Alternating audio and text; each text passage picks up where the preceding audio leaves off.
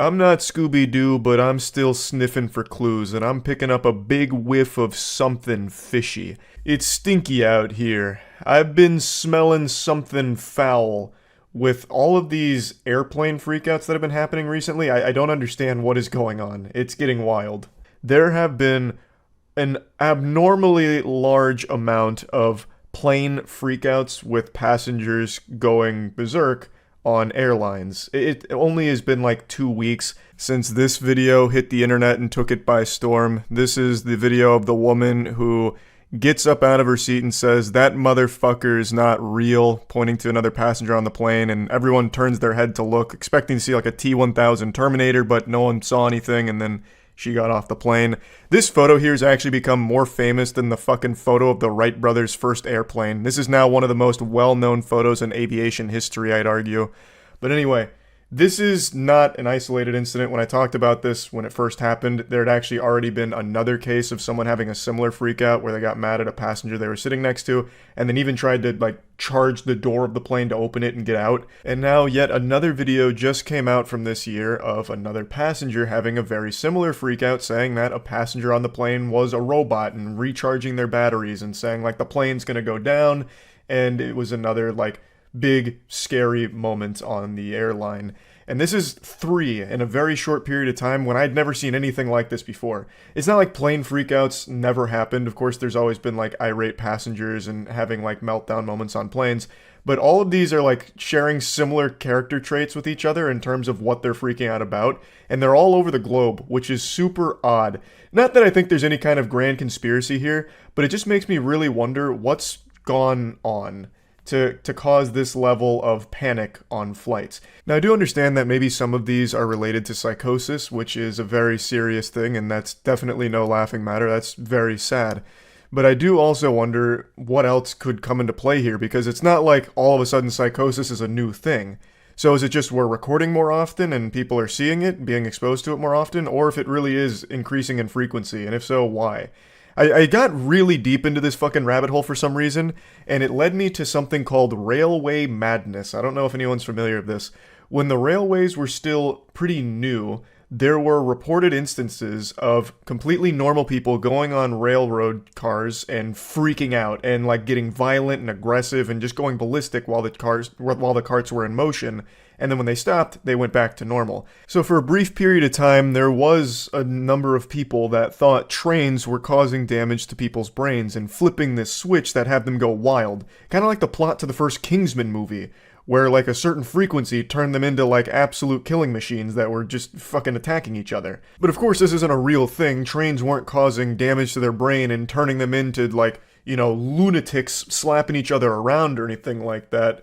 But as I understand it, there was just a very weird case of some people just going kind of nutty on trains and getting aggressive and freaking out. And now it seems like we're having something similar happen with airplanes in the modern age here. Now, of course, this is only 3 viral instances of it happening. That's not exactly scientifically significant. It's not indicative of some kind of pandemic sweeping the globe of people going crazy on planes or anything like that. But it is just a weird thing that I wanted to talk about because it's happened so many times in such a short period of time. As you discussed the clip of the woman freaking out on the airplane. Man, you are super late to that one. But you did just remind me of something else that happened on an airplane that Matt sent me earlier. Apparently, a guy had a big freak out on a plane claiming that he is stuck in a time loop. And that he experienced this 6 times already. That the plane was gonna crash.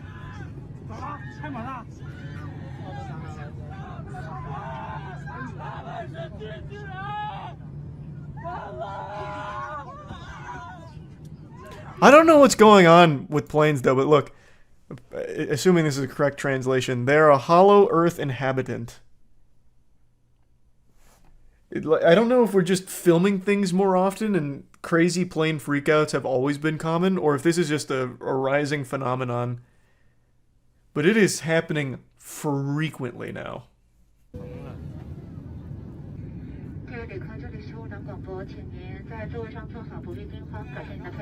What do you even say to calm them down? Don't listen to the time loop guy. We gave him way too much alcohol. Sorry. Please don't listen to Time Loop. Like, I don't even know what you say to calm everyone down. I'd be freaking out if this happened on a plane I was on. I'd be losing my goddamn mind. Like, all rational thought would go out the window. Be like, oh my god, there's a time looper in here. We're doomed. He's seen it all. Fuck. Oh god. I'd be running up and down the aisle. Oh my, yeah. I'd lose it. I'd fucking lose it. Well, he wasn't telling the truth. The plane landed. It didn't crash. But maybe he had just broken the cycle. Maybe that was the key. Cycles 1 through 5, he tried, like, very odd ways of fixing it, like flying the plane himself, all kinds of different things, erecting a force field, perhaps. And then on the 6th cycle, he tried just going full-blown Insano style, and that was the secret. Saved their life and not even respected. Heroes often aren't. What if he's actually telling the truth and we'll never know? What if the pilot came out and said that him freaking out made them slightly look to recalibrate? That's probably what happened, and then everybody clapped. Remember the guy who aggressively wanted to shake people's hands? That guy was cool. That wasn't a time looper. That guy was just a professional handshaker. He was a grip inspector, and he was going around making sure everyone's handshake was nice and firm. So it seems like there's only one write-up here from a reputable source. Footage from Chinese social media shows an airline passenger melting down earlier this year. He said he was caught in a time loop, and this was his 6th cycle. I'll just pull it down. The flight already crashed, and everyone died, but he's returned to this point and was warning everyone. He said they were destined for the same fate as the Malaysia Airlines flight MH370. According to the passenger, one of the crew members wasn't human. She was a robot who was changing her battery, and that everyone needed a reset because their jobs are slavery and they were being paid money for dark reasons. The flight was canceled. Too many passengers were freaked out by the incident, and the passenger was arrested and sent to a medical facility. Oh, so they weren't even in the air yet. I thought this happened in the air. Also, this is so interesting. Another one of these "this motherfucker isn't real" moment. She was a robot who was changing her batteries. So yeah, maybe he really did save them. Maybe that plane would have went down if he didn't go fucking ballistic here. What's your ideal time loop scenario? I don't think there is one. A time loop is worthless. Time travel is what means the most. That's most helpful. There's no way to prove him wrong. You are correct. Clear sign of psychosis. Find it sad people are making this guy into a spectacle. Yeah, I think that's very clearly psychosis. What's interesting, though, is that this has now happened 3 times this year. Well, 3 times in the last month. What was the third one? The guy coming back from the rave. And he tried, like, opening the door after shouting at his seat sidekick. The passenger next to him. Started shouting and freaking out at him and then tried opening the door mid-flight. Millions of people in a time where everything gets shared seems about right. That's what I was wondering. If it's just a matter of we're all filming everything now, so the freakouts get eyes on them, and it's always happened since the history of aviation, or if there really is a big wave of mental illness coming through. COVID fucked up a lot of people. Yeah, maybe the isolation had some kind of huge effect on people's psyche.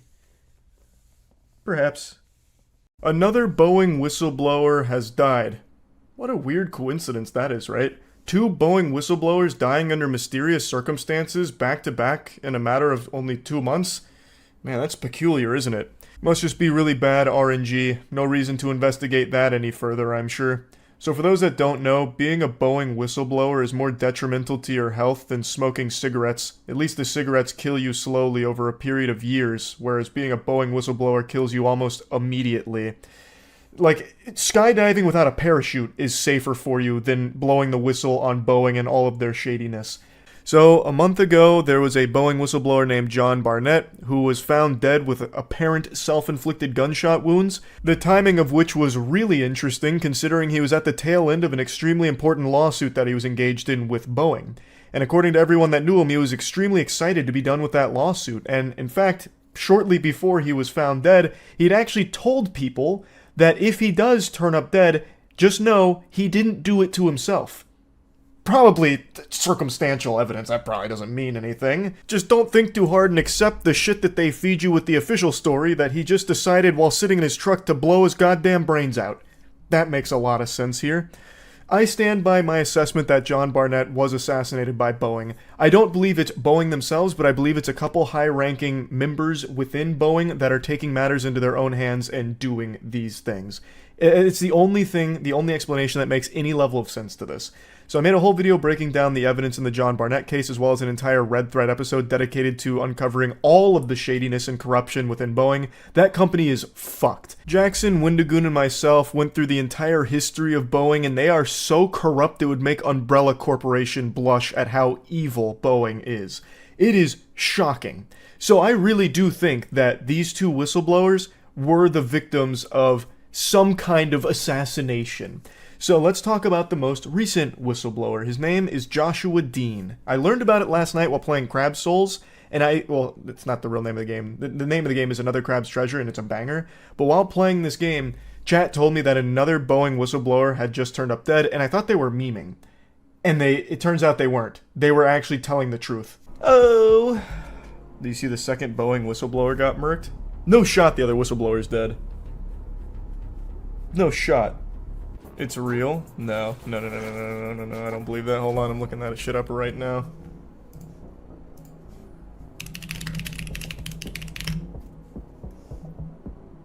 No! What? What? It's just in plain sight. Yeah, whistleblower Josh Dean of Boeing supplier Spirit Aerosystems has died. What? Another Boeing whistleblower is dead. 6 hours ago, yeah. Joshua Dean, a former quality auditor at Boeing supplier Spirit Aerosystems and one of the first whistleblowers to allege Spirit leadership had ignored manufacturing defects on the 737 MAX, died Tuesday morning after a struggle with a sudden, fast-spreading infection. Oh, that's interesting. This time it wasn't bullet to the head? They're getting creative with their assassinations. That's crazy. This is the most dangerous thing you can be as a Boeing whistleblower. That's more dangerous than being like a fucking volcano lava taste tester. This shit, it's just in plain sight.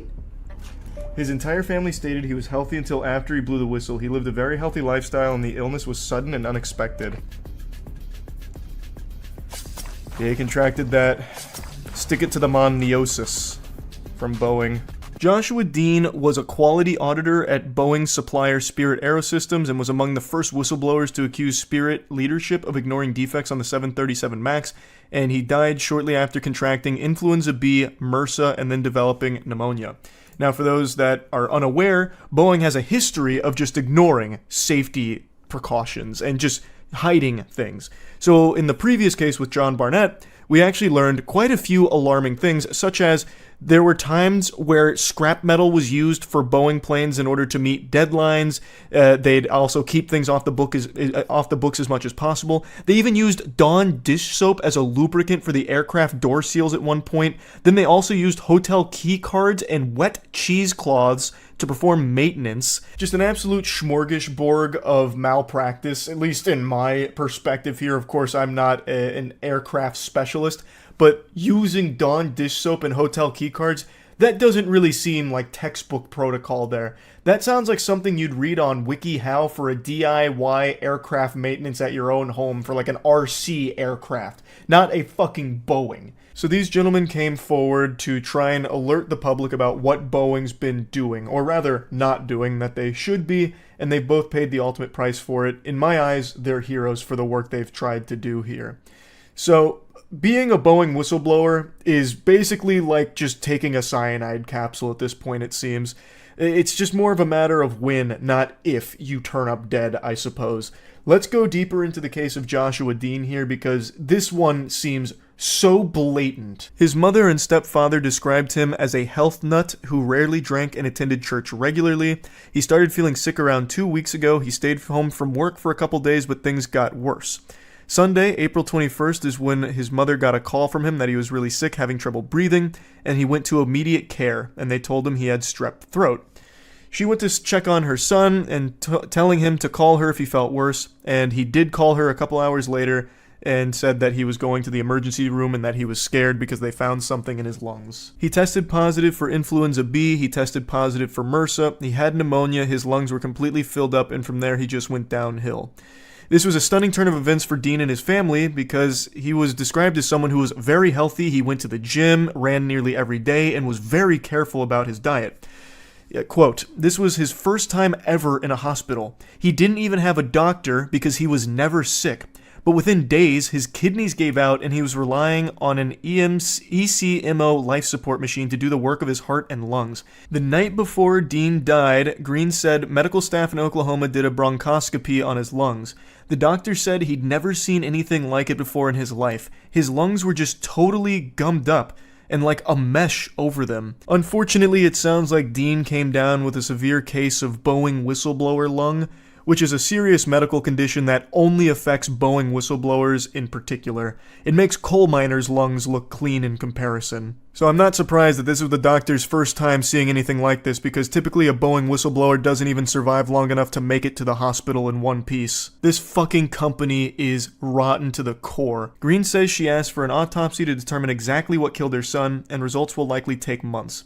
We're not sure what he died of, she said. We know that he had a bunch of viruses, but we don't know if someone did something to him or did he just get real sick. In my unprofessional opinion, I think someone did something to him. I think the infection he contracted was Boeing hitman disease. I think he was poisoned. This is someone that took their health extremely seriously, and only a short period of time after coming forward with information about Boeing's negligent practices does he get extremely sick and then die, all in a short span of time, with something that doctors had never even seen happen before. That's a little suspicious. And this is the second whistleblower that has died under mysterious circumstances in 2 months. Wow, what a crazy coincidence. To me, this feels like someone or a group of people within Boeing is taking matters into their own hands and making an example out of these whistleblowers, because Boeing is a massive company with so many people in it. And thus, there's a lot of people that are privy to all of the shady shit that they've been doing over the past couple of decades. So, by sending this message, not so subtly, that whistleblowers don't have a long life expectancy, it makes people afraid to come forward with their own accounts. It makes more whistleblowers afraid to come forward. And I think that's the goal with all of it. That, at least in my opinion. Like I said, we did a full dive on Boeing for that Red Thread episode, and this company has been corrupt for a long time. I would not put it past them to do something like this. Maybe not the company as a whole, but at least a couple of bad actors within the company, at the very least. Now let's get into some of the things that Dean was alleging. So he had a degree in engineering, and he took his first job at Spirit in 2019, but was let go amid the layoffs during the pandemic. He then returned to work for the company as a quality auditor. He took the job very seriously and grew increasingly frustrated with what he described as a culture of not counting defects correctly, which is very commonplace when it comes to this. During 2 interviews in January, Dean said that Spirit pressured employees not to report defects in order to get planes out of the factory faster. This is something that John Barnett also said.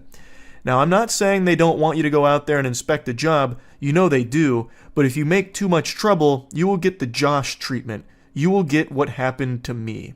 That's what Dean told NPR. Dean was fired in April of last year in retaliation, he said, for flagging improperly drilled holes in fuselages. I think they were sending out a message to anybody else, Dean said. If you are too loud, we will silence you.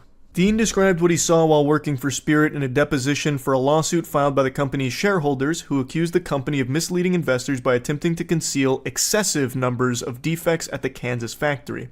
He was not a plaintiff in the case. In the shareholder lawsuit, Dean said he flagged a significant defect, misdrilled holes in the AFT pressure bulkhead of the 737 MAX fuselages months before he was fired. His deposition lays out a series of pivotal dates. October 2022.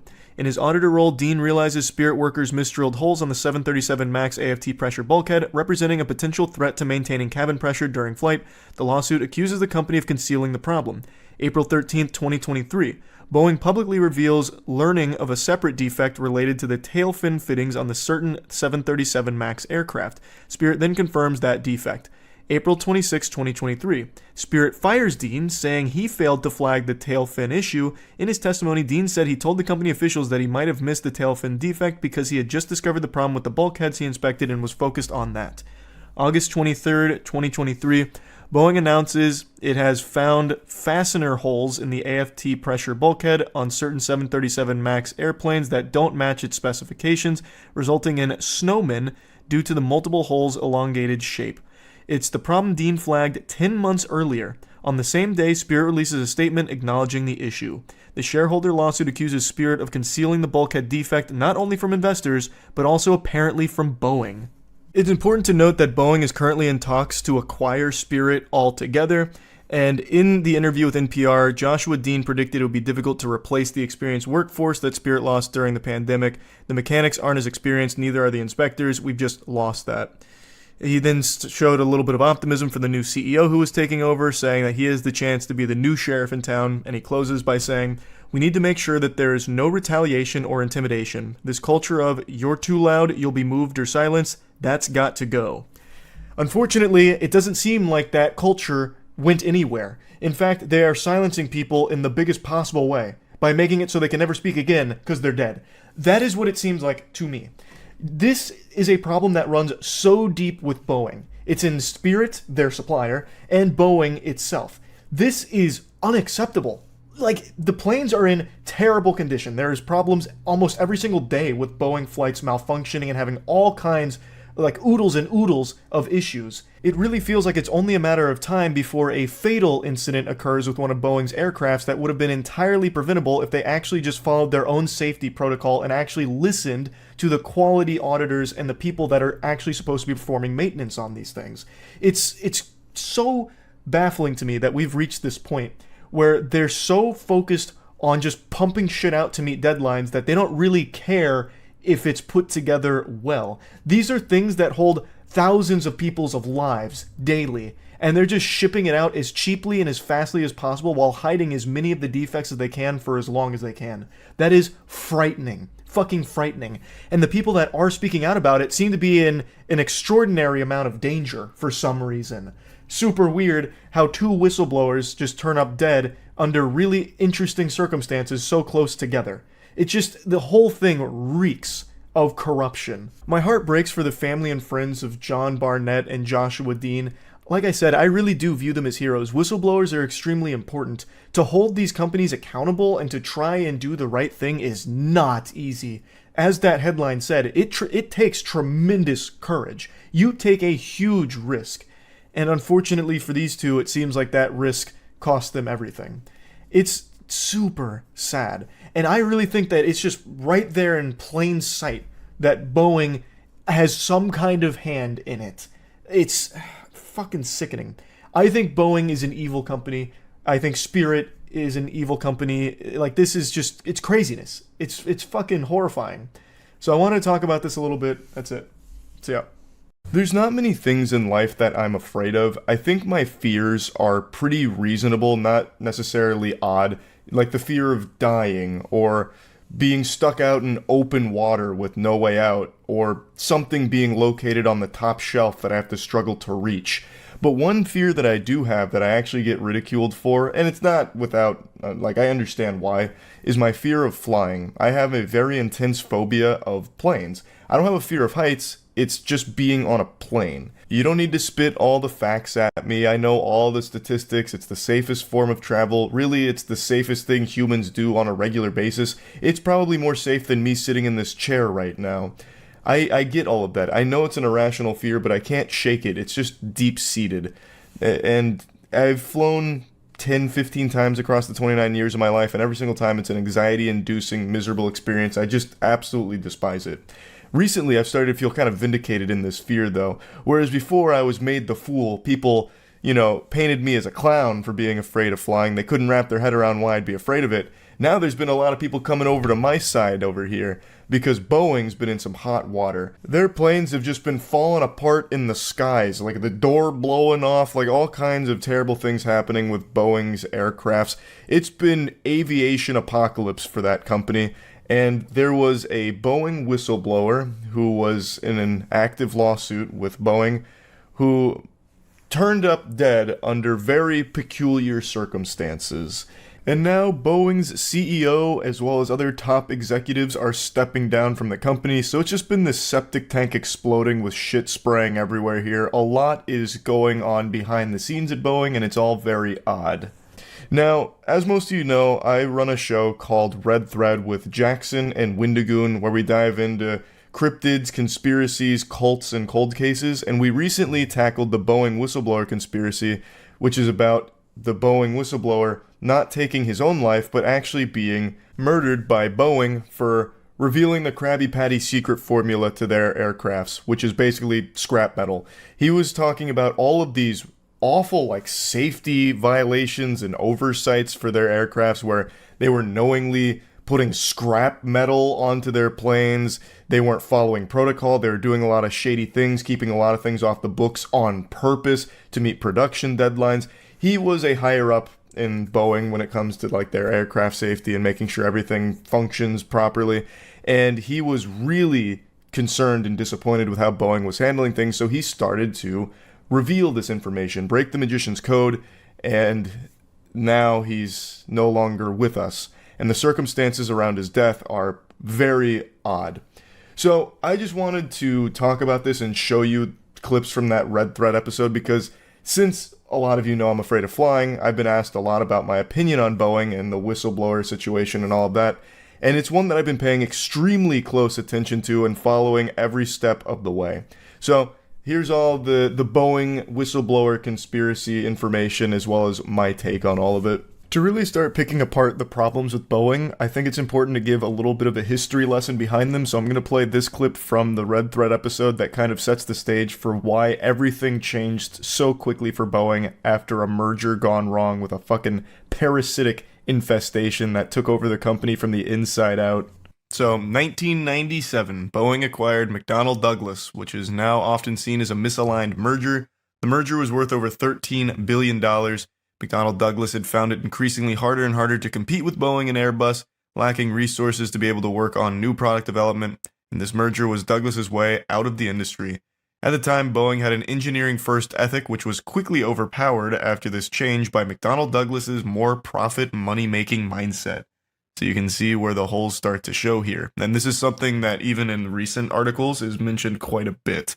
Well, it was a massive merger at the time. McDonnell Douglas had a significantly different ethos and organizational structure behind the scenes, which kind of explains probably why they were in trouble in the first place. Because you would think Boeing succeeded over them because they put technological innovation ahead of business in most senses. I mean, they were still a profitable business, don't get me wrong, but they definitely focused a lot on the engineering side of things, engineering excellence, and then somehow they merge with McDonnell Douglas, and McDonnell Douglas is the one that's seen steering the ship from then on. That has never made sense to me. Boeing was the more profitable, more healthy company, and they kind of saved McDonnell Douglas in a way by merging with them, and then McDonnell Douglas kind of infects the company. It's never made sense to me. I don't even think it's necessarily a product of the merger. It's a product of the time where everything became more profit driven. So McDonnell Douglas's ethos of money making first probably is what was prevalent, not so much their structure. Yeah, you're probably right. So this is a very cool name. Harry Stonecipher, the Boeing CEO at the time of the merger. Sounds like a Bond villain. I know, it does sound like a Bond villain. It's so cool. I love that name. I wish my last name was Stonecipher. It's so fucking sick. That's an anime name. So he was determined to change the idea of the company from engineering firm to a proper business. Tens of thousands of jobs were cut, and Boeing moved from Seattle to Chicago in 2001. This was done to remove the Strategy Council of Business from being directly associated with other units of the company, thus allowing them to focus more on business decisions and long-term strategy plans without meddling from people actually building the planes. With this drastic change in the company, where now it was all about money-making first, print as many doubloons as possible, Mr. Krabs is running Boeing, they started to throw safety and quality to the wayside, at least according to the whistleblower and a lot of the things that were going on behind the scenes that were so shady. Now, I want to continue setting the stage here because the problems for Boeing really started to escalate over the last decade or so. Boeing created the Maneuvering Characteristic Augmentation System, or MCAS, which is now an infamous system, which I'm sure we're going to talk about very soon. It's described as one of their biggest and most fatal mistakes. It was designed to be a flight stabilizing software that would automatically adjust the aircraft's flight controls under certain flight conditions, but Boeing refrained from telling many people about this system, including the pilots of the aircraft itself. What could go wrong, right? Whoa, what? So, MCAS obtained its data from aircraft's angle of attack, the AOA sensor, which is used to measure the angle between the aircraft's relative wind and its longitudinal axis. This in turn would help MCAS determine if the plane is at risk of stalling, then triggering corrective actions. If by any chance the information relayed from the AOA sensors were wrong or the sensors were faulty, the MCAS system could erroneously send the plane into a fateful nosedive. This is exactly what happened on the Lions Air Flight 310 in 2008 and the Ethiopian Airways Flight 302 in 2019. Tragically, everyone on board both flights died. Just for audio listeners, Charlie meant to say 2018 then. There wasn't a 10-year difference. Yeah, you said 2008. 2008. Oh, sorry. I meant 2018. Yeah. So anyone who was around at that time period, though, remembers when those two crashes happened because they were enormous in the news. It caused Boeing to ground all the flights. Hundreds of people died. It was a very tragic event. Oh, man. They also recalled the 737 MAX in response as well, if I remember correctly. They took the 737 MAX out of production for a little while, and I believe airports refused to fly them.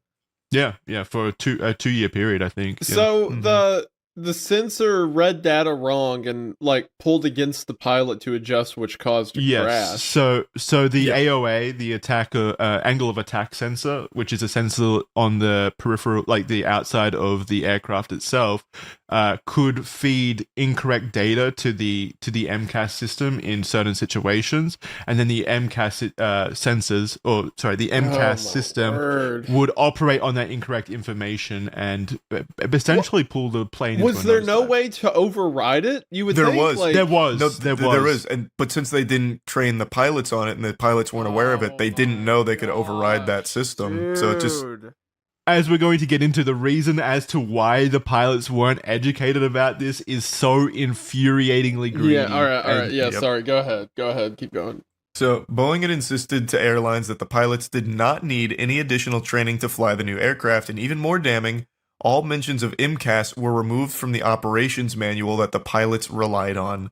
As Boeing was in a losing race against Airbus, the 737 MAX needed to fly exactly like the 737, so that pilots didn't have to go through new simulator training for certification. And remember, just real quick, I didn't write this, but remember that it didn't fly exactly like the previous 737 because the engines were more forward on the plane, creating that tilt. So because of that, that's why they introduced the MCAS to offset that, so that it would fly as close to the 737 as possible. You make a system that makes it feel like the old one. Exactly, but so they can accommodate for when that system doesn't work correctly. I see. Yeah.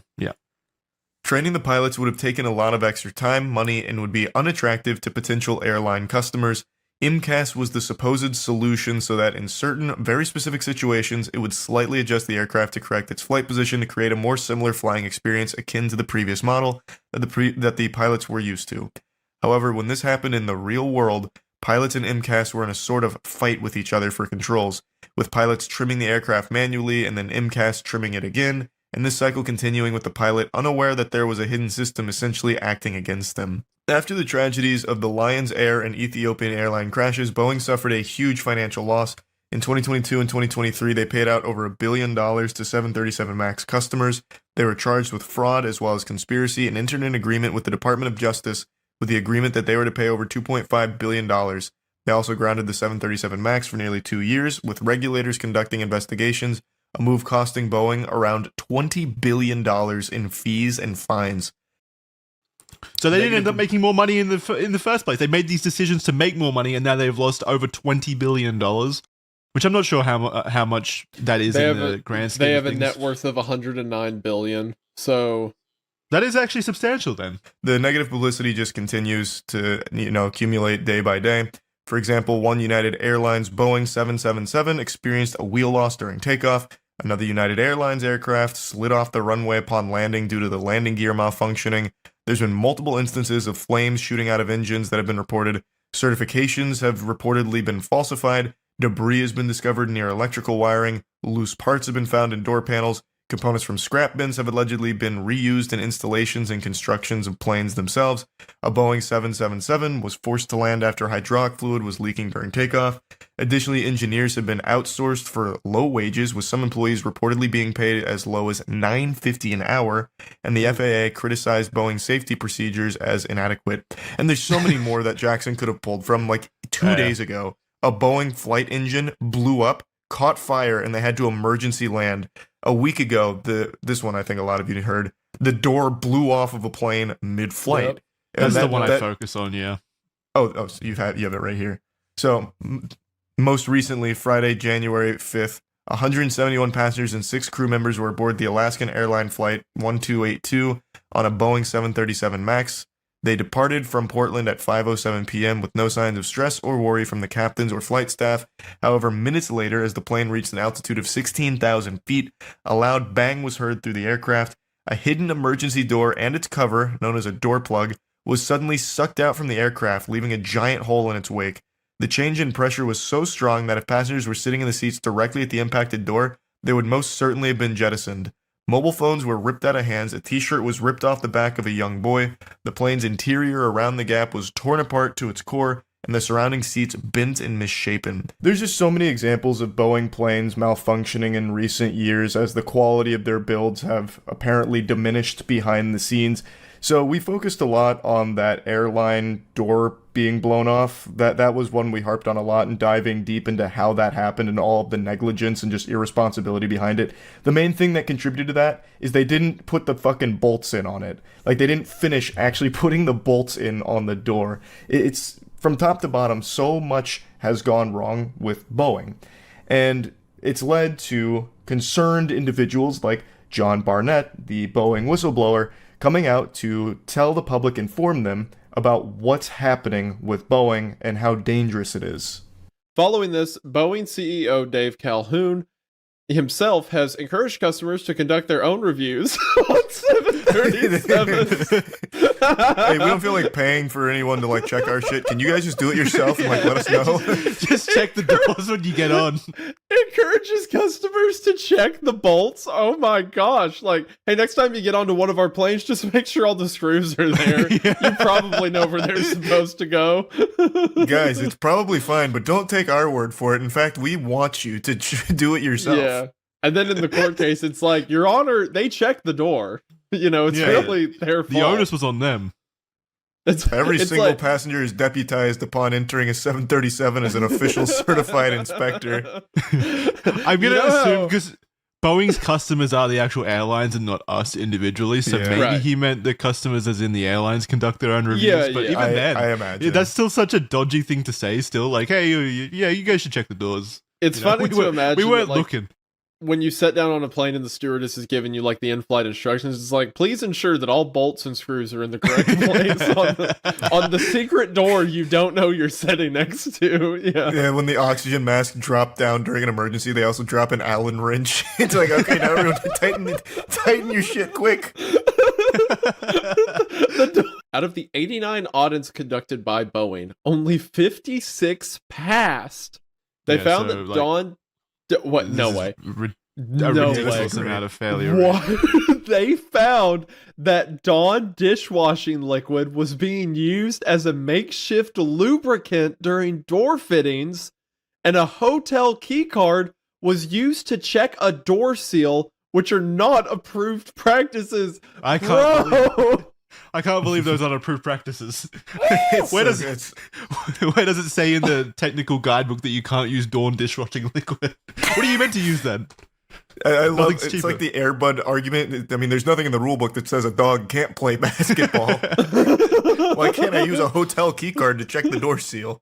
John Barnett. He was an American-born aerospace engineer and longtime Boeing employee turned whistleblower. Born February 23rd, 1962 in Pineville, Louisiana, Barnett worked at Boeing for 32 years with a long stint from 2010 through 2017, working as a quality control manager for Boeing's 787 Dreamliner airplane at the South Carolina plant. As quality control manager, John was directly involved in ensuring each plane had passed supposed Boeing quality checklists, essentially being one of the few individuals who was innately aware and knowledgeable about Boeing's supposed commitment to producing reliable and safe aircraft. Due to stressful working conditions, Barnett's doctor advised that job-related stress would likely cause a heart attack unless he were to quit. He retired in 2016.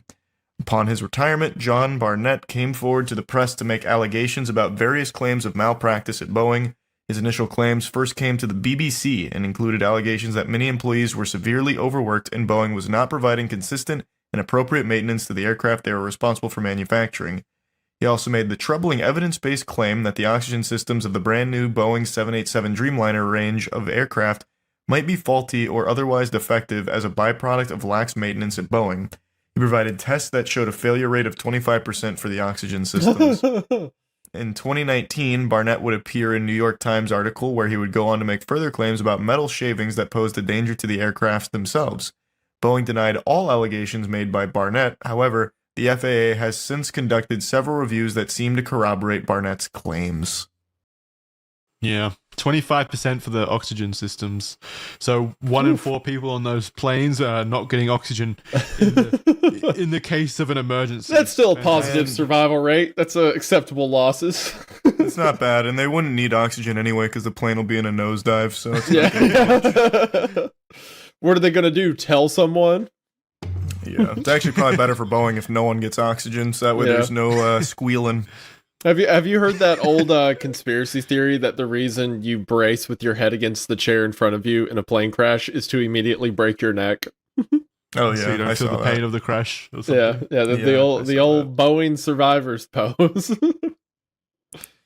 So then here's some more claims from Barnett. So, reprimanded for email usage, Barnett asserts that a senior manager reprimanded and downgraded Barnett for his usage of internal email services as a tool for expressing process violations in lieu of face-to-face conversations, which Barnett assumes had meant he shouldn't put problems in writing. This was seemingly a way for Boeing to avoid a paper trail of problems that Boeing would prefer swept under the rug, which is relevant with the Alaska Airline Flight 1282, which is the door blowing off, where Boeing apparently doesn't have any written documents pertaining to the faulty installation of the door module. Barnett also alleges that the manager pushed Barnett to get more used to working in the gray areas and help find a way while maintaining compliance. This speaks to a direct willingness and culture at Boeing where employees and managers are willing to sacrifice quality control to keep productivity high and ensure deadlines are met. Then there's also defective parts claims, where Barnett claims that a senior manager installed a defective, scrapped and dented hydraulic pipe in a plane. Barnett followed procedures and filed the complaint with Human Resources, which was unable to substantiate the claim after claiming they had followed through with an investigation.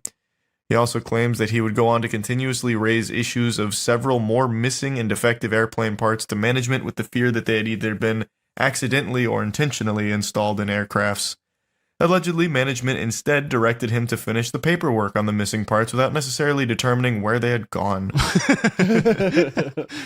Yeah, it doesn't matter. They fell into the fucking back rooms. Who cares? Just make note that they're missing. Barnett claims no further action was taken by managers. His claim that workers did not sufficiently follow component tracking procedures with the goal of preventing delays on the production line was backed up by a 2017 Federal Aviation Administration report that determined that at least 53 non-conforming parts were missing, with the order that Boeing take remedial action. Barnett additionally claimed that they had to change the locks on the scrap storage section of the facility where faulty or defective parts were kept, because people would continuously grab parts from the storage to install on planes. Fuck. You have to lock up, problem at Boeing. You have to lock up the scrap shed because they keep trying to build planes with them. Just fucking get rid of them, burn them. Stop them from being installed in these planes. It's like everyone's rats like running around scavenging. Like, no, stop. Get back. Yeah. Tony Stark built this Boeing in a cave with a box of scraps. So bad. Metal shavings. Barnett further alleged that he had discovered what he described as clusters of metal shavings that were erroneously left near electrical systems for flight controls in several 787s. The safety implications of this was that if there were shavings, the implications of this was if the shavings were to penetrate the electrical wiring responsible for powering the flight control systems, the results could have been catastrophic. So, in 2024, Barnett continued to issue warnings about Boeing and their work culture and vehicle safety, particularly following Alaska Airline Flight 1282. Barnett would go on to file an AR-21, which is a law that supposedly protects airline safety whistleblowers against retaliatory actions by employers, with the claim that Boeing had undermined his career because he had raised safety concerns at the Charleston plant. It's worth mentioning he was in an active lawsuit against Boeing, and he was in South Carolina, and on Saturday, he was intended to provide further answers to questioning, but did not show up to the downtown office of Boeing's defense firm for the final day of the 3-day deposition. He did not respond to calls over that day or the following. He was found deceased shortly after in his truck at a hotel parking lot from what Charleston County Coroner's Office described as a self-inflicted gunshot wound. Prior to his death, Barnett reportedly told a family friend that, "If anything happens to me, it's not suicide." Boeing responded to his death by releasing a statement that read, "We are saddened by Mr. Barnett's death and our thoughts are with his family and friends." Barnett's family claimed that he was looking forward to having his day in court and hoped that it would force Boeing to change its culture, though was suffering from PTSD and anxiety attacks as a result of being subject to a hostile work environment at Boeing, which we believe led to his death. His lawyer told the CBS News that he was in very good spirits and really looking forward to putting this phase of his life behind him and moving on. We didn't see any indication he would take his own life. No one can believe it. Barnett was found inside his vehicle, bleeding from his right temple with a silver pistol found in his hand and something allegedly resembling a note in the passenger seat. A groundsman told police that he had heard a pop around 9:24 a.m., but the rain had apparently muffled the sound. Barnett and his lawyers had filed their first complaints in 2017 in Barnett v. Boeing. It seems suspicious, to say the least, that Barnett would commit suicide when his case was finally in the final stretch. A family member told his lawyer, Turkowitz, what was written on the note, but that it didn't sound like John. Which I imagine it didn't. It sounded like Harry Stonemason or whatever his name was. Harry Stone Cipher. Yeah, Stone Cipher. I think the biggest thing that makes no fucking sense here is not only the timing of it, where he's like in the last phase of this, but also he decides to blow his brains out in the parking lot as opposed to his room. Why? That makes no sense. If he was going to kill himself, it'd likely be in his room, not in the fucking parking lot. Yeah, that is a good point. I didn't think of that. Maybe he didn't want to do it. He didn't want to create a mess for like the house cleaners or something. And so he figured that his car would be the most... Well, then he's creating a mess for the tow truck company and every human being that would be walking outside and might see a blood-splattered window. Yeah, I don't know. Yeah, I don't know why you would choose to do it in the car realistically. Well, because he didn't choose to. It wasn't a suicide that he consented to. It does ultimately seem unlikely that Boeing would plan to murder a whistleblower, but only because there are many other whistleblowers and it would be highly impractical for Boeing to assassinate all of them. There's an interesting connection here where lawyers who drafted Jeffrey Epstein's 2008 immunity deal are also connected to those who created Boeing's, signed January 6, 2021, because Epstein needs to come up in every Red Thread episode somehow. It's actually crazy that they are connected, though. So, with so many circumstances that serve as evidence of Boeing's malpractice, its failure of 33 of 89 FAA audits, the jammed rudder that caused a near miss in Newark, a wing coming apart on a San Francisco to Boston flight that was forced to make a premature landing, the use of dish soap and hotel room keys to check door seals, and of course, its failure to install a single bolt that would have prevented the door on the Alaskan Airline Flight 1282 from being ejected from the fuselage, it's impossible to believe that the company would be able to argue it hasn't broken the DPA. But as the DPA is written, the only actual requirements of complying with the DPA are that Boeing cooperate fully with domestic and foreign regulatory authorities in any investigations during the 3 years in which it remains in effect. It's essentially toothless. Yep. Yeah, because the whole thing is just saying, like, well, you can make mistakes as long as you let us look at them. And they're like, okay. Yeah. Or you at least pretend to let us look at them. Like with the footage being overwritten and all that. Yeah, there's a piece of paper somewhere that says we looked at them. As long as that happens, we're fine. Yeah.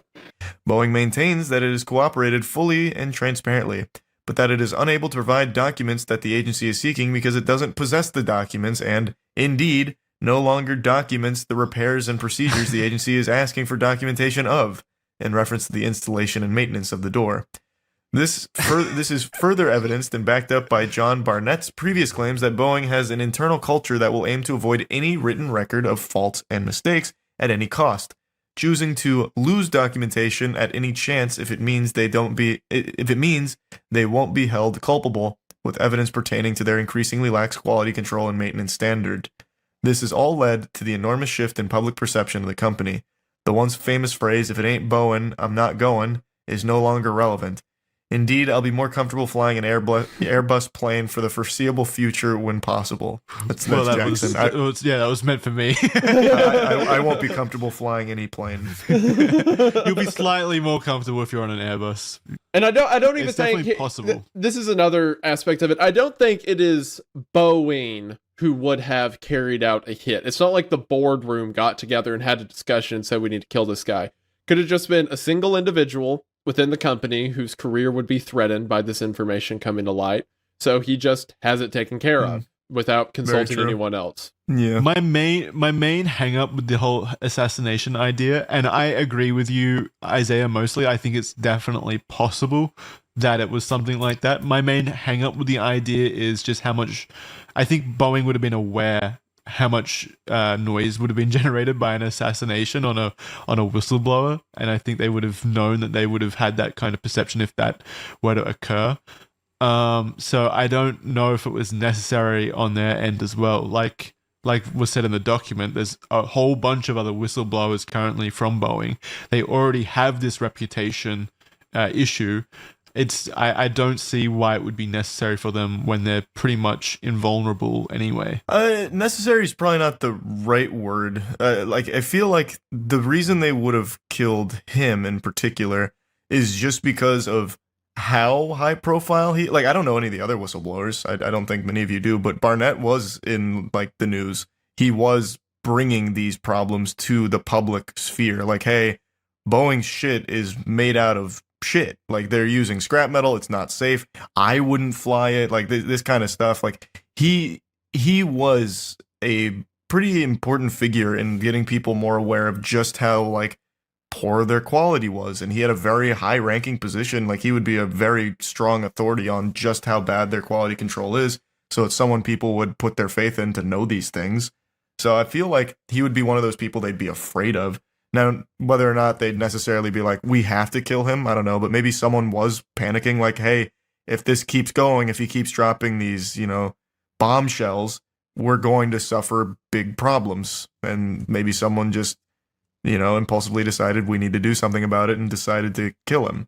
Because it just seems highly unlikely that someone who's right at the end of like a very passionate fight decides to take their own life. And if it's not suicide, then another thing that's equally possible is maybe Boeing started putting out like outside pressure on him, like, hey, threatening his family, we'll do something to them. We'll make sure your family's in financial ruin. We'll make sure their lives are miserable if you don't stop this, that kind of thing. Like they could have suicide. Yeah, they could have like coerced him into it. Like they mentioned he was suffering from like PTSD and anxiety attacks. So maybe Boeing plays into that angle by making all of these like bigger threats that like make his anxiety even bigger and greater. So like even if they didn't necessarily get it like fucking Agent 47 out there, like I still think they could have driven him to it, like forced it upon him, which I'd still consider like a hit. Yeah, that's definitely possible as well. The new Boeing whistleblower. Yeah. Oh, I forgot to look into him, actually. Thanks for reminding me. They came forward a couple days ago. New Boeing whistleblower says plane maker cut corners on its Dreamliner jets. I'm doing this not because I want Boeing to fail, but because I want to prevent crashes. Horrifying.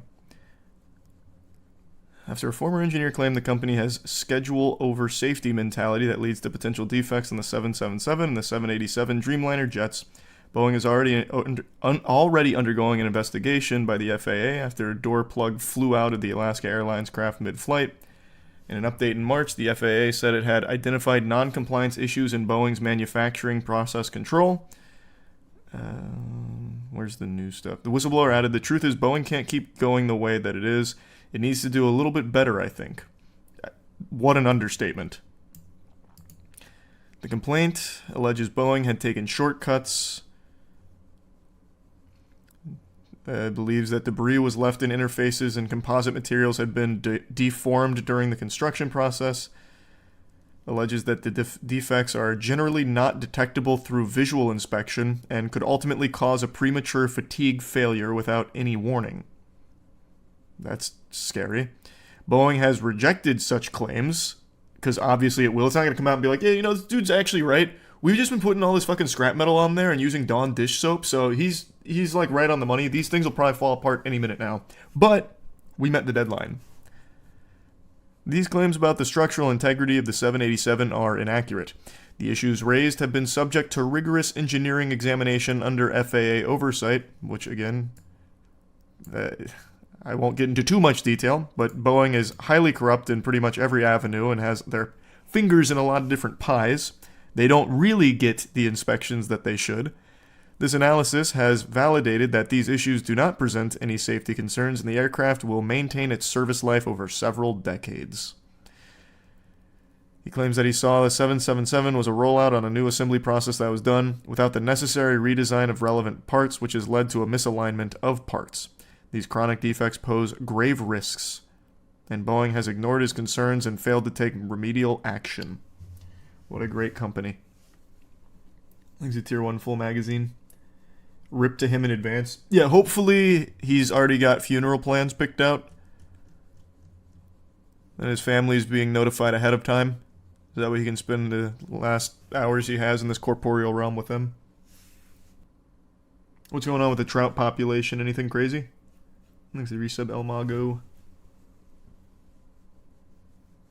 No, this is the newest Boeing whistleblower. He's still alive, though I'm sure Boeing will do everything they can to change that quickly. Yeah, that's the one. It's the KZ-ZS-10 Pros. That's what the IEMs are. I did not hear she's retiring, Thomas. Well, that's sad. I hate musicals, but I'm going to hope that Joker 2 is a pleasant surprise and a really good movie, even in spite of being a musical.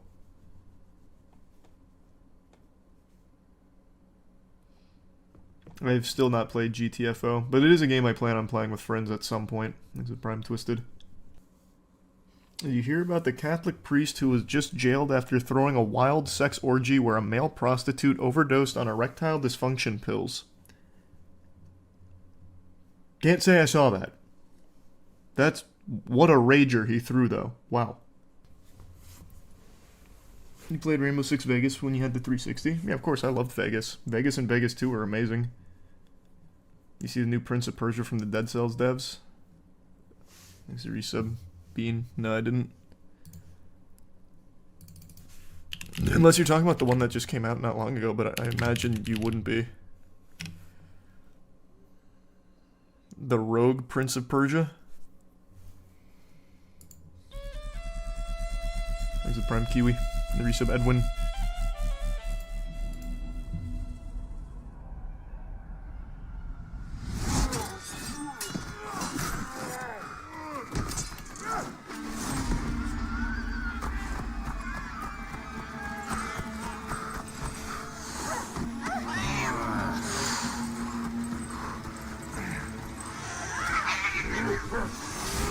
Okay, I will say one thing. Nothing to do with the game. This is a really cool animation they have for this.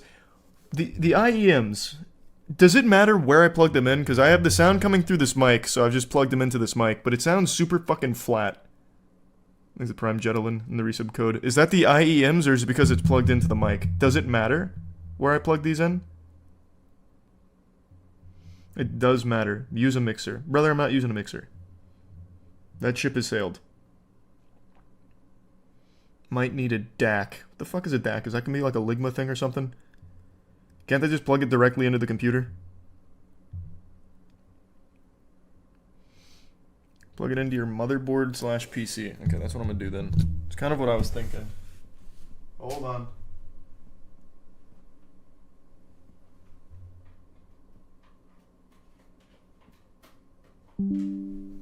Oh shit. Well, that's not gonna work. Alright. That's too far away. They won't reach. Thanks for membership, Miata.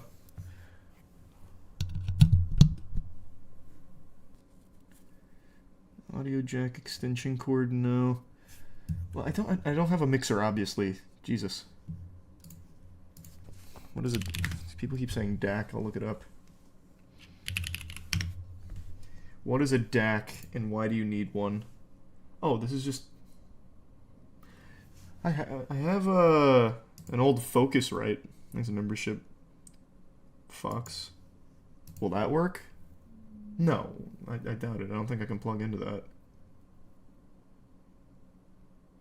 So what, can I just... Is there any benefit to using the interface over just plugging directly into the PC? Because I can just get an extension, I guess, and just plug into the PC. If the PC has a bad sound card, it makes a huge difference. You get better quality through DAC. True, Drifter.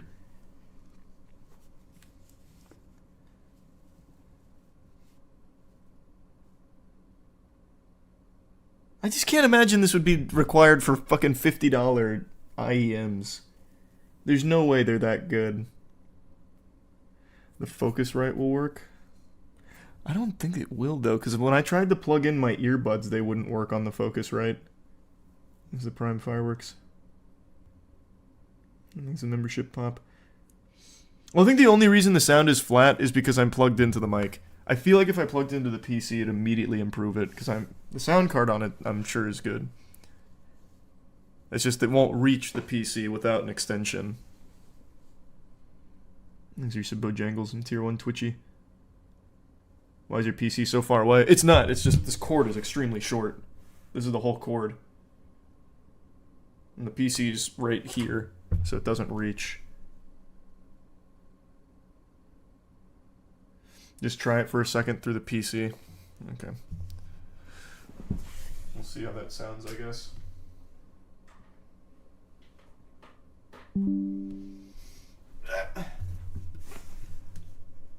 Hold on. I don't have a whole lot of real estate to work with here. Give me a sec.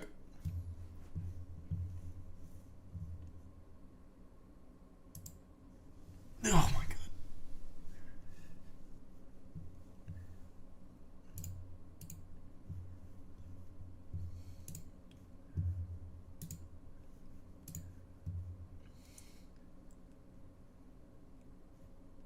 Okay, let's see how this sounds.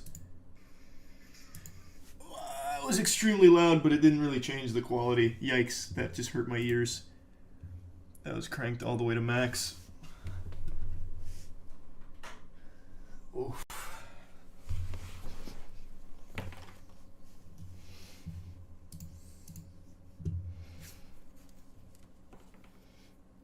There's your sub Yozora.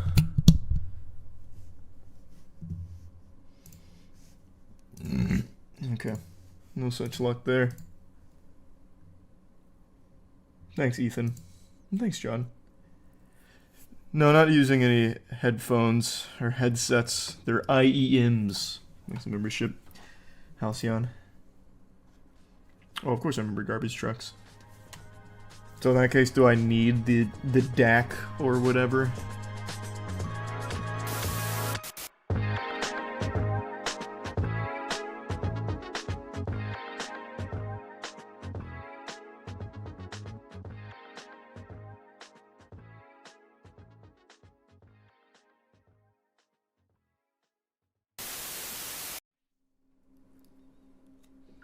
I haven't really looked into exactly how the whistleblower passed away here, allegedly unaliving himself, but with everything that's been going on in the aviation industry, to me, from like the little bits I've read, it sounds more like an assassination. This is scary shit, man. I'm telling you, planes are the devil. I've been saying it since I was a child, and you called me crazy. Thanks for some stoner. The membership wander. And no, I have not. Tin Finger. I don't know who that is. Oh wait, yes I have. That's Joe Rogan guest.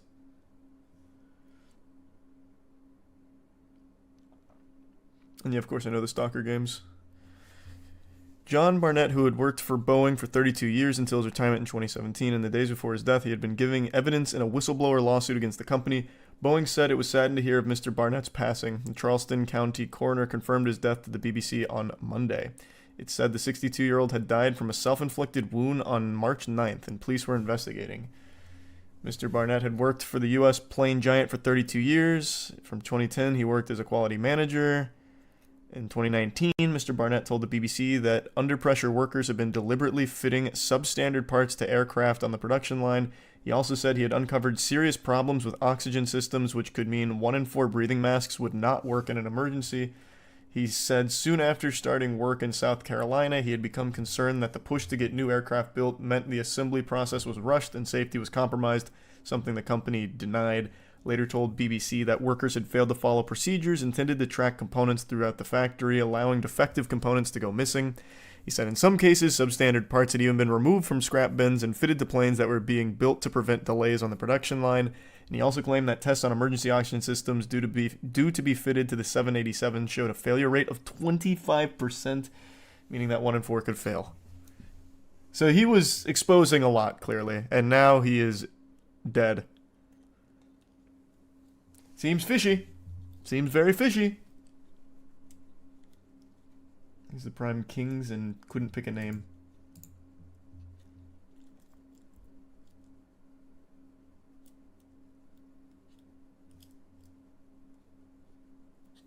He's a resub Sebi. I enjoy Monster Hunter, Calvin. At the time of his death, Mr. Barnett had been in Charleston for legal interviews linked to that case. Last week, he gave a formal deposition in which he was questioned by Boeing's lawyers before being cross-examined by his own counsel. He had been due to undergo further questioning on Saturday. When he did not appear, inquiries were made at his hotel. He was subsequently found dead in his truck in the hotel car park. Speaking to BBC, his lawyers described his death as tragic. In a statement, Boeing said, "We are saddened by Mr. Barnett's passing and our thoughts are with his family and friends." His death comes at a time when production standards at both Boeing and its key supplier, Spirit Aerosystems, are under intense scrutiny. This follows an incident in early January when an unused emergency exit door blew off a brand new Boeing 737 MAX shortly after takeoff from Portland. What interesting timing for him to kill himself. Surely a coincidence. There's a resub Craxon.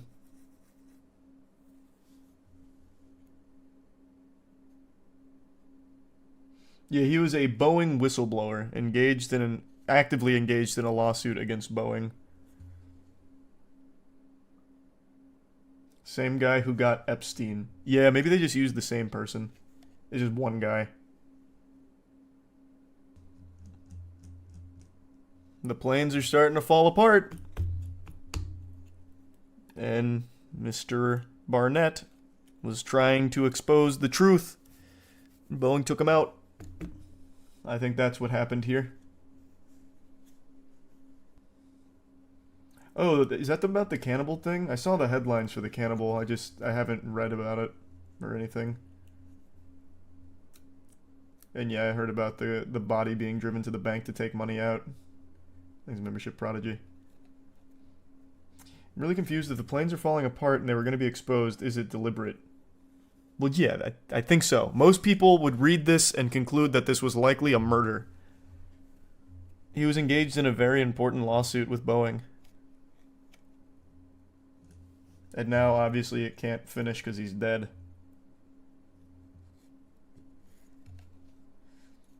And yeah, I'm getting bits and pieces of it, Cake. It's just a lot. Government cover-up tier list win. Not a bad idea.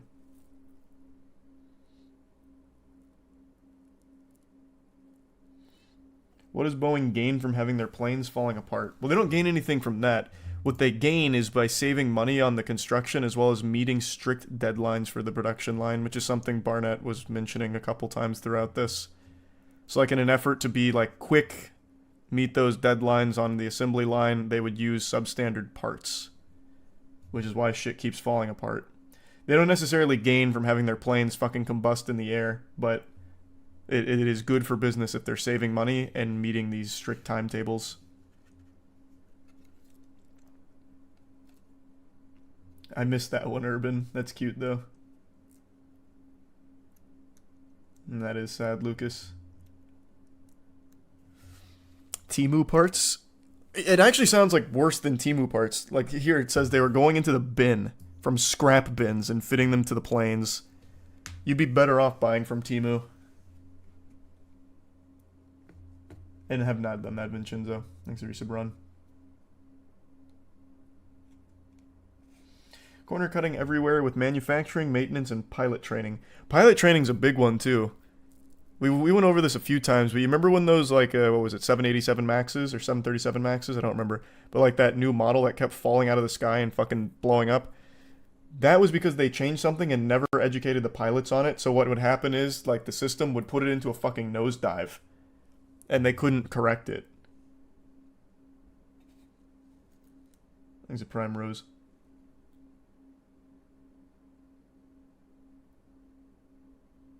Once they went from engineering leadership to business leadership, it all went to shit. Well, that's the way of things, unfortunately. That was called the MCAS system. Yep, that's the one. Or, no, wasn't it MCAT? Or am I misremembering? How about, let's just look it up. MKAS. You were right.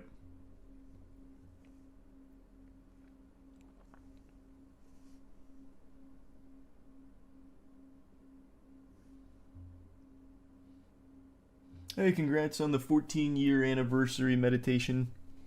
Hope the channel's going well.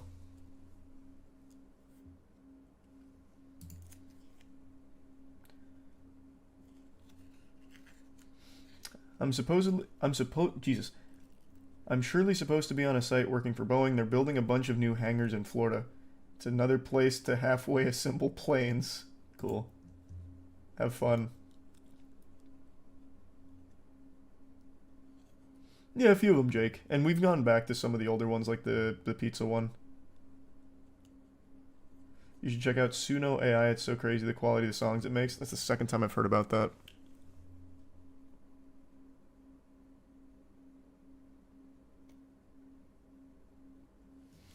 What are we playing tonight? Siege.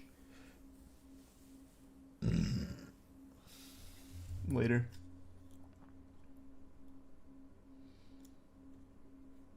And no, I have not, Vestrix. I haven't looked into all of it yet. There's been so much going on in the Minecraft community, it's been hard to keep up with all of it.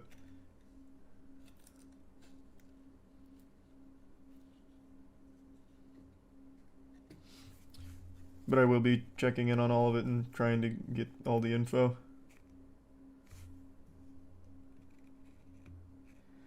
Charlie, you're not getting approved by that guy because esports aren't an Olympic sport. Surprised you didn't make that connection. I know you're joking about the immigration, but I actually got a lot of really good info today about why we've been getting declined.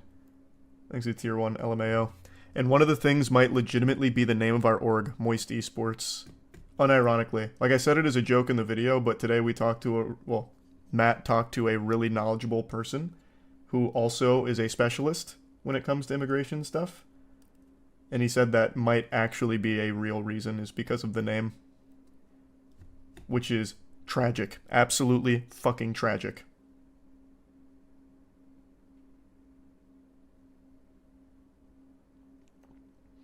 You hear about the girl who went on a reality show to find her mom, who abandoned her but discovered she married her brother by accident? What a fucking storyline that is. Nope. News to me. Thanks to membership, Urban. Jesus Christ. That's super sweet. Thanks, Ward.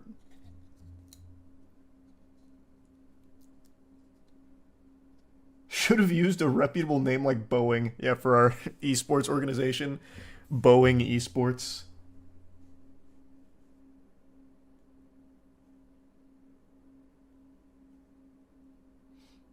What does it violate? It doesn't violate anything. Like I said in the video, it comes down to individuals. And the individuals have all of the say-so. So if there's anything they don't like or anything that smells fishy to them, they can just fully, with their own power, say no. So they speculated that the name, since the word moist is so off-putting to so many people, could legitimately be a deterrent. That they're not taking it seriously as like an international thing, regardless of our results, that it is some kind of sham to get them here for some nefarious reason or whatever. And that could legitimately be playing a role in why we're declined and still struggling. Thanks to the anonymous 5 gift subs and the resub bunter.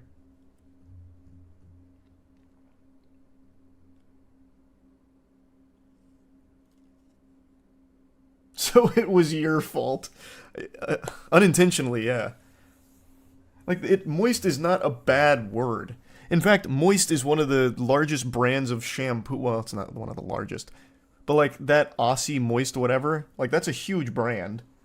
Like, I just... It's not a bad word.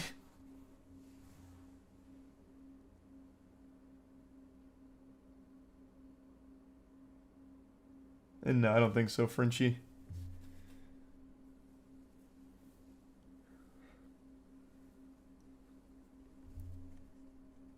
Thanks for the membership, Maxwell. So what do we name ourselves now? Well, we can't just change the name like that. We've got too many moving parts to just do that willy-nilly. We have a lot of options moving forward, though. It's just a massive fucking headache with this immigration stuff. Thanks to Prime Pixel.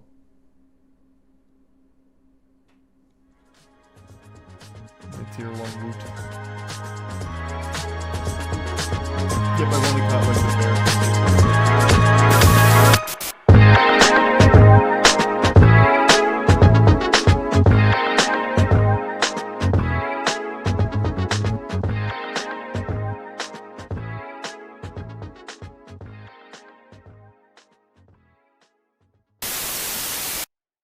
What's up, everybody? It's Critical. I've been reading some news stories that I'd like to share with you all because I feel they would have a big impact on your life. So I'd like to just briefly touch on these so that way you can stay up to date and informed. Because knowing is half the battle. In Dallas, a man dubbed the Butthole Tickling Bandit, the Anus Avenger, the Rectum Ruffian, Anal Invader, the Colon Crusader, 007, the Butt Is Not Enough. The list goes on, and I must admit that list mostly contains names I've given him. But anyway, he's been captured and pictured here. He looks like Bert from Sesame Street. If Bert turned to a life of anus-tickling crime, he'd been terrorizing a small community for a few months. Almost all of his break-ins were into the homes of single men. Actually, all of his break-ins were into the homes of single men, and he would tickle their anus while they slept. Now, there's no mention of whether or not he did over-the-pants anus tickling, or if he would actually drop their trousers and tickle their bare asshole. It's a pretty important detail to leave out, so I must admit it's pretty shitty reporting. Now, I also have a theory. I don't think this man was targeting single men. I think he just so happened to keep breaking into single men's houses. I don't think there was any way he would know that he was breaking into a single man's house, so I think he was just ready to tickle any anus he came across, which makes him even more dangerous. So it's really a good thing they got him off the streets. This menace is now behind bars. So, Dallas residents can now sleep easier, knowing their asshole isn't going to be tickled unless they want it to. Netflix, the company behind popular online video game League of Legends, announced today that it'd be retiring its Dominion game mode, much to the dismay of the 5 players who still play it. A shirtless man was arrested for pissing on a fellow passenger and starting a fight between the two while on board an airplane. I think we've all been there though. We've all been in those heated arguments where we have the urge to whip our dicks out and start pissing on each other. This man just followed through on that primal desire, so I can't fault him for that. But what really fucking sucks about this is the man who just took the urine in the mouth, just right in the fucking chin, got arrested for it too. So that's just adding insult to urine. But I think this should really just serve as a lesson, a reminder, if you will, that there's 2 kinds of people in the world, the one who does the pissing and the one who takes the piss. A brave reporter was stabbed just below the shoulder blade while giving a demonstration on a stab-proof vest. Not much to say about this one other than he clearly got stabbed in the back. The last interesting and important news article I stumbled upon is one only fucking Scooby-Doo could shed any light on. So there's some severed feet that have been washing up on Pacific Northwest shores, and no one has any real explanation for how they're getting there or why there's a severed foot inside of the running shoes they keep finding, and why it's always running shoes, and why it's usually right feet. But the authorities aren't willing to accept defeat, so they've offered kind of a logical explanation explaining it, but I feel as though they're off by a few feet on their explanation. It doesn't exactly cover all the bases, because something very strange is afoot here. I myself have my own explanation, and it's a little... you're gonna have to bear with me here, it's a little far-fetched, but trust me, I know what the fuck I'm talking about with these kind of things. It's pretty clear that there's some type of spirit possessing these shoes and this severed foot, and I think just like the frog and the princess, it's just waiting to be kissed so it can come back to life and emerge as a beautiful pirate. I'm pretty sure I'm right on the money with that one, because you know what they say, if the shoe fits, wear it.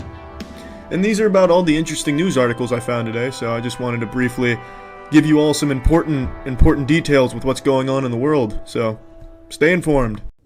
Chronicles of Elvira, $8 million Kickstarter game? Oh, Illyria? $8 million game reveal. Did this actually receive $8 million in funding? $1.3 million. I'm assuming a company or like an investor came in as well, if I had to guess.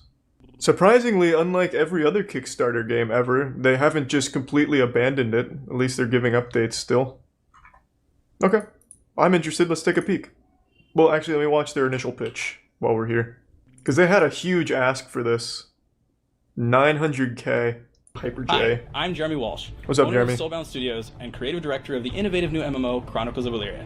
I'm here today to talk to you about the Kickstarter we're running for this new. When a innovative game which says that it's redefines what people innovative, think of I as know fun, that it's not. possible and immersive. Hi, team. What the fuck's going on? Coming from a broad range of game companies such as Microsoft Game Studio, Sony Online Entertainment, Can I just see the Foxy game? Studio, Monolith, Bungie, Snowblind Studio, Pandemic Studios, and Liquid Entertainment, made sure that in landscape really it just require player skill. Here we The best go. example of that is our combat system, which we'll talk more about later. Wow. Fourth design pillar of and a lot of MMOs, they automate things such as fast travel and a mail system in Oh, order to God. make the game go by faster. Yes. What we want to do with Chronicles Quality is of life. slow the game down again.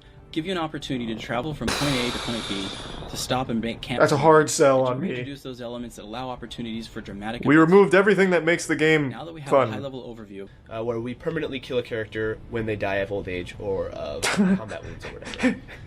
But a problem we ran into. If they don't eat healthy, they is get that players want diabetes. some feeling of continuity. You have to They don't want really take lose care of your everything character in spent on years Illyria. of accumulating Illyria. And then have to restart. It's just not. one of the things I'm really excited about with Chronicles of Illyria, and one of the things that we're doing a little bit differently, is the introduction of a family system. The Oh, family system is so wow. important. It's actually the third step in character creation after picking which soul you're going to use. Maybe you go down the dark side and you find alcohol. Almost today, the first thing you do during character creation And is the actually family doesn't determine like that. your class and race.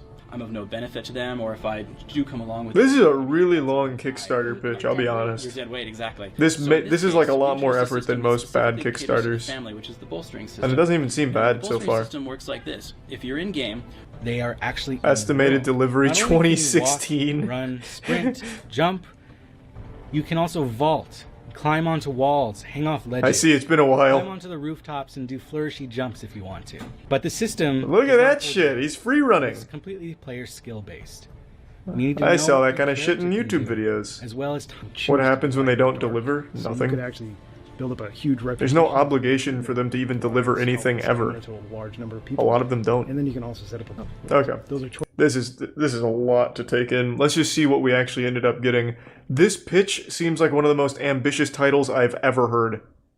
I wouldn't be surprised if somewhere at the 15-minute mark they introduce a system that allows you to literally import your real soul into the game and live out the rest of your life in Illyria. So let's see what we actually ended up with. This is a story about a game that claimed to give players the freedom they wanted, freedom to live, freedom to die. Hundreds of thousands of fans, 6 years of waiting. Finally, a game A lets game me that to this die. day, no one. If you die in A game that would Illyria, have you die in the living and real dying in a world. fantasy land I where believe it. seemingly anything was possible. For many, it was literally a dream come true. So where did it all go wrong? Let's start at the beginning. April 28th, 2009. 2009? Kickstarter, the crowdfunding platform launches. September 20th, oh, I was gonna 2009, the say. first, or at least the first instance Jesus I could Christ. find. October 10th, 2012, the Game Developers Conference. Star Citizen is announced. Yo, it's the one. Ever presented. That's like a Multiplayer $300 space million trading combat simulator crowdfunded on a scale piece of beyond shit. anything we'd ever seen. September 18th, 2015, the first ever screenshot of Chronicles of Illyria would be shared Wow. on the company's Twitter timeline. Look this at time, that the community beauty. is already beginning to grow, giving the company anywhere from $5 at the lowest level of contribution to $10,000 for the Ooh. King or Queen package at the top level. Each package would allegedly These would come be with an some array dapper. of goodies to tempt in the potential backers, ranging from a wallpaper and access to the newsletter at the lowest end, Thanks, through some and a bogus. literal kingdom to rule over in the game at the high end. For $10,000, you could own your own kingdom. And of course, you're probably wondering if anyone would pay to be a king or a queen. They did. 4 of them. The launch And of the now Kickstarter they're subsequent financial very success was unhappy, I received bet. Mostly positively. Project funding will continue on our site, chroniclesofillyria.com, after the Kickstarter ends, starting June 6th. We will offer the ability to upgrade Yeah, your it sounds about existing right. pledge, When the website came up, it would feature Wow. a ticker which showed the exact dollar amount raised from the various products and perks sold on the website. Holy And shit. it would continue to tick by month after month as more fans of the genre caught wind of Chronicles of Valyria and became enamored with the idea of this unbelievable journey they would soon embark upon. But why, At this point of though? the story, we have to introduce a supporting character. Just wait for it to come out and buy Common it. payments. With this came an admission of neglect in transparency with the community that had supported the dream to this stage. The game was not progressing at the speed they had promised. The inability to attract world-class engineers to Let me see. What does this statement even mean? Second, we wrongly assume that having a kick-ass game design, rock-solid team of core employees, and successful Kickstarter under our belt would immediately draw in world-renowned talent. What, you wanted, like, Logan Paul to promote it or something? Is it, like, what the fuck does that statement even mean? We continue to have only a single engineer from May until December of 2016. Alright. Well, that'll do it. Alpha 1 would now They're become waiting the for first someone 4 to make the months game of for them. 2018. Skipping forward to January 12th, 2018, roughly That's a when good we would plan. be expect- the game was still yet to be played. Can we by watch some good single member of the Kickstarters? Are they public. all a scam At or this some time, actually the fine? revolutionary tech solution that they'd announced as a partner I'm pretty harsh on is no longer a Kickstarters for good partner. reason, but some of them Spatial do OS being deliver the and are system that good. They had spoken so I think highly of Chivalry and was spent actually the a last Kickstarter 19 game. months working with as funding continued to gradually increase throughout 2017 and 2018. Why? But there was something in the air. They made The game almost was $1 million considerably more and more doing flack due to nothing. release deadlines, lack of communication, and of Holy course, shit. an increase in worrying crowdfunding events. The cracks were already beginning to show. The official channels for communication, the Discord, the forums would become increasingly hostile, and more people were either being banned or removing themselves. The updates were less and Well, less frequent. The features They're showcased were lost. less They don't get to own a substantial, kingdom in and we Ilaria. had not seen almost September 6th, 2019. Let's First go. gameplay footage of Chronicles of Valyria seen It for looks over so 2 good. years, since Fuck. October 30th, 2017. This is gonna change everything. Disaster. The first video ever from Soulbound Studios to receive a negative like to dislike ratio since the announcing of the game. This looks like some shit This we'd play would on be the bad turning game point in nights the from story Steam. for most. Comments flooded in Oh my asking what God. was going on. Why did the game look this way? I posted a video claiming that Chronicles of Valyria would soon cease Oh, operations now at how the dumb do you studio, feel now, and the huh? game would subsequently be cancelled.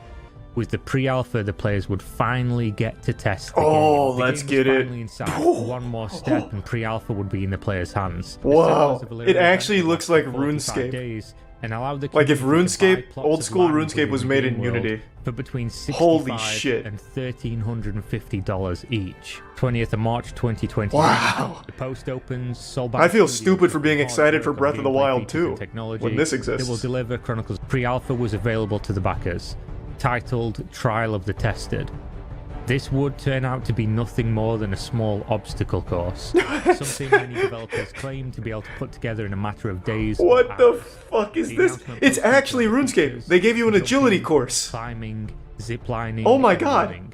The post, of course, ended. reminding Jagex has a us that the lawsuit on their NDA, hands. The non-disclosure agreement was in effect. No one would be permitted to show footage of the gameplay. It really nor does be look like a allowed to student speak game. of the experience. Like a Quote, freshman "Small at playable university. Experiences are planned. As this was happening, a new player was approaching. A Discord appeared, titled Class Action for COE. A Discord dedicated Oh, to baby. voting to get restitution for the community that had funded this Wouldn't project work. to completion and been delivered. Literally nothing. doesn't April work. 9th, Kickstarter 2020, scams never a get held letter from accountable. Jeremy to the public, correcting a misunderstanding. But I like the It was chutzpah. never his intent. The blog post raised more questions than answered, talking about transparency, restoring the forums in a read-only I state. can't believe and it didn't come out. Shoring of backers. 17th of August 2020, movement in the class action lawsuit Discord. Some backers had hired lawyers and the ball had started to roll. But the surprise Oh. here, the letters are dense in legalese, but both of them are uniform in their reply. Our clients did no wrongdoings. Our clients will not comply with your demands. Oh, they're So playing they are at hardball. impasse. Neither side willing to budge. The only solution, settle it in court. A Let's costly and fucking get it. time-consuming undertaking. 3rd of In February Illyria's 2021, court. You have to play legal papers are in-game filed with a at the district courthouse in court. Everything Illyria. is now in motion. Until today, the 1st of April 2021, when I'm recording this video, not a single soul outside of Soulbound Studios has played Chronicles of Valyria or could attest to the authenticity of the project. Thanks to Prime No Brady one and ever Resub played Smack. this game. and many would be waiting patiently for the legal proceedings for clarity. The prevailing sentiment being that if Jeremy wouldn't share with us the real situation, perhaps they could force him to in court. This Good is the idea. Chronicles of Valeria. It was great. He's been crushing it. We watched like 4 Kira TV videos because he's covering so many MMO scams that I've become addicted to. And what remarkable timing, because 2 days ago they released another episode from Chronicles of Valeria. I am so excited. So we saw the pre-alpha. Actually, hold on. Before I do this, let's watch like a full Let's Play of it. Shortcuts because my Kill the intuition. guy yet? What? Oh no. Oh, ooh, Oh, It's alright, we'll just ignore that. that's Flipping issue. that'll be a time This is the time skull over loss. and that skull hit on the left hand side. Raging River, right? Oh, he's looking at Oh, there's some combat in here. Oh. In fact, it even looks pretty smooth. Oh, wow. Dead? he's Maybe. dead. He's He's dead. definitely dead. Very He's suspicious. playing a death animation. Does that count? I think I didn't watch him die. You didn't watch him die. Is that part of the requirements? We're just gonna assume that he I died. feel like you then. guys. All right. And then, is this the second or first one? Oh, this is the first one. Oh, fuck, Illyria is so beautiful. I wish our world could look like this. It's like if James Cameron made a video game and then took a shit on it. Man, I'm about to start tearing up. Imagine spending $10,000 to own a kingdom in this shit. I think that would be worse than owning an NFT. Why would they even release this? We're still making changes to the UI, so it might be a little small. See all the nameplates at once to make it easy to figure out where you're. So they turned it into Roller Coaster Tycoon? Like, what is this? Of your NPCs. So we do want to be able to give you a bird's eye view of knowing how healthy people are just by looking at them. This does look like a game that Digging down a Nintendo little would have more shown right off now, at their let's go ahead and direct. Click on my all survive. It's kind of what we've got. The round neck with the straight leg. Why are you focusing on clothes so V-neck much? with no lace, short sleeve. With Does anything baggy happen in this pants. game? If the time and see your settlement. Are they just And, making this as quickly as possible to so we've been avoid leaving being this blank, sued? But after a recent play session, Like, why do our this? semi-weekly playtest, I Just think we've decided that leave. we want to, at the very least, add tools. At its current size, is Wow. currently using the same game data as one of the larger rocks, and that's because there's a lot of data and a lot of assets based on a game like this, and we have to make sure that they're all kept in sync. Wow, And in this case, it's this not. is And good. so when I'm done mining. Alright, Chronicles of Illyria. I can sign up now to get nothing in return, I guess. Except be on Jeremy's mailing list. No, it doesn't look like you can keep funding it, which is great. I think this game looks great. Yeah, I can see where you're coming from. It does look pretty good. You get to do nothing, I guess, which is pretty cool. Yeah, I can't even find anything about this. On their website, they're still advertising it as an MMO, but here it's not only not called Chronicles of Illyria anymore, but it's also not an MMO. Apparently it's like a village builder where you get to pick out your character's clothes. Is that like a fashion designer thing? How confusing. Well, I have no sympathy for the people who paid $10,000. Like, you pretty much deserved it. I don't know why you would blindly throw $10K into something on Kickstarter, especially when there's literally nothing to present. That was cool. Another good MMO, another Kickstarter classic. Yeah, it received $8 million total, and there was 4 people in particular on Kickstarter that backed for $10,000 because they were told they'd get to own their own village in the MMO. I don't even understand why you'd ever believe that, nor want that. I like that they're all MMOs. Yeah, you know, the reason they're MMOs is because that's the most marketable genre. Most people play an MMO or have played an MMO at some point, so it's just the most general genre to get as many people as possible. There's an actual reason that they're all MMOs. Dreamworld, the scam MMO alpha is here. This game looks great. Reminds me a little bit about IMVU. Running in a full 140 FPS, the way that the creators envisioned, baby. Hold on, give me 1 second. This was a Kickstarter. The last game you'll ever play. What a horrible...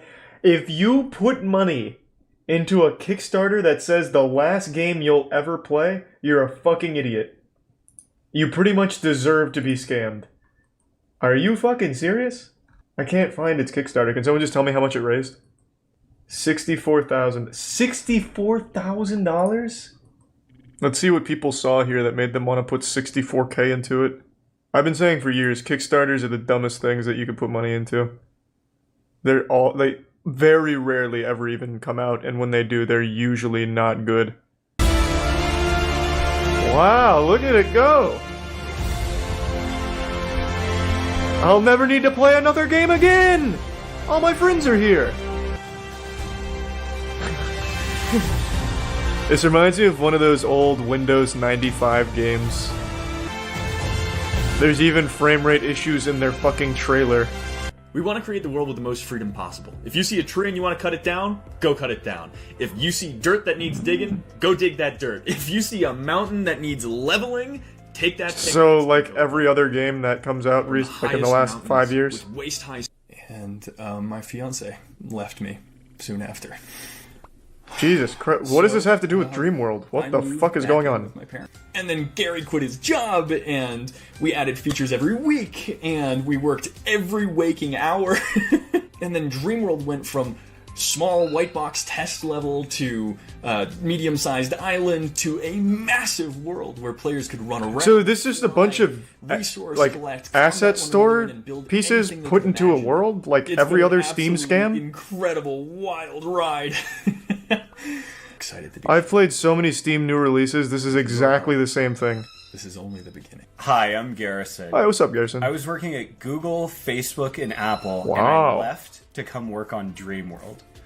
Zach has Why? always had this idea of a single. Why did you quit? You didn't have to. Game world. Dreamworld will be the largest multiplayer game ever. Whoa, that's a big claim. Thank you so much for being a part of this Kickstarter I don't know about campaign, that. Part of Dreamworld. All right.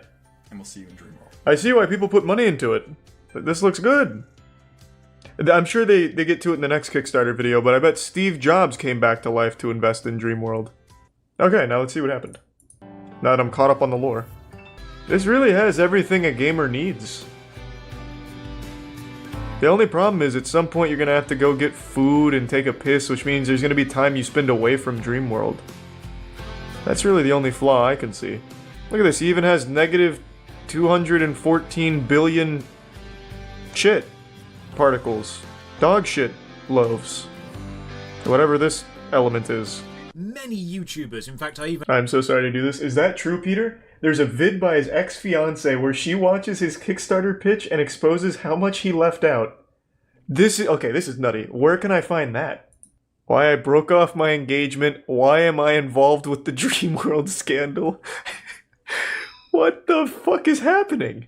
I ended my engagement about 8 months ago. I heard. Talked about it on the internet. It was real rough. He made a shitty game. It was bad. I don't need the public internet validation around. Whoa!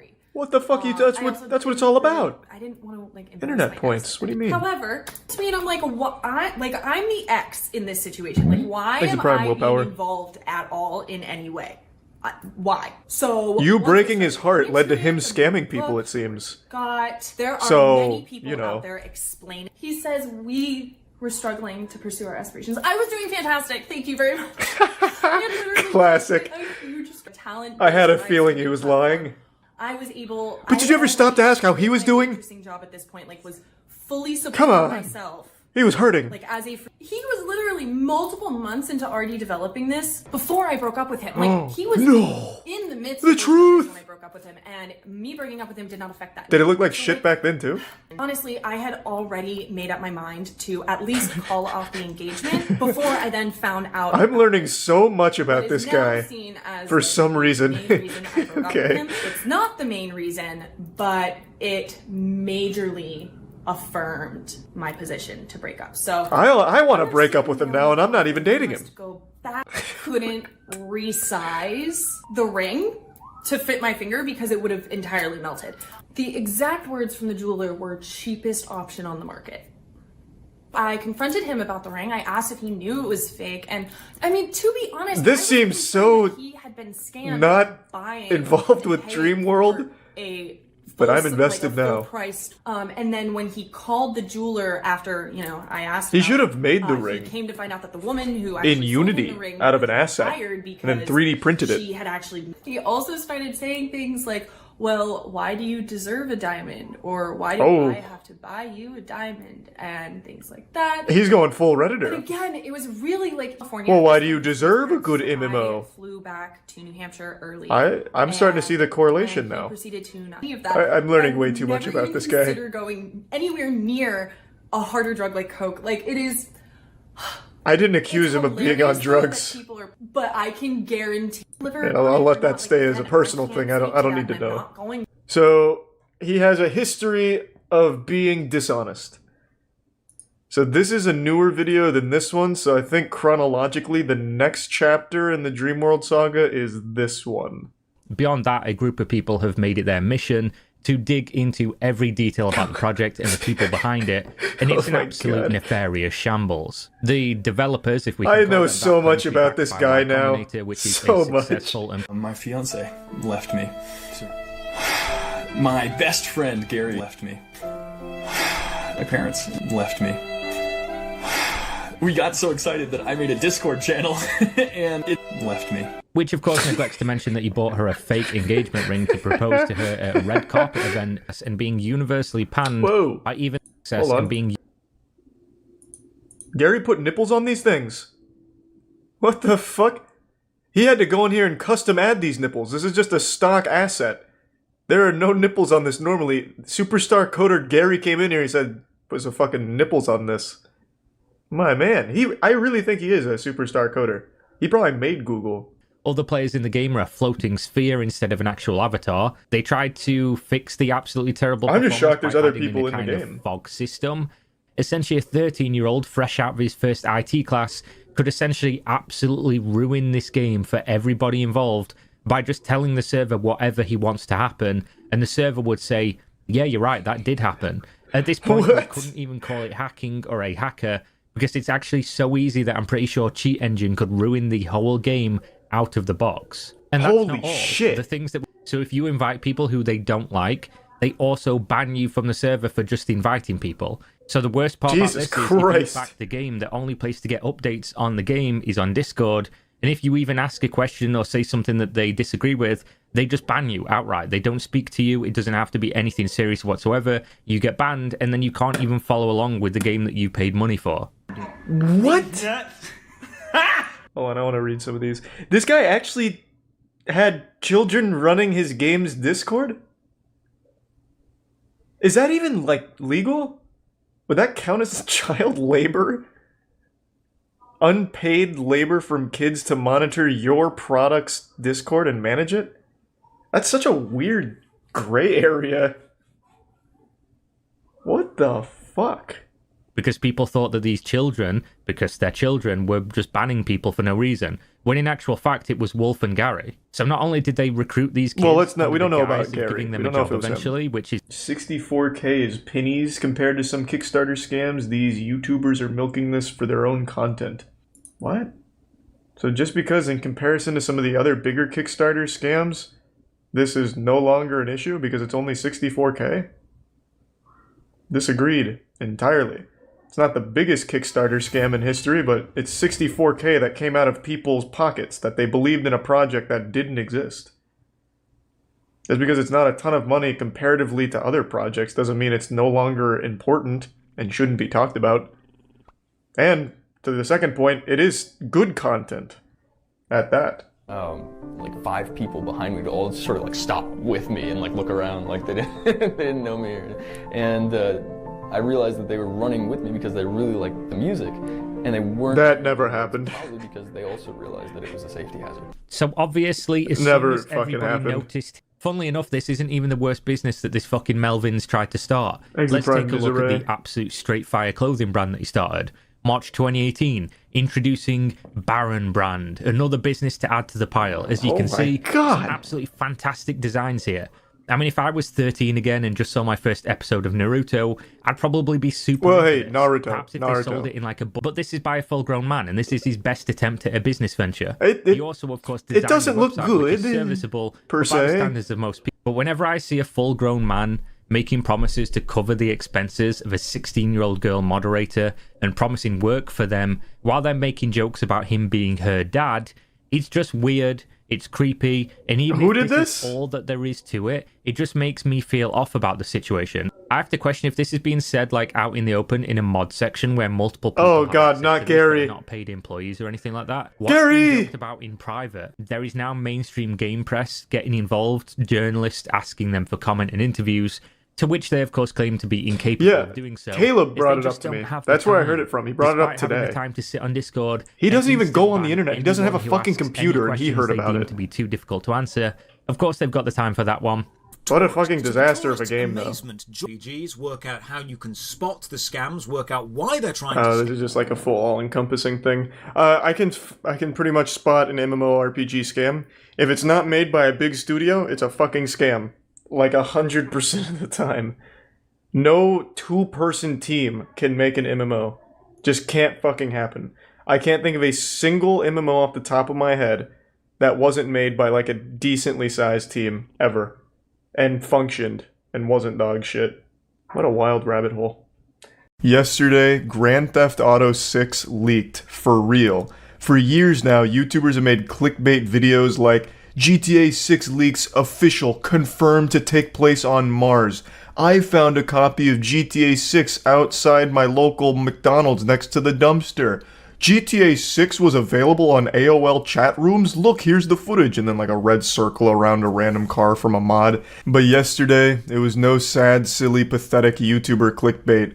A hacker actually infiltrated the mainframe and posted about 90 minutes worth of GTA 6 footage. I don't think anyone ever expected this day to come. I'm sure even God was caught off guard with these leaks and was probably glued to Twitter watching them as well, just like everyone else. What's crazy is the actual hack and leak of GTA 6 isn't even the wildest part of this story. Yesterday, over the course of like 12 hours, this shit played out like an action movie. This guy had the golden ticket to Willy Wonka's factory and he knew it. He tried to like hold them ransom, like holding the source code to GTA 5 and 6 hostage, talking about willing to sell it for like 5 figures, 6 figures, this all kinds of shit all over the place. I can't even begin to describe how wacky this situation was. Now, I obviously can't show you any GTA 6 footage, and I can't show you any tweets or posts because Take-Two is extremely litigious. I have no doubt Take-Two will probably end up hiring the goddamn Suicide Squad to track down this hacker and bring him to justice. They are brutal. There is no gaming company more litigious than Take-Two. They tried to fucking go after It Takes-Two, the game, because of their name being similar to their company. They're merciless. So this guy's gonna get like a biblical fucking smackdown here. Hulkmania is gonna run wild on his ass, I imagine. But let's just go ahead and get into it. This is all real. All the footage that he released is legitimate GTA 6 footage. Rockstar confirmed it today. They put out an official statement talking about it. I'm not even going to show you that because I'm not taking any chances with this company, so I'm just going to give you the cliff notes, the gist of what their statement is. I'm just going to read this verbatim. I think it's going to be easier. We recently suffered a network intrusion in which an unauthorized third party illegally accessed and downloaded confidential information from our systems, including early development footage for the next Grand Theft Auto. At this time, we do not... It would really help if I was fucking literate here. Jesus. At this time, we do not anticipate any disruption to our live game services, nor any long-term effect on the development of our ongoing projects. We're extremely disappointed to have any details of our next game shared with you in this way.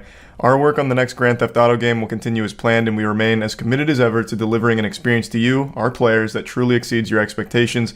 We will update everyone again, and soon, of course, we'll properly introduce you to this game when it's ready. We want to thank everyone for their ongoing support through the situation, the Rockstar Games team. A beautiful letter from Santa Claus here, confirming what everyone already knew, that the footage was real. Now, how deep the hack goes is still up to speculation. We don't know if he actually has source code, because if he does, that's a massive deal, especially if he's threatening to release the source code to the public. But that wasn't talked about by Rockstar, so that is still just pure speculation. But now let's get into it. So, the leading theory is the hacker is a 17 or 18-year-old kid who is the same person responsible for hacking Uber recently. and they set their sights on Rockstar. They were somehow able to infiltrate a Slack channel and start downloading all of their files, and one thing led to another, and he got his greasy paws on the Krabby Patty secret formula, an early development build of GTA 6, and cementing this as a historical blunder from Rockstar Game Security. Now, that's a little unfair to say. No one's really sure exactly how he hacked into all of this, but 9 times out of 10, hacking consists of social engineering. So it's not like what you see in the movies where there's like 5 different keyboards and some glasses wearing super soldiers like fucking going to town on him, like steam's coming off the keyboards because he's typing so much and hacking into the cyber frame, you know, just jacking directly into the cyberverse or anything. Usually it consists of just social engineering your way into a position of getting things you're not supposed to, like passwords and shit. Like maybe this was like a Hitman situation where he just put on like a Rockstar Games uniform and said, "Hello, fellow employees, it's me. I forgot the password. What is it?" And then he just went into their Slack channels and downloaded everything. But who knows? Maybe he really did just fucking go plus ultra turbo mode and super hack style and get in there. Brute forced his way in. There's really no telling, but most of these cases usually just involve social engineering, like talking to people and making up lies that eventually get you things like passwords. But this is, I think, by far the biggest leak in gaming history. Grand Theft Auto 5 is the second highest selling game of all time, right behind Minecraft. It's absolutely fucking massive, and GTA 6 has been in development for a while, and people have been eagerly anticipating it for a very long time, and until now, we hadn't really seen anything from it. And this leak just brought so much content, just blasted everyone's ass with a lot of footage from the game. It showed a ton of things. Robberies, I'm not even going to describe it because maybe that would be a problem, but it showed a lot. So it was a big leak. The only other leaks that come close to this, I would say, are like Last of Us 2, Half-Life 2, shit like that. It's big. And I want to talk about my general take on leaks like this. I think it's a lose-lose situation for everyone. The developers aren't happy about it. It's always a big hit to morale because now their product is out there way before they wanted to show anything from it, so it's in an early stage. It doesn't have its makeup on, and they're not super thrilled about it, as is the case here. The Rockstar devs, as I saw from multiple reports, were saying, like, this isn't great. They don't like that. And for fans, it's not good either for these kind of leaks because it's so early. A lot of fans immediately write it off because they're so fucking low IQ and brain rotted from Twitter. They think that somehow this is like the representative of the final product of the game. So it kills their hype and they just start making the worst takes of all time. I saw so many goofballs on Twitter saying, "Wow, this game looks like trash. The animations are so janky. Why are there like floating text boxes? Oh my god, this is awful looking. I'm canceling my pre-order. I'm never buying this. What a letdown, Rockstar. I expected better." I swear to God, some of these goobers have just eaten way too much glue in their life, and it has truly ruined them. Yes, it is an early build. No, this is not how the final game's going to look. Nobody wins with leaks like this. Period. I just don't see anything good ever come from a game leaking this early. The developers aren't happy about it. The fans usually don't get excited about it because it's so early that all it can really do is give them a mediocre first impression of things because they're still cooking. It is still currently baking. You know, it hasn't even begun to rise yet. It's still just starting. So no one ever actually gets anything positive out of leaks. Personally, I thought it looked great. Everything I saw from the leaks, I thought looked pretty extraordinary and seemed like a big improvement over GTA 5. Now, again, it was very early, but it seemed like the AI was more fleshed out this time around, and it just really seemed like there was a lot of, like, really fine attention to detail, even early on in the game. So I thought it looked great. But I'm also someone who really appreciates seeing early development builds. I used to watch a lot of videos on it because video game development has always been super fascinating to me. So I was impressed by it, but I understand a lot of people, according to Twitter, weren't. And, that just sucks for the developers because I have no doubt the game's probably going to turn out amazing. But right now, people got a very early impression of it and are too fucking stupid to realize, like, this is what game development looks like when it's early. They're asking, what does the word debug mean and why is it on the screen? Is that going to be a permanent fixture or can that be patched out? It's fucking pathetic. Again, you just really don't win with leaks. I guess the only mental gymnastics way of explaining this as something positive is at least it's coming. There is work being done on the game, I guess. Grand Theft Auto 5 came out 40 years ago, so I guess it's a breath of fresh air to see that a new one's on the horizon pretty soon. But yeah, again, I just don't see anything good from leaks like this. Now, let's get into more of the crazy side of things. It wasn't just the leaks and the footage that were crazy. The hacker himself had a wild day. So the hacker came out, he's like, I got GTA 5 source code, here's all this GTA 6 footage. He then released 10,000 lines of code from GTA 6 just to confirm that he does have it. To strike the fear of God into Rockstar, like, holy shit, this guy's got the nuclear launch codes, what are we gonna do? We're gonna have to pay him the money. I really think the impression the hacker got is that he could, like, squeeze a lot of juice from the lemon here and get some money for his hacking efforts. But I don't think he realized that Take-Two doesn't negotiate with terrorists. So as of right now, he's just been getting the cold shoulder from the actual company. I can't imagine they actually pay the ransom. He was communicating mainly through Telegram, and he made a post saying that he'd be willing to sell the GTA 5 source code for 5-figure offers. And then there was even screenshots circulating around on Twitter that showed that someone had paid $100,000 in Bitcoin to a wallet supposedly belonging to the hacker, allegedly for the source code. But then that was confirmed to be fake. The transaction was real, but the wallet didn't belong to the hacker, so it seems like some random crypto bro just got fucking scammed in the midst of all of this. So, another fat fucking L there, I suppose. And then it turns out the hacker may have been hacked, because then a picture of the alleged hacker started circulating. All of his information started being spread around the internet. So the hacker got a taste of their own medicine. Rockstar hit them with the no you, and well, it probably wasn't Rockstar. Somebody got him with the reverse Uno and started spreading their information around, at least allegedly their information. No one's 100% sure, obviously. But then they deleted their Telegram and went radio silent for a while. It's just been a big mess. It has been a day filled with twists and turns and all kinds of crazy shit happening. We've had people reporting from the front lines, like war journalists, coming up with all kinds of crazy rumors that weren't true, such as it turns out he also has Grand Theft Auto 8 in the hard drive. It's just been pure chaos and pandemonium, and I just wanted to talk about it a little bit here. I'm excited for Grand Theft Auto 6, and these leaks, I think, are a little piece of history. We've never seen something to this scale be leaked, and I just wanted to talk about it a little bit. What a wild ride.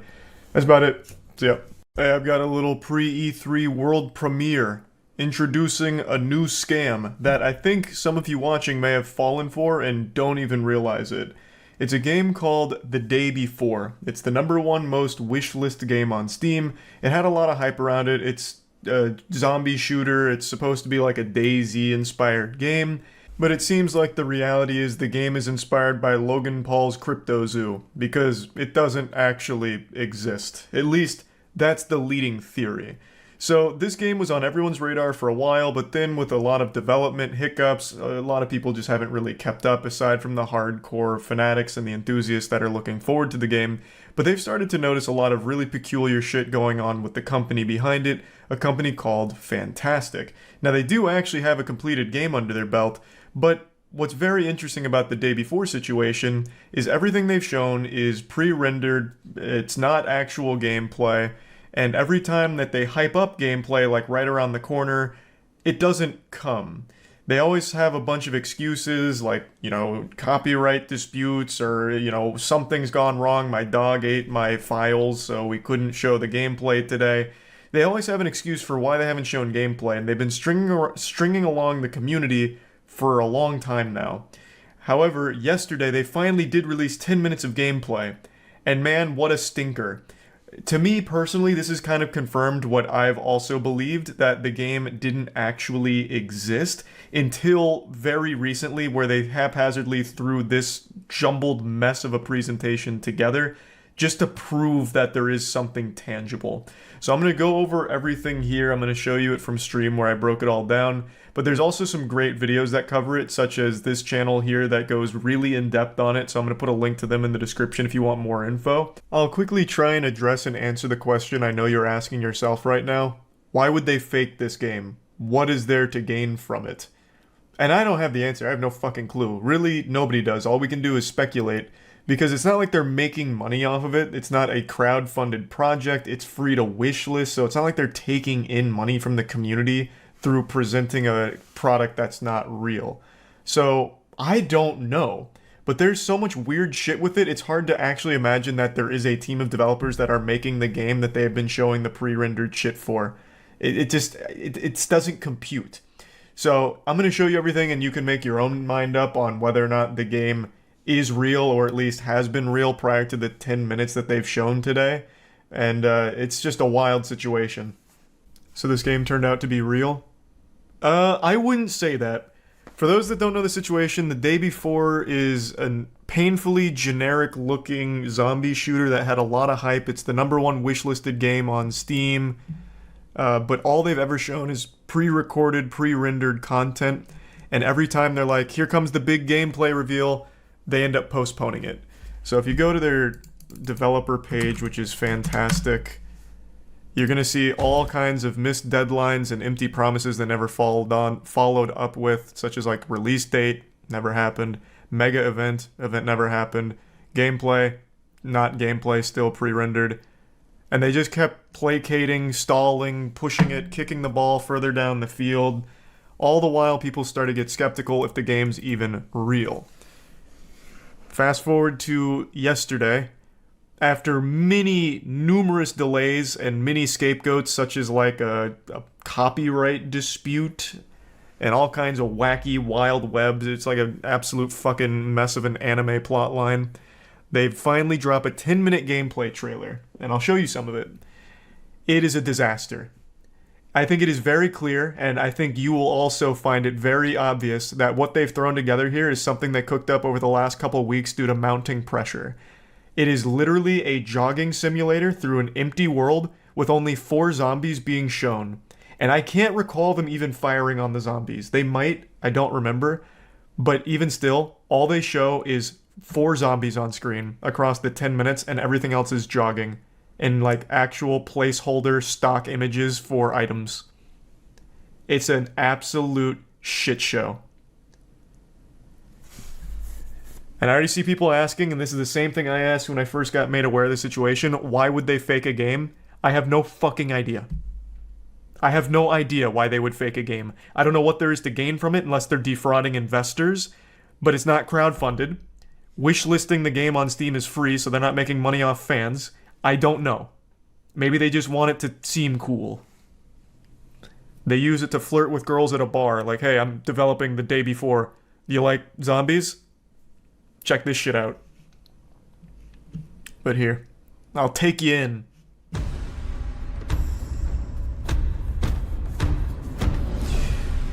Money laundering? I think people really don't understand exactly how money laundering works. This wouldn't be money laundering, this would just be money tying up. It'd be money spending. When you launder money, you need to clean it and get it back. They're not getting it back. Yeah, I hope you really like watching this kind of gameplay, because this is all it is. Legitimately all it fucking is. It's more like I Am Legend than anything else. Just Will Smith going about his day, casually. In the beginning of the movie. Love the free Facebook royalty-free music. Love that. Elevator tunes. That department store jingle. I think the game is real, they're just bad at management. I just don't. This convinced me even more so than anything else that the game isn't real. This seems like such a rushed job just to present something. Because no developer in their right mind, even developers that are like truly delusional, like high on their own farts, way up their own ass, not even they would think this is a good presentation for their upcoming product. Because it shows nothing. There's no fucking zombies. And like all of this, we have seen this exact UI in Steam asset flips that I've played. The bad Steam game, the bad game nights, we have seen this exact fucking UI and everything. It just feels like they threw this together as quickly as they possibly fucking could. Because maybe they're at risk at being investigated or something, I don't know. They hyped this up as the gameplay extravaganza. True, yes, this had fucking months of hype. This was their big bomb. This was their E3. And this is what they're showing. The game is not fucking real. Also, there is absolutely no texture on anything, by the way. Like, her skin just looks like flat-colored noodles. Phone game ad. Yeah. Oh, so they do shoot some. Damn, that was fucking innovative. That was crazy. Okay, that was epic. How do I pre-order? Oh, don't worry. I'm sure they're going to release some kind of pre-order functionality soon. I mean, and you can see where the money goes. This is looking incredible. Finally, a zombie game to redefine the genre. It's like a shitty version of The Division. It's like a shitty version of any game that's ever existed. There's nothing. And compare this to the first gameplay trailer they showed, which is, again, not real gameplay, even though it's kind of presented as such. It's clear that they never actually made that game. Never even had that game. They never had their car. Granny shifting, not double clutching like you should. You're lucky you didn't blow the welds off the intake. Did they actually make the environment because it's well modeled? Our threshold for well modeled must be very different. So when I think of a game that had this level of hype in their early gameplay trailer, having that level of polish, when I see the actual game and I look at these things and it's blurry textures that still have absolutely no detail on them, that screams laziness. Like, I certainly wouldn't say that it's well modeled. It seems like it's haphazardly thrown together. Looks fine to me. But here, to be fair to the 3 people employed at this company that threw this together as like a last-minute homework assignment, to be fair to them, if they released this on Steam new releases, I'd be like, oh, this looks fine. This doesn't look terrible. But what they showed here, and I'll pull it up, what they initially showed for this game was a whole different level. And it's not even comparable. Where's their initial? Oh, here. Someone did a direct comparison already. There, here. Thank you. This is what I was looking for. Yep. I'll find out what's in the skyscraper. Okay, and I'll look around here.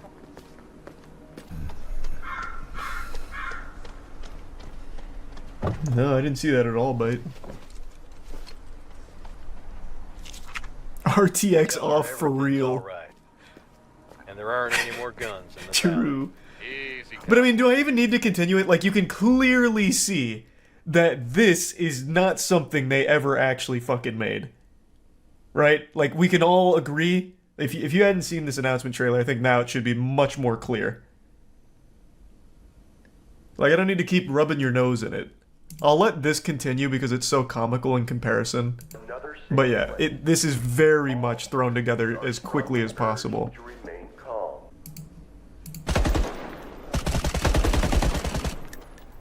That's cute. I mean, that's just kind of adorable. What are you supposed to do in this game?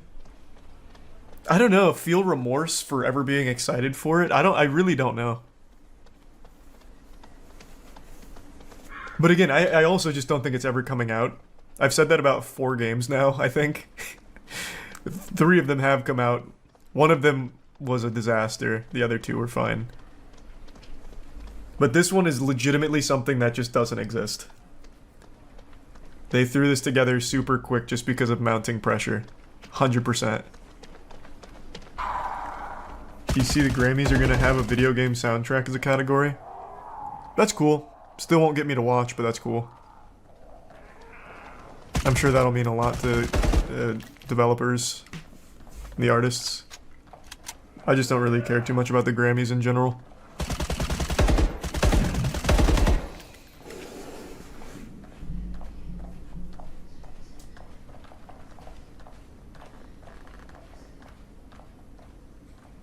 Damn it, it was just popping off, too. The day before, November 10th, 2023. That is the absolute, that is 100% the same guy that does the Monster Jam announcements back in the day. Monster Jam! Coming to the Raymond James. Pretty cool, though. The day before devs got a Kickstarter going. Do they really? Thanks, membership bean. Anyone who donates money to them should be studied. Like, actually studied. They blatantly got scammed by the devs before. The day before devs return, reveal new game asking for a second chance. Day before developer returns from the dead and asks for a second chance. From now on, our development and marketing will be based on the principle of honesty.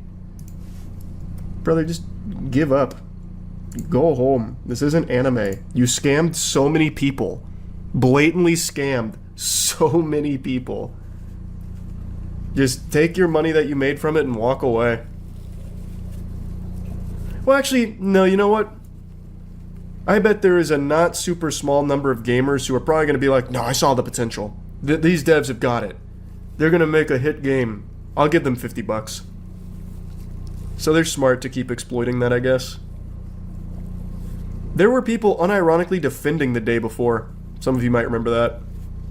Saying like, it's just came out, we have to give them some time to let it really cook, and I think it's a great start. This game's going to be one of the biggest games ever once they really get the next couple of updates and patches rolled out. There is no community that's more easily exploitable than gamers. Devs do it all the fucking time. Let's check that Kickstarter. How much has it raised? $215. Cool. Let's see. I don't want to get DMCA'd. They probably just stole that music. And they're making a little party game. These are all the rage right now. This could be the one. They could overthrow Fall Guys and Stumble Guys with this one. Once you helped us create Fantastic through Kickstarter. Is that how it started? Man, I bet every backer really regrets that. They created a fucking villain. They created evil. It's like when they opened the sarcophagus to Emotep and brought it back to life. We sincerely apologize for everything that happened and are committed to making things right. We invite you to take a look at our plan, Fantastic 2.0, where we will share how we'll fix our past mistakes and are preparing to return better. Let's see. Download the plan PDF. I'm not doing that. You are probably going to install a crypto miner. I am not doing that at all. Why can't you just put it in plain text here? Why do I have to download your fucking PDF? I don't trust you even slightly. How about FAQ? We reflected on our past mistakes and initiated significant internal changes to drive radical improvement, discontinued the practice of involving external volunteers, and are now fully committed to a more professional approach. Honesty, transparency, and community engagement have become our top priorities. Having learned from our past mistakes, we've developed Fantastic 2.0, a plan for recovery. I'm not reading your plan. I'm not fucking downloading it. Just put it on your site somewhere.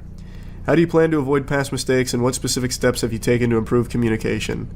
It's not man, it is not just a communication problem. You lied about what game you were making. The game didn't exist for the longest time, and then you ended up just dropping an asset flip in an entirely different genre after taking so many people's money.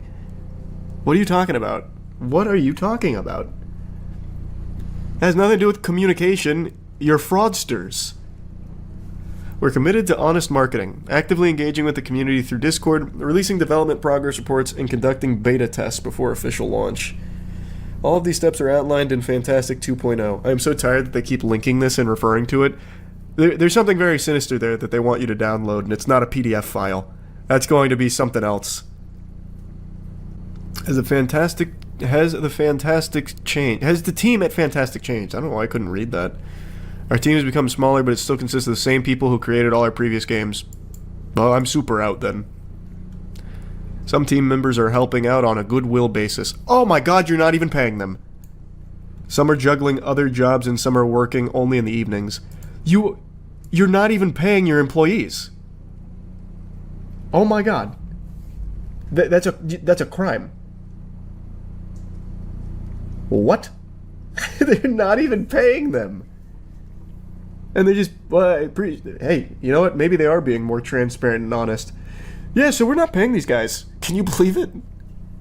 Please fund our Kickstarter. It's not a crime. They're getting exposure. You're so fucking right. That is so true.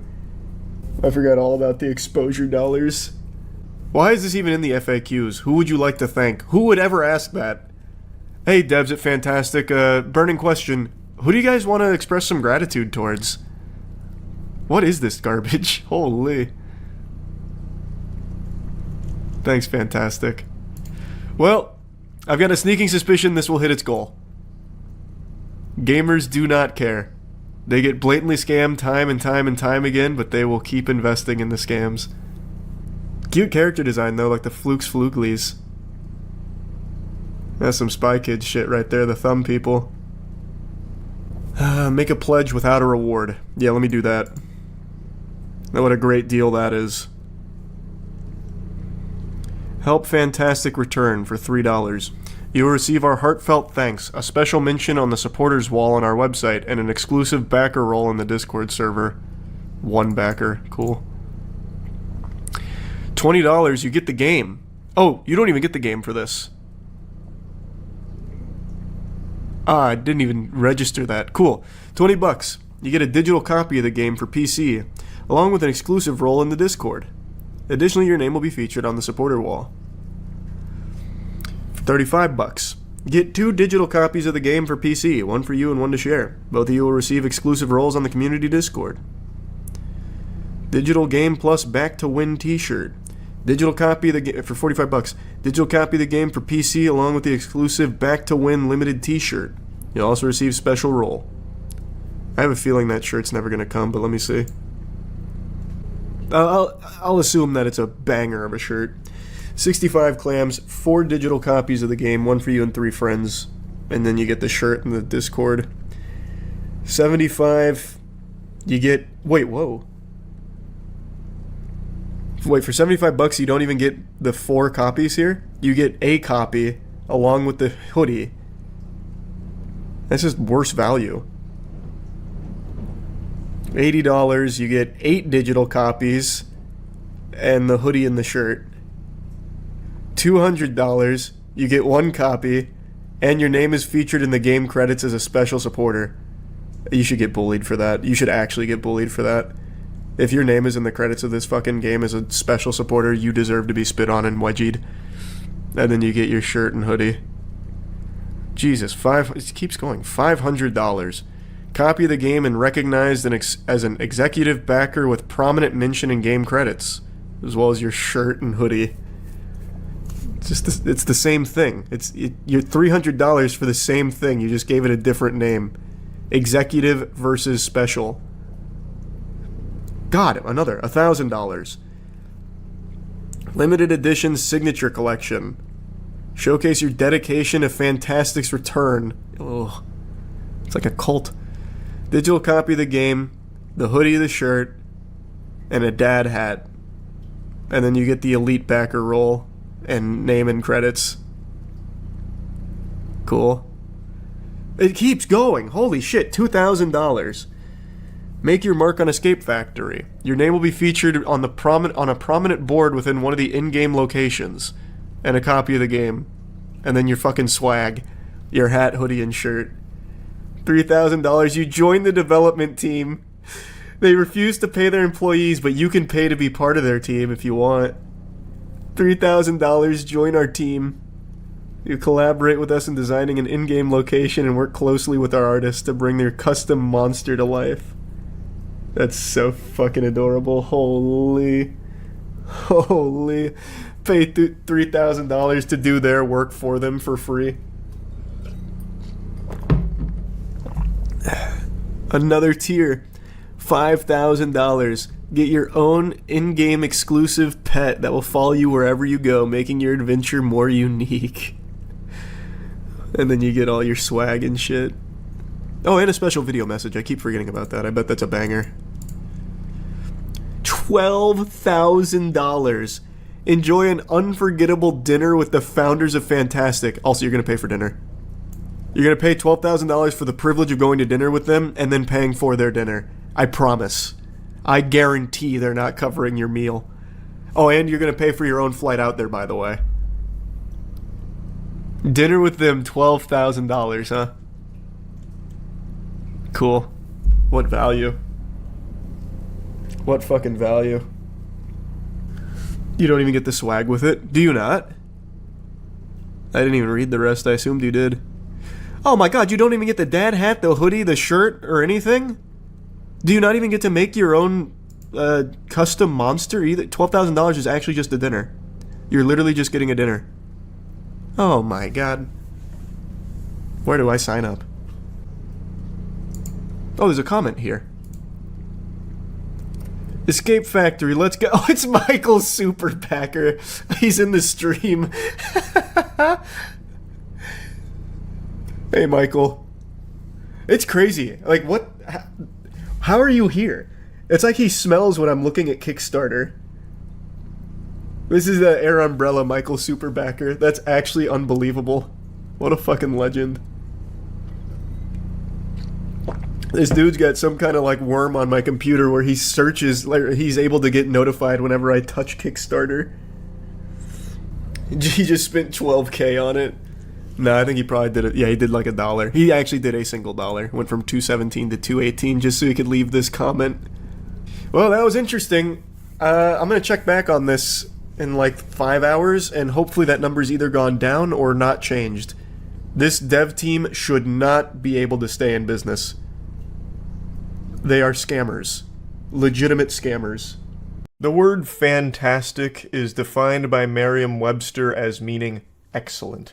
It's used to express that something is really good, even great, like Tony the Tiger says. But this definition no longer holds any meaning in my eyes. When I see the word fantastic, forevermore I will now only think of the scam game company Fantastic, the absolute clowns responsible for the day before. It is a never-ending disaster. The rain won't stop falling, but it won't wash away the tears as players who have expected that this game to be good for over a year find out that they were the victims of a giant fucking scam. So Fantastic HQ posted their official statement today where they said this. They dropped this stinky bombshell. Today we announced the closure of Fantastic Studio. Unfortunately, the day before has failed financially and we lack the funds to continue. All income received is being used to pay off debts to our partners. The game has been out for 4 days and they're already throwing in the towel like, it's over. It's done.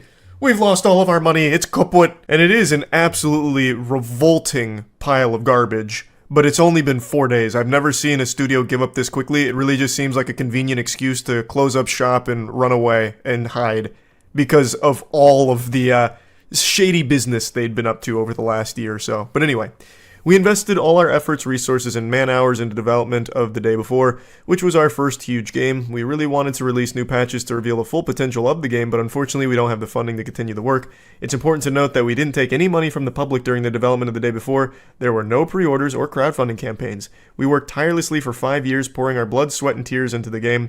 At the moment, the future of Day Before and Prop Night is unknown, but the servers will remain operational.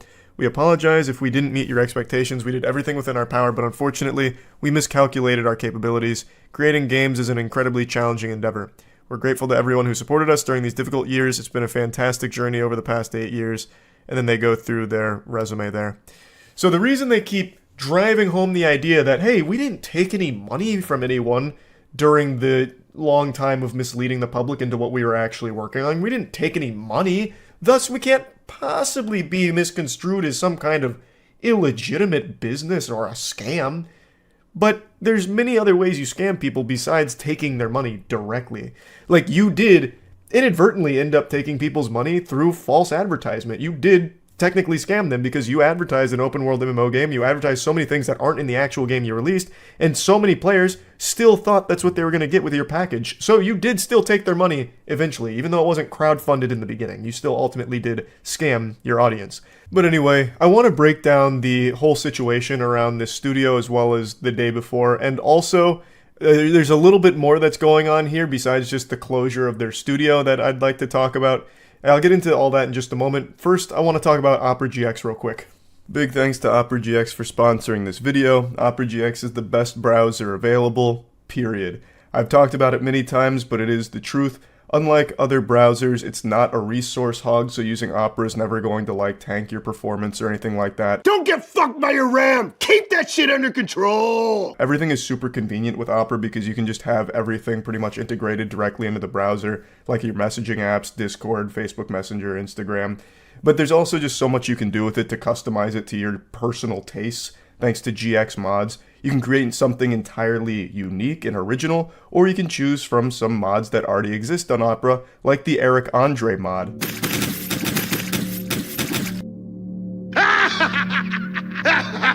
Customize sounds, wallpaper, colors.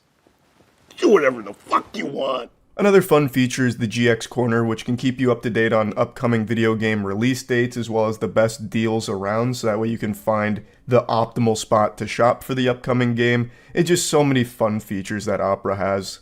I highly recommend using Opera as your browser from this point forward. You can click the link in the description below to get started, and thanks again to Opera for sponsoring. Get Opera GX! Now, I'm just going to break down the basics of this if you haven't followed this story. It's something I've talked about for about a year now, and the game just came out, so it's being talked about again. I also just made a video on it. But the day before was Steam's most wish-listed game.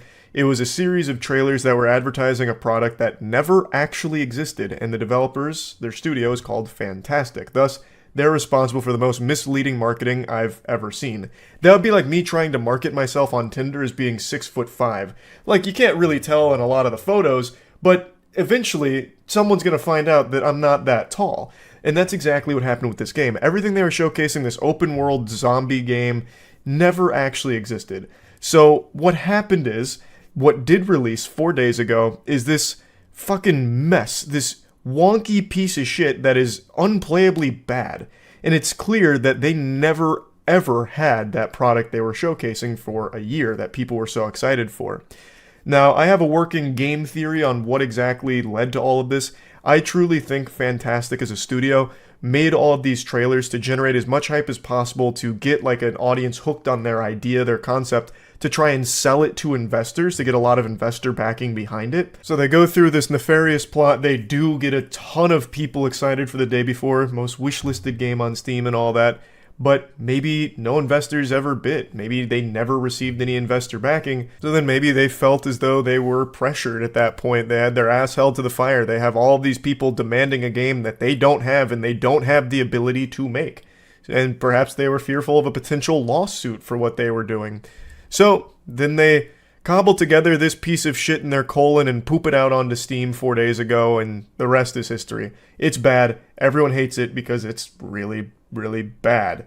And now they feel as though they can comfortably wash their hands of this whole chapter of the book and walk away without being in like legal trouble or anything like that. That's what I think happened, because I have no other explanation for why they would make a fake trailer, make fake trailers for a game that they weren't actively making and never were actively making. It doesn't compute. If this was a Kickstarter thing, then I'd get it. Their whole plan was to scam people by getting a ton of money in this game they weren't making. Like, that happens all the time on Kickstarter.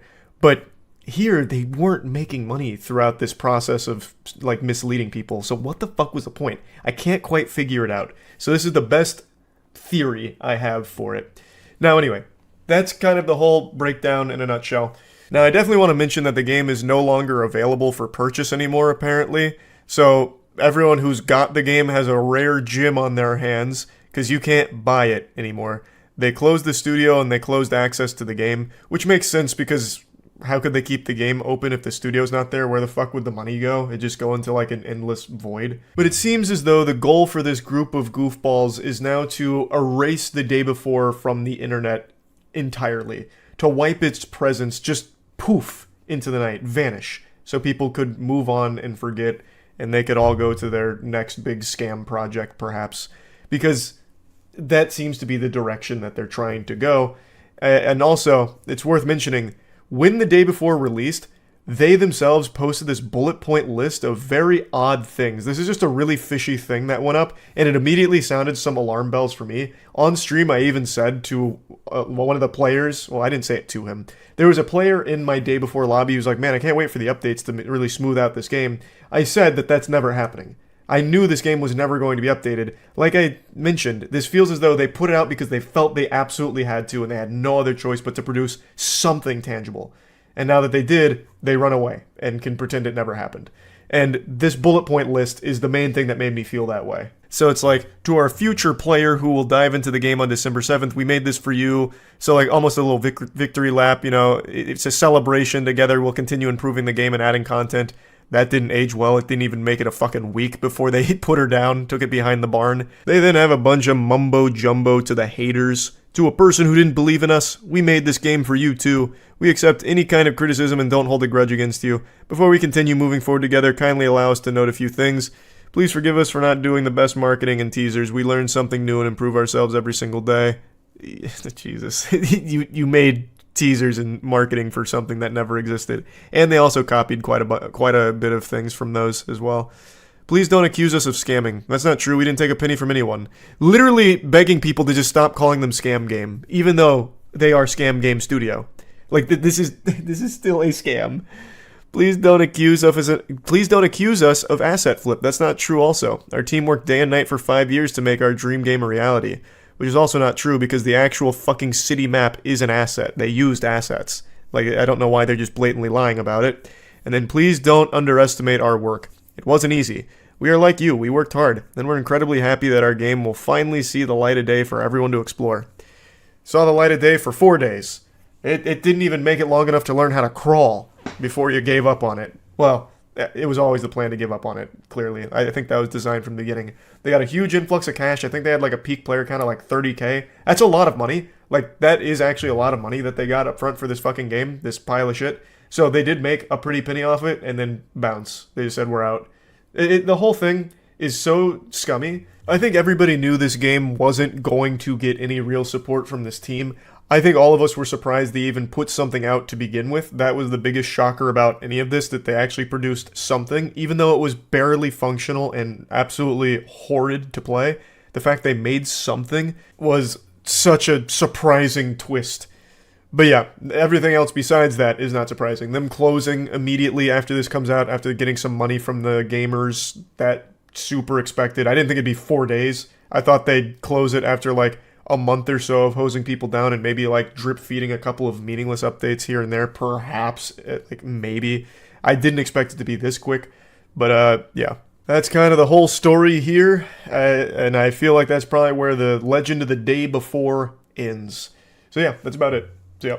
Over the last week or so, I've been hearing a lot about a company called DK Oldies. They also have an extremely successful YouTube channel with nearly 1 million subs, and the business is based around selling retro gaming. So they sell old consoles, old games, just anything and everything related to old school gaming, because everyone likes to relive their childhood to some extent, whether it's playing old games you experienced as a kid, or having that old console that you grew up with the classics on. Nostalgia is a very powerful, fun, and beautiful thing.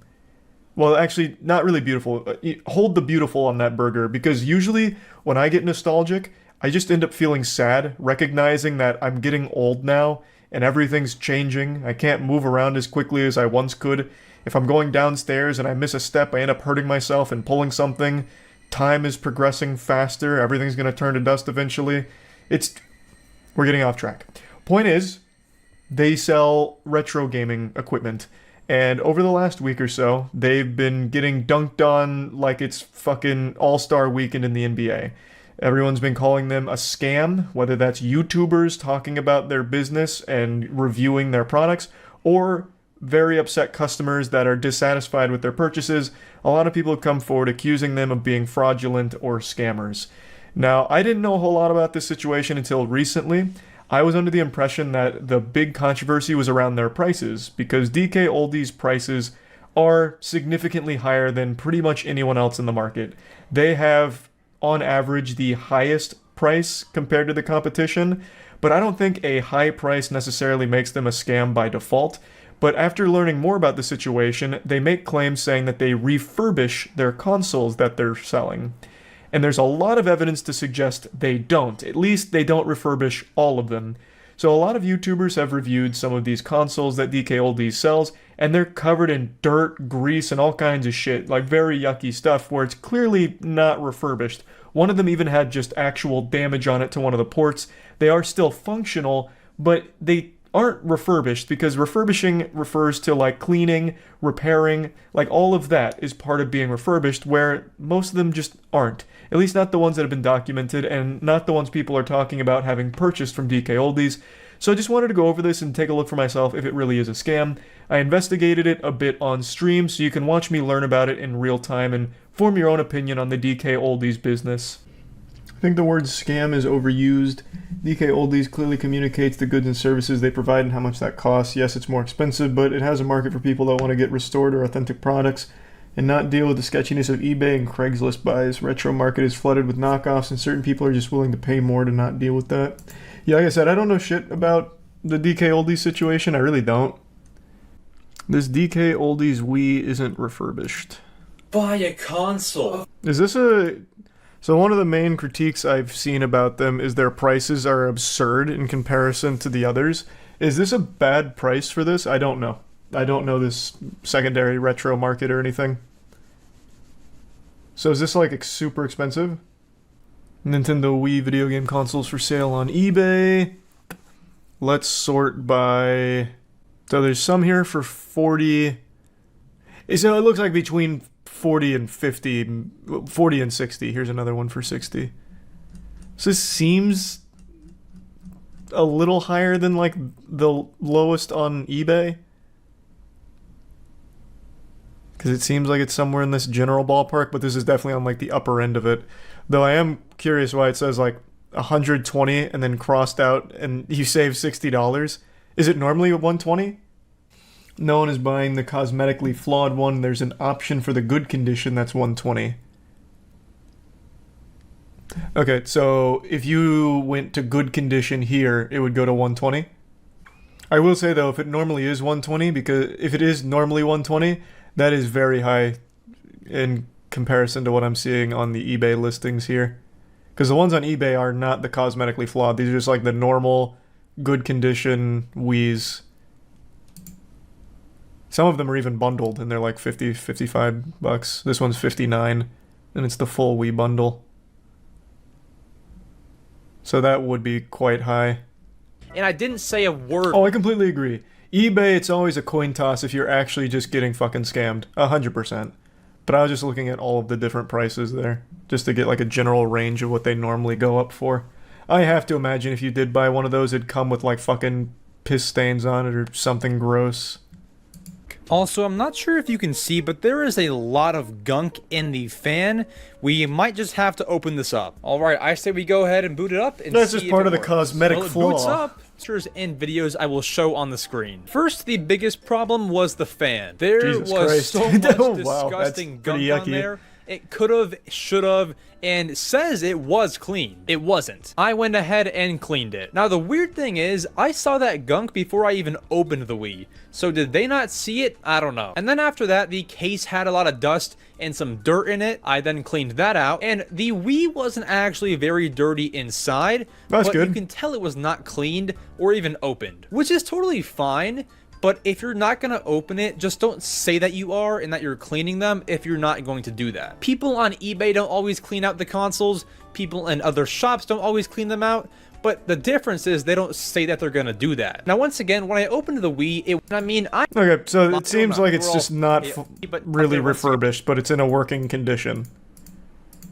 So then it seems like the big issue is they're saying they did something that they're not. At least not in this case. Maybe this was like some kind of special exception where they just made a big blunder, but yeah, it seems like this is pretty common. I imagine it's going to be much of the same story, right? I bought a refurbished backwards compatible PS3 from DK Oldies for $400, and in this video, we're going to take an in-depth look at this. Is that price seems kind of high for a PS3. I've definitely seen those for cheaper. I recently bought a, where is it? I don't remember where I put it. I originally bought like a 360 because Jackson and I were doing that achievement competition. It was far from being in the hundreds of dollar range. I think it was like $100 in total. And that shit works perfectly, and it came with all the cords, cables, and everything. Let's see what these normally go for.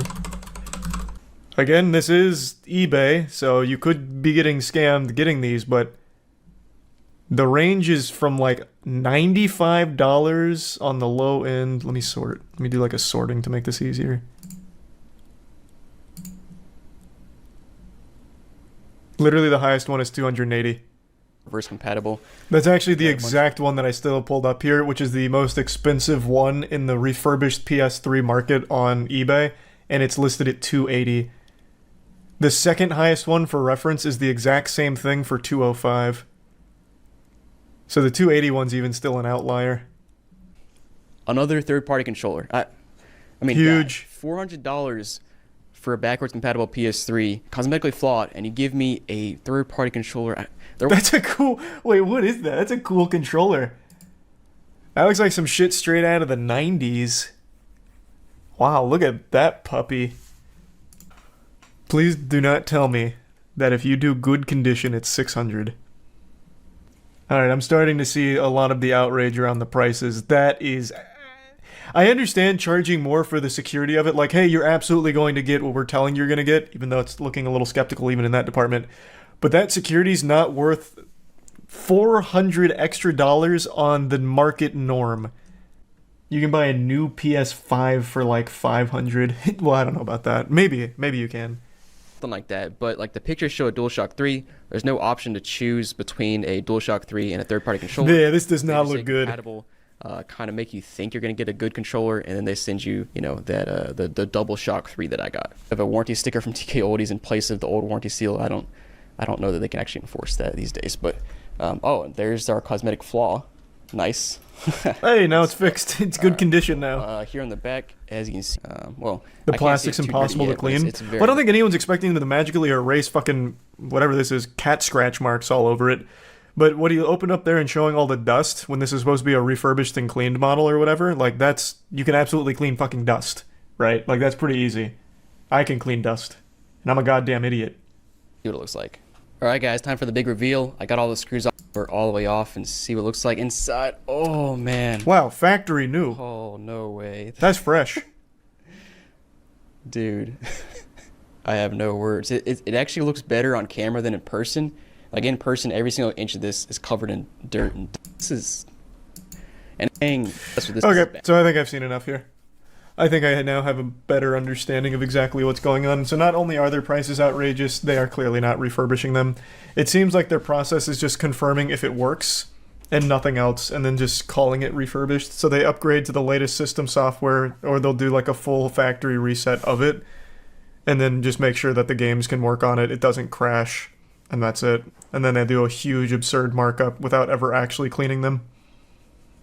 So my 360, I got this 2 years ago, $90. So Smash is starting. All right, I'll swap. Hold on though, I want to see what this goes for on DK Oldies. Ooh, the exact one. The exact one at 240. Ooh.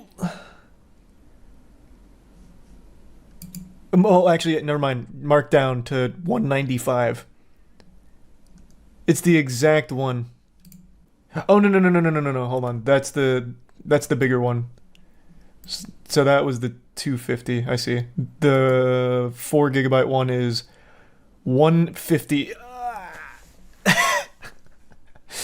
That's no good. That's no good. That's big stinky. Uh-oh. Yeah, here. That's the exact one, and I got it for 90 at my local shop. And as for if it's refurbished or not, they actually, so at the shop, they don't even claim it's refurbished. But just looking over it right now, I don't even see any dust, and I've had this for 2 years now, so even if there was dust, I'd be like, yeah, it sounds about right. But like, it's pretty spotless, like, looking through the vents and shit. Looks nice. It's not even cosmetically flawed. There's no scratches on it or anything. $90. So I saved myself $70 instead of going to DK Oldies for it. Well, I still would like to see their side. Every day, tons of new collections get sold to us here at DK Oldies. Let's take a look at this one, for example, and let's check out everything that has to happen to this Wii before we can list it for sale and it finds a new home. And then it's shipped to customers like that. And while it's open, he'll blow out any dust or debris that may be inside. Yeah, so this is not exactly... I see what they're going to do. They're just going to walk through the process and say it's done like this for all of them, even though there's clear evidence that that's not the case for every single one of them. I see.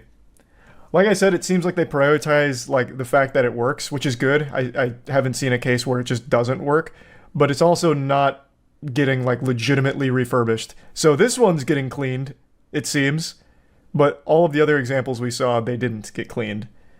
And I would like to see them explain the pricing. I'm very curious on why it's so high. Yeah, so it's not exactly a response. It's, hey, we do this. Here's an example of us doing it for one console. Then she'll make sure the Wii has the 2 doors that go on it. Without addressing all of the very real evidence for ones that weren't refurbished. Okay, now that it's been tested, repaired, and cleaned, it's ready to be listed for sale on the website while it awaits its new home.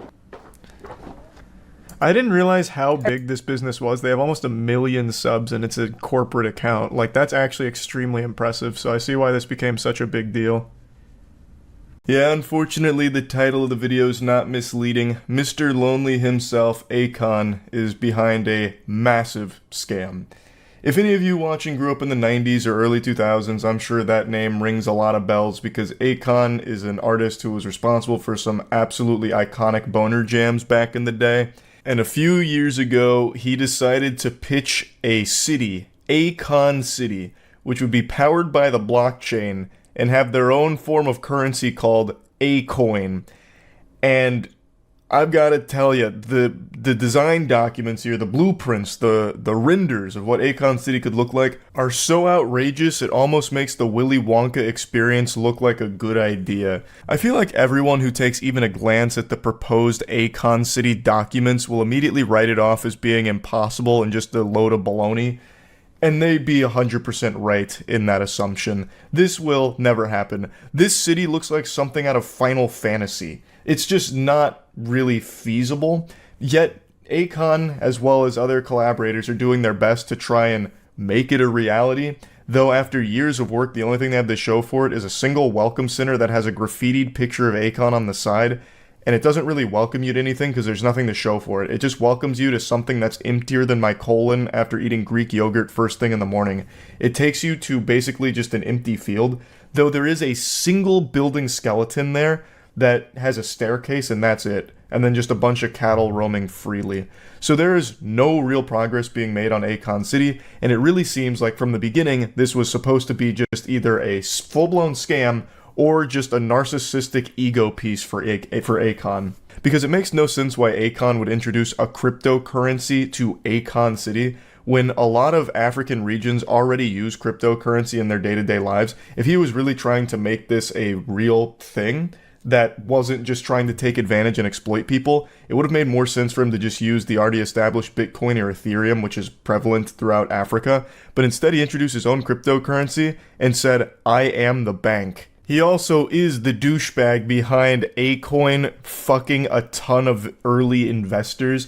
So they actually did sell A-Coin, and a lot of people bought into it, and then it immediately collapsed. It went from a 132% gain to a 60% loss, and then started offering refunds. And all these investors, when trying to get their refund, basically just got cold-shouldered and never got their refunds for this. They basically just got rugged like everyone else with the crypto boom a few years ago. But anyway, I recommend checking out Patrick Cece's video for an in-depth look at a lot of what went on behind the scenes at Akon City and Akon himself here. I want to show you what Akon City was supposed to look like and how fucking stupid this entire project seems just from like an outside perspective. It really looks like an impossible to complete task that somehow Akon promised would be done by 2024, and yet all they have right now is like a bare bones welcome center and like a single like skeleton of another building. That's about as bad as the Soulja Boy Game Boy. Okay, show a little respect for the Soulja console. Also, Akon City is so much worse than just releasing a fraudulent game console. It is disgusting to compare the two. Akon's City is like the most egregious over-the-top scam. Like, it's so much worse. Akon actually has a video showcasing it. Look up, "This is Akon City." I don't think I ever saw this. I only ever read about Akon City. So here's the entertainment district. What are these? These aren't even buildings. This looks like when you go into Roller Coaster Tycoon and fuck up the terrain. Who's your architect? This is what it looks like when you, like, actually trip acid for the first time. It's even bad CG. Yeah. It's melted. Yeah, I guess their chief architect is Salvador Dali. Brought him back with the Akon City in-house necromancer. The Tech District? What does this mean? Tech 003421? What tech what? What is the tech? What are they doing here? Lex Luthor live here or something? What does this mean? What does it mean? Butt Plug City. Yeah, I mean, not wrong. This all does look like something you'd find on Bad Dragon. Health and safety. Wait. Hold on. Oh, wait, it's this building. I thought he just reused Tech 001 here for the health and safety building, but it's this building. They're just side by side. Yeah. This is the police station here. They inhabit this pack of hot dogs. Here's the fire department, which is conveniently placed in the worst possible position for them to get anywhere, because they're going to have to navigate this minefield, this fucking labyrinth. Good luck having a quick response time from the firefighters. Unspecified office building, I guess. Residential building. General hospital. Outpatient clinic. This is another residential building. Just this coral. Game name. Oh no, this is a city. This is a Akon City in real life. Apparently they actually did build a building though, so I'm gonna have to check that out. I never saw this video go up for it. Education District, this is Education 1, Education 2, Education 3, so I'm guessing this is pre-K, kindergarten, middle school, high school, and then everyone parks here. In this teardrop, and then another residential building. Osmosis Jones type landscape. Bro modeled the city from the mitochondria. Yeah, true. So here's the Scenewood district. Oh, here, Akon Tower. He's even got his own, like, Avengers building. So this is where Akon lives, and only Akon. Wait, wasn't this in the Tech District? Isn't this building already occupied by Tech? Am I misremembering the layout? It might be too sophisticated for my tiny little reptile brain, but I'm pretty sure that was one of the Tech buildings. Oh no, it's right here. It's right above Tech 4. Then a bunch of filming studios, more residential buildings, some more office buildings, and this random media tower, I guess. Looks like a cactus theme park. Yeah. Convenient location. All of this looks like Hitachi wands. It looks less like butt plugs and it legitimately looks like the things you'd see in porn. Those like really ribby wands. Looks like Cryptoland 2.0. Well, apparently it's powered by the blockchain, so it kind of is Cryptoland 2.0. I have to imagine whoever put this presentation together was actually laughing so hard as they charged Akon an exorbitant amount for it. Yeah, I'll throw this piece of shit together for like, I don't know, like $3 million bucks. Done. Shake my hand. Looks like a pretty cool place to live. I don't know what I'm looking at here. It's just random JPEGs that are floating through on this building, but how could you not smile if you lived in a place like Akon City? Alright, let's see the current Akon City. Do we really need an explanation for why Akon City will never happen? I think we all know just by looking at the design blueprints there. Like, come on. Building has like futuristic curvatures outside. It definitely looks like something out of Wakanda, but only one building so far. Whoa, what was this? Wait, what? This is there right now. Also, you should probably have someone else come in and do the artwork on the side of your building. Why? That looks like extremely low poly. It's like a PS1 render of Akon. You could definitely find a better artist for that. In March 2022, Stevens asked a judge to freeze Akon's New York assets, claiming that without the measure, Akon would have difficulty repaying an alleged debt. Stevens' lawyer, Jeffrey Movitt, alleged in his affidavit that Akon City and Akon exhibited many of the trademark characteristics of a fraudulent business venture, such as Ponzi schemes and pyramid schemes. Akon City was likely a scam. Akon denied the allegations about Akon City. The following month, he paid $850K to settle part of the ongoing lawsuit. He said the motion to freeze his accounts has been made out of spite. I mean, likely a scam is very generous. It is 100% a scam in every possible version of the word. It is official. That's the only thing they've built at Akon City. It's just a welcome center with his face on it. Well, why can't I... Does anyone ever pay a visit to the welcome center? I want to see it. Let's check out this Planet Earth 2 thing. Oh, it's Kira TV again. We watched his video on Dreamworld. How many fucking scam MMOs are there? Man, it's in full fucking swing. It's like giant crypto scams in games now, it seems. This puts Dreamworld to shame?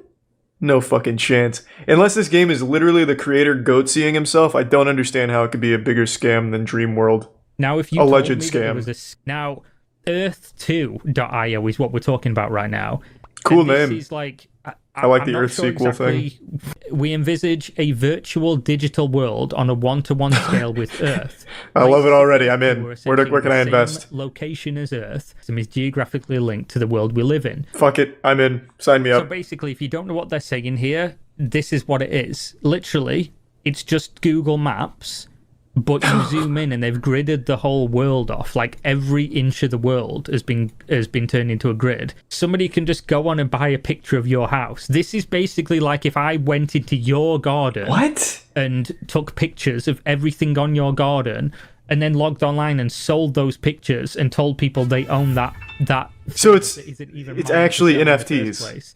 So it's mental. It's an But when NFT you start scam. reading about like this is such a rabbit hole. That is quite guys, literally it's gonna take NFTs. So many videos.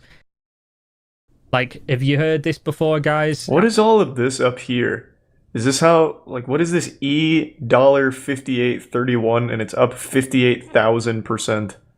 So I'm guessing this really is just like a giant NFT scam.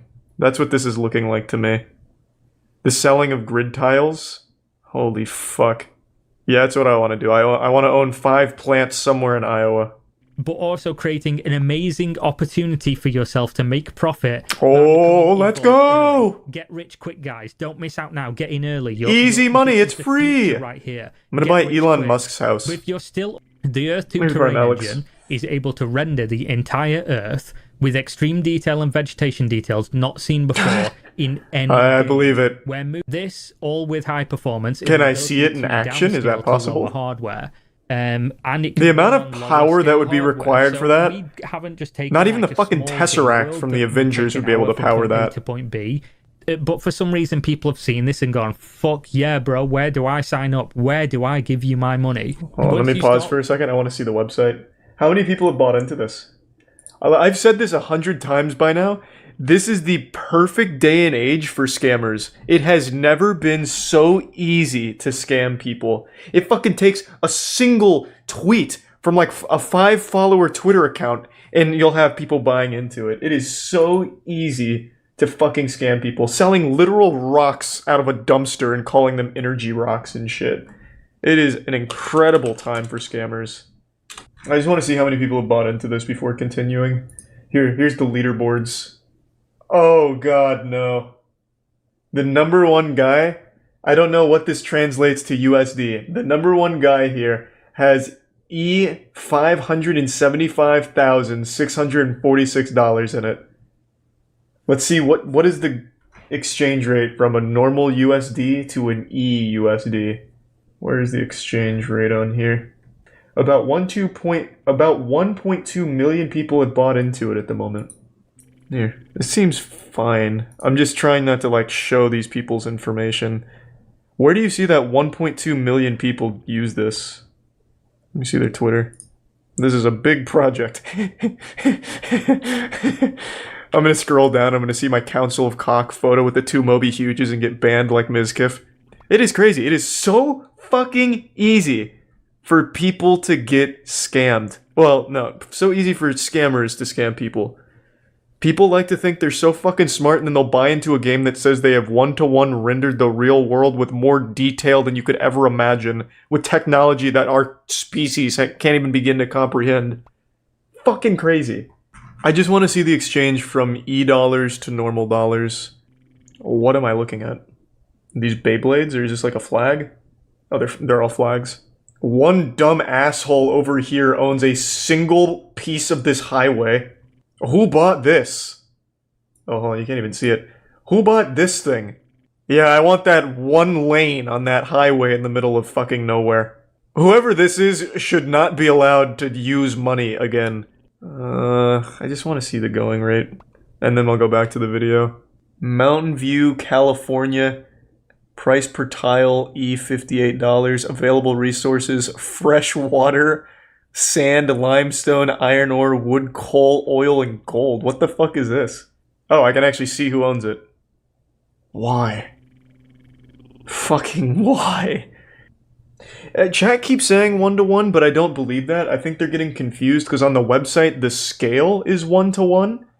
So, like, they're claiming that they have 1-to-1 scaled the entire Earth in a game that doesn't have any loading screens, pop-ins, incredible detail, of vegetation, plants, and life. Like, I think they're getting confused with all the dog shit. This one, I believe, EUSD is about 33 cents. That sounds a little more reasonable. That's euros. Oh god, yeah, that sounds like Twitch chat. It's their own currency. So it's not fucking euros, Christ. Either way, dude's got fucking over 500,000 EUSDs invested into this game for no fucking reason. And it's not even, I don't know why I'm calling it a game. It is literally Google Earth, but they put a grid on it and are selling individual squares. Who'd have guessed the man behind Earth 2 wouldn't be able to substantiate his 20-year professional history? His oldest online presence is of his LinkedIn profile, which has been online for only a few months.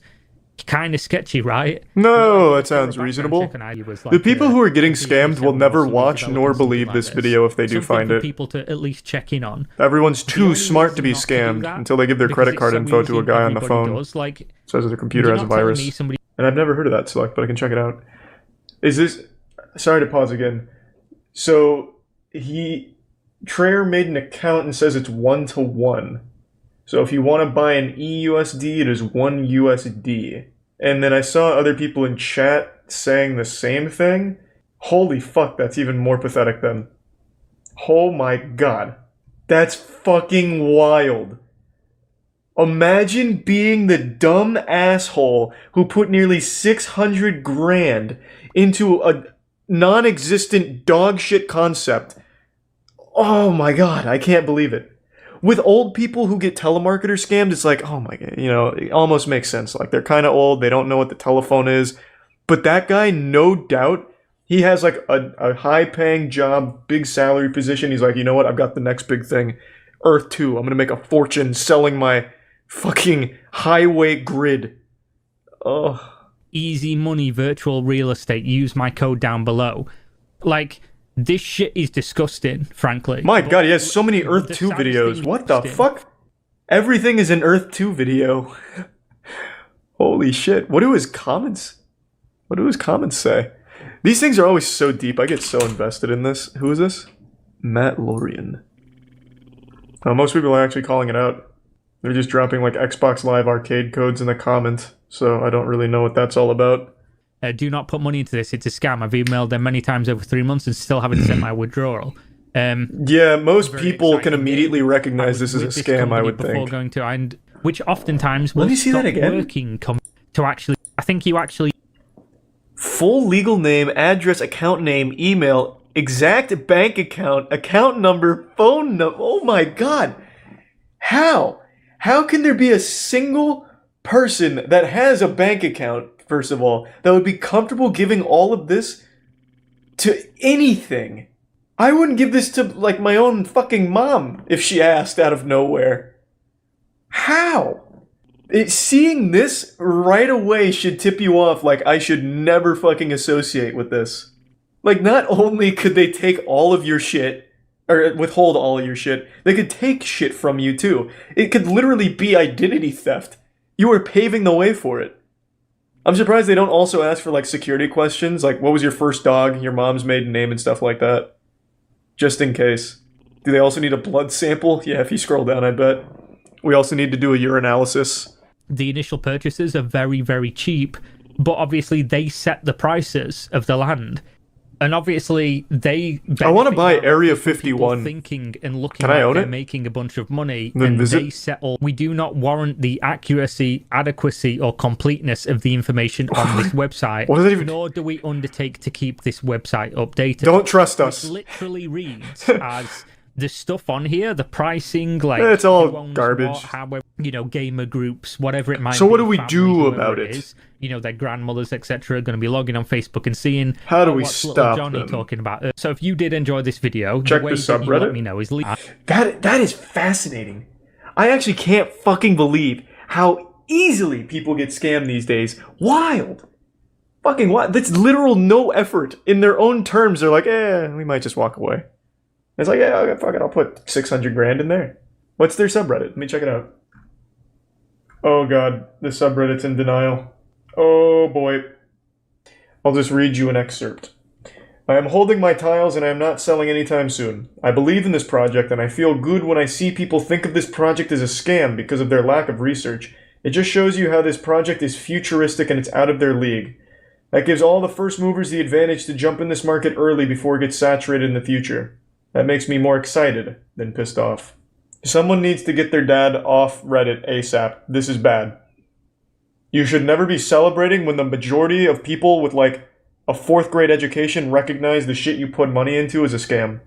Don't get excited, get scared. Get your shit out and run. That is so fucking sad. I can't even be mad at someone like this because I know for a fact that they're probably very innocent. They've never played RuneScape, they've never been scammed, and they just refuse to believe it. So this video actually, or not this video, this John's video got posted, and the community was not excited. So this video got posted saying, Earth 2 with the biggest exposure yet, this is going to blow up big. Top comment, haters gonna hate. There's a post that mentions me. On this subreddit? Where? Well, now I just feel bad. And by that I mean, don't feel bad at all. The post is basically saying the devs need to release actual game footage immediately. I'm just going to go ahead and go out on a limb and say that'll never come. I can say with a high level of certainty, they probably don't really give a fuck about that. I don't think it's coming. Not to shit on Christmas for you. The top post is then saying, if I or Asmongold cover it at the state it's at right now, it'll forever cripple the project. They have to release something now, even if it's in a primitive state. I guess I mentioned here because I talked about Dreamworld. So I guess that's what they're referring to. But man, just pull out. I'm not your dad, but now I just feel bad reading that. Just get the fuck out. I know you're not like able to because it seems like they're not processing exits like payments you're due, but just try. It's so fucking sad. Like I can't even really be mad at the people, man. I really can't. Like reading these, they seem like nice people. Like the people that have really committed to this and bought into this dream, they seem like friendly, nice people. Even these videos that are calling it a scam in their title, they're like, you know what, just let's respond calmly to this and talk about misinformation. And then they put $600,000 into this. Is it crypto though? I didn't get that impression from Kira's video, and going on their website, it doesn't seem like crypto. You're paying 1-to-1. You are quite literally just taking a US dollar and paying for the shit in the game, and then you get a US dollar with an E in front of it. It doesn't really seem like crypto. Because it's not like an in-game currency, right? They pay you in USD and you just extract it? Or that's how it's supposed to work in theory, it just doesn't work? Yeah, I get, it's treated like NFTs, basically. You're buying nothing. Literal fucking nothing. So is there any new information that we haven't covered? Because otherwise I think that's about it. It's definitely worse than I would have expected, to be honest. I think that one's a far more evil scandal than Dreamworld. Dreamworld was an ambitious project that never had a single fucking chance of being made, but at least they put something there, albeit dog shit. This is an actual just money grab. Oh, actually, before that, I forgot to look at this.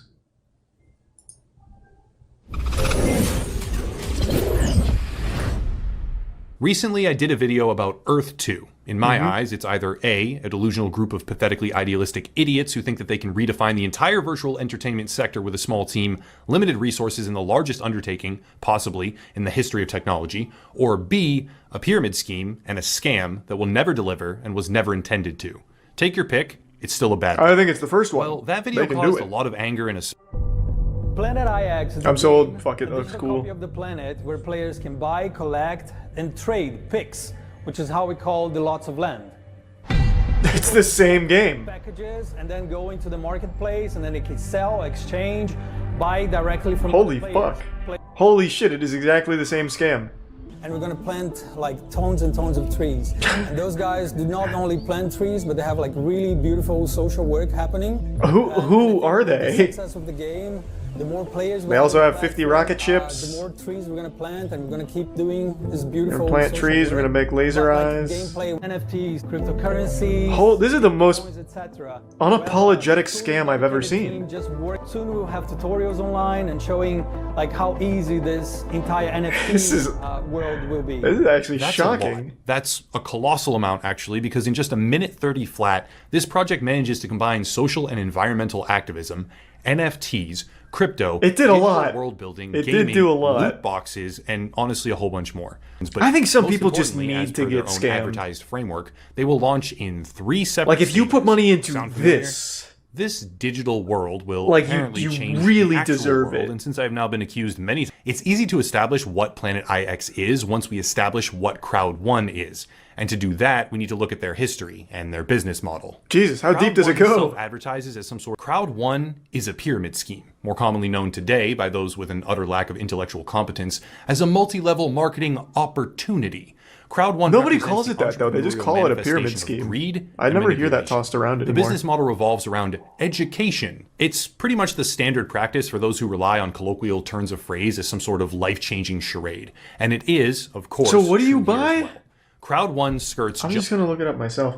I don't get it. What the fuck do you buy with Crowd 1? You buy quotes? Oh my god. I'm gonna bring up this website. Let me show you. If any of you, you're taking business courses in university, maybe you graduated with the degree and you're too smart to be scammed. Just in case. If you ever see a fucking site that has to say, we are not an investment scheme, you're fucked. If you disregard something like this and still go in, you deserve whatever happens next. You absolutely deserve it. Within the very first paragraph of this website, it immediately gives you the biggest possible red flag. Literally, we aren't a scam. Trust us. But yeah, this looks like an absolute dog shit idea. And I still don't even get what it does. Like, I don't know what you're...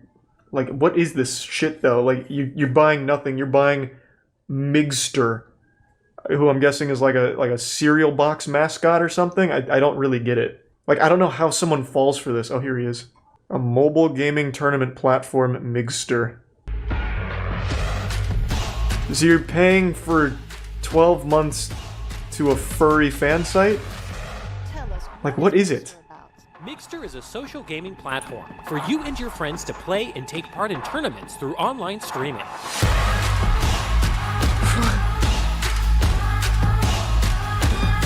They did not. They did not. This is the old Scooby-Doo Cartoon Network game from their website back in the early 2000s. Holy shit. This just sent me on like a nostalgia boner, like fucking That's So Raven episode. I used to play all of those Cartoon Network games.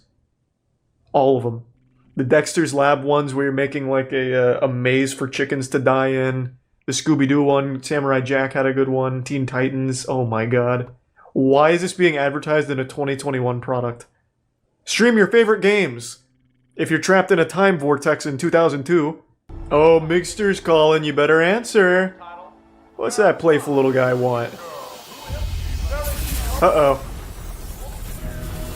Christ, so when a tournament starts, your whole life is ruined. The Avengers called. We need you. ASAP. Stop what you're doing. You have to play the Scooby-Doo Flash game right now. So much effort went into this trailer. My god, for one of the worst ideas I've ever seen.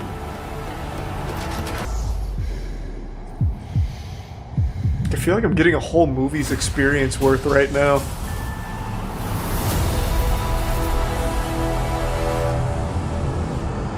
Wow. Fuck. Alright, sign me up. That trailer was real cool. And let's see how Migster's doing now. So you pay for this payment plan for Migster access.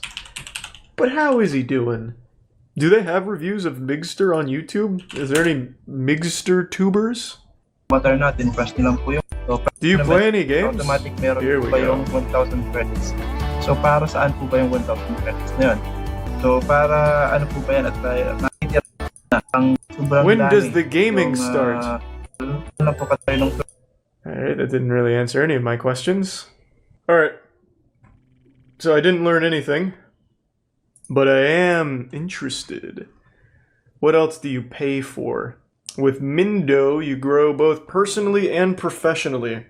Explore courses like rhetorics and how to build your audience and become an entrepreneur.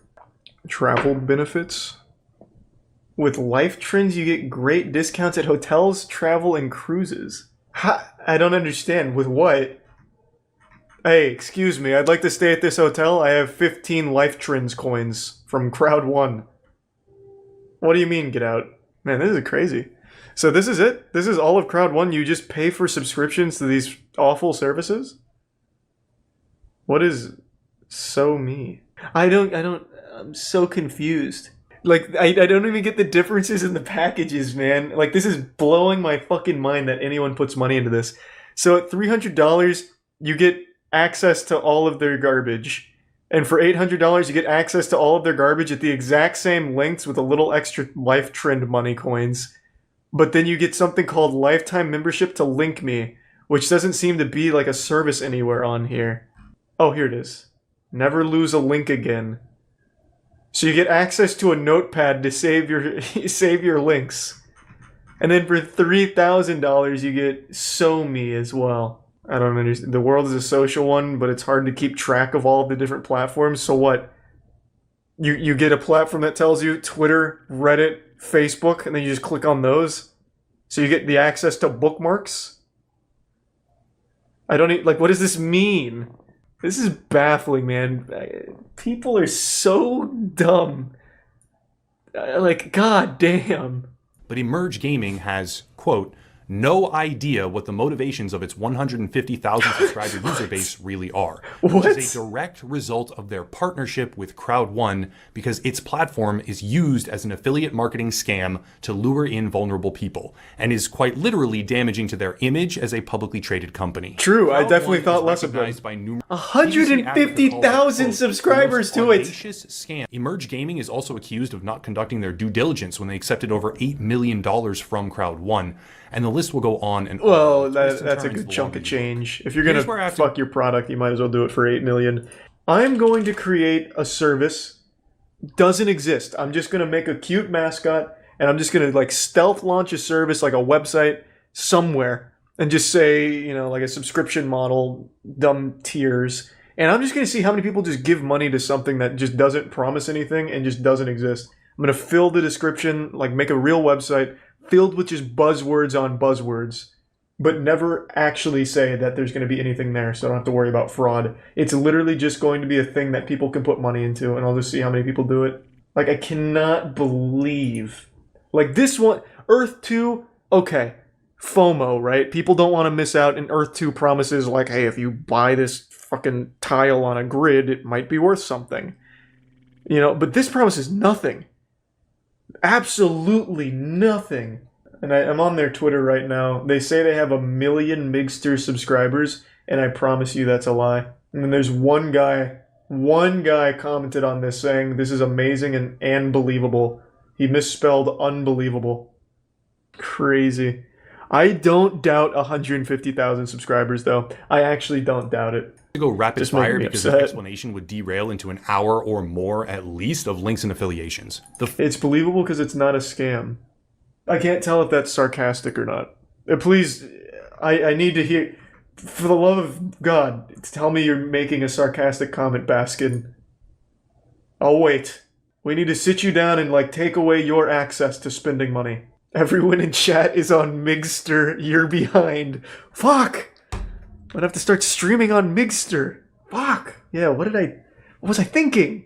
There are individual statements about the exact moment that Crowd1 devalued their promotional currency and robbed nearly everyone who was affiliated with them of what they had been working for by aggressively Holy lobbying shit. their friends and family to join this scam, such as Tor Anders Petero, who is known in his home country as the Pyramid King, and how once that information was discovered by BBC Africa, it got cleansed. Yeah, but this time it's different. From the internet. This time he went That man has legit. openly stated numerous times This that is he real looks now. for and accepts leads on He's targeting anyone trying to gamers. start No one a betrays multi-level us. marketing scheme.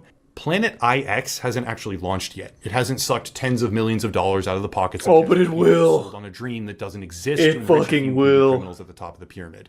Actually, maybe it has. It is, after all, marketing to a user base in the tens of millions under the global network that is Crowd1. But it's still in a phase where some people might be susceptible, and it's beginning to ramp. Oh no, Selfa. It's a wonderful thing being a member. No, oh, come on now. An ultimate ending that isn't a total investor wipeout based on the methodology and business I gotta practices hand it of to the its team parent though. company, They've been Crowd1. pyramid But when scheming for reality calls, years. it will be harsh. And they keep I wouldn't doing be it surprised successfully. At all if they take this particular video down or DMCA something or One of the send a guys is slap literally suit, called the king I of don't really pyramid care schemes, because and he it still needs to be makes said. another one. I Just see fine. it everywhere. Humanize it that if this entire thing falls apart, it's going to impact a lot of innocent people, not just the scammers who are stealing most of the money at the top. So it's a really complex problem. That was good. I actually cannot believe this shit. Like, oh my god. I just don't understand. I don't get the perspective. Like, how does someone go to that website that I just showed you and read anything on there and be like, yep, probably safe? And if you do even a second of research and find out that the entire team behind it is known pyramid scam artists, like, I just don't know. Like, I just can't wrap my head around that thought process. Like we learned a couple weeks ago, most of the people who get scammed are like well-off, wealthier people. And I don't know how the fuck that happens. Maybe they don't read it. Then why put any money into it? Because like, unlike a crypto where you could just like fucking go wild and put something into dog shit and get rug pulled or whatever, this is you're putting money into something that claims it's a streaming service or like an education platform. So wouldn't you at least want to see that? It's fucking crazy. I know there's been an overwhelming amount of bad news recently, and I figured when it rains it pours, it's best just to give you even more right now. It's official, Akon City has been scrapped. I'm as shocked as you are, I'm as disappointed as you are, angry, sad, inconsolable even. Akon City was set to be like one of the great wonders of the world. It was going to drag us kicking and screaming into the next age of humanity. It was a multi-billion-dollar project from Akon, Mr. Lonely himself. The city had breathtaking renders for its unique architecture that all looked like fucking barnacles. And it was even going to be powered by its own cryptocurrency, A-Coin. I don't know about you, but I was scratching at my neck, just itching to convert all of my money to A-Coin. But unfortunately, it looks like we're never going to get to experience this utopia. I covered this in a video like a year ago, but in a nutshell, Akon pitched Senegal on this big project, multi-billion dollar, he hyped it up, really just breathed a bunch of fucking baloney into it about... Oh man, it's so absurd that it actually just put some fucking dirt in my throat and made me cough. But he pitched them on this idea, they bought into it, and it went nowhere. And it never really even stood a chance. He wanted to mint a fucking city on the blockchain, basically. And all of his design documents were the most outlandish load of hogwash I've ever seen. We'll go over that in a moment. His renders are actual cinema. It's been many years since Akon was supposed to get all of this in motion. It was a $6 billion real-life Wakanda powered by Acoin, but the property got stuck in limbo, and after all these years, the only thing that's been built is a welcome center. Akon was warned in 2024 that failure to meet deadlines and payment schedules to Sapco would result in the forfeit of the property, and that's exactly what happened. Akon continued to stall, and now the land has returned to the state, so they're going to be prioritizing a tourism project instead. So RIP to Akon City, but let's not forget the memories we made along the way. Take a peek at what this could have looked like. So here's the entertainment district. What are these? These aren't even buildings. This looks like when you go into Roller Coaster Tycoon and fuck up the terrain. It's even bad CG. Yeah. It's melted. Yeah, I guess their chief architect is Salvador Dali. Brought him back with the Akon City in-house necromancer. The Tech District? What does this mean? Tech 003421? What tech what? What is the tech? What are they doing here? Lex Luthor live here or something? Butt Plug City. Yeah. This is the police station here. They inhabit this pack of hot dogs. Here's the fire department, which is conveniently placed in the worst possible position for them to get anywhere, because they're going to have to navigate this minefield, this fucking labyrinth. Good luck having a quick response time from the firefighters.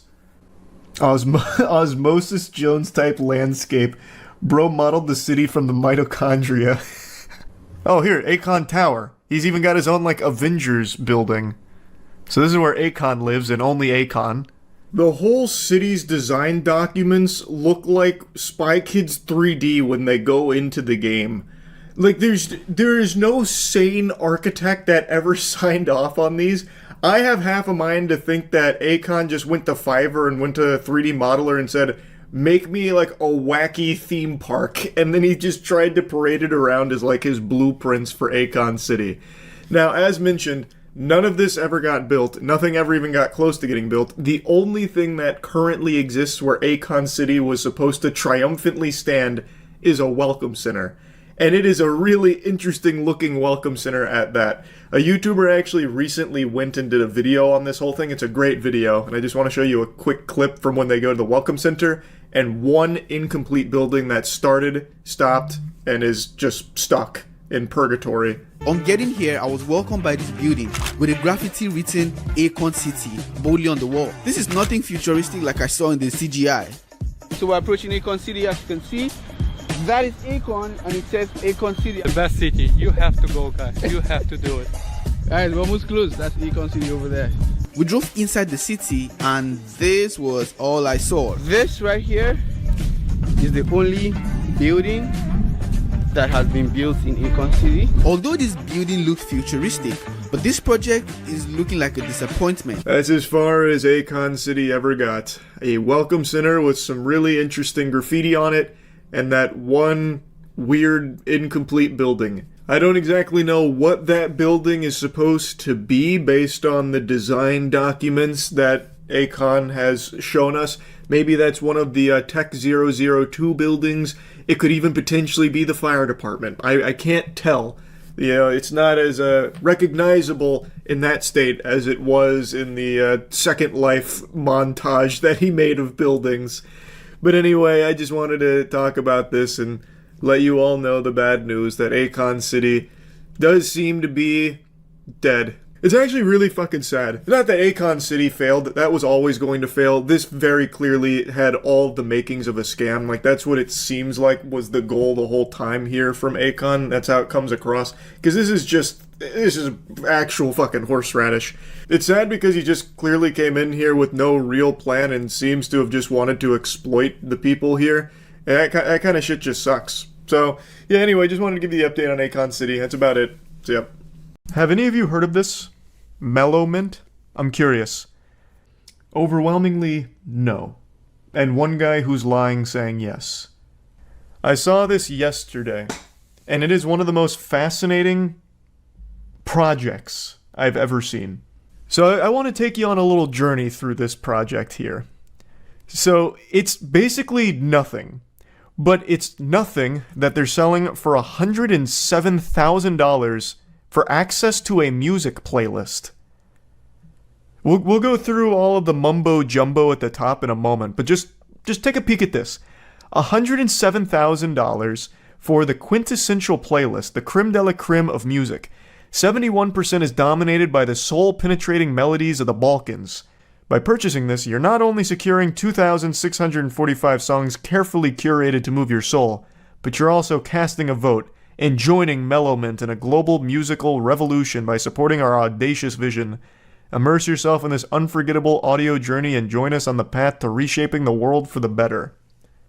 So this isn't even music they make. This is just 2,645 tracks they pulled into Spotify, basically, and they're charging you $107,000 for access to it.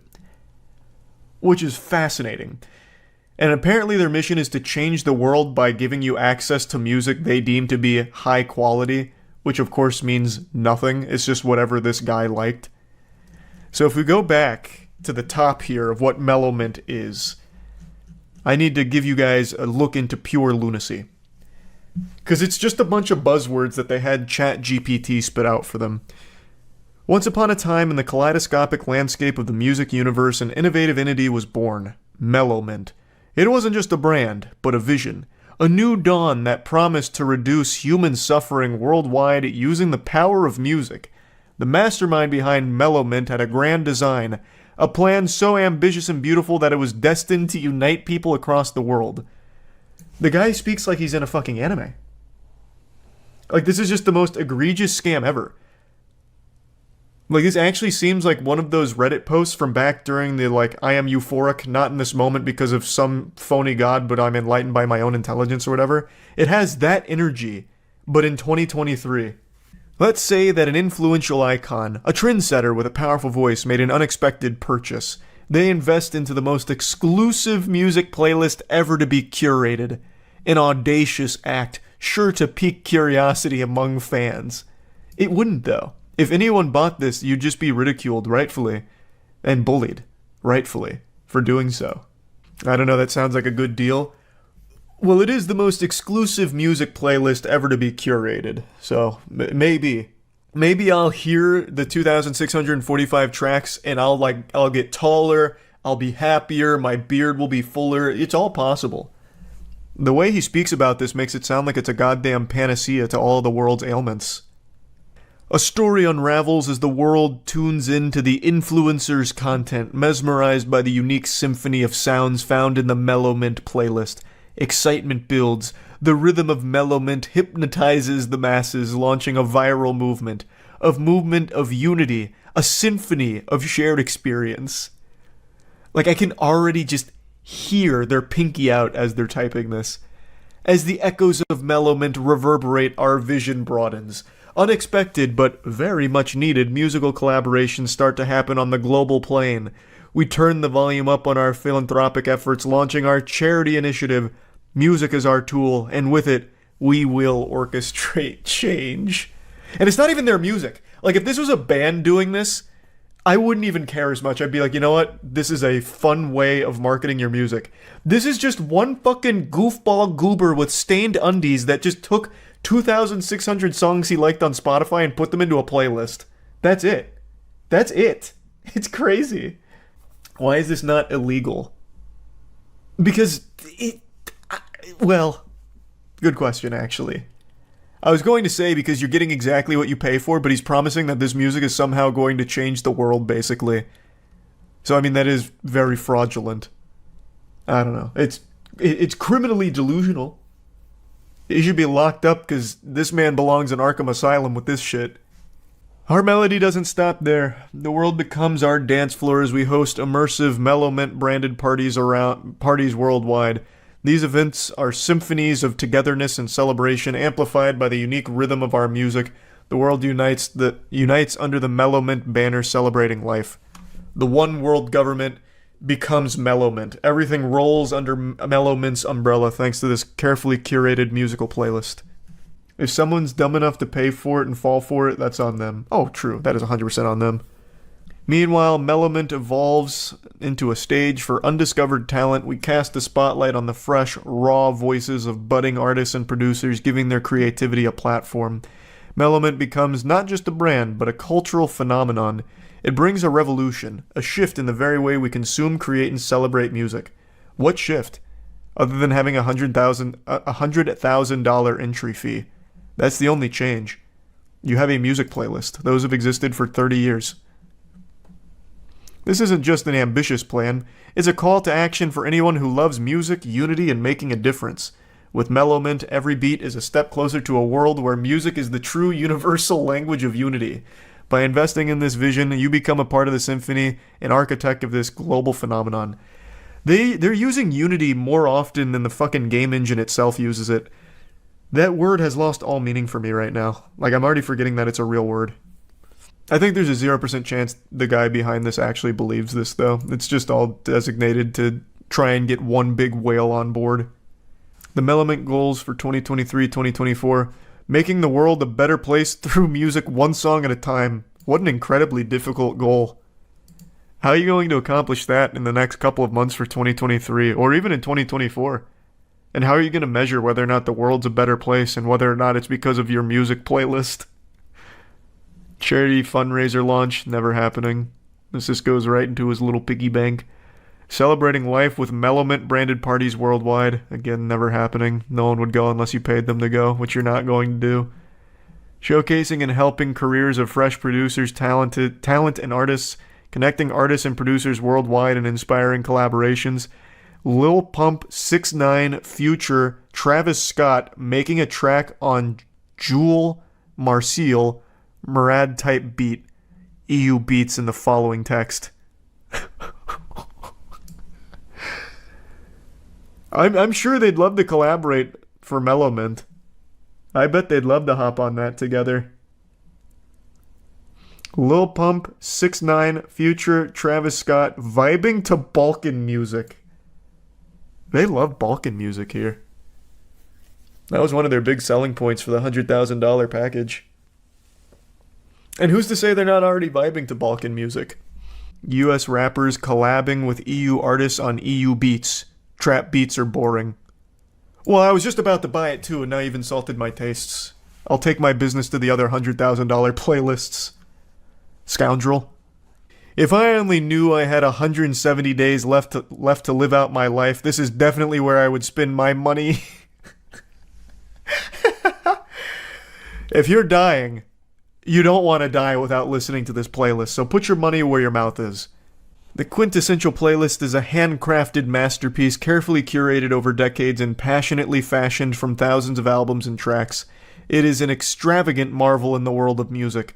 This exclusive collection is nothing less than the culmination of a lifetime devoted to exploration and adoration of good music, an enduring testament to the transformative power of rhythm and lyrics. Who dictates whether or not it's good? Just this one weirdo's tastes? Probably not a single #1 hit on that playlist. Oh, absolutely not. You think he would besmirch the handcrafted beauty of this playlist with a Billboard topping song? Disgusting. No. This is for real music, such as the sound of 3 trash cans being banged together. Oh, yes. Just even thinking about that starting to change the world for me. Venturing far beyond the realm of the ordinary, the Quintessential Playlist is a result of countless hours, days, and years spent delving truly deep into the global music vault. Every song is handpicked meeting the toughest criteria, every track polished to perfection, every melody carrying its own unique story. This prodigious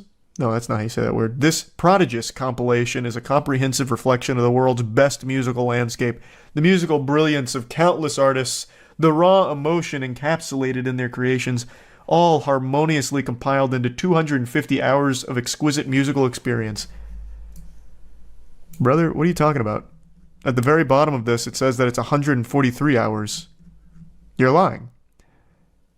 This says right here, in plain, ordinary English, 2,645 tracks equate to 143 hours of listening time. Where's the 250 coming from here? Are you lying? Are you telling me a lie? Oh my god. How am I supposed to trust them now with my money? But yeah, I saw this project yesterday and I was just blown away by just how shameless it is. With a quintessential playlist, you don't just listen. You connect to the world and reaching a global audience. It's about bridging the gap between continents, cultures, and individuals, about resonating with the collective heartbeat of humanity. Experience the influence, the reach, the significance, the quintessential playlist. If there's no The Gentlemen on it, then this whole playlist is worthless. And here's the party they're talking about that's never going to be thrown. I actually feel like this is made by the guy who made Firefest, and I already forgot that fucking goofball's name. But it's basically just like the same thing. You're buying a ticket to the once-in-a-lifetime event that mirrors the vibrancy and energy of the music it celebrates. It's just a blatant scam. That image was generated by AI, was it? Oh yeah, it was. The hands are fucked up. This actually is just an AI image. Cute. Well, I mean, he's not saying the party's been thrown yet. It's just, it's coming. And this is them showing you that. Oh! I never even scrolled down this far. There's a $35 taste test. Not ready to commit? No worries at all. The taste test will change your mind. Dip your toes into the boundless ocean of music with our sample offering. A finely curated selection of 17 extraordinary tracks gives you a small yet immersive glimpse into the Mellow Mint universe. Soul-stirring heart of Balkan tunes, electric energy of European rap pop, and an intoxicating whisper of sultry reggaeton. If you pay $35 for a fucking playlist, you deserve to go to jail. Straight up. And if you pay $107,000 for access to a playlist, you deserve to go to hell. Like, I don't know what to tell you. This is tragic. Very cool, though. That's the Mellow Mint difference. We might start seeing a subtle change in the world for the better, and we'll know who to thank for it. But he's delivering on everything he promised. It's most certainly life-changing being $107,000 in debt.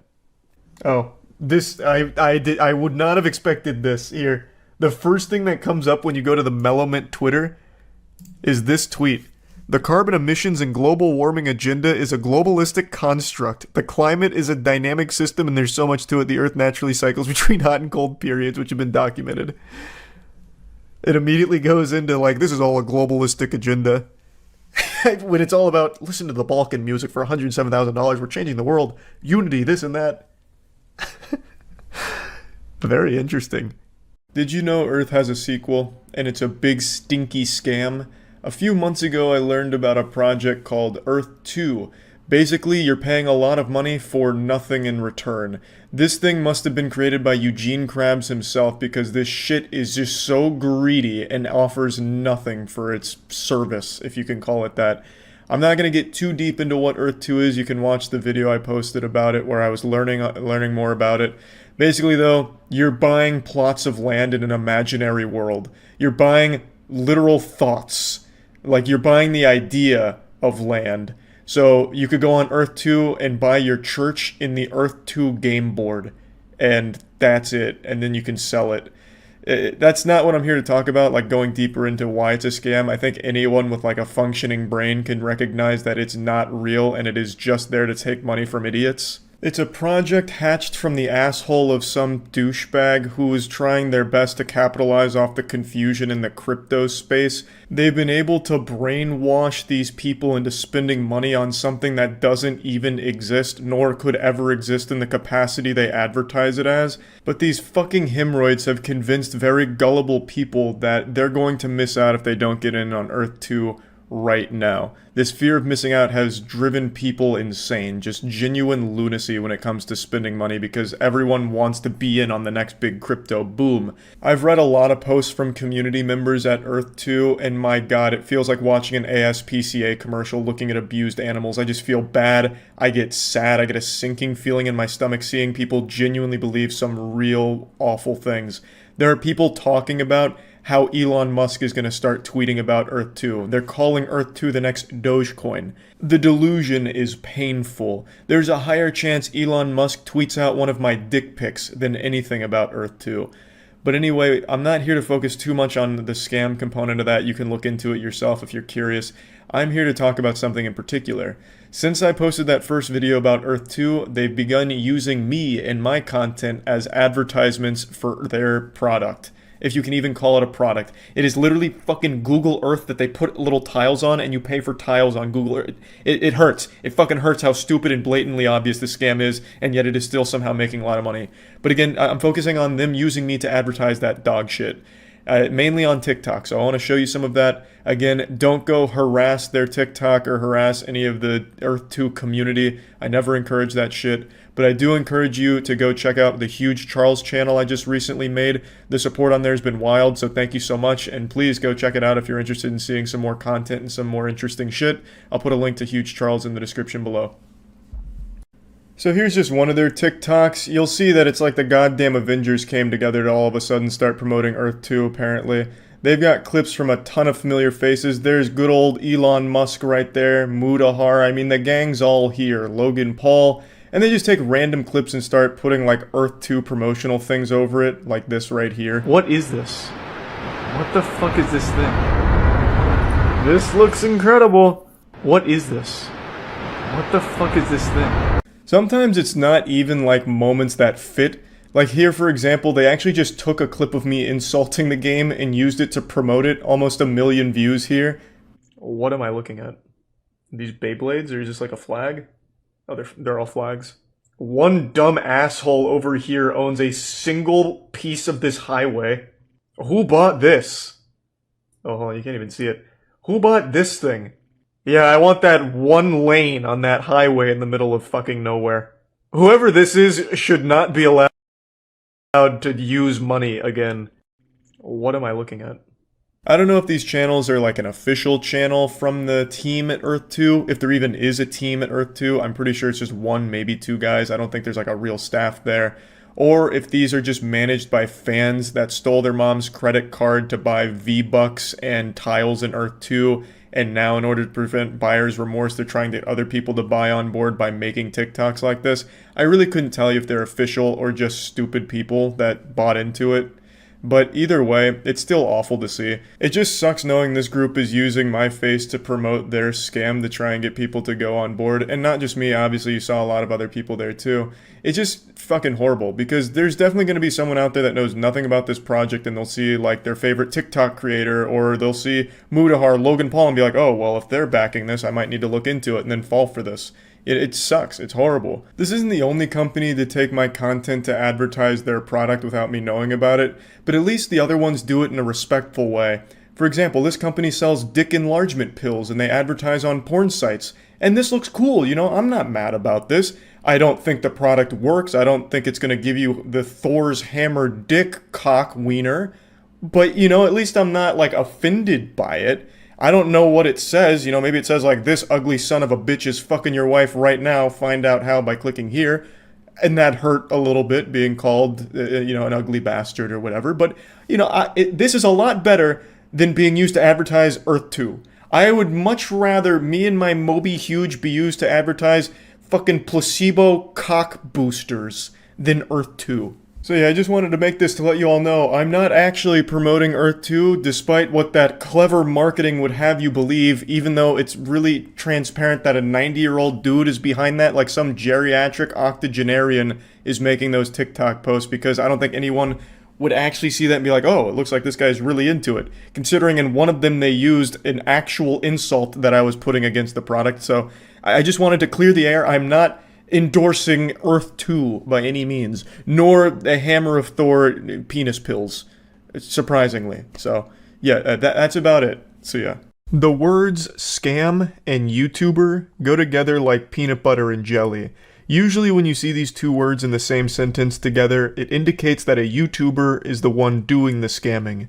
But today, I've got a goofy little sad story for you that subverts your expectations more than Game of Thrones Season 8. This turns that narrative on its head, because in today's story, a YouTuber was the victim of a scam and lost about $1 million in pursuit of a dream. This is the story of how a friend of mine named Oompaville was schmeckeldorfed out of 1 million clams by a greasy worm named Jake. Oompaville just posted a beautifully made documentary going over the entire situation, so I highly recommend checking that out for the full story.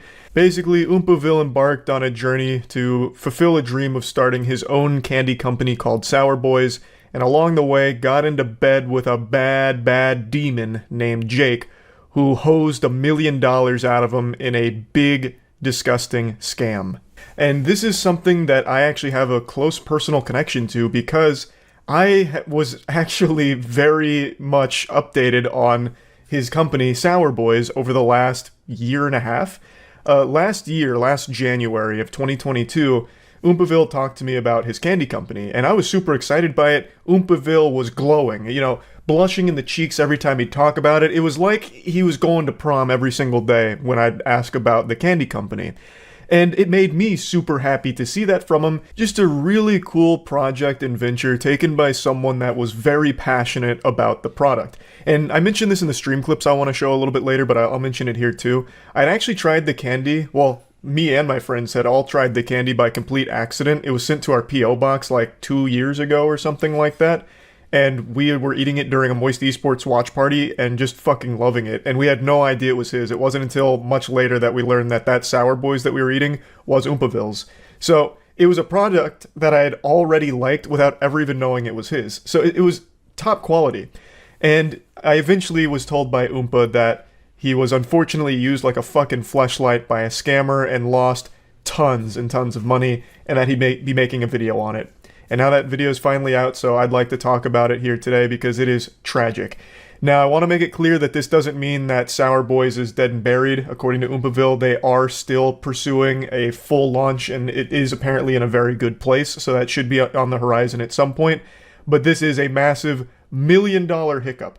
That's a hiccup that could put you in an early grave, honestly. Losing that amount of money to a scammer is nothing shy of an absolute asteroid hitting your world.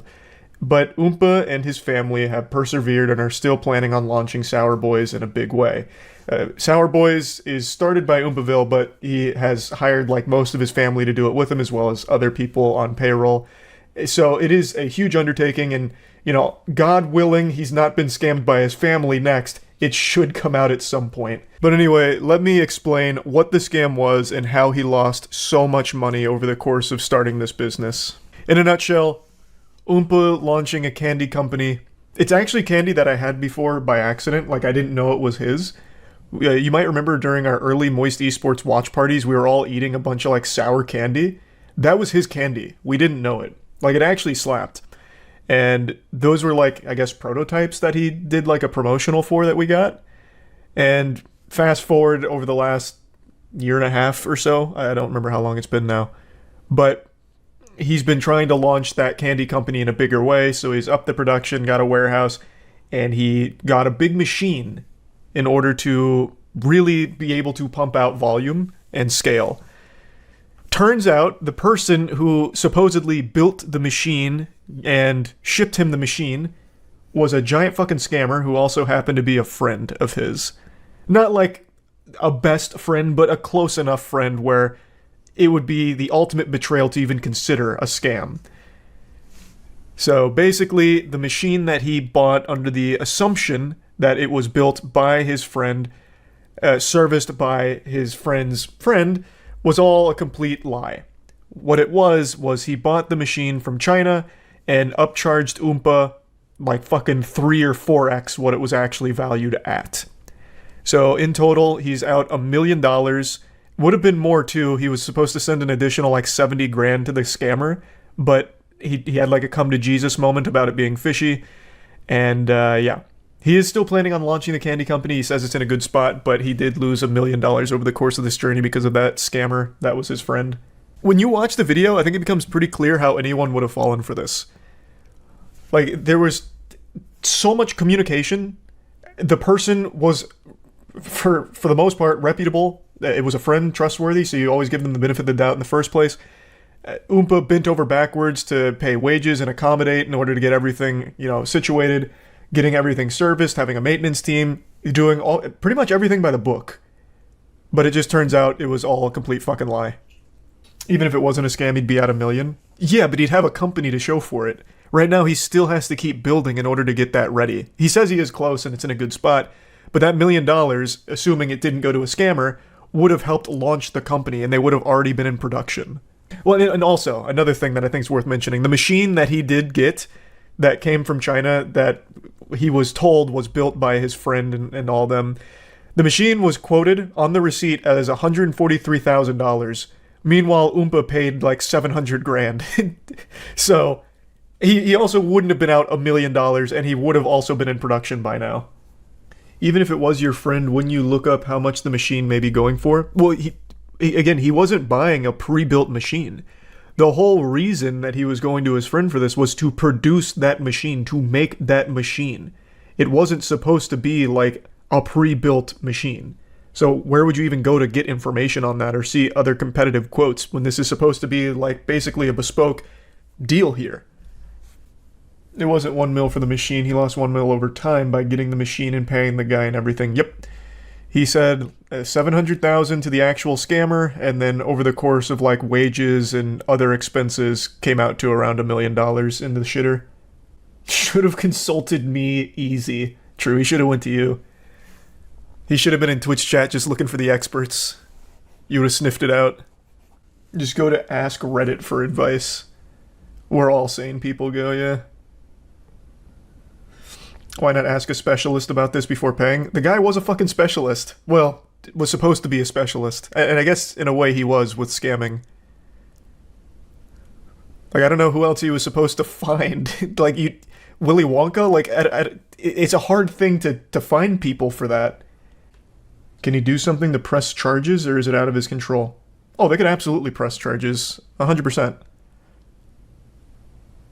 Now, I don't know how hard they're going to go on that, but yeah, you can't just scam someone out of $700,000 for labor you didn't do and a completely false pretense on the whole situation, yeah. They could absolutely sue, and should sue. Can't sue if you can't be served. That's true. You gotta be real elusive. Just hide in the shadows and wear a disguise like glasses and a mustache. That's kind of the general overview of what happened. Again, just to give you the bullet points. Oompaville wanting to start the candy company, eventually realizing that if he wants to scale and keep things interesting, they're going to need to produce the candy themselves. Thus, they're going to need an actual machine. Thus, they're going to need an industrial engineer who knows what they're doing and can make the machine for them. He finds Jake. He hires Jake. He pays Jake up to $700,000 under the assumption that he is making this machine himself, specifically for the purpose of the Sour Boys candy production. With tons and tons of delays and a lot of very odd circumstances and things that happen throughout this multiple year venture, he learns that the machine that he eventually does get from Jake's shop is not a machine that Jake or anyone that works for Jake built. It was a machine that Jake purchased from China for $140,000 and was sold to Oompaville for significantly more than $140,000. And since Jake and no one on his team built it, no one knew how to really service this machine. So when eventually Oompaville did have someone that knew Jake come out to help, that person, his name is Will, did not know how to actually work on the machine. Thus, they were at a complete standstill. It was gridlocked. There wasn't a whole lot to be done. They realized then, when Will got there, that they never built that machine. That machine was purchased from China, and everything Jake had been saying, everything Jake had claimed that he was doing was all a blatant lie at the expense of Oompaville's financial security. $1 million over the course of a few years, and he does still have a machine, but has to retrofit that machine now, completely change it around in order to actually work for the candy that he is producing. That's kind of the whole situation in a nutshell. There's a lot more moving parts in between there. He went in with both feet. He fucking cannonballed into the big business pool here. In the video, he talks about how he had a brief time of homelessness because he put like so much into this. He was like living out of the warehouse. It's a very like actually concerning story, but Oompa tells it with a smile on his face. But hearing that, I'm like, Jesus Christ, that was like reckless and scary. But, you know, things are working out, kind of, though it would have been a lot smoother had he never met Jake and instead found a different engineer. But, you know, that's water under the bridge now. Hopefully Jake will face real punishment for this scam. This is not something that's like, you know, like, oh, that's what a goofball, Jake, you got us. Darn. This is absolutely a needs to be in jail, long prison sentence type of situation for this guy. That's an unforgivable thing to do. So yeah, that's kind of the bare bones of the story. I highly encourage you watch the entire documentary if you want to see like the nitty gritty of everything that went on throughout this entire journey. It's wild and sad. Him, Oompaville, and his family have like a really good attitude about everything somehow, which is, hats off to them. I don't know how they maintain like positivity in the face of $1 million fucking scam like that, but good on them.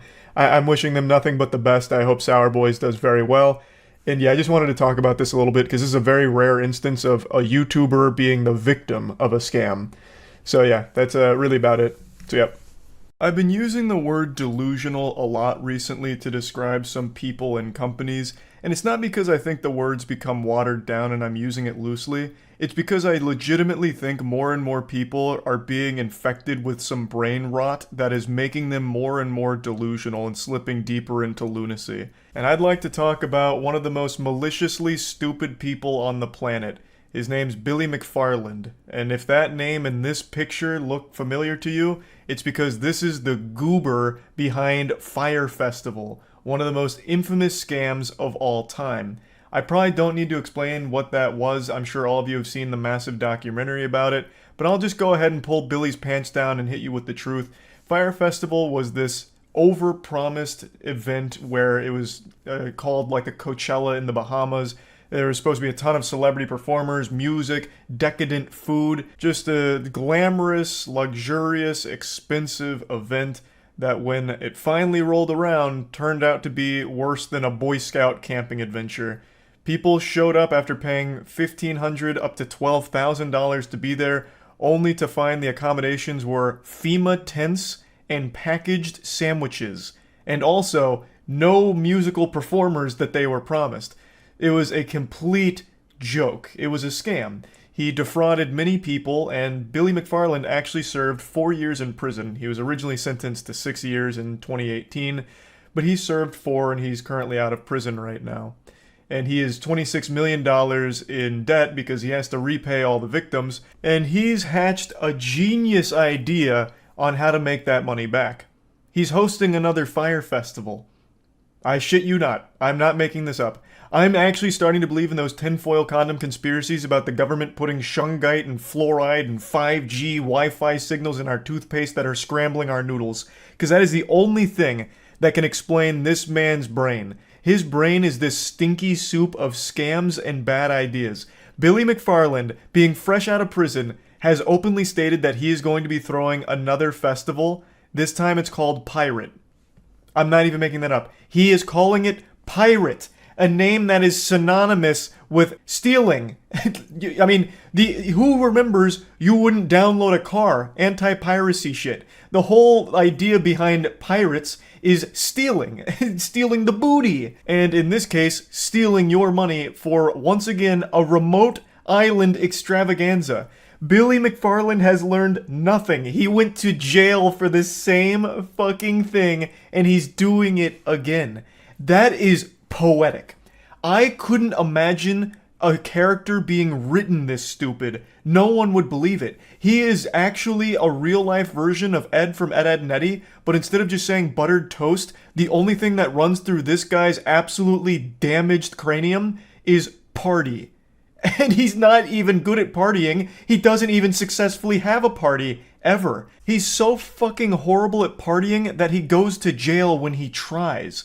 It blows my mind. I've watched 2 interviews of his since being fresh out of prison, and he is observably stupid. Listening to Billy McFarland defend himself and speak publicly is like listening to someone fart through a walkie-talkie for 30 minutes. It's just garbled nonsense that leaves his mouth. I probably can't show any of the interview clips, but here's one of the quotes from one of them. I was talking to somebody yesterday and they're like, you can crawl in a hole and die, or you can go and try to do something and just like not promise any results, McFarland said. You absolute goofball. He seems to believe that the reason he got spanked by the legal process is because he promised things that he wasn't able to deliver on.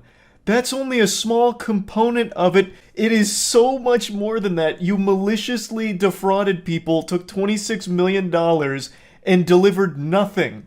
So by throwing this festival again and not promising anything, if you still just have people show up to a vacant, empty place to stand in sand for days, you're still scamming them, even if you didn't promise that fucking Cardi B's gonna perform or whatever.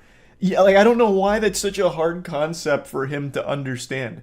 He's selling a festival, but what he delivered is basically a fucking pile of sand for people to stand in for a wildly high price. This would be like if I made a game and I charged $60 for it, like a AAA title, and then you bought the game, but the only thing there was just a completely empty open terrain Unity asset flip. There's nothing in it. You're in a giant empty bubble. Like, yeah, you know, technically this is a game. You bought it, now you're in that game. But you still got fucking scammed by me because there's really nothing there when you went under the assumption that there would be. Just let me rub your nose in this one more time. McFarlane insists it's not a festival. It features a slew of influencers and creators. The purported tropical experience will include virtual reality technology that the company says will allow users to participate and control what happens on the island in real time from home. Absolutely no shot. Who does this guy think he is? Tony Stark? Like, what do you mean? You already made this technology? You have an entire development studio behind you that made a virtual reality experience to control what happens on the island in real time? You slimy salamander, you couldn't deliver more than a handful of deli meat sandwiches to an island. How the fuck is anyone supposed to believe that you're going to deliver a virtual reality experience on an island and this time around it won't be a disaster? When you're promised... Well, sorry, I won't use the P word. That's blasphemy around these parts when it comes to Billy McFarlane now. How are you insinuating that this might actually happen without being a complete catastrophe?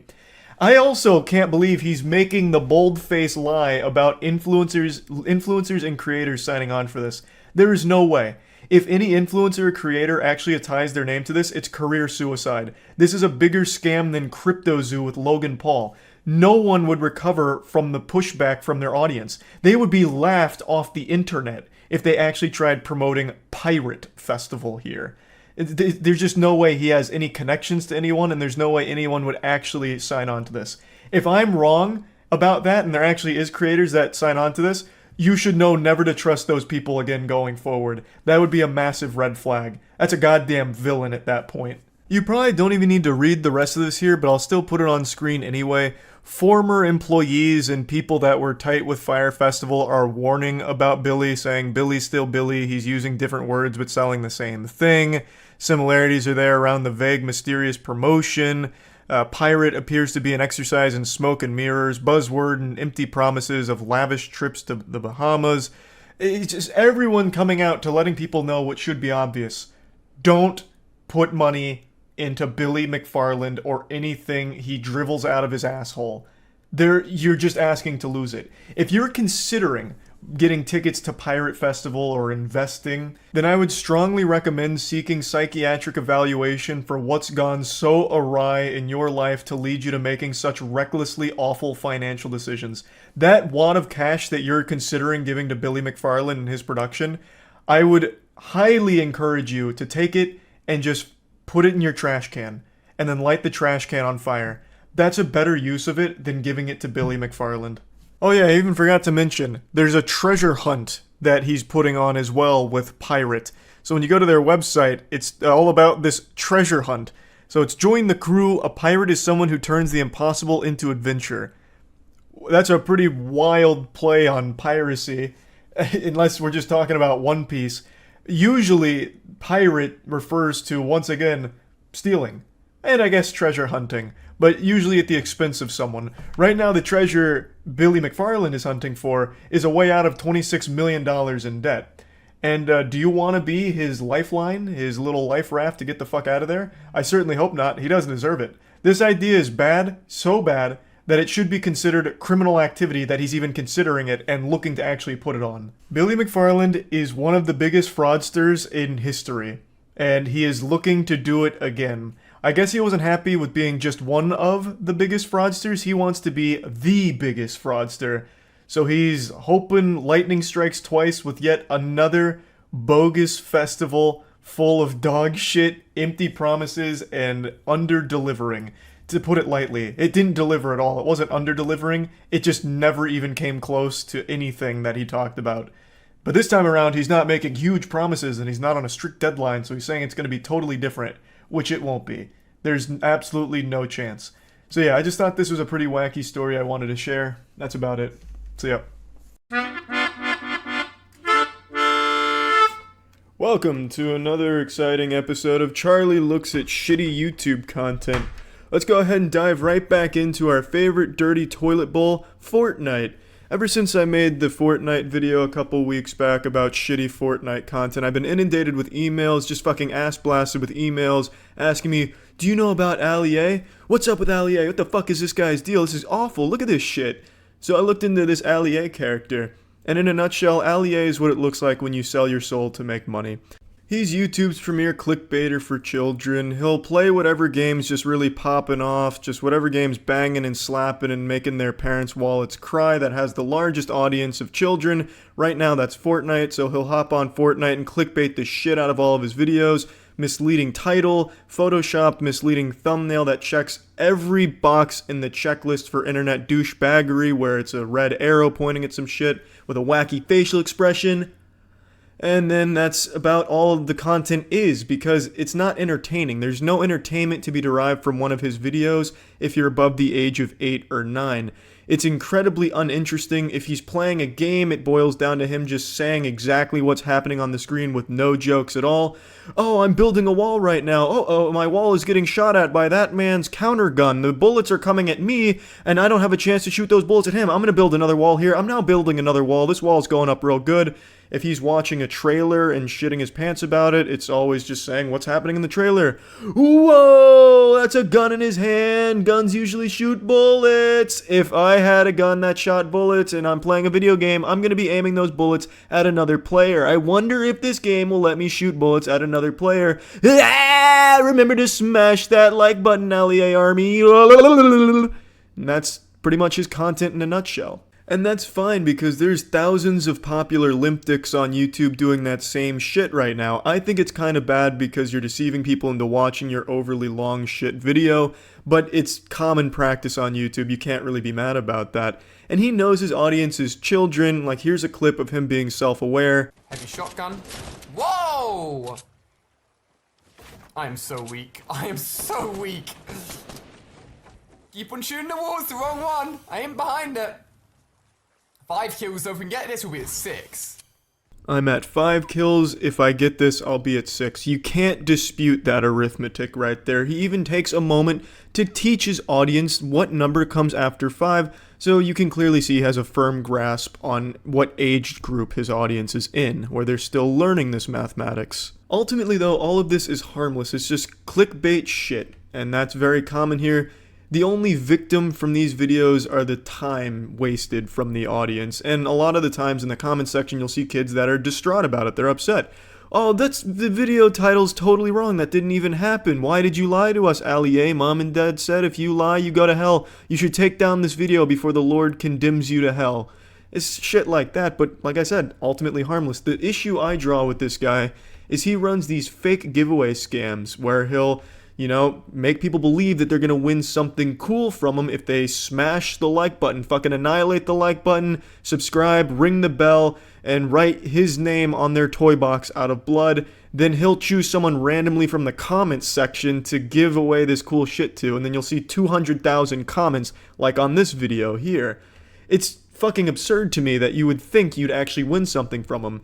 Now, I've done a lot of research, and I haven't found a single winner for any of his giveaways he has ever done on any of his channels. I haven't seen a single winner, and I've been sent a lot of proof in emails that they didn't win anything. I'm gonna put proof in these air quotes because it's just unreliable proof. It's, oh, I was at a bar and I heard Allier talking to some girl saying, oh, he scams kids all the time and doesn't give shit away, but he was offering V-Bucks to her. And then other emails like, oh, I saw Allier sitting on a bench next to 2 trees that looked suspicious, and here's an email address that I think belongs to him, maybe on AOL. Useless proof, really, but enough to get me wondering if anyone actually does win the giveaways. And I've seen a lot of people saying that no one wins, that it is just a giant scam.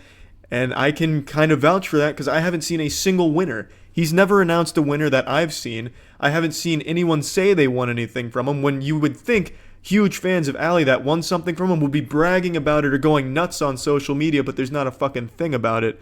So I do believe that the giveaways are big fucking scams, but if I'm wrong, please speak up, Ali A enthusiasts who have actually won something from his shit-ass giveaways. I would love to see that he's not actually just blatantly scamming children. And this would be kind of a big issue if he was, because a lot of the giveaways he does are sponsored by the people, by the companies, to give that shit away. So if you're just hoarding it and then selling it on the side, I don't think they'd be too pleased about that. One thing I also don't think anyone will be pleased with is his actual content. So here's his channel. I don't need to say a whole lot about it. Just read some of this shit. All of these thumbnails are photoshopped, and he didn't even take the time out of his day to make different thumbnails each time with a different expression. He just keeps reusing the same expressions. You'll see he just repeats them over and over again ad nauseum, and it's just disgusting to even look at.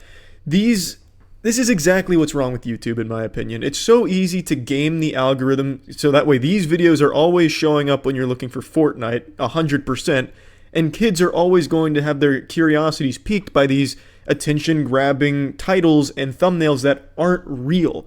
It's blatantly lying about the content of the video. The videos themselves are him just holding his soft cock in his hand for 25 minutes, saying nothing interesting or fun at all. And it's not just the lack of entertainment, the video titles often don't even happen in the video. For instance, when he does like a superhero challenge, like the Superman challenge, and he has a picture of a Superman Fortnite skin, kids are going to think, holy shit, that's a Superman Fortnite skin, let's click on that video. But it's not, it's just him pretending to be Superman, kind of. And then if he has a video about, oh, look, we're going to surf on the meteor, how to control the meteor to win, or how to never lose a game using this one simple tactic, the video doesn't do that. It doesn't teach you those things, and that doesn't happen in the video. It's a blatant lie. Now, when you do make the mistake of clicking on one of his videos, and if the Lord is really not happy with you today and your ad blocker crashes, you get at least 5 mid-roll advertisements here, and he places them so strategically to nickel and dime the absolute most he can out of the system. He puts 3 in the beginning because that's when viewer retention is the highest. Throughout the middle, there's none, and then towards the end, he puts 2 more. It's smart if you're a greedy asshole who's sold his soul to make money, but you're a big piece of shit for doing this. I really just don't have a whole lot more to say about this guy. His content makes me want to puke out of my asshole. It's just awful to watch. But what makes it even worse is that it does seem like he's scamming the kids that watch. And he's just getting all of these extra likes and comments and shit by pretending to give away things. So he's cheating, in essence.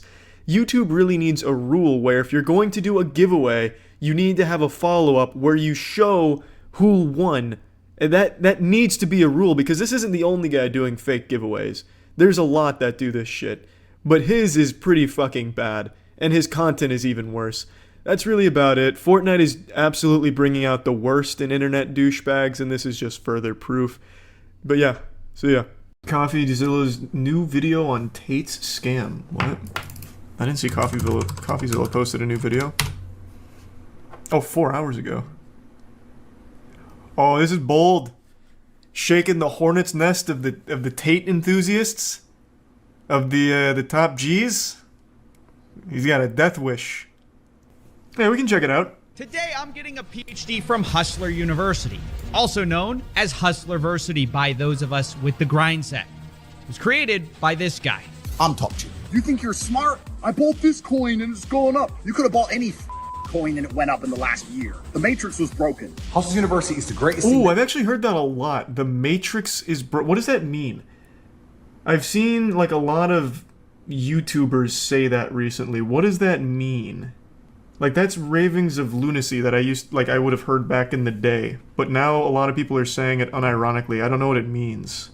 The video goes into the Matrix being broken? Oh, okay. I might be getting ahead of myself then.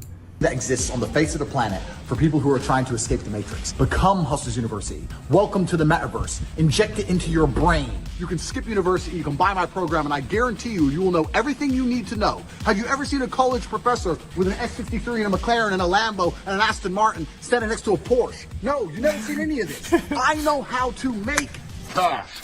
Now, if you're wondering why I'm enrolling in a college that looks like it was started by the son of Mr. Worldwide, It's actually quite simple. Hustleversity was started by Andrew Tate. It still blows my mind that this became a real thing. I remember, and I think we did it on stream, when we were going through the alpha male rabbit hole, I remember we watched Hustler University's promotional piece, and all of us were making fun of it. And now people unironically enrolled and bought into it, drank the Kool-Aid. It's crazy that it actually popped off. That is the power of marketing on TikTok. If you just put enough money into TikTokers, people will always buy it. It blows my mind. Their promotional piece for Hustlers University is still like one of the goofiest ads I think we saw for all the alpha male shit. So if you have like a startup business or something, invest in TikTokers. And put that money, like that marketing budget, into TikTok. 100%. And I guess the real question is, how did this happen and why? Well, Andrew attributes his meteoric success to a change in business strategy. I put together a particular strategy about 6 months ago because I decided to step up my overall exposure because of a new product I launched. I run an online school that teaches people how to make money online. Mm-hmm. I changed my approach towards social media, and I ended up absolutely everywhere. Now, if you're wondering what business strategy that is, or the program he runs is called Hustleversity, where he teaches you how to make fast money if you'll only pay $50 a month. And one of these fast money methods turns out to be selling Hustleversity to new people by posting clips of him, Andrew Tate. And it's so smart. The cope on Twitter I see all the time about how it's not an MLM blows my mind. This is literally it works. It's pyramid. It is actually it works. But you can't say that when talking about Andrew Tate for some reason. They really take great offense to it. There's no shame in it. You know how many people, buy into it works?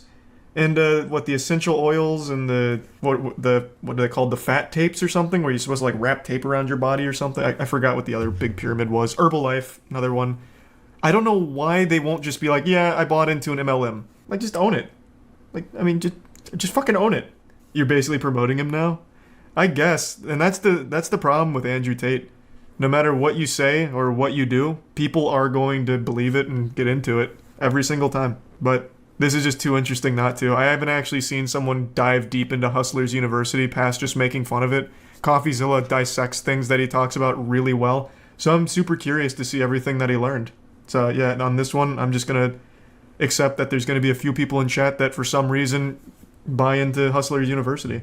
It is what it is, man. I really want to see the analysis from CoffeeZilla on this. Andrew Tate is the one true savior that will save you from poverty. He's basically Morpheus from the Matrix, and that's not even me calling him that. He calls himself that.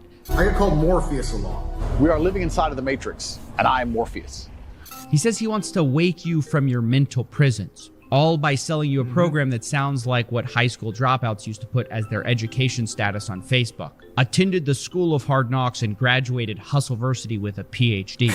Wait, you're a doctor? No, that's the pimping hose degree, which is something, by the way, I didn't make up. It's a course that Andrew Tate himself sells. But I don't think you want to take advice from someone who's in the middle of a human investigation. Hey, and that's not even to mention accusations of beating women. Or him allegedly those accusations could happen to anyone. Was, quote, Andrew does have one undeniable skill that seems to be responsible for most or all of his success so far. He's just really entertaining. I hate everyone equally. I've said that since the get-go. He is the most entertaining clown you can find in the alpha male space. And that's why it's probably worked so well. Between TikTok promotion, the MLM stuff, and just him being so enjoyable to laugh at, it's popped them off. Wild. Do you think the guys paying for this think it's a joke? I think there's a good balance of people who pay for it, like ironically, like, haha, I'm part of Hustlers University, and people who actually believe it. And I think the believers probably outweigh the former, which is sad, but it is what it is. It's the same for every other alpha male we ever looked at. You remember the guy who's a self-admitted cuck? Oh, fuck. It's only been a couple months. It's the big guy. He sells the course on, like, so your wife doesn't want to fuck you? That's okay. No, I'm talking about alpha males, bro. Is it Jack Murphy? It might be Jack Murphy. Oh, yeah, Jack Murphy, right? This he's literally a cuck. But he's also an alpha male. So he's teaching you how to be an alpha male while also being a cuck. It's this guy, right? A lot of these guys kind of all look the same, like bald and a beard. Is it this guy? Don't come at me and call me sexist or racist or any of these things. I hate everyone. I don't care if you're black, white, straight, gay, man, and woman. I hate you anyway. Do know how to administer CPR. However, I will not administer CPR unless you're a hot female. If you're some fat dude and you just had a heart attack and I don't really know you. Is that lady billing you and you back and rearrange your bones? Why is it being massaging for 4 hours straight, bro? I have a lot of muscle. It's painful to carry it around. It's a 2-hour massage. People are starting to realize that the only real currency is attention. Clout. Like, the worst thing that's going to happen to you Same is thing. not that you go to jail. The worst thing that's going to happen to you is you Irrelevant. become irrelevant. Yep. And this is what separates Andrew Tate from a lot of the fake gurus I've covered in the past. Jones and Tate operate sort of on this playbook where entertainment is king. They say a bunch of outlandish statements that builds attention, and then once they're the crazy guy, all they have to do is say a few basic things that everyone agrees with, and then their audience suddenly thinks they're a genius. I mean, everyone... That works for everything, by the way, not just people. This is the same thing with QAnon. Like, QAnon has the wildest shit, like believing JFK Jr. got revived and is still any day now gonna cruise around some random corner in fucking Washington and announce his presidency. The reason they have so many people is, well, I guess the big reason is everyone wants to believe something that makes them feel special. But another thing is they also then put in some things that are true. Like, there's a lot of pedophiles in Hollywood. It's like, oh, well, it turns out there are a lot of pedophiles in Hollywood. I guess QAnon's right about everything else. It just becomes like a gateway. So you sprinkle in like little truths for the lunacy, and then you get people to buy into it. So it's not. It works for more than just like individuals. Everyone knows who Q is, right? Fuck man, I've heard so many different reports on who Q is. I couldn't tell you. Is it one of like the Clintons or something? I don't remember. There's so many theories on who Q is. It could be fucking anyone. I think that that's what makes society function. I think that's what makes the world function. I think that men and women falling in love and having children and having families are very, very beautiful things. Well, who doesn't agree with that? And he'll talk to like men's issues. He'll talk about how lonely men are. Yeah, sad Most men are absolutely and utterly invisible. But I was just about to fucking say that. I paused too late. Yeah, the whole most men not being invisible, you're not invisible, men feel invisible, this and that. That's everywhere. That's a really big platform for alpha males right now. I see that shit all the time. I think, what channel was it? Is it Sneeko? Sneeko's been big on like, all men feel invisible now. Like that shit is all over the place. So like all of them kind of regurgitate the same points because it's really effective. This is the truth about masculinity, right? It's very easy for women to sit here and complain about the top 2% of men because I dealt with this guy, he's arrogant, blah, blah, blah, blah. Most men don't even fucking exist. They send 10,000 DMs and never even get read, let alone replied to. And so this makes it so that the many people who are trying to say, Andrew's just crazy, they don't see the full con that he's running because the crazy is only half of the game. Because eventually people hear the other half, the basic stuff that's obvious, and go, well, he's that's just not tough totally love. Crazy. Yeah. And people just eventually kind of go down the Tate rabbit hole where they think, maybe I can leave the Matrix and get girls, jets, and Bugattis. Maybe I just need to become financially free. How do I do it? Who's looking out? Hustler University. That's where Hustleversity enters the picture. So we can see why Hustleversity is on the one hand so popular, despite being so bad. Because otherwise, this whole video is anticlimactic and confusing. Because when I first joined Hustleversity, I thought it's got to be different, right? To have this many people paying every month. Yeah, it's marketing. You did a good job of it. Things that you just can't learn for free, right? Wrong. Once again, I'm disappointed. He assigns a so-called professor to each skill, and all of this takes place inside of Discord servers. And Wait, so what? in these chat rooms where your instructors have a fraction of the charisma. You're paying $50 a month for a fucking Discord. No. I had no idea. I thought it was going to be like actual courses, like a masterclass or something. Even Ninja put more effort into his fucking tutorials. You're paying $50 a month for a Discord. Holy shit, that's worse than being a Discord mod. That's literally being you are paying to be an actual like shit stain on a piece of toilet paper. Oh my god. That's a lot worse than I thought. $50 a month for a Discord channel. That is pay piggy stuff. That is like actual pay piggy stuff. At the very least, you should at least hold Tate to a higher standard. Like, hey man, instead of just a Discord server, why can't we have like, a more professional curriculum like everywhere else? Tate. Well, there's a difference between being desperate and being Well, oh no, there's absolutely not. He's manipulating desperate guys. There's different tiers of desperation. There's self-aware desperate people and people who get brainwashed because they're desperate, I would say. Like, you have to be on a different, like, wavelength to fall for a $50 Discord. Well, $50 a month Discord. Like, not every desperate guy is gonna be, scratching at the neck to be part of the Hustler University Discord. I mean, think about it. You've been told you're going to escape the Matrix. You're going to take the red pill. And then you go to What Discord. you end up doing in this course is sort of learning how to run an Amazon side hustle for Jeff Bezos. Like, no offense, you're not breaking the Matrix. You work for the richest guy in the world. Like, imagine Morpheus gives Neo the red pill and says, hey, have you ever day traded before? It doesn't stop there either. Like they have this cash quadrant of time and cash where you're either time poor or cash poor, time rich, cash poor, cash rich, time poor. You get the idea. And what they define cash rich as is very telling. They define it as having $5,000, which by that definition, guys, what? I'm proud to say I'm cash rich. Now, guys. Wait, like in total? That is so different from the pitch. I imagine most dudes who buy into this have to have $5,000 total. It's $50 a month. That is such an expensive item. This makes no sense. The lifestyle we've been sold on here is exotic Bugattis, not extra Starbucks biscottis. I mean, am I crazy here? Like, I feel like most people who joined this Discord That's what I want just said. olive Lamborghinis, and they're sort of getting Olive Garden fettuccine. Hustlers University is the greatest thing that exists. That's a good point. I didn't think of that. It's low because he wants people to feel like alphas. That's a really good point. I suppose that's probably like the play. Maybe you get someone who's a little skeptical, like, I'll do $50 one month and I'll probably cancel, but they join and they're like, oh, I have $5,000. Okay, so I'm cash rich and I'm surrounded by a supportive community. Okay, well, now I feel like I'm part of the crew, part of the ship. So then they stay. Maybe that could be the play, I guess. So then they're not even there for the information, they're there more for the community and the feeling, which is even sadder, to be honest. Yeah, because you can get that same feeling for free. Like, there's always going to be a community of people just like you. Like, you're not special. Whatever your interests are, you're going to find a million people with those interests, and you guys can be friends. Like, and it's free. You just have to find them. You don't have to pay $50 a month for friends. At that point, join a frat.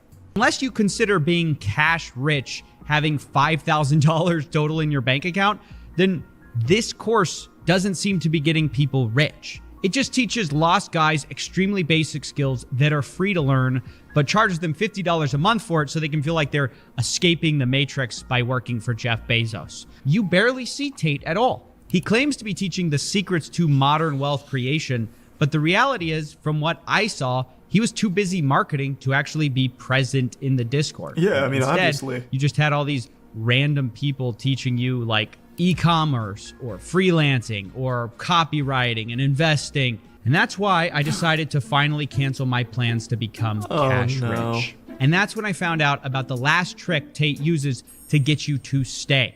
Anyone who messes this up, annoys a professor, doesn't renew their subscription, their card cancels, anything stupid, then you're going to regret it for a very long time because there's simply nowhere else to go. That's right. They tell you there's nowhere else to go besides Hustlers University. This is the only place What a shame. where you're going to learn not to be broke. I had to unsubscribe to get my mother a birthday present, but I resubscribed the next month. I don't believe that. I don't believe you. And I also think if you were a member of Hustlers University for a month and you didn't make enough money to buy your mother a birthday present, you f***ed up. So you're probably going to end up kicked out. Like, their two responses are, that's not true. Okay. And even if it is, it's your fault anyway. Who is this guy? I've seen him in a few clips now. All he usually does is put Tate's meat in his mouth. Who is he? Is he like one of the gurus? He teaches you on like cock sucking technique or something for like behind the dumpster transactions? Who is he? It's his brother? Oh, that makes a lot of sense. That makes so much more sense now. Okay, that makes so much sense. This guy only parrots what Tate says, well, like Andrew says, or reinforces it, or says outlandishly stupid shit. And you have to understand that for the people actually in the course, they're like deathly afraid of missing a payment because they've been told that if they do, guess where they're going? That's right, straight back in the Matrix. In jail, they call it. We don't kick you out. We put you in the jail, and you sit there in your cell, and you have no access to the money-making information, and we just flood you with all the endless wins. Every time someone wins, we show. I mean, Andrew Tate hasn't reinvented anything. $400 a month? Doing it more but the result is the same as ever, where the real person getting rich, truly rich, is Andrew Tate. You're broke! You're f***ing poor! Nice. That was pretty insightful. I can't believe it's $50 a month for a Discord server. I don't know why anyone's surprised. I don't know why CoffeeZilla is surprised Andrew Tate was never there. He openly hates the people that buy his program. He literally insults you. It's like a humiliation kink. He openly insults you. It's not tough love. He just actually doesn't like you. You are his pay pig. It's a far cry from tough love. He'll sprinkle in like a couple truths here, like men feel invisible. It's not good to feel invisible. You need to feel better. You can feel better by taking care of yourself first and foremost. It's like, it's kind of true. And it's like $50 a month. And I'll show you how to do some drop shipping, I guess. Oh yeah, I know, the 110,000 students, it's big. No, it's fucking big. Andrew Tate makes $66 million a year from this shit if everyone pays $50 a month. Yeah, no, it's a super successful hustle. He did what all the other alpha males did, but did it smarter by being like a punching bag. Like, obviously he's in on the joke. He knows he says the most outlandish shit, like CoffeeZilla mentions, and then sprinkles in enough truth where people hear about him for being insane, then they'll hear some truth and be like, maybe I'm gonna check that out. And then they buy into $50 a month. Huge profit. And since you're only paying $50 for a Discord server, it's pure profit. He has no overhead. Maybe he has to pay a couple of the gurus that he got from Fiverr, but that's so negligible. It is straight profit. And there's the MLM component where you get rewarded for recruiting people to Hustlers University. This is an absolute money printing farm on the back of some real desperate sad dudes. And they are brainwashing themselves on Twitter with the most cope I've ever seen. It's fucking genius. It's super smart. He did it exactly how you would, or how you should, if you're trying to make a ton of money with no morals. I'll give you some free advice. Don't get your, life experience online. Don't get your social skills through tutorials on YouTube. Don't make your identity something online, like your whole personality. The internet's a great resource for information, but you should never base your personality on what people tell you to do. That's the mistake I made in college. When I went in college in my freshman year, I got all of my, social advice from Reddit. And you know what happened in my freshman year of college? My dress wasn't, the biggest problem, but it was pretty bad. I dressed like a fucking anime character, and I acted like a mysterious anime character. I didn't talk to anyone because I was convinced that being mysterious and not being, super open was a cool thing. But instead I scared everyone away from me. I was completely lonely and fucking miserable. There are just things you can't be taught by people online or communities online. I don't even remember what came over me, but going into my sophomore year, I recognized how miserable I was, and I was like, something's gotta change. I mean, something's gotta give here. So, going into my sophomore year of college, I signed up to room with random people. I was like, I need to be on campus, I need to be around social people, I need to experience life from outside of the computer and what they tell me. So I got random roommates, and they turned out to be the popular kids around campus for the most part, so they took me under their wing. I was their clay, and they were the sculptor. I learned all of my social skills through them like a sponge. I still haven't been able to fix this webcam. I know the video looks like I'm trying to catfish you off Tinder with a filter on my pictures, but I can't do anything about it until I go get another one, which I haven't been able to do today. So for now, we're just gonna have to deal with this here. I want to talk to you about what I consider to be the most embarrassing crime ever committed, and also leading to significant jail time. A man in Georgia was recently sentenced to 3 years in prison for using his COVID relief money to buy an expensive Charizard Pokemon card. This is actually a story I've been following for quite some time. I'm not exactly Dick Gumshoe, but I was able to sniff out the truth in this case pretty early on and knew for a fact this would be a disaster he'd regret for the rest of his life, just like all of those dumb characters in the Darman universe. This guy made a really stupid decision that he is now paying a big price for. 3 years imprisonment. In October of last year, he actually pled guilty to a count of wire fraud after reportedly filing false information to the U.S. Small Business Association. He claimed that he had an entertainment service that employed multiple people and brought in like $235 grand before the pandemic. He He applied for a COVID relief package for some money to keep the business going, and he got $85,000 from it, and then spent over $57,000 on the Pokemon card. Now, there's a bit of a discrepancy on what card he exactly purchased. Some people are saying it was a PSA 9 Charizard.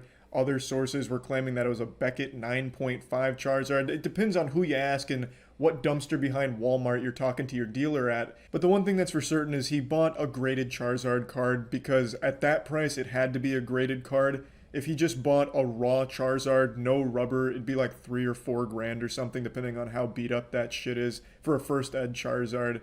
So he spent the majority of his COVID money on that card, and he didn't have that entertainment business he was claiming to have, unless of course he's still keeping that a secret and the entertainment was like giving over the pants hand jobs at massage parlors or something. I don't really know, but when he got busted, he had to give up the Charizard. So in the end, after all of that work and committing a crime, he still didn't even get to hold the holy grail of collecting for very long.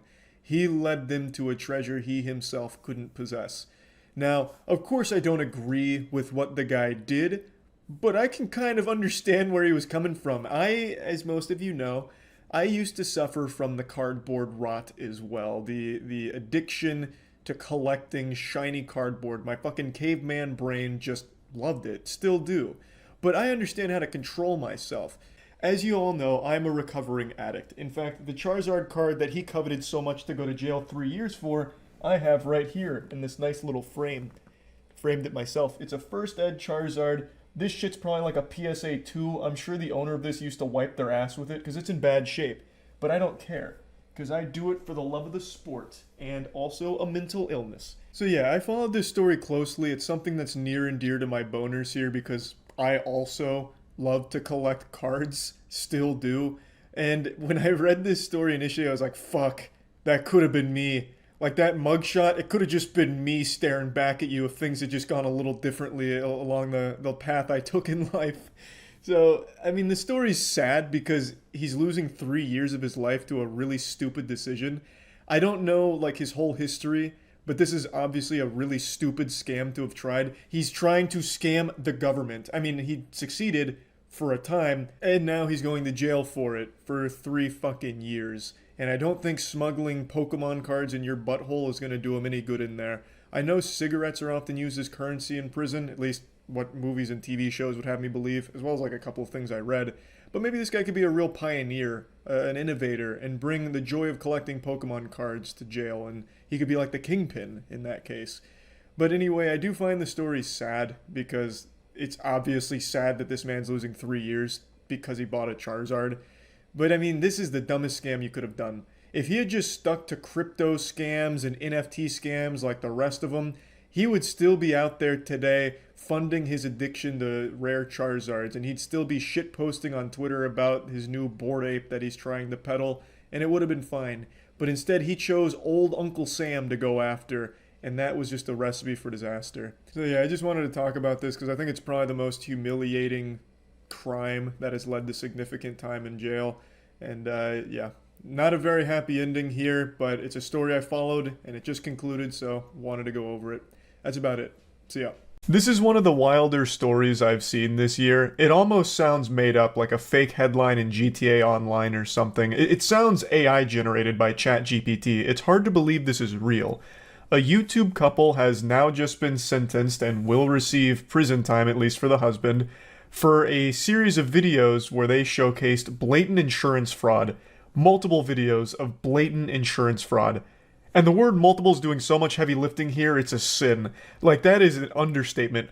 Over 160 videos allegedly showcasing insurance fraud attempts or collisions caused by the YouTube couple in order to get money from their insurance. Also, road rage, as well as provoking road rage.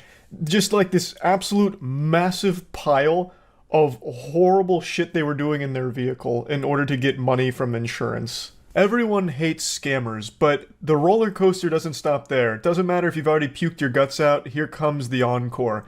They're also facing, well, and have been sentenced for child abuse because they were intentionally causing these accidents with their kid in the car for some of them. And they would have got away with it too if it wasn't for those meddling internet points. This is the most on-brand shit for the modern landscape of brain rot, clout goblin mentality. The father couldn't keep his hand out of the cookie jar of internet clout, so he started posting these dash cams of the collisions and insurance fraud attempts on his YouTube channel, and then shamelessly went to TikTok to accuse some of the other drivers that he got into the collisions with that he himself caused of being insurance scammers. What you see here, this is Jeremy Perales. He's about to set me up for an insurance scam. He's about to set up an accident.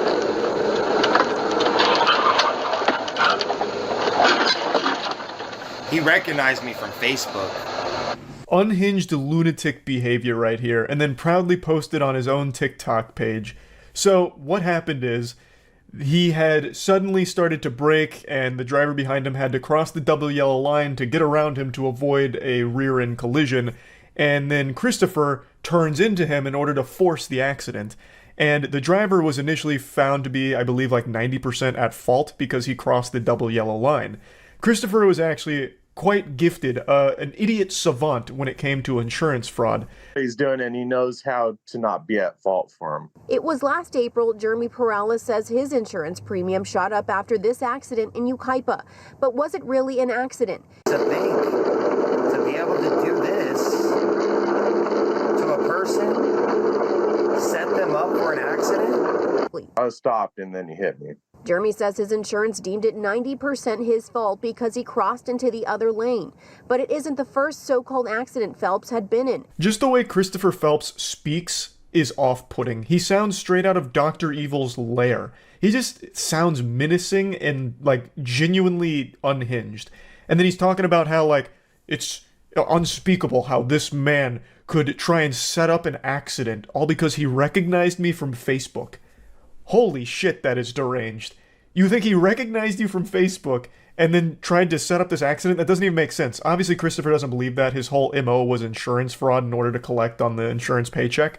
But Jesus, it's just so weird to listen to him speak. He just gathered mountains upon mountains of evidence against himself and posted it online. And somehow investigators stumbled upon this cornucopia of evidence that the husband, Christopher Phelps, was gathering of their insurance fraud and child endangerment.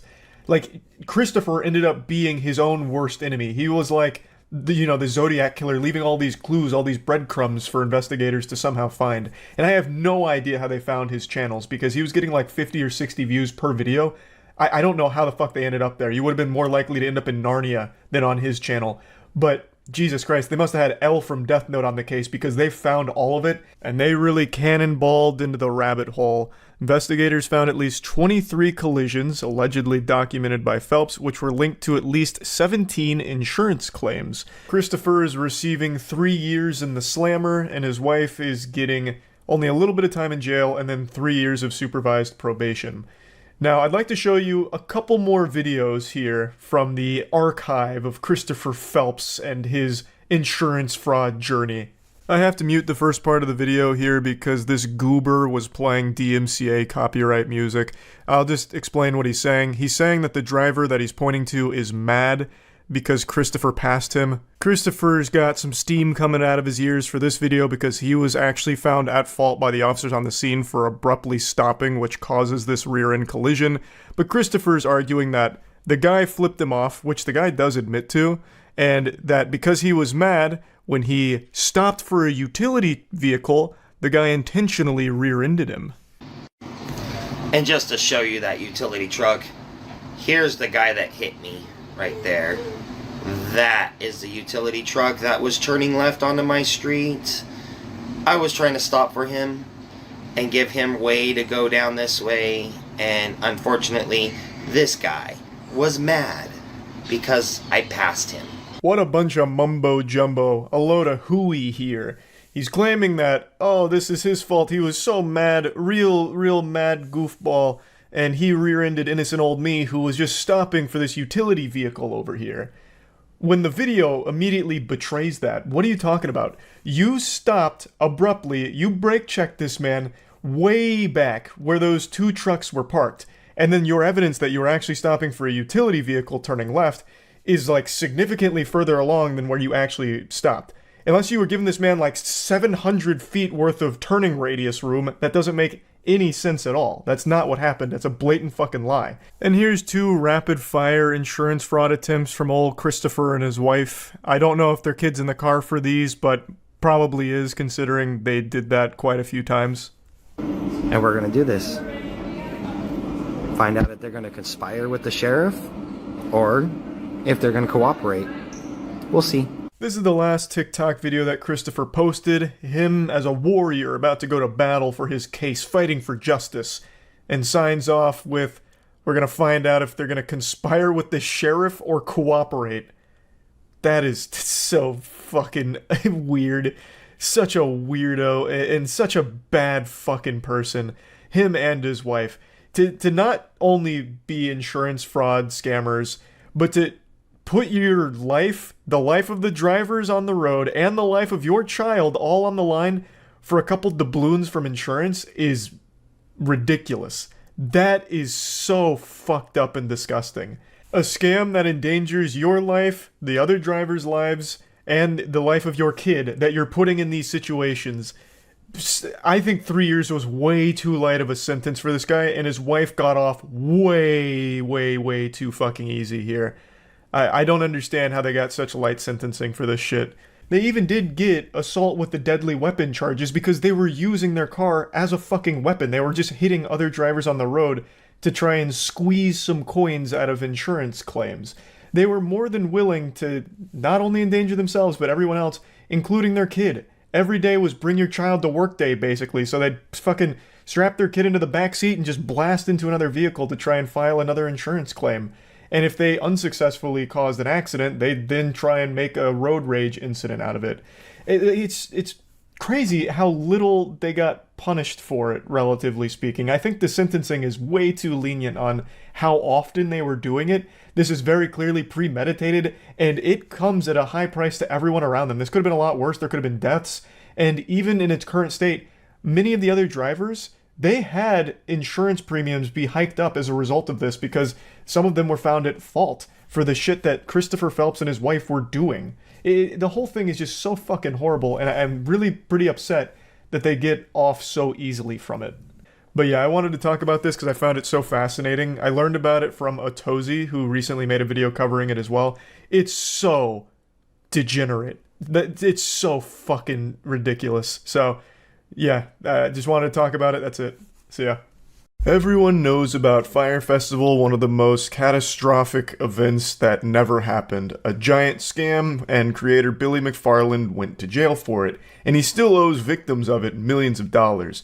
Fyre Festival was hyped up to be one of the biggest music festivals ever created. It made outrageous claims about like the headliners that were performing, bringing in the biggest music artists of all time. Basically any artist with a pulse that ever cracked the Billboard Top 100 was slated to perform at Fyre Festival. Hey, we've also got a necromancer on staff, and he just revived Elvis Presley, who just committed to performing at Fyre Fest. Get your tickets today, you don't want to miss it. All of the biggest musical stars are going.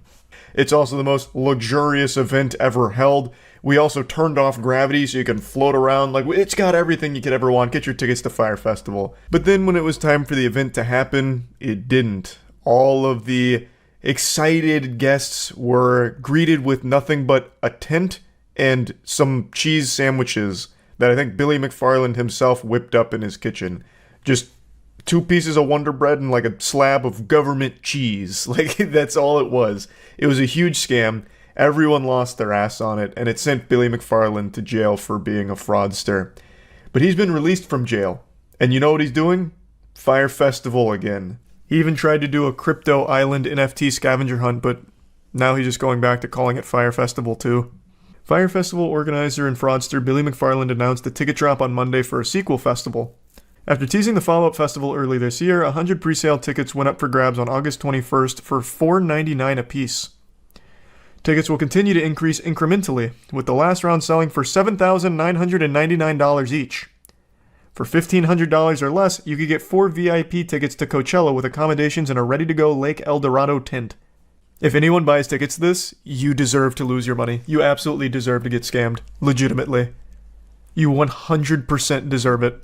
Those 100 tickets have sold out, according to an email from organizers in McFarlane's social media, despite the event having no lineup of artists, exact date, or location. So he literally sold them nothing. He actually sold them nothing. All 100 people that bought this should be investigated. Like, that's criminal levels of stupidity and recklessness. It's been the absolute wildest journey to get here, McFarlane said while wearing a white bathrobe, wireless headphones. It all really started during the 7-month stint in solitary confinement. It looks like he learned so much, too.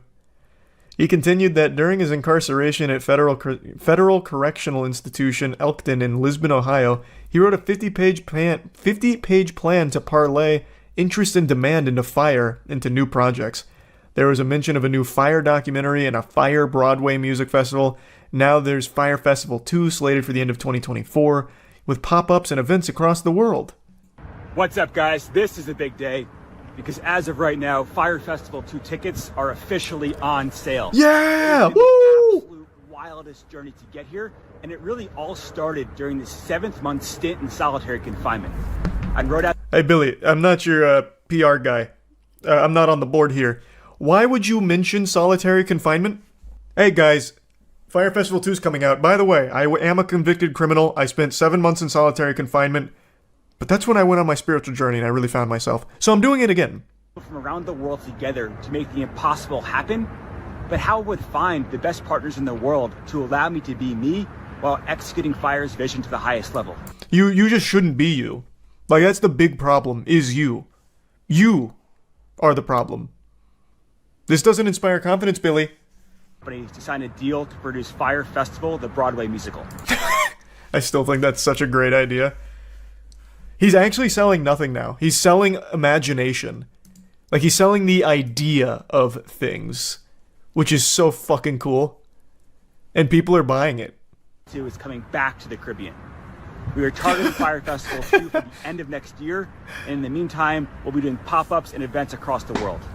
Guys, this is your chance to get in. Let's go. Everything I've been working towards. Let's fucking go. My man. Who wouldn't want to go? Billy, let me take a peek here. For only $7,999, I can go to a completely make-believe event. As I'm sure you've heard by now, the tickets sold out really, really fast. And this is definitely going to frustrate a lot of you, but we now have 6,900 people on the wait list for Fire Festival 2. I have gotten emails. Do you think this guy's ever told the truth about anything in his life? I don't think he's even capable of being honest. Like, he was made in a lab to only tell lies. However, today we are dropping Fire Festival merch. Here's one of our old hats. And I am picking 5 people who buy merch this week and copying you each 2 tickets to Fire Festival 2. Thank you guys for all the love. Thank you guys for all the hate. Together, you're creating the absolute perfect storm, and I can't wait to give the rest of you a front row seat as I fly right through it. 72 hours. Is there anyone less honest than Billy McFarland, I wonder? So he made a single hat. I think there's a 0% chance there's merch to buy, and if there is, if you buy it, it should be like some kind of litmus test that immediately identifies you as a potential, like, criminally stupid threat to society. Billy dropping killer deals is $600 a ticket for Fart Festival. Show some goddamn respect. It's $7,999 per ticket. Don't you dare make him sound like a cheapskate. Fire Festival 2 pre-sale the Caribbean December 6, 2024 at 12 p.m. Where's the merch? Ah, here we go. $40 hat, $60 shirt, and... Okay, here. This is looking amazing, actually. I'm sorry to have not placed my faith in Billy McFarland and his team. And by team, I mean Billy McFarland and his 6 other alter egos. So he's got great options here. The $40 festival hat, this badass shirt, beautiful hoodie. Hold on just a minute, sports fans. We've got a deal on our hands. $10 says he bought all of his own tickets and will scalp them. No. He didn't buy his own tickets. Are you out of your mind? You think Billy McFarland has ever spent $1 in his life? No. He is literally just lying. They don't have tickets. They don't have anything. There is nothing. He is making shit up. That's all it is. It's imagination. It's SpongeBob and Patrick in their box. That's Billy McFarland's brain. That's his whole life. It's all make-believe. There is nothing real about this. Or him. Did you hear God might be real? Yeah, and his name's Billy McFarland. This guy is making hundreds of thousands of dollars selling nothing. Actually nothing. He has legitimately made so much money selling nothing. Isn't that one guy that made the festival where the only food was some random-ass sandwiches? Yeah, among many other things, yes. Fire Festival is still to date probably the most disastrous event ever attempted. Hypothetically, if it was legit, would you buy a ticket? Man, no. Shit, no, I still wouldn't. Absolutely not. I still think DashCon and Tana Mojo's events tie for worst event. I don't know, man. At least with TanaCon, I can't even think of a single positive. At least with DashCon, some people had fun. The ones that were like ejaculating into the pool. That's DashCon, right? Or the ball pit. The ones that were coming in the ball pit. Fire Festival, no one had fun. It was just a scam top to bottom. I decided to look up who's actually buying these tickets and why, and it's pretty much what I expected. It's a lot of people doing it for the meme, and also a lot of people that for some reason are so delusional they think there's a chance that it might happen, and that's worth spending this crazy amount of money on it. But here, this is a couple that proudly is talking about how they spent nearly $550 each to be among the first buyers of Fire Festival 2. And they said, if anything, it'll just be a really cool vacation. Our main concern is that we don't know if big headliners will be willing to, take the risk to be in something so controversial. We're going to stay optimistic, but we're going to expect that there may be some cheese sandwiches. Why? You know what else would be a really cool vacation? Taking a really cool vacation that doesn't cost thousands of dollars that you give to a scammer who's just taking advantage of your stupidity. Like, I know you've seen the footage of the last Fire Festival. What about that screamed really cool vacation? You went to just the middle of nothing and had a tent and a cheese sandwich. What's cool about that? I guess just the bragging right to say that you went to the Fire Festival sequel and still got nothing. So maybe you get like 5 extra likes on your Instagram post whining about it. It's your fault and it's a stupid thought process. No one is going to be headlining Fire Festival 2. I'll tell you right now. There's nothing to be optimistic about. It is not happening. Billy McFarland is a scammer. He is legitimately, evolutionarily designed to just lie, make shit up, and exploit stupid people for money. That's it. There's no chance that this happens this time around. And it's not like while he's been in prison, he's somehow learned how to throw the Fire Festival 2 properly. It's not like he got better connections while in the slammer. So it's going to be even less possible than it was the first time around. Silly Billy still owes $26 million to victims of his first scam and has no actual plan of paying that back. This is a desperate attempt to get a very quick infusion of cash in another imaginary festival to repay the first batch of suckers that bought into it.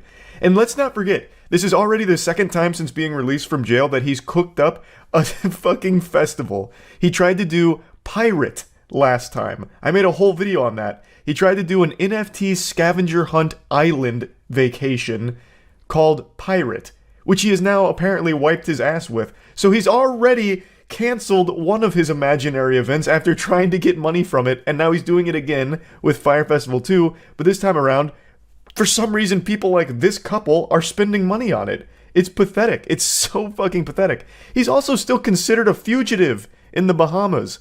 Like, no one is going to work with this guy. Absolutely nobody. So how could there even be a single thing to be optimistic about with Fire Festival 2? What you have done is just help a desperate scammer try and repay victims of his scam from the past. At that point, just donate to his GoFundMe, I guess. Why buy his Fire Festival 2 make-believe tickets? Like, it's so ridiculous. It's so ridiculous. So yeah, I just had to talk about this. That's about it. See ya. Halt. You've just reached a smile checkpoint, and it's time to pay the fee, so put a big smile on that face. I'm here to help.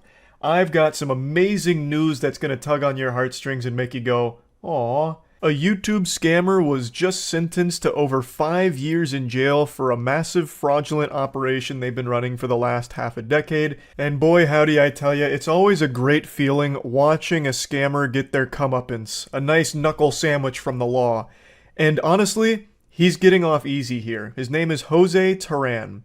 And he is like the Cobra Commander of scammers. This guy is going to go down in history as one of the largest fraudsters in not only YouTube history, but music history as well. Over the course of the last 5 years, Jose has claimed 50,000 songs, meaning that he then took the rights from these songs and all of the money that those songs would generate online went into his bank account. And over the course of the 5 years he's been doing this, he's made roughly $23 million in royalty proceeds from the music he's fraudulently claimed. Bro straight up found a money tree and couldn't help but take a bite from the forbidden fruit, just like in the Garden of Eden. And now he is paying the price. He may have raked in 23 million bones, but now it's coming at the cost of over 5 years worth of his life spent in the slammer. And I really do think he's getting off easy here because this is an absolutely abhorrent case of fraud. But the wildest part is this is actually a very prevalent and out of control epidemic on YouTube itself. This scam is not something Jose came up with. This is very common right now and used by a lot of other shady scumbags. In fact, I'm not here to start pointing fingers here and, calling out sailors on the ship. I'm not trying to lead a mutiny. But there's even some beloved YouTubers that do pretty much exactly what Jose did on a smaller scale. We'll talk about all of that in a minute. I just want to quickly thank today's video sponsor, Opera GX. Opera GX just has so many tools that really allow you to customize it to your liking, as well as even allowing you to limit how much CPU and RAM the browser uses with GX Control.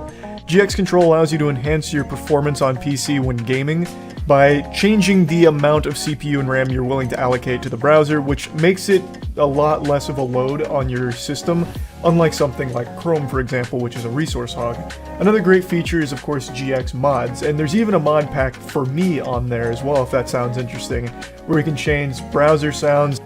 Yeah, baby! So yeah, all kinds of customizable wallpapers, and a lot of other interesting things that you can toy around with and adjust thanks to things like GX mods. And when you download using my link, you can see my latest 12 uploads in the Opera GX corner. So if you're interested in starting with Opera GX, you can download it for free in the description. Thanks again to Opera for sponsoring. Before diving into the bigger picture of this whole situation, let's focus on the particulars of Jose's case here. Now, he's considered a person of high risk to reoffend. They even cited that he obtained more than $6 million in personal profits and continued pocketing another $190K of stolen royalties, which he hid. And the hefty sentence was really necessary to deter him from launching future scams because he's planning to remain in the music business. I want to stop it right there. How the fuck is this even considered a hefty sentence? He stole $23 million. 23 million clams that he had no right to, he stole. Now let me walk you through how the scam works. Someone like Jose and other awful people like Jose will set up these fraudulent businesses and they'll go on a copyright claiming bender. Like, we're talking full-blown, 10 lines of coke, stay up 24 hours programming bots in order to flag content on YouTube that they will copyright claim to take the money from. On YouTube, when you copyright claim a piece of content, you then get the ad revenue from it, even though it wasn't you who posted the video. This happens to everyone's channel at some point. At some point, someone created a piece of music or something that plays in the background of a game you're playing or something, and it'll get flagged in the system, and when that's there, you lose all the ad revenue from the content, and it goes to the person who made that piece, or is claiming they made that piece. That's how it works. In theory, it's supposed to be there to protect copyright holders from people that are just re-uploading their shit. Instead of just taking it down, you have the option to instead just take the money from it and it can stay up. But there's a lot of people that exploit this process, like Jose, where you don't have the rights to 50,000 songs here, but you're still claiming it because YouTube's system is fucking archaic. And there's not a whole lot of safeguards in place. A great example to highlight how unacceptably dog shit the current system is on YouTube, a community member of Destiny 2, just a person, just a, red-blooded, God-fearing human being, a normal person, noticed that this is a complete oversight from the system. And in the Destiny 2 community, he got really fed up with the way Bungie was doing something. They got very upset. I don't want to go into all the details here, so I'm not going to get too deep into the weeds. But basically, They were disgruntled, and in order to get back at not only the community but Bungie themselves, they started copyright claiming a ton of content in the Destiny community. And they were claiming it as if it was Bungie doing it. So Bungie got a lot of flack, a lot of shit for it, and then eventually they got so bold and brazen that they copyright claimed Bungie themselves. Bungie's own content that they were posting on YouTube, their Destiny 2 content, this guy started taking the rights of. So it's very exploitable and has been exploited many times.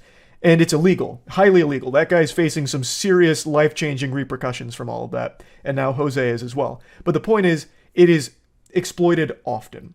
It happened a lot and blew up in a big way a couple months back on TikTok, where people started to notice that there's these Spotify accounts set up that just play like random common sound effects like Roblox oof, or like that gong sound effect when something happens, like when you, I don't know, drink milk too fast on TikTok and it's like gong, I'm gonna shit my pants. Like those sound effects. Someone had made Spotify accounts and were actually claiming those sound effects so that way they could take the ad revenue from YouTube videos that use them. It's someone that obviously didn't work on any of the sound effects or anything, but they noticed that they could claim the individual sound effects and then take the ad revenue. So the point is, this is a very common scam and it's a fucking problem. And Jose did this for half a decade, claimed over 50,000 songs that were not his, stealing money directly from those artists in order to profit himself, and he's only getting a little over 5 years in jail. I think that is a far cry from a hefty sentence. And the only reason that it's even that high is because they think he's at a high risk for reoffending, which he is, made over $20 million.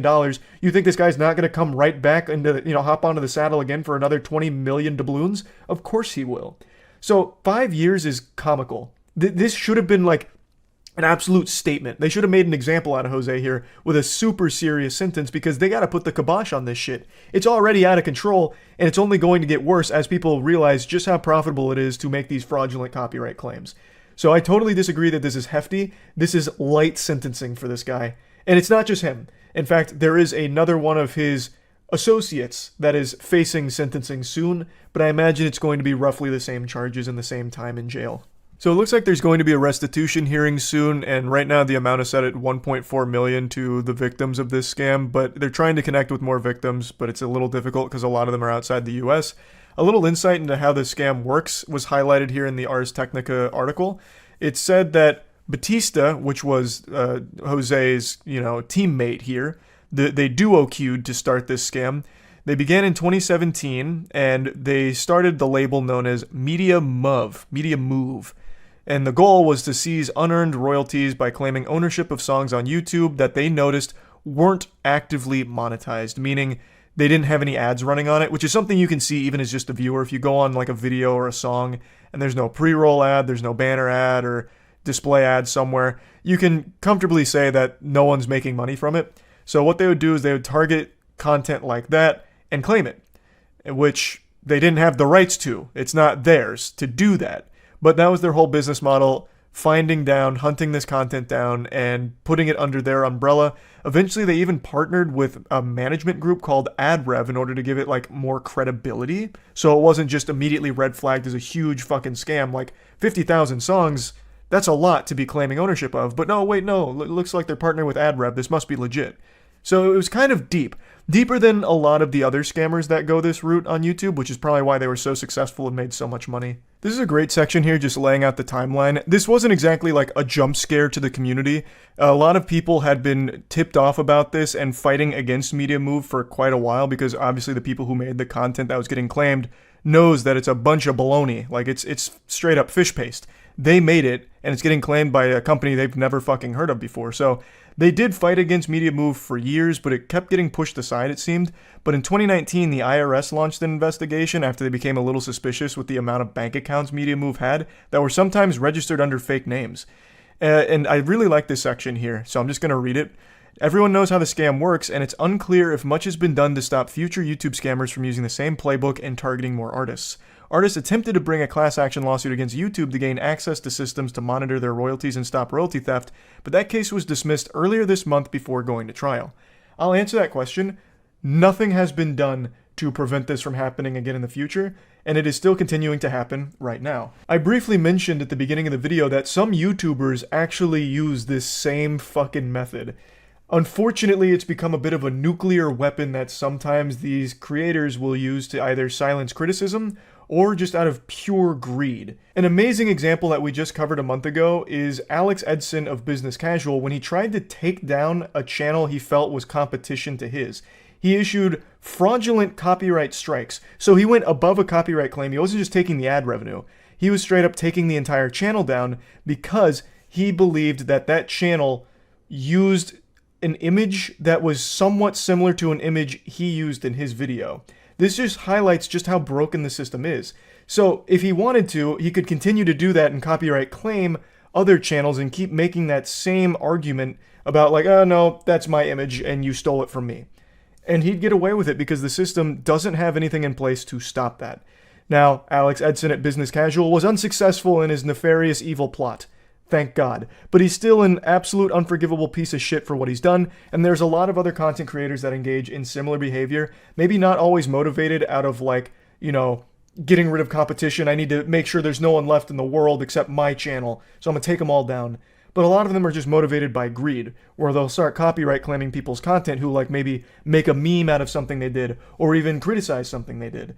That's happened a lot over the history of YouTube, so it is unfortunately a system that needs a drastic overhaul, and it's not getting that tender love and care that it needs to be in a good state. So squeaky wheel needs the grease. The squeaky wheel really needs the grease. Otherwise, Jose and Batista here that got 23 million from fraudulently claiming just completely innocent artist music will continue to pop up over the course of the next few years and will only continue to snowball. So yeah, I wanted to talk about this. I think it's great that they did get caught and are being punished. I just wish the punishment was more severe because I just don't think the punishment fits the crime here. They likely won't even serve their full time in jail, and they got away with so much money for quite a long period of time. So I think the sentencing needed to be harsher, and hopefully as more people are caught doing this, the sentencing will continue to increase. So that way it can finally deter people from trying it more in the future. But anyway, that's about it. See ya. I've made a ton of videos making fun of those alpha male boot camps that charge desperate, gullible men tens of thousands of dollars to attend a course where they just get sprayed with a hose for 3 days and spit on and yelled at and get absolutely nothing of value out of it. And today I was made aware that there's a similar course for women. It's not exactly the same, but it's somewhat adjacent. It's not an alpha female course per se. You pay $2,000 to $4,000 to swing a stick in a forest while screaming. And it's supposed to be like this emotional release for things that are enraging you. Would you pay $4,000 to swing big sticks and scream in the woods with the aim of releasing your anger? Obviously, there's only one right answer to that question. Any sensible person on the planet would say, absolutely yes. It's more than worth it to go pay $2,000 to $4,000 to swing a fucking stick. Sign me up. I'm ready. That's something I can't do for free. Where am I gonna find a stick? It is imperative that we allow ourselves safe spaces to release this fiery, hot emotion from within us. So it's called the Rage Ritual Retreat. If you want a healthy way of releasing all of your anger just to scream, shout, let it all out, solo queue and Rainbow Six Siege. I guarantee after your second game you won't have a voice left because you'd be too busy yelling at your fucking teammates who are lobotomites. Now, dropping the sarcasm, this is just a blatant scam. Charging people up to $4,000 to swing a stick while yelling? I couldn't imagine a worse use of your money. You would get more value out of using $4,000 as toilet paper. I would actually say that is a better use of those dollar bills as opposed to spending them on this con artist. Like, there's not even an overhead cost here. It's like genius from the scammer's perspective. All you do is just go into a forest and give them sticks and tell them to yell. One of their big selling points, at least from what I can tell, is that this is a safe space to do it in, a controlled environment where there's going to be no judgment and no one's going to hear you. Bah humbug, what a load of fucking horseradish. It's not like the lead lady here who you're about to meet surveyed the entire area within 3 miles to ensure that it's a closed set that no one's going to infiltrate. There's definitely going to be some hikers that might hear you, or some wildlife that's going to be startled and maybe you get charged by a bear who's confused or something. Like, it's not like this is some kind of environment she controls. All she did is get a class together and charge them thousands of dollars to swing sticks together. Something that you can do for free right now. And in fact, I will. I'm going to release my rage at seeing this blatant scam and people's willingness to just spend tons of money on absolute fucking nothing. but I don't have a stick, so instead I'm using this bold and brash picture.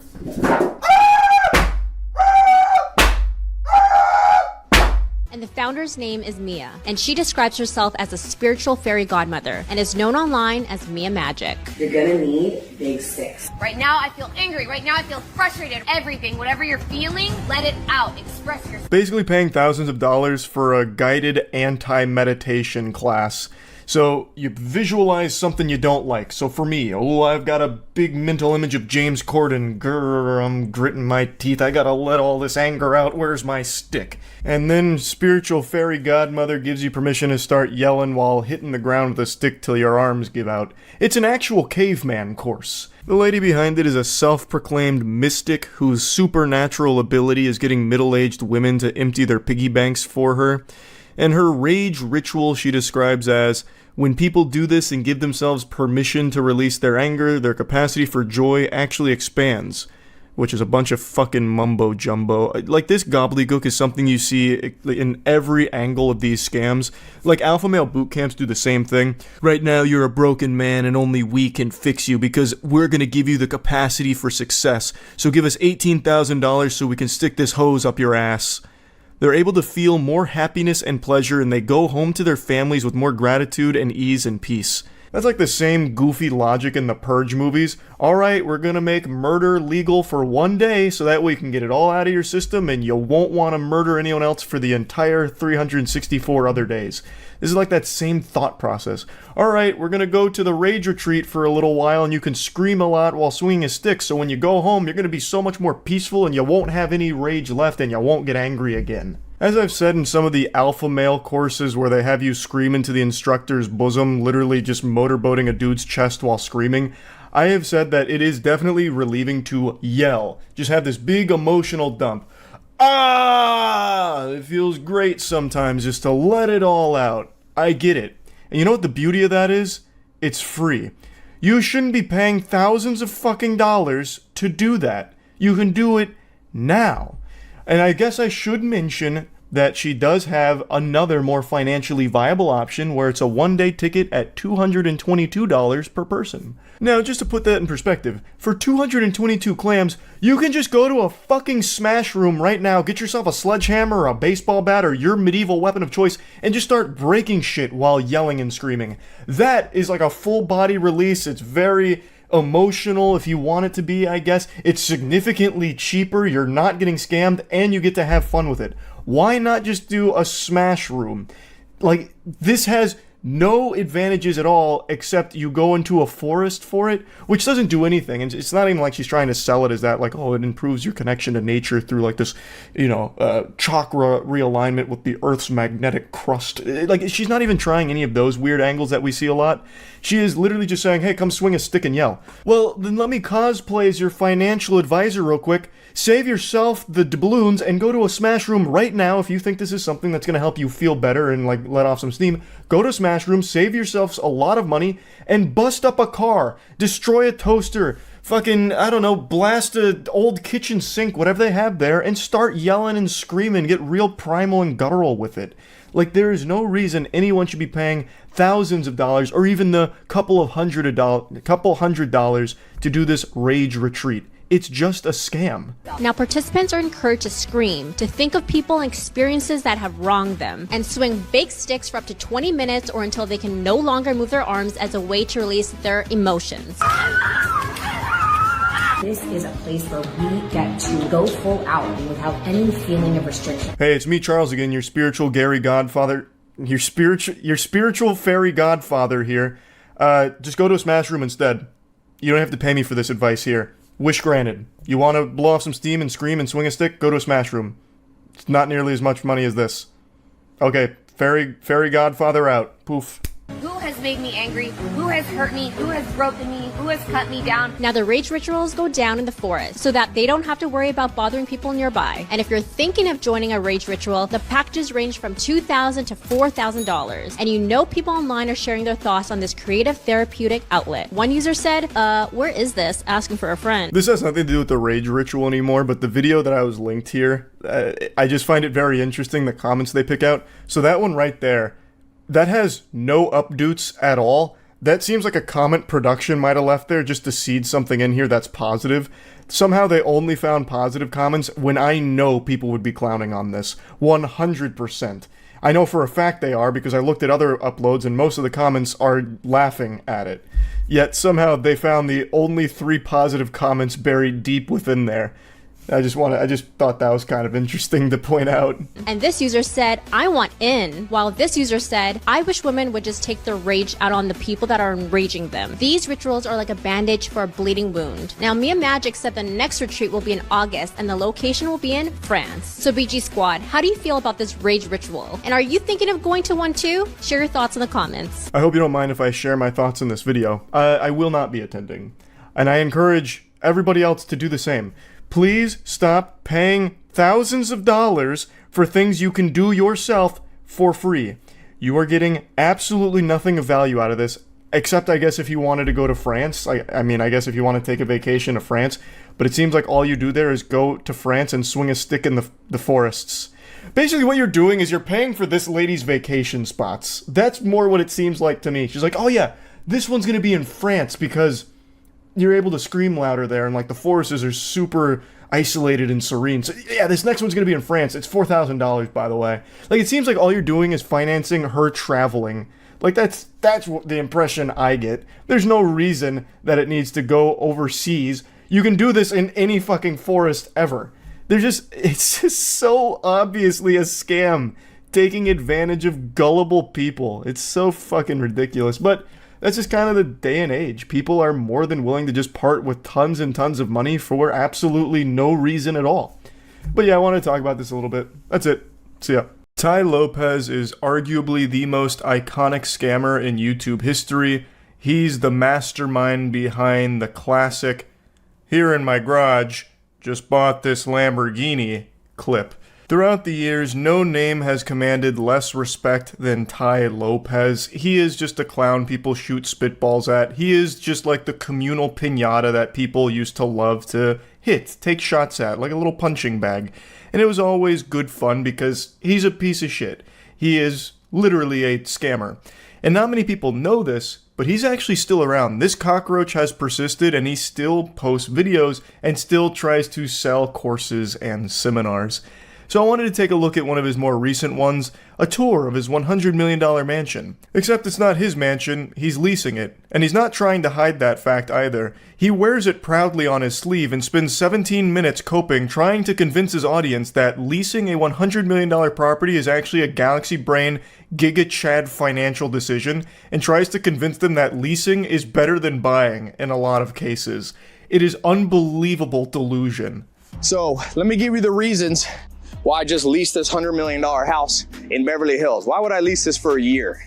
Is that crazy? It's beyond crazy. It's plain brain dead. This is plus ultra moron shit here. Leasing a $100 million property, and trying to posture it as a good thing and a smart financial decision, that is baffling. Now, I know Tai Lopez is just a complete fake person. Like, he even moves around like an NPC out of GTA, like some kind of character you'd find on the street that's like falling over or getting bullied by someone. But like this, it's become his whole persona. You know, I'm oiled up in my garage, rubbing my wiener on my Lamborghini, you know, that kind of thing, like flexing these wealthy things. But this is so unbelievable to me, where he's trying to position a lease on a $100 million property as a good thing. Well, I'm gonna tell you what Felix Dennis, he had the 3 F's rule. If it flies, floats, or lease it, don't buy it. A mansion does none of those things, except fuck you in the face. Like, I understand that this is all for show. I think there's a very real chance he's not even leasing this property, and I'll get into that in a moment. As he's doing the walkthrough, this place is more barren and empty than my fucking 16th birthday party. Like, I don't think he even leased it. I think he asked the realtor if he can just film a video in there so he could promote his seminars. The only reason he's at this property and making this video is to try and push gullible fools into purchasing his courses and attending his seminars and that kind of fucking nonsense, just to keep exploiting people. But that's not the real reason. I'm gonna give you the reasons why I would do something crazy, because we live in a world, it's like if you lease a Lamborghini, people think, oh, this person's dumb, or they're trying to pretend, or if they lease a house, you know, this isn't an Airbnb, this is a long-term lease. People are like, oh, and I'm going, no, use your brain. They don't teach us in school financial literacy. It's not financial literacy, it's substantial idiocy. If you used your brain for even a second, just had one neuron activation moment, you would recognize how stupid this whole thing is. I buy farmland. I own farms. This is number one. There are things you should buy and things you should lease. Ty loves to go on and on about the farms that he owns, and I'm confident he's never stepped foot on them for even a second past the initial handshake of purchasing it. If that's even a true story, it's impossible to know with Ty Lopez, but if he did own farms, you bet your sweet bippy he'd say, ew, yucky, smelly animals, and run away. To tie it all back to Ty's 10 commandments here of leasing, I'm going to go ahead and poke some holes into that theory here. There are things you should buy, and there are things you should lease in some cases. You know what one thing you should never lease is? A $100 million mansion, no matter how well off you are. I don't even understand this from a conceptual standpoint, because this just looks pathetic. It looks weak. And I feel even the most brainwashed of suckers would see that too. Like, let's say I'm someone susceptible to Ty Lopez's manipulation. And I'm like, Ty Lopez, he's got all the secrets to wealth. If I follow him, I'll be a multimillionaire too. And then I watch this video, I would look at Ty Lopez like a little fucking vermin for it. Because this is him paying a richer man to film content in that house. This isn't his house. He's very open about leasing this. He is paying someone more wealthy and more successful than him to ask him if he can kind of stay there while filming YouTube videos. Like, that's not a financial guru. That's a bitch. What I also like about this house, and reason number two, is a lease for tax purposes and deductions. If you've got a big wing of business like I do, you get better tax deductions on a lease versus a purchase. I use this little thing to separate. Actually, let's go this way first. I love that he has the business wing sectioned off here. Why? What's happening over there? Is that where the owner is and he's fucking your girlfriend, Ty? Like, I don't understand. Who in their own home would be like quarantining the business wing? That'd be like me setting up an obstacle course to get into my office here. That's where I do the high level stuff. So naturally, I've got it blockaded. Yeah, it's a sitting room, but I'm gonna put in grand piano. I like to play the piano. You runny-nosed little worm, why are you lying to me? I know you're not putting a grand piano in there. Number three is flexibility. Next reason is charity. Yes, charity. Nothing says helping the community quite like living in a $100 million mansion that you're leasing. He's doing it for the people at the end of the day. He's not selfish. He's leasing this property because he's uplifting those around him, helping everyone that he can through this. And he stays flexible, of course. He's not married to this home. If he wants to, he can go get a $200 million lease on my fucking butthole. Like, he's got so many options. Never just live for yourself. I call it the 50-50 rule. You should spend 50% of your life living for yourself and your family and people who depend on you, but 50% live for the good of others. So this house is amazing. I already did a big event, a charity pool party. You know, this backyard will hold 800 people, and I sold tables, and all the profit from the little tables in the back went to charity. So you can do good with a big house. Might actually be one of the weakest arguments I've ever heard for why some narcissistic loser would lease a $100 million property. Well, actually, there's so much good you can do with a big house like this. I threw a pool party and I sold tables. I don't know what that means, full disclosure. I don't know what that... You sold tables? Is that like code for baby oil? Is this like a freak off or something? Like, I don't know what he's saying with that. But whatever. I sold tables and I gave money to charity.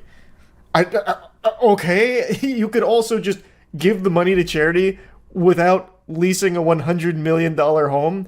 Like, that home didn't help you do any of that. It doesn't make any sense what you're trying to say here. I also love how he tries to get really philosophical, like he's a man's man, you gotta live for yourself sometimes, but then live for others, like your family. Speaking of family, Ty, where's your wife and kids? You're pushing 50 and you still don't have a family, man. You're still on this stupid fucking grind set mentality, trying to scam people through dog shit YouTube videos and seminars like this. Next reason to lease versus buy is maintenance responsibility. You know how expensive this house is to maintain? So I love the fact that it's like you're not responsible really for the maintenance if you negotiate your lease right. Another great reason to lease versus buy is I'm too fucking lazy to do any of it myself, so I'll put that responsibility on the person that I'm leasing from. Yeah. Cool flex, Ty. I can't be bothered to do anything except sit here and make YouTube shorts promoting nonsense to fools.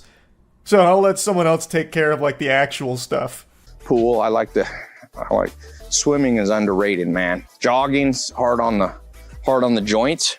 Swimming, there's a certain magic. You look at those people like the Maoris, like The Rock, people from the South Pacific are in some of the best shape historically, the people who swam a lot. So I love swimming. I don't know why we still have all the ropes up, but I like to do my workouts outside when I can. What the fuck are you yapping about, man? What? Just say you like to swim. I don't know why he's going into this whole spiel about it.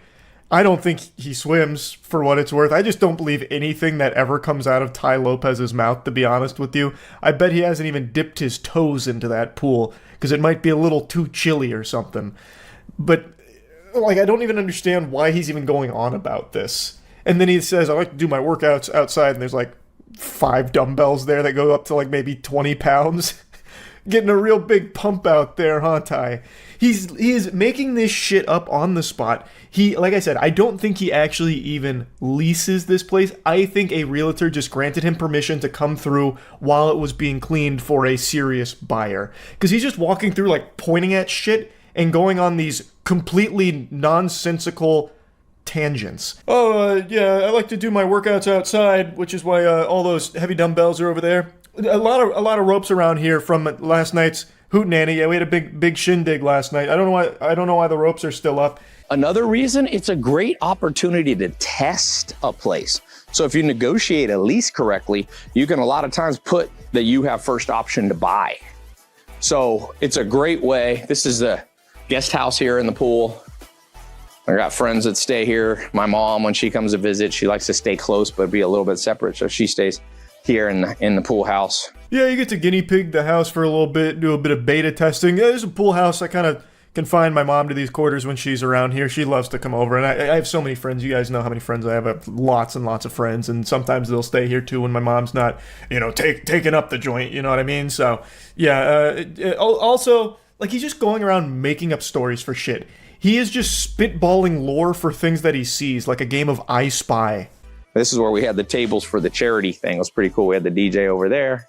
So this room, I'm turning, Anton's here, CEO here. He's getting some work done, but this is becoming the game room. Is Anton even alive over there? It looks like he's out cold. You should be going over there to check for a pulse, brother. Man looks like he overdosed on chill pills. I also just don't even think Tai Lopez knows who that is. His name's probably not even Anton. He probably just pulled that out of his ass. Maybe he is the CEO of something. I don't have a clue, but to me, it just really feels like there's some random people in this house and Tai Lopez is scrambling to try and explain why they're there. Like, oh, hey, it's Jericho, hey, up top. Yeah. Good game last night. Yeah, Jericho was at the charity function last night. He donated $5 million to the charity we were partying for, and then I think he ended up having a threesome or something. But anyway, it's great to see you. Great to see you. Yeah. Oh, yep. Nope. Another charity event next week. That's right. Can't wait. Anyway, this is gonna be the game room. Gonna be a lot of games in this room. Super Bowl, you can open this to outside. You got your own bar here, which is kind of cool. But now I want to go back to one of the points of leasing versus buying. I wish Anton had just shot up after hearing that. What the fuck? Benefits of leasing versus buying? Are you out of your mind? Are you off your gourd? I also can't help but just appreciate that Tai Lopez talks about the bar over there and then slowly walks over there, fee-fi-fo-fums, just to spank it for no reason, just to slap it. A reason that I like to do a $100 million huge house is it's easier to clearly delineate what's personal and what's business. I section it off. What the hell is even that? One of the biggest benefits to a big house in Tai Lopez's eyes is his ability to effectively section off what's business and what's personal. Do you not have object permanence? Are you 5 years old? Man thinks if he's not in his office, it just disappears. So he has to set up these blockers to remind him, like, office on that side, that's where business is. You can't just be an adult and know that your office is where your business shit is. Everything else is your personal shit. Like, what? How dumb are you? Change your life right here. I'm loading all my books in. I have other homes, so I'm trying to decide, do I want to buy all new books because this place got such a good library, or do I want to ship books? I have more books in boxes on one of my farms. Okay, here, as I said, one of the advantages of leasing versus buying is the business element of it. Here, this house has a ballroom. I have a lot of my C-suite, not all my employees, but I have like the leaders come. I fail to see how that's an advantage of leasing versus buying, because you could still get that same effect through buying. If you own the house, you could still have them in that same ballroom, like your little fucking personal sweatshop here. Like, it's not like leasing helped you do that better or gave you the ability to do that, whereas buying wouldn't. Rick Field here, one of the chief branding officers, the world's largest monitor. But yeah, this is a cool place. It's got very finely crafted kind of all of this work that they did is pretty incredible. One thing I find very interesting is Tai Lopez walks around this house like a fucking ghost. Everyone around him treats him as if he's invisible. So he's like directly talking about Rick Field, who's in earshot. Like, he is right next to him. Ty's breathing down his shoulder. Rick doesn't even give him the time of day, doesn't look at him. Anton, another example, never even acknowledges Tai Lopez's presence, doesn't even look up at him. Neither does anyone in that room. I don't think they know Tai. I really don't. Very important. Heidi keeps a lot of my books. Here, tú puedes poner esto on mí. The books I read, I stick in my office, so I put them all here. Esto no. I read this one. I like to go to sleep by reading 3 or 4 books. If you ain't sleeping well, don't be scrolling on your phone. Read. Turns out Ty actually had some surprise books upstairs that he hadn't fully loaded into his shelves down there. So the books on the shelves, those are the ones that he reads. The ones upstairs, that's a totally different set of books. So he starts fishing through there. This book, and this book, and this book, and then just hands it to Heidi. And then he says he reads 3 to 4 books before going to bed. Impossible? You don't do that? I know you don't. What do you mean you read 3 to 4 books? Like maybe picture books or something where you flip through Green Eggs and Ham, perhaps, but you're not reading full books every night before bed. No shot. That's not happening. I haven't fully even, I don't spend all my time here. California is not my main home, is somewhere else. And I also live in Europe part-time. So another reason to lease, why leased versus purchase, is I like to have multiple homes. And I feel like when you own something, you see it as your nest egg and you literally don't travel as much. I know that's psychological, but it's true. I just cannot believe that he's saying these things on camera to his audience, because it is so clear to anybody watching this how full of shit this man is. So you're telling me you lease tons of homes apparently and live a lot of different places. You're leasing a $100 million home despite not really spending that much time here. Why? Why lease a $100 million home then? You are actually just flushing money down the shitter.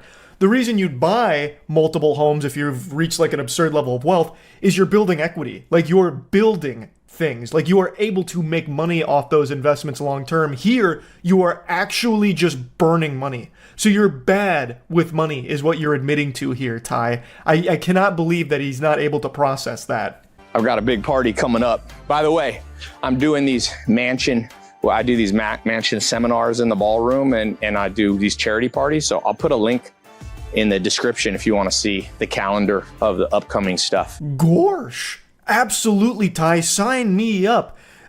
Parties, mansion seminars in a leased $100 million property. I can't wait to be taught by the master. This place, they used to use it for like big charity events. Brad Pitt had an event here. It's pretty cool. But, you know, a lot of times if you do it right, another thing I like is you can lease homes that will never come up for sale. It's kind of cool because sometimes people don't want to sell the whole home. So for me, life is about adventure. I'm not number one, my core drive is not material things. So like I said, I like to buy farmland. Farmland's been the best risk-adjusted return. You know, I'd rather own farms that have a productive use than just homes or mansions. Ty's serving up a full course of the Yappy meal here on the world's slowest elevator. Why does it take so long to go 2 floors? This elevator sucks. Is there just like a couple people with like a rope slowly letting it down as Ty gets in it? How is it that slow? Jesus. And anyway, whatever he's talking about in there is fucking stupid in the first place, saying how his number one motivator is not material things. Meanwhile, his whole persona is material things and presenting material things, flexing material things, and convincing his audience that they should and can get those material things through following him. You're just so full of barnacles, Ty, it's crazy. I don't know where we are. That goes back up. And this is you could fit up to 20 cars in the garage, but my friend's staying here and just one little Lambo. I'm trying to decide if I want to get a Phantom Rolls Royce with the driver. That's so badass, Ty. He can't decide if he wants the Phantom or the Rolls Royce with the driver. He just has so many complex decisions. I say, why not both? You got plenty of dough lying around, right? Look at you, Ty. Just get both. You've earned it, man. You've earned it. I also love it. He's like, yeah, I don't really know where we are. Of course you don't. Of course you don't know where you are, Ty. Because I don't think you actually lease this place. You just come in here because you know the realtor and he'd let you come in here and just take a fucking tour through it while presenting as if it's yours so you could sell some fools on your fucking courses to make money off of them. But I use this a lot. It's got a really good sound system. Beautiful chairs. I had the first night I moved in, like 5 friends, and we all, what do we watch? The Bourne Experiment. And it was like everybody fell asleep in the chairs. Everybody's snoring. Guys' night, everybody's sitting there snoring. No, they didn't. You made that up. Of all the things that have never happened, that's definitely one of them. Well, like, you couldn't even think of an accurate Bourne title. There is no Bourne Experiment, goober. Like, he's just making shit up. And the amount of times he references his friends truly convinces me that he has no one in his life that's close to him. Nobody at all. Yeah, so I had, like, my friends, you know, they were here. We watched a movie. And then everyone fell asleep. They were, like, snoring and shit. And then, you know, my friends, they came up to me and said, thank you so much, Ty, for letting us stay here. You're such a good guy. And thank you, Ty, for making us millions of dollars. And then everyone clapped. The next reason to buy is adventure. I'm an adventure guy. People always ask me, Ty, why are you still doing business? You know, I could have retired and had enough recurring revenue probably in like 2007 or 8. You know, why didn't I? I like adventure. Of course. No, absolutely, Ty. He's just a real adventurous soul. And he doesn't like to be tied down by like a family or anything. He likes to do it alone. He prefers to be alone. It's his choice. Don't be afraid to lease. As I told you at the beginning, what Felix Dennis said about the 3 Fs. So don't listen. People are financially illiterate. They're like, oh, if you didn't buy it, that's something wrong. Do the cost benefit analysis. Sometimes it makes sense to buy. Sometimes it makes sense to lease. If you know you want to be there for a long time, like farms for me. Not a single convincing argument in favor of leasing over buying presented throughout this entire video. Because bare necessities. The core is that it's stupid to lease a $100 million mansion under any circumstances. It's a terrible idea. And he's trying so hard to spin it as like an alpha gigabrain financial guru maneuver. It's not, Ty. It's not. He then goes on to promote his seminars once more to try and get people through the door with their wallets out and piggy banks emptied. So just classic Ty Lopez shit, really. I wanted to make fun of it. That's about it. See ya. Yeah, I'm talking about scams again. I don't know what to tell you. Every single minute there's another scam born, and every 5 minutes there's another victim of a scam being taken advantage of. It is unreal the current landscape of the internet with how rampant scams are. It's crazy. There are more active scammers on this planet than there are ants. It's just vile. Nowhere and no one is safe. I'm going to make up a statistic real quick, and I want it to be an alarming one just to illustrate the intensity of the situation. 1 out of every 2 people in this world is either a scammer or a victim. So, sleep in fear. Now today I'm going to be going over a scammer that I'm pretty confident most of you haven't heard of. I only recently learned about them thanks to a YouTuber named Maddie Balls, who made a great video exposing the whole situation and going over it thoroughly. So the link to the full video, of course, is going to be in the description of this one. I'm just going to show some of the clips and go over like the general broad strokes of what the scam is. It's a pretty interesting one, albeit nothing unique about it. But what I find interesting is their commitment to the facade. So the scammer is named Carter Jamieson, and he's built his career, well, career is a term I'm using super loosely because it's an illusion of a career. Carter Jamieson is an Instagram influencer, which again is a term that has no meaning at all. That is the biggest nothing fucking sandwich of a term. But he has 1 million followers on Instagram, almost all of which are botted, by the way. And he sells courses, which are like media packages in order to get you clout. The man is a literal clout vendor. He's an exposure goblin, and you pay him thousands of dollars for these packages to hopefully blow up your brand or increase your online presence. That's his whole hustle. He's a guru scammer. There's nothing unique there whatsoever. But what's impressive about Carter Jamieson is his tenacity and persistence to prey on gullible kids and desperate adults.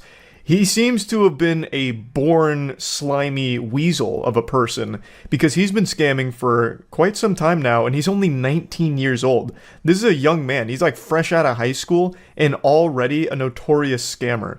In fact, he was one of the puppet masters behind Lana Rhoades' NFT scam from like 8 or 9 months ago, which I know a lot of you are probably familiar with because that was a huge scam. He was one of the people behind it that made off with $1.5 million in that rug pull. This was his first major scam, and I guess he must have really enjoyed the taste of shit in his mouth because he just continues to scam from here. It's only escalated. So not only does he do the press package shit where he like sells these $1,000 packages of like articles or whatever, he also does these very shady giveaways where I'm not entirely convinced people actually get the items they're supposed to receive from the giveaways. But even still, giveaways in and of themselves and the way that Carter Jamieson does them are always sketchy because he's hiring rappers and pretending to be friends with them in order to promote the giveaway. So that way people start following the account and, you know, signing up, whatever, all that, under the idea that they're going to get this item, and also under the idea that the rapper that is there is a big supporter, so it must be legitimate, even though that's not exactly telling the whole story.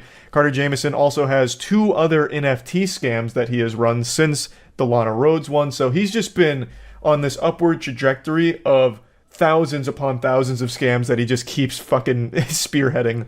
And like I said, he's only 19. I have to imagine he started doing this as a child, like an actual toddler. Like he probably opened a lemonade stand when he was 8 years old, but didn't actually sell lemonade. He sold water with like a hint of lemon in it because he wanted to save money on the lemons. So he just sold people the idea of lemonade. Like, I guarantee this guy's been scamming for a long time. Like, probably took notes out of Ed, Edd n Eddy when they were scamming for Jawbreakers. He probably was scamming around his middle school for, you know, $15, $20 off like a homework racket or something. Like, this kid seems to just thrive off taking advantage of people and lying. His whole personality is fake. So I'm going to go ahead and play clips from the video so that we can get a deeper understanding of exactly how all of it works. But this one is a pretty sad one. Like, he's 19 years old and he's already a piece of shit. Carter Jamieson. I'm unfamiliar with that name. Carter Jamieson is someone who's been seen with Chief Keef, Kodak Black, Lil Durk, Bobby Shmurda, Summer Rae, Lil Yachty, Steve Will Do It, Cole Bennett, and many other celebrities. But how... I'm going to just take a guess. Knowing nothing about this, he paid to take all of those pictures with those celebrities. He's a trust fund kid with a lot of access to money. So he puts on a front that he's actually a popular guy, like friends with all these rappers, and he uses it to try and promote. I'm just going to do crypto. I think crypto's easiest. Lock it in. The digital marketing company Gateway Agency. But I think he's a liar. So to understand how this guy has made millions from lying, misleading, and scamming, we have to dig a little bit deeper. Recently started... Oh, actually, damn, fuck. I'm starting to change my mind. Maybe it's not crypto. Maybe he sells like courses. Maybe he's one of those gurus, like get rich quick guru kind of shit. Because he's a 19-year-old entrepreneur, owner of Gateway Agency or some shit. Whatever other imaginary made-up garbage he comes up with. I'll stick it out on crypto. I won't backpedal. Getting a ton. Is he really even a scammer? Well, I'm gonna go ahead and take a stab at it. He does not have all of these followers legitimately, 100% botted to a certain level. A lot of people on Instagram do that. How does this kid know all these people? He doesn't. He pays to be near them. And who is he? Just a kid with a lucky spawn, born to a wealthy family. so Carter Jamieson is another one of those social media gurus you see online, but instead of selling you a course, he's selling you popularity. You might notice he has decent engagement in relationships with one guru who promises to scale your digital footprint to the... My second guess was the right one. Son of a bitch. Yeah, maybe crypto's too outdated now. Everyone just immediately conflates anything meta, Web3, whatever with a scam. Rightfully so, by the way. Like, yeah, if he's a modern scammer, he would have had to adapt into the guru space, which is now the money maker. Actually proves his guiltiness. Botted engagement. Before his engagement increased 100 times because of Juice WRLD fans hate bombing him, he could be seen botting his account, as you can see from all these fake comments. And if that isn't proof enough, no, this is really fire. Out botted engagement Shit's on flames. one of his Twitter accounts. And here on his YouTube channel, you can see over 1,000 botted comments on one of his YouTube shorts that only has 600 likes. So it's safe to assume that he's botting likes and possibly followers. They're too. just very Then there's passionate. his They press. forgot to When like. I first saw on his website that he had a ton of articles and content, and another even says this story is paid for by an advertiser. Remember, I actually had no idea that that shit was there. Obviously, a lot of journalism is paid content. Like, I mean, is what it is. I didn't know that they actually disclosed it in those cases. I thought they still kind of kept that under wraps. But I guess they also got hit by some new guidelines or something, or maybe I've just been oblivious to those notices. someone with a lot of followers, we tend to think they're legitimate. The deception exists because the large follower numbers trick our brains into giving out credibility naturally from the social proof. More followers means more credibility, right? But I don't think Carter's... Maybe I'm being baselessly optimistic, but I feel like that perception's starting to waver a bit. It used to be bigger number, trustworthy person. That used to be the rule, but I think with crypto and everything, it's kind of shaken everyone's faith in that concept. So I'm hoping that's changing, because it feels like it kind of is, slowly but surely. But maybe I'm just wrong in wanting to believe. I like how the YouTuber is basically milking this guy's downfall for views and content. Why does everyone have to have like some kind of weird contrarian perspective on everything? This guy even said at the beginning, like, he was a very generous guy about this whole thing. He's just telling the story, and that's exactly what he's doing. He's just telling the story about this guy's hustle, which is a scam. It's so weird. What goes on in your mind to want to immediately take some kind of weird combative stance on someone just literally exposing a scammer? I don't get it. I actually don't understand it. It's just too easy to agree, so someone has to disagree even if they don't believe. I suppose, but I'm not here to be an armchair psychologist. I really just don't get it.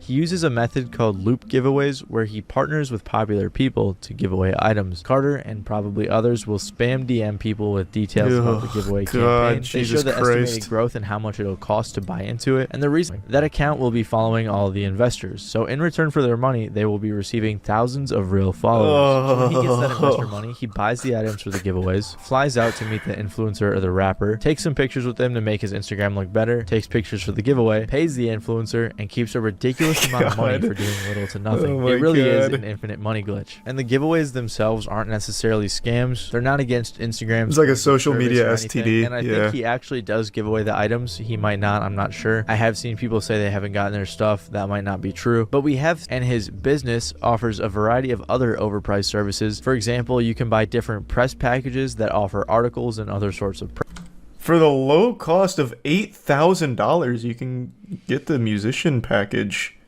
which is a 15 article package. Oh, whoa, and I missed the... Oh, that's the low end. What the fuck? The $20,000 value is so much better. It even has the word cheaper. It's the market domination press package, which is 20 mid-tier press package. How are you supposed to gain clout without spending 20 grand on this package? Holy shit, wait, all the answers are right here. This is the key to success. He's giving away the keys to the kingdom, holy fuck. And for the low cost of 20 grand? Press, like this Google Knowledge Panel package, which costs $6,500 when you can do it for free yourself. Then in the description, he has the nerve to say, you must have 20 other notable articles. Yeah. He sells ad management, verification, websites, billboard advertisements, and more. And I'm going to take a random shot. Why? Who is dumb enough to pay for a fucking billboard advertisement? Who in their right fucking mind is like, oh my god, the billboard package. I need it. I'm gonna blow up with a good billboard. I don't think a single human being of the last 10 years has looked at a billboard and actually signed up or even visited what it was advertising. Especially because apparently they only accept payments through Cash App, which is very sketchy. And I guess he also used to sell paid shoutouts on his Instagram and then just delete them right away after you paid for it, which probably didn't really make a difference because most of his Instagram followers are either inactive or fake. And if none of this, the reason that I believe he is scamming when it comes to the giveaways and the influencer marketing is because he's been caught scamming before. Before Carter brought his scams to the rap community, he was exposed for being one of the masterminds behind Lana Rhoades' CryptoSys NFT rug pull, where her, Carter, and some others made off with $1.5 million in Ethereum. It's crazy. Somehow, anytime there's a scam, it's like this interconnected web. Like, all of the scammers that currently exist have always existed, and they've been part of all the other scams we've followed. What a throwback. What another reoccurring character. Another season that they're making an appearance in, another cameo. There were 6,069 awful looking NFTs that were being marketed as an investment, and investors were promised that this was a long... Unlike other pump and dump projects, we don't just plan on stopping after minting, so we actually have to be able to fund all that stuff. They were hyping it up so much to the point where multiple people even got tattoos of the NFT and they were reposting it. Personally, I can't imagine knowingly scamming people, watching them get tattoos of the NFT and reposting it. So they... I'll tell you one thing, I can absolutely imagine that.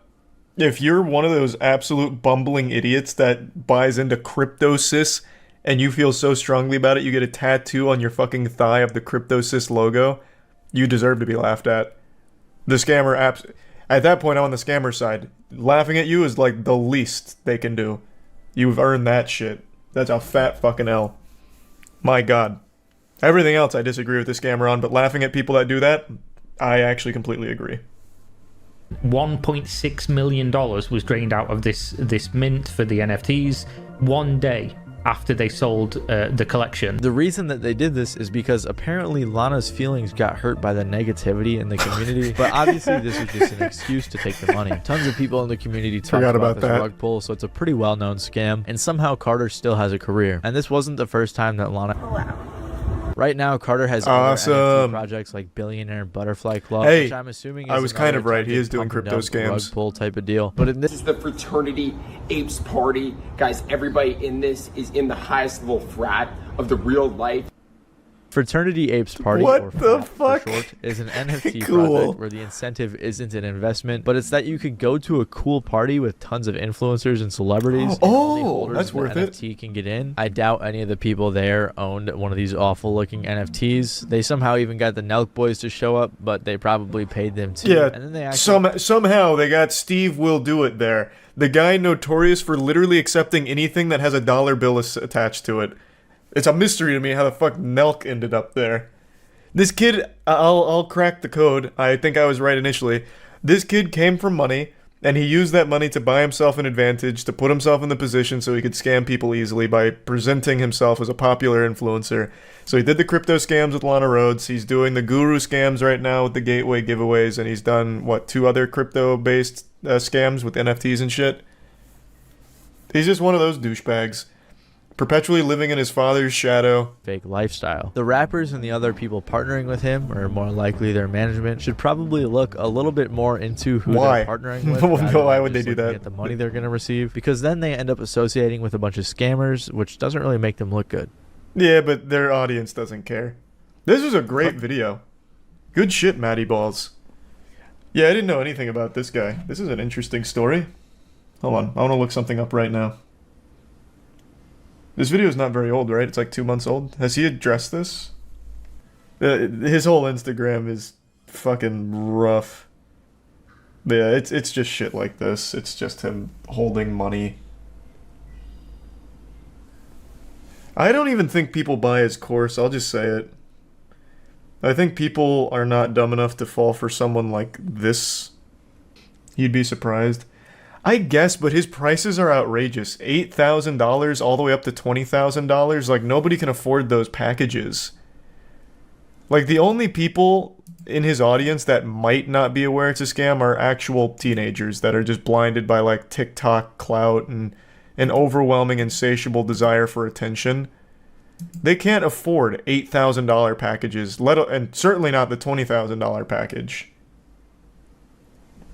So, like, who the fuck is his audience? Or, rather, his clients. No one can afford that shit. You underestimate the stupidity of the average adult. I really don't. I feel like of most people in the world, I am usually pretty on the mark with how dumb people can be. This is just out of the price range of stupid people. And certainly out of the price range of stupid kids. You were surprised by the age of CryptoZoo victims. I was very surprised by that. You are correct. That one did catch me off guard. I wouldn't have expected adults to be in the Logan Paul audience, let alone falling for a Logan Paul NFT project. But that was a low barrier of entry for them. This is an extremely high barrier. Especially for very little return. Meet the 18-year-old who's the CEO of a successful social media agency. And then right underneath that, this is paid for by the advertiser. Ah, so it's trustworthy then, huh? Surely this will be an unbiased look at his story. Let's see. More than the stunning content, he wanted to explore the algorithm that leads the influencers to a staggering number of followers. After 6 years of grinding with Instagram, Jameson was finally successful in decoding the algorithm to earn over 1 million followers. He decoded it, he was in the mainframe, and then he found the secret, which is his daddy's credit card to buy bots. Little botted followers. Fucking genius. Holy shit, this guy's good. He's a savant. He's like the Mozart of Instagram. Because he never did anything? Well, no, I just wanted to know about, like, his parents. Like, usually in these kind of cases, they always try to be that person that pulls themselves up by their own bootstraps. Like, I came from nothing. My dad was a normal blue-collar worker, just a true red-blooded American patriot working 2 jobs to put food on the table for me and my 6 brothers. And my mom also had to work night shifts down at the local cemetery. Like, I don't know. Usually just like some kind of sob story. So that people like relate to it somehow and like put him on a pedestal of wow, he did it himself. But he didn't even bother with that step. Do all scammers usually come from a rich family? I wouldn't say all of them. That'd be a disservice to say all of them. But I would argue a good 85 to 90% of all scammers do come from a very privileged background. At least in the digital age. There is no worse or more degenerate place on the entire internet than TikTok Live.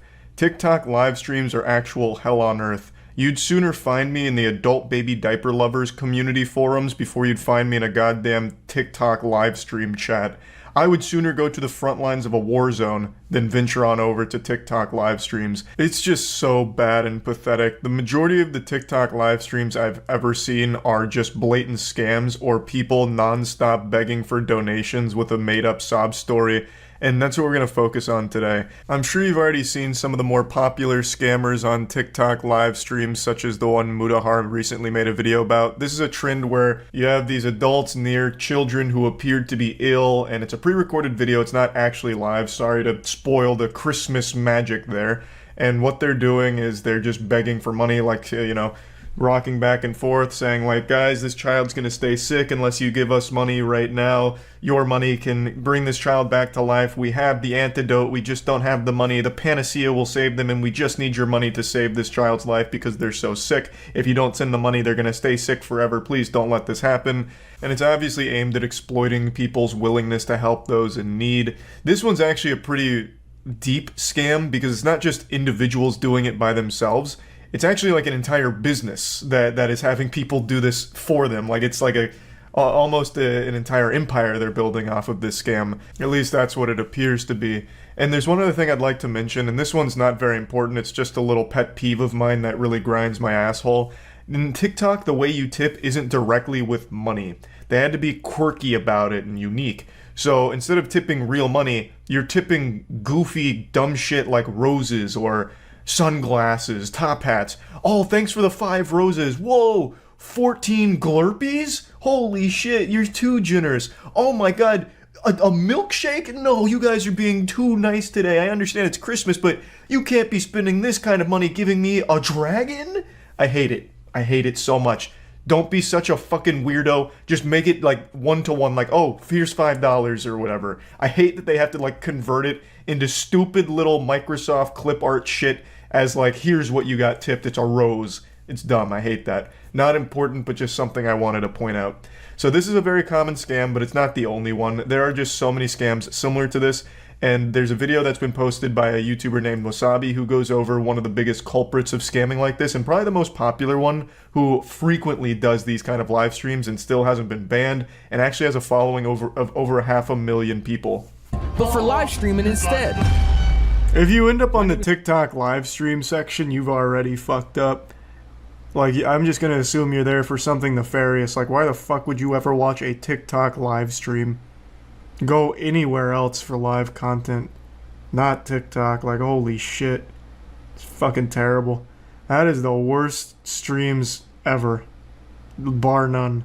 Becomes a lot more appealing to people wanting to give live streaming a shot, or potentially by scammers who see it as a great opportunity to take advantage of other people. So judging by the thumbnail, this is the scammer he's about to call out, and I can already tell you he's doing the exact same scam that I briefly mentioned. I'm going to take a shot here, just based off of the other scams I know on TikTok live streams. He plays pre-recorded videos begging for money, doing something, telling a sob story, one of the two. And he just loops that shit endlessly to try and farm money out of it. And we are not getting a galaxy. You see, I just needed to be positive because we aren't getting a galaxy. I was so confident. You are making me rage today. You are making me rage today because we aren't getting a galaxy. Which means I don't have to knock it over, which means I'm not going to rage, and which means I'm not emo. Because galaxy means I'm emo and I have to knock it down. Someone translate, is a galaxy some kind of like in-app currency that's a big one? What does that translate to real currency? How many doubloons? Why am I, how am I getting so many different answers to that question? I'm just gonna look it up myself. How in the fuck, it is a standard rate on the gift, I have to imagine. How the fuck did I get a range of $5 to $1,000 from so many different people? Jesus, why do I ask? Why do I bother asking? Costs $13.50. God damn it. Holy shit, it is $13.50. Okay, so then this is just everyone's doing this scam then. Displaying pre-recorded videos as a stream. Is this fake? No, your mom fake. It's not fake. The cherry on top, some people don't even have real streams. They're just pre-recorded. They're fake. So the process for going live is pretty straightforward. On TikTok's website, it says you must be 8 that don't know any better, so they're easy to fool and potentially get money from. That's also very common. On TikTok Live, I know they take Twitch streams sometimes and just broadcast it there as well on their page to farm off of the TikTok stream, or off the Twitch streamer. So they'll take like a VOD. They'll take like, let's say, XQC playing GTA RP. They'll take his entire stream, download it onto their phone or tablet or whatever, and then they'll just play it as a live stream on TikTok and just let people come in and just farm. That's pretty common on TikTok. I've seen that before.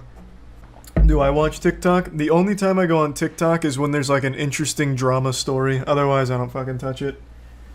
I am not really too big of a fan. I'm sure there's good content on there somewhere, but I'm not going to be the one digging through to find it. It's more than $13. There's no way it's like 100. Are you talking about the Galaxy? What do you mean? I looked it up. TikTok Galaxy cost. Why did you donate to tell me that when you can just look it up yourself? Roughly the equivalent to $13 to $15 or $13.50 overall. This is outdated? This is December 11th of 2022. It was a week ago. What the fuck do you mean it's outdated? Yeah, I mean, I guess maybe inflation's a whole new kind of beast over on TikTok. I'm just going to say this is probably correct for now. The easiest way to tell if a stream is fake is to look at the user's profile. For a majority of them, their profiles are either blank with a fake profile picture, and the bio either has no text, or some of them say, "Don't give me Galaxy," which is their way of saying, "Give me money." Are you serious right now? I haven't blinked for the last 17 days. You can literally join my live right now. Jesus Check for Christ. yourself. I don't blink. This is unwatchable. When Holy I join fuck. your live, that is cap, bro. I haven't blinked in the last 7 days. You can literally join my. Is it a scam or do people have bad taste? No, it's a scam. He just plays pre-recorded videos. So when you donate to him, and he's like, "Give me a Galaxy or I'm gonna fucking cry and pee-pee. Give me a Galaxy or it's gonna be real wet trousers in here. No Galaxy?" And then the chat, for some reason, does donate a Galaxy. But since it's a pre-recorded video, he doesn't react to it or anything. He just loops that video endlessly forever. He has all the Galaxies he needs. Yeah. He's got too many Galaxies now. He's got his bag. He said enough is enough. I'll leave a couple solar systems for the rest of you plebs. So Wasabi went over the minimum payout threshold, which is really generous. It's $10. As long as you make $10, you can get paid out for that. So getting one Galaxy pretty much immediately covers that. And I imagine he's actually been successful in farming that, considering he has 520,000 followers.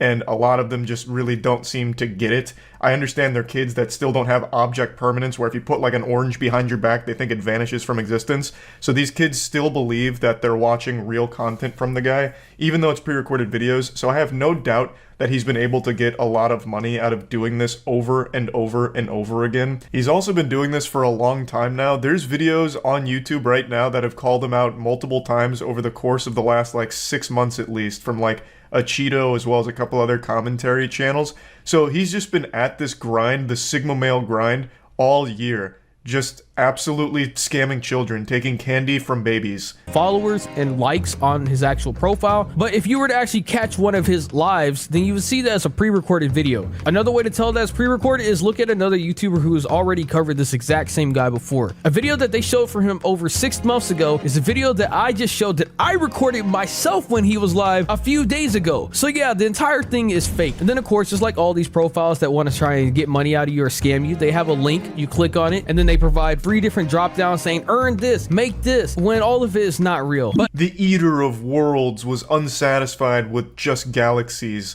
His gluttony knows no bounds. So even apart from just the live stream scams, he now also includes more scams in his bio. He's double, even triple dipping into the art of scamming. So you click on his bio link and it brings you to the age-old scam, a classic, an iconic one even, where it's gift card giveaways, win an iPhone, win 50,000 skateboards, win a date with Jenna Ortega, like just all of these stupid things where like, oh, click here, get $750 and an iPhone and shit like that. All of it fake.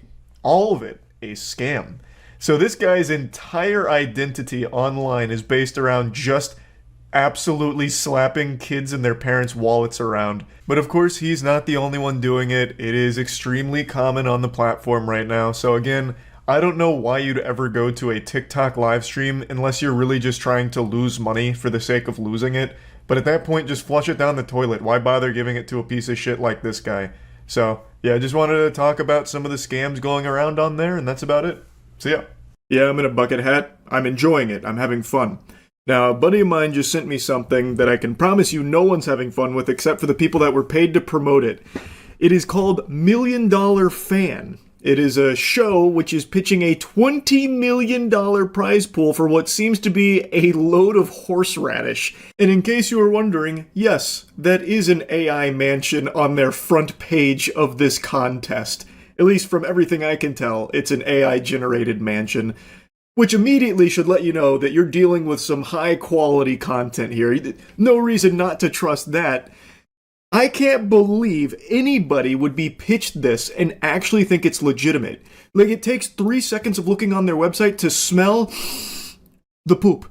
It is unbelievably foul. Like, there is no world where this happens. To put in perspective that prize number, $20 million, That is significantly more than Mr. Beast's Amazon show and would make it by far the highest grand prize pool in any kind of like reality game show history, pretty much. All for a, what I believe to be terrible concept for a show as well, about streamers' fans submitting clips and then I guess going to a mansion or something. I'm still a little confused because the information they offer is just fucking nonsensical. Like, I feel like I have to be on Fint to even begin to process the words that I'm reading and what is supposed to be a contest. So I want to go through this. I want to really get into the weeds here because this is mind-bogglingly stupid. This is a special kind of scam that I just can't even picture someone falling for. Yet, some streamers have publicly promoted it. I'm assuming they were paid to do so by their talent agency, who was approached by whoever's behind the $1 Million Fan Show to do this. So I imagine some people buy into it, which I can't wrap my noodle around that. This is like the Fire Festival of streamer shows, but even more outrageously fucking dumb. They have a streamers section here, and I'm guessing they were all paid to endorse this, and I know in Extra Emily's case, she just had a statement on her stream after her community was letting her know that they believe she had just promoted a scam to them with hawking $1 Million Fan Club. So we'll go over her statement here towards the end of the video. Checking in on the About Us section offers more questions than answers. It's so fucking useless here. You get about as much lore here as you do for the old Urgot League of Legends write-up, where it basically just said Urgot has a dark and mysterious past. So $1 Million Fan is a high-stakes reality television competition built around one simple idea: the fans deserve a seat at the table. Created at the intersection of modern creator culture and large-scale unscripted entertainment, $1 Million Fan brings everyday fans face-to-face with the creators they support, competing together in real-world challenges for life-changing prizes. This is not a meet and greet, and it's not passive fandom. It's participation, pressure, and performance. This feels like it's an AI-generated About Us section. Each season pairs selected fans with major online creators in a fully produced, on-location competition environment. Contestants are tested physically, mentally, and strategically across a series of escalating challenges designed to reward adaptability, teamwork, and resilience. The result is a show that feels authentic, unpredictable, and genuinely earned. $1 Million Fan is produced with the same standards as top-tier television professional crews, rigorous safety protocols, transparent rules, and a clear separation between entertainment and fair competition. No purchase is required to apply or enter. Fan participation pathways are designed to be accessible, compliant, and audience-first. At its core, $1 Million Fan exists to redefine the relationship between creators and their communities. Fans are no longer just viewers, they are competitors. Creators are no longer just personalities, they are teammates. Every moment is rooted in real stakes, real people, and real outcomes. This is reality television built for the internet generation, bigger, bolder, and centered on the people who made creator culture possible in the first place. So who the fuck are you, by the way? This is the About Us section, but you've only told us, like, I guess the elevator pitch on the show. Who is putting this on? Where is the $20 million coming from? Who is the professional television crew here working on this?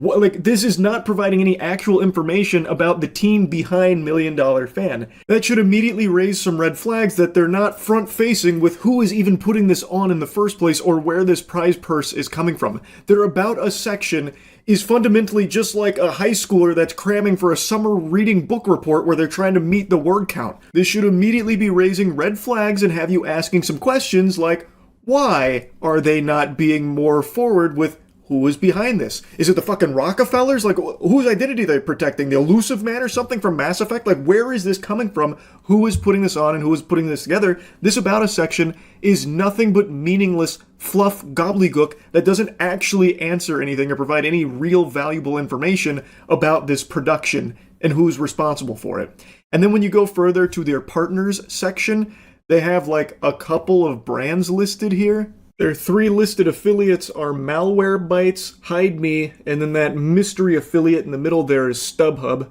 Have to click on it to find that information out. I was a little nervous that I was about to have my fucking identity stolen or something, clicking on a random image from a sketchy website that links me to something outside of it. And their Proud Partners section actually had me laugh out loud, audibly giggling, not just blowing air out of my nose. I literally laughed a hearty ho ho ho like Santa Claus when I saw Livestream Fail is listed as a proud partner of $1 Million Fan. And so I went to the live stream fail, and they actually even had a big post announcing this to try and get people to sign up for it. So I guess they're like an official partner of Million Dollar Fan. And I was reading the comments from like one of the mods there that was talking about it, and it seems like he's completely fucking clueless on what's even going on in regards to this whole thing. So I don't exactly understand their role in this, or like who's pulling the strings there, the puppet master at LSF that's partnering with Million Dollar Fan, but the mods don't even seem to be on the same page there and don't have any real answers. Then going to IRL buffs is like going to a barren wasteland. This whole website is completely empty. It's like Squidward going to that room to be all alone. This feels like it's a prototype that was thrown together in like a handful of minutes just for the sole sake of existing on the $1 Million Show site. I'm pretty sure that's an AI-generated image there as well for their products like Anti-Tilt and Aimbot. Like, this whole thing is extremely sketchy to me. There's like no actual information on this website at all. It is just trash. And then their third listed partner, the VGS Robot Wars or whatever, that doesn't go anywhere. You can click the image, but nothing happens. So when it says coming soon, it literally means coming soon. One of their partners, they're still imagineering right now. They have the concept of a partner, but it doesn't actually exist. This whole thing, I truly don't know how anyone could be pitched this and just say like, oh yeah, I'll put my name on that. Now I ended up making an account, Gilman Tookus. I used 10-minute mail, I set up my account, and it seems like there's a lot of monetization here. So you can buy some emote packs, up to $5.50 worth of creator emote packs, which give you 10 entries into the competition. But they do explicitly make clear numerous times, no purchase is necessary to enter, but kind of nudging you a little bit to maybe make a couple purchases. But you can't legally require a payment. You can't legally require someone to buy something in order to enter into some shit like this. So that's there to cover their own ass in the eyes of the law, but they do very much try and incentivize you to spend money here for the $1 Million Fan show. Going to their official rules, I thought for a brief moment I was going to learn more about the sponsor here, but it's talked so vaguely that it sounds like a Destiny 2 raid boss. The sponsor, $1 Million Fan Reality Show Inc., referred to herein as $1 Million Fan or the sponsor, is a Canadian for-profit corporation operating as a technology and media company that organizes and promotes sweepstakes events. The sponsor operates sweepstakes and skill-based contest experiences and separately provides application review and casting evaluation services. Any producer fees are charged solely for administrative and evaluation services and are not entry fees or consideration for chance. Interestingly, they say the sponsor is a Canadian organization, but the domain, when looking it up on Whois, is registered in Iceland. I don't know, it feels a little odd. It felt peculiar. Maybe that's standard business protocol? Not really sure, but just thought it was something worth mentioning. Now I bet you're scratching at your neck wanting more details on how to enter, and don't worry, they have this section here that's nice and convoluted. So, how to enter. A. TV show spots. The TV show selection will offer 2 different methods of entry with a total of 14 show participation spots available. 1. Sweepstakes entry, random draw, 7 spots. Participants may enter sweepstakes for a chance to win 1 of 7 show participation spots. Sweepstakes entries are available through 2 methods. Paid entry, donation method. Visit the Experience webpage and follow the donation entry process. Each confirmed donation will provide entries into the sweepstakes with the number of entries determined by the amount donated as indicated on the Experience page at the time of donation. Participants may donate multiple times and there's no limit to the number of entries per person. Yippee! Yeehaw, I can keep giving my money for a better chance at being on this imaginary television show. Then there's method 2, free entry, no donation requirement. Participants may also enter sweepstakes without donating. To do so, visit the Experience webpage and follow the free entry alternative method of entry. Each valid submission will count as 1 free entry into sweepstakes. Free entries are unlimited. Participants will submit free entry by mail, which I'm sure people can't wait to go by mail for their free entry. Then there's also 2, the contest entry. This is judge section, so this is outside of the sweepstakes. In addition to the sweepstakes, 7 show participation spots will be awarded through a skit-based contest. Contest entrants must submit an application and/or participate in the contest process as described in the Experience rules. Winners will be selected by a judging panel based on specific criteria, originality, creativity, skill, or other merit-based factors as outlined in the experience rules.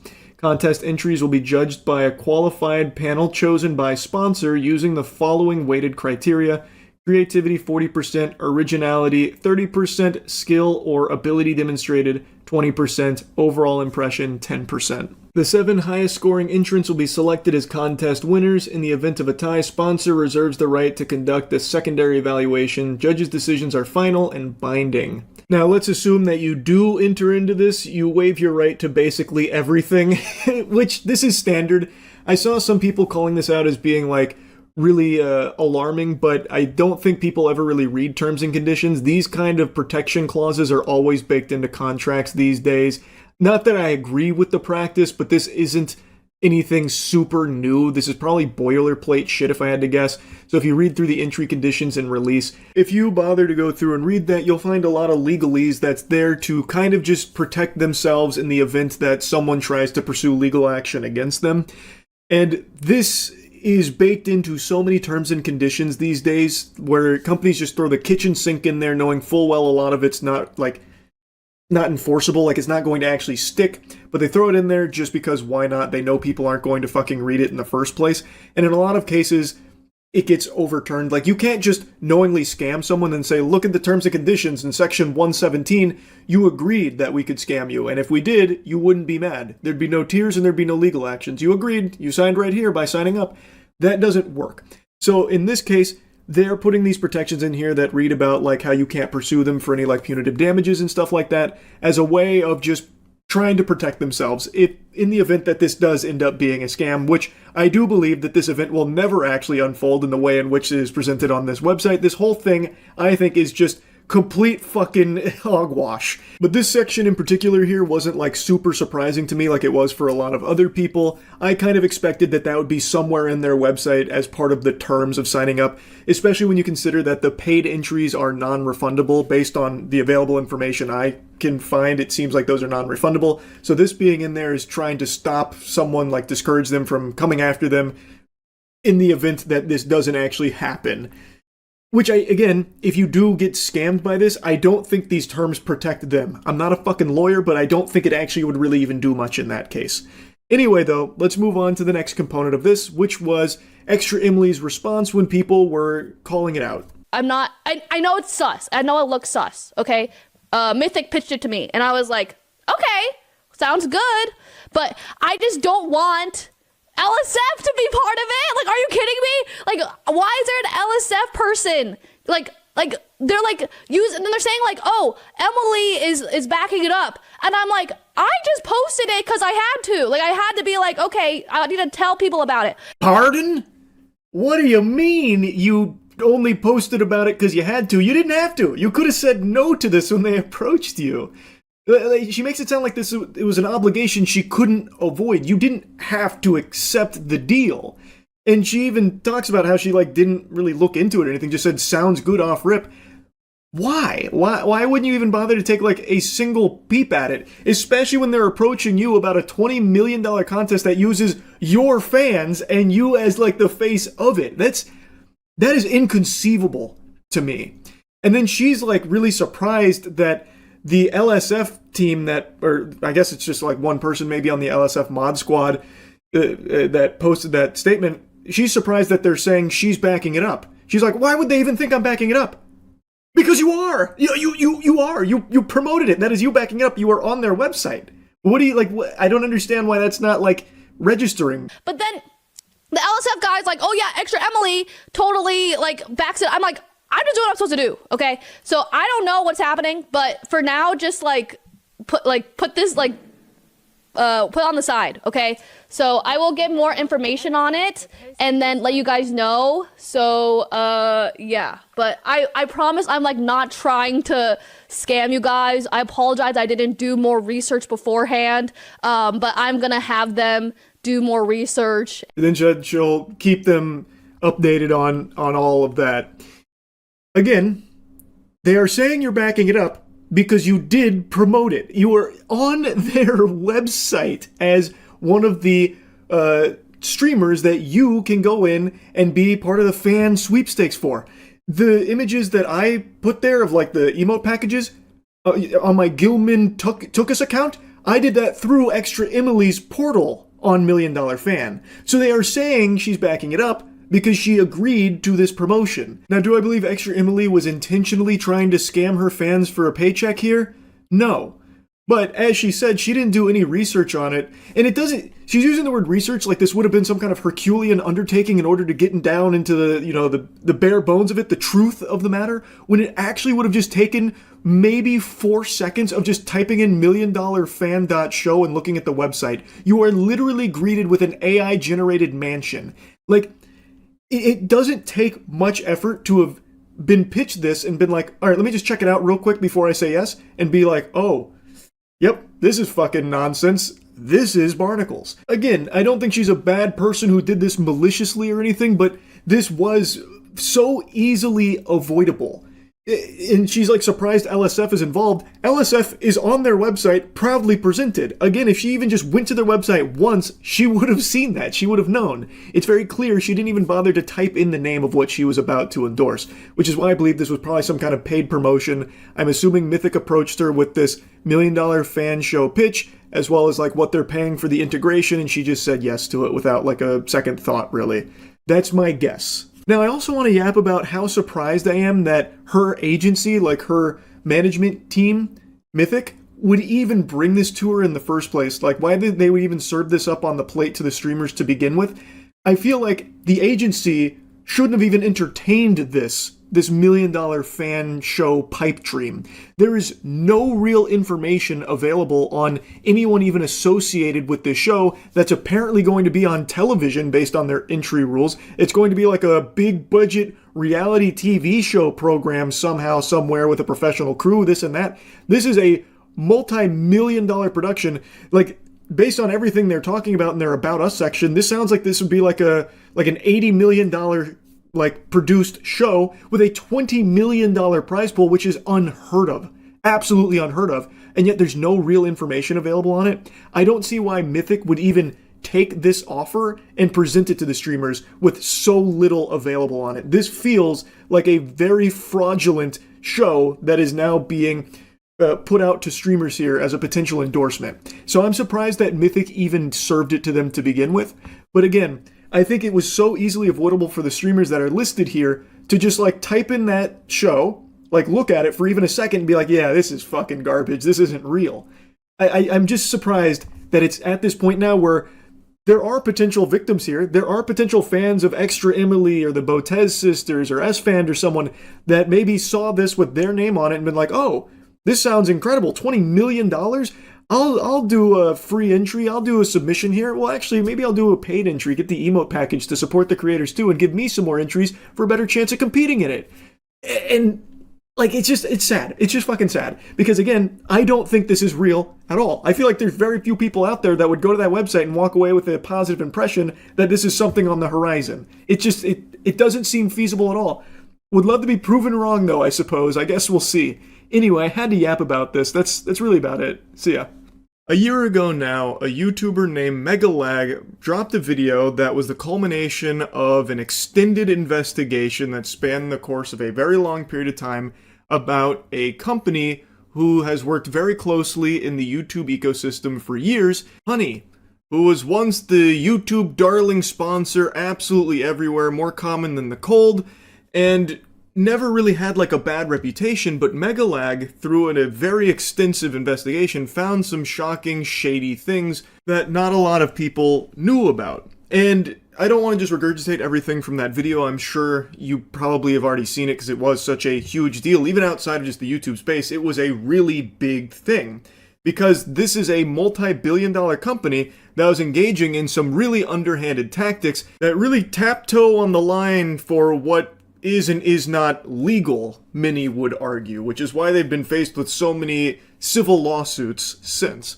Now, I know one of them was recently dismissed, but from what I can tell, it's not fully dismissed. It's pending an amendment, from what I can tell. But even still, even if that one gets crumpled up and thrown in the wastebasket from fucking way downtown, that's one of many. There's a lot still out there cooked up and being pushed against PayPal Honey. It's like the scene in SpongeBob when the anchovies charge the Krusty Krab. There is so many civil lawsuits here because a ton of people feel like they have been wronged, misled, and even in certain cases scammed by PayPal Honey. Megalag came from the top turnbuckle and delivered a biblical smackdown with a lot of really convincing evidence, and just released his part 2, the follow-up, which goes even deeper and exposes even more, and also starts talking about it from the small businesses that are being affected and a lot of things that are just being outright lied about by PayPal Honey, allegedly here. It's fascinating, and PayPal Honey has cease and desisted Megalag, claiming a bit of horseradish, I would say, trying to silence him, because these are really damning things. The evidence is very, very strong. I highly recommend you check out the entire video from Megalag here. Of course, I'll link it in the description. I'm only going to cover a small portion of this because I really think you need to watch the entire thing. I think you need to see how the sausage is made here, but I will cover a couple of core components. But just as a little refresher, if you don't remember some of the things PayPal Honey is accused of, one of the big things outside of, like, obviously consumers not exactly getting what they thought they were out of Honey is the affiliate poaching.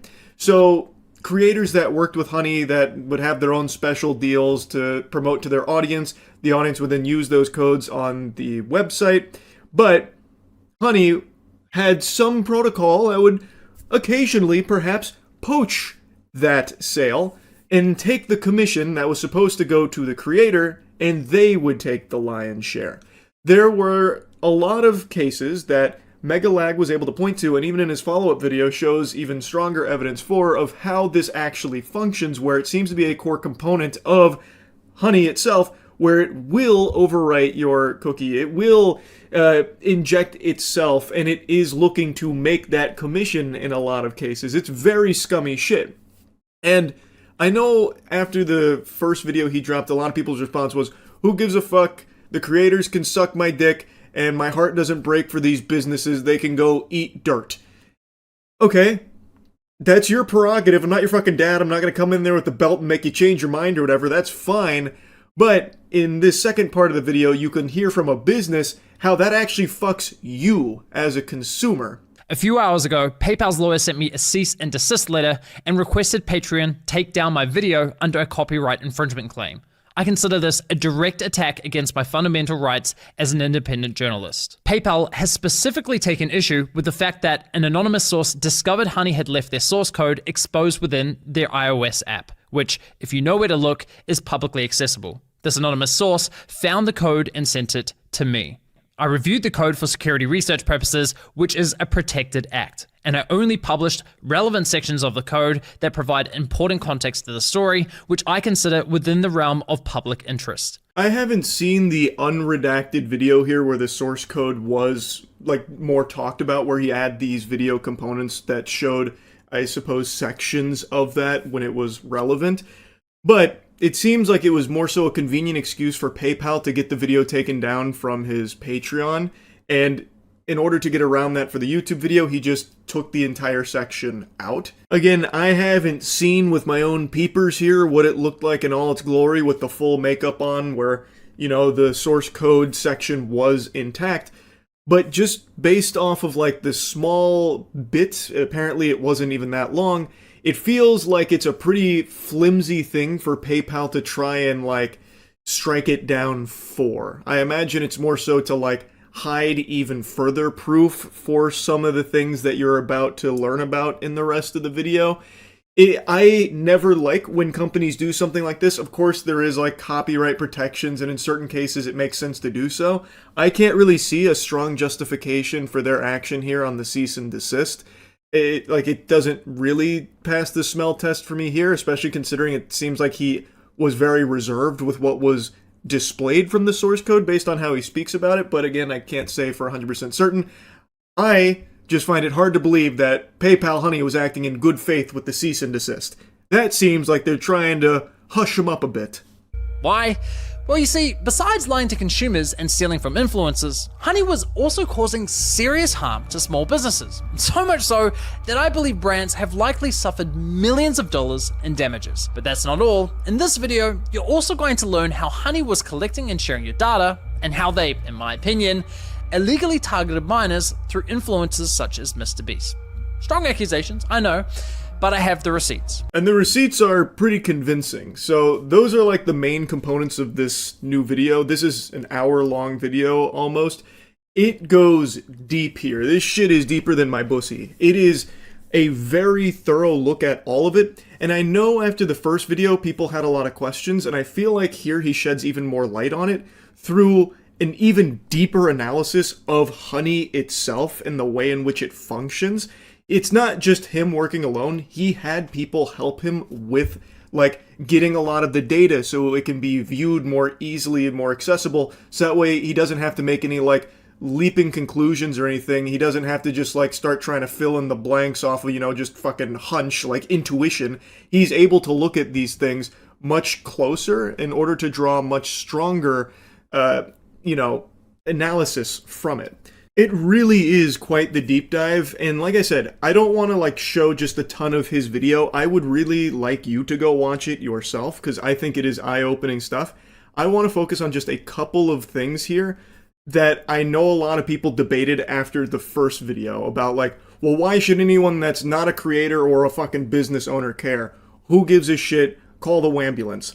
I think that one of the business owners that Megalag had in this video giving his piece explains why this is a big deal, why it is bad for not only the small businesses that are not consenting to working with honey, that are kind of just being forced to without even their knowledge sometimes, why it is bad for them with receipts and email exchange with PayPal honey directly, why it has been a nightmare for them, and why it is also bad for you. You also get the business end of this penis. Even if you're not a honey user, if you're watching this be like, well, I don't care, I don't use honey anyway, well, it still affects you. And it's a very simple reason how and why. In fact, Made in Cookware CEO Chip perfectly summed up the devastating impact honey's actions can have on a small business. When you're in the early stages of building a business, you're in the stage of, will this company even work? Is there product market fit? How do I scale this thing? Can the economics work, right? And so all the things we talked about, these discount codes and the kind of removal of attribution and killing margin, like those really affect the early stages of a company, from everything from where do I put the next dollar in to make sure I can survive, down to you're taking 10, 15, 20% of my sales without me wanting it. And we have digital marketing costs, we have shipping costs, we have all these stacks of costs that not only are getting more inflated over time, like FedEx has been raising their rates over time, warehousing costs have gone up, COGS have gone up, as you know, through inflation for the last 4 or 5 years, right? Like all the cost structures have been going up, and to have someone just stealing and compressing the actual revenue you want, like puts small businesses in a real squeeze. It's just really disappointing, and like it doesn't even work, because at the end of the day, like you need to make the numbers work. And if honey is going to steal 10% of your revenue all the time, you're going to have to raise prices at the end of the day to make up for that, right? And so it's not only not effective, but it makes it worse for the consumer. It compresses for the small business owner any margin, and it's just like a really awful business model. Like we've been so mad at them. That is a great explanation from him. I think that's very valuable insight that paints the whole picture clearly. Even if you're in a fucking Xanax-induced fugue state right now listening to this, I feel like you'd hear that and understand what makes this so bad for everybody. Businesses, consumers, and obviously like the affiliate partners like the creators. One other thing that was mentioned, but I didn't put it here in this space, is how brands, like when they find out about honey poaching the affiliate commissions, it makes it hard for them to know where to attribute commissions. So what'll happen is this confusion where they don't know where a commission goes. So like, let's say they're working with a podcaster or a YouTuber or something, and things get really muddy. It makes it hard for them to know where they're supposed to put that money in the first place. So what ends up happening is they end up pulling out of that market entirely. So now they're not working with your favorite content creator anymore. So they're getting shafted. And they also potentially overspend on the compensation because of how confusing it gets. There was another example given how like a business had spent over $100,000 on like potentially like misattributed commissions from the affiliate marketing as a result of this kind of shit. Like it gets to be a lot. So then they pull out of that market as well. But what's obviously the thing a lot of people are going to care the most about is how it makes the deals worse for you, because as he said, if PayPal Honey is going to be taking 10% of all of their revenue through this, which they can't really do a whole lot about, their hands being tied, well, they're going to have to make up for that loss somehow. And that is raising prices. That's how you make the numbers work again. If you're going to be losing 10%, you're going to have to raise the prices in order to compensate, so that way you're not going like negative or you're not starting to like tread water, which is what a lot of businesses inevitably have to do.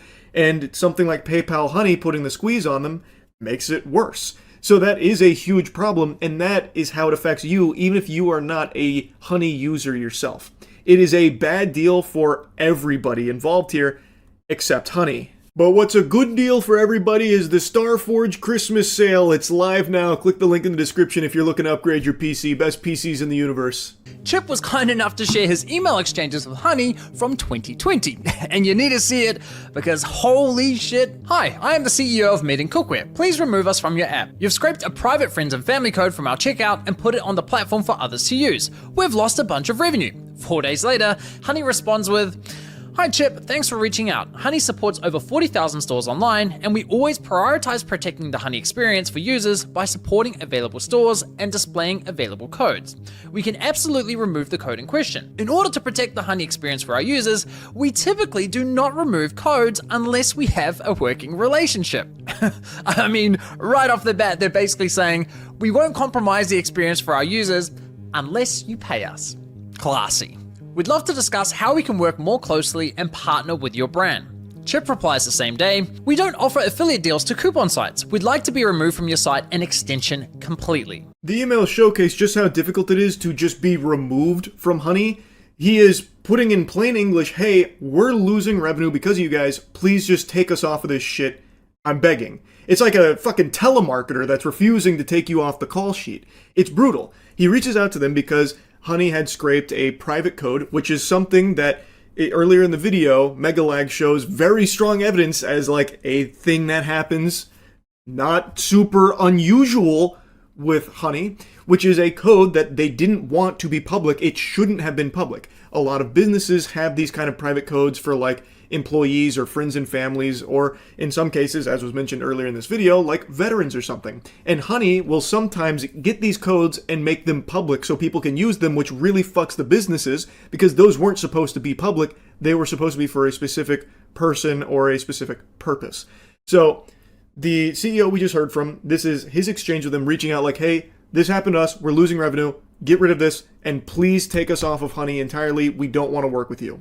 And whatever zombie he's talking to over there at Honey is just not letting that shit fly. They're playing hardball, trying their best to keep them shackled to Honey, even though they didn't want Honey to be there in the first place. They were uninvited to this hootenanny, yet now they don't have a choice. His leak code was added through Honey's user-generated coupon functionality.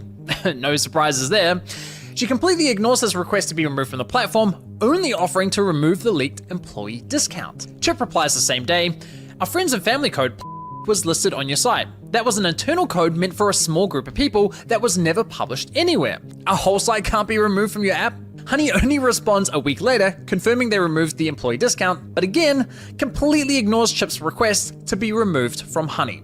Chip responds immediately, pushing for an answer, but they ignore his email completely. A month later, and Honey leaks another private discount code. "Hi, please remove from your app. That is a private code behind a private employee perk login. This should never be public. I don't understand how you feel taking a private employee perk and making that public to the world is helping our business." Honey responds confirming they removed the code, but instead of taking responsibility, they try shifting the blame onto Chip, suggesting his employees might be responsible for sharing the code with Honey.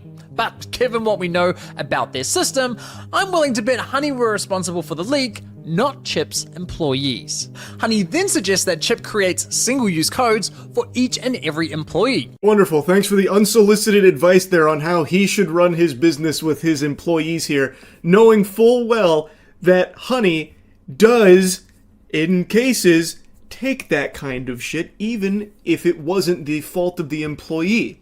Allegedly. Like, it's fucking sickening. It's so disgusting, like, the pompous attitude that comes through on these emails from Honey. This is a business that did not want to be with Honey in the first place, and there was another business that was interviewed in this video about, like, how he'd never even heard of Honey, but apparently people were getting tons of discounts on his site because of Honey, and he had never even fucking heard of the service before. So Honey, and you're about to hear from Megalag in the video here, Honey seems to just be subjecting these businesses, these small businesses, to their wrath, where they're just giving out, in certain cases, private coupon codes to users, which obviously damages the small business and causes them to lose revenue and causes a huge headache there. And then the only way to get off of it is by partnering with Honey, and basically, once you are partnered with Honey, then you tell them to exclude that kind of stuff, which is something that piggybacks off of a bit of what Megalag talked about in the first video, where, you know, partnered brands, they have, like, these certain exclusions and stuff. It's a really, like, awful business model that is bad for literally everyone but Honey. And it's kind of mind-boggling how the only way to get out of it in a small business's position like this is to partner with Honey and say, stop fucking us. No more of these coupons. So they get you. They get you because they fuck you raw a bit, and they slap you around, and then when you go to them for, like, assistance, they're like, can't really do anything about that unless you were partnered with Honey. You ever thought about that?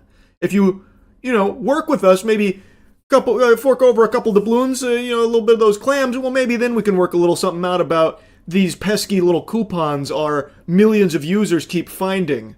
2 months later, and another private code gets leaked. And once again, Chip asks to be completely removed from the platform. And this time, Honey finally addresses the question. We proudly host a consistent shopping experience for all Honey shoppers who rely on our shopping tools. Therefore, we cannot disable Honey for individual stores, and never have.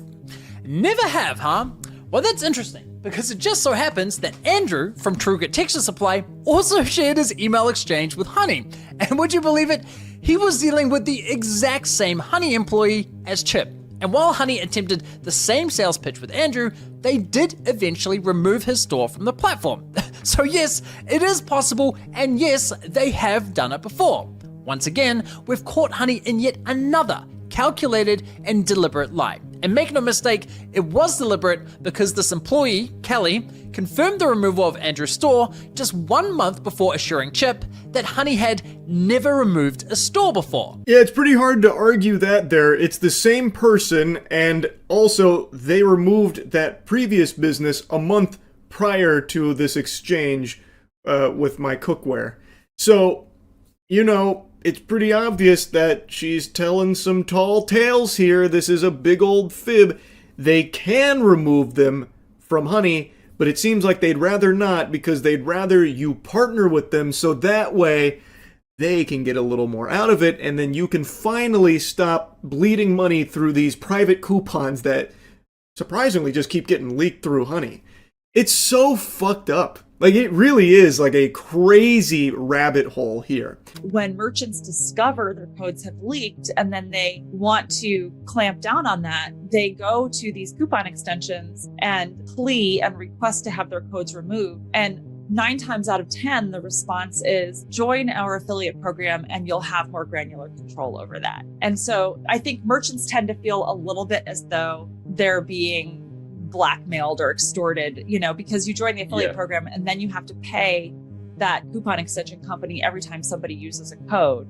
And you're doing that in order to have them not share your codes.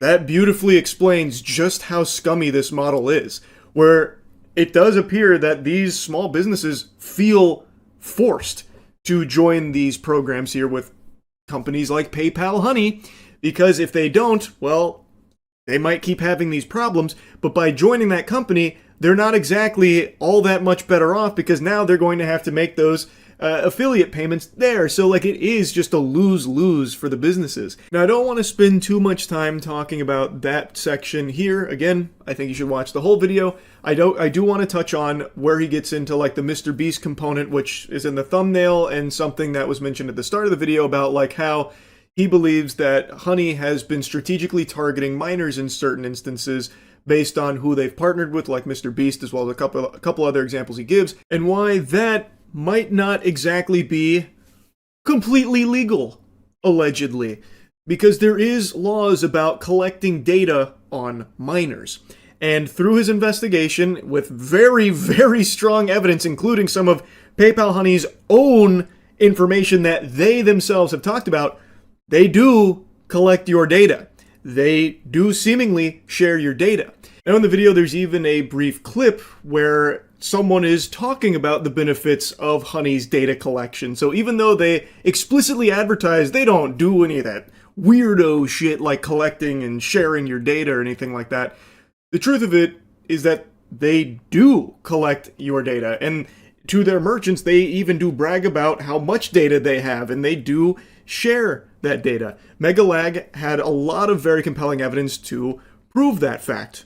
I feel like it's pretty obvious, given everything that is accessible, that they do indeed collect that. I'll go ahead and show you that brief clip there, and then we'll get into like how the marketing to minors may be a big issue for Honey. For their partnered merchant.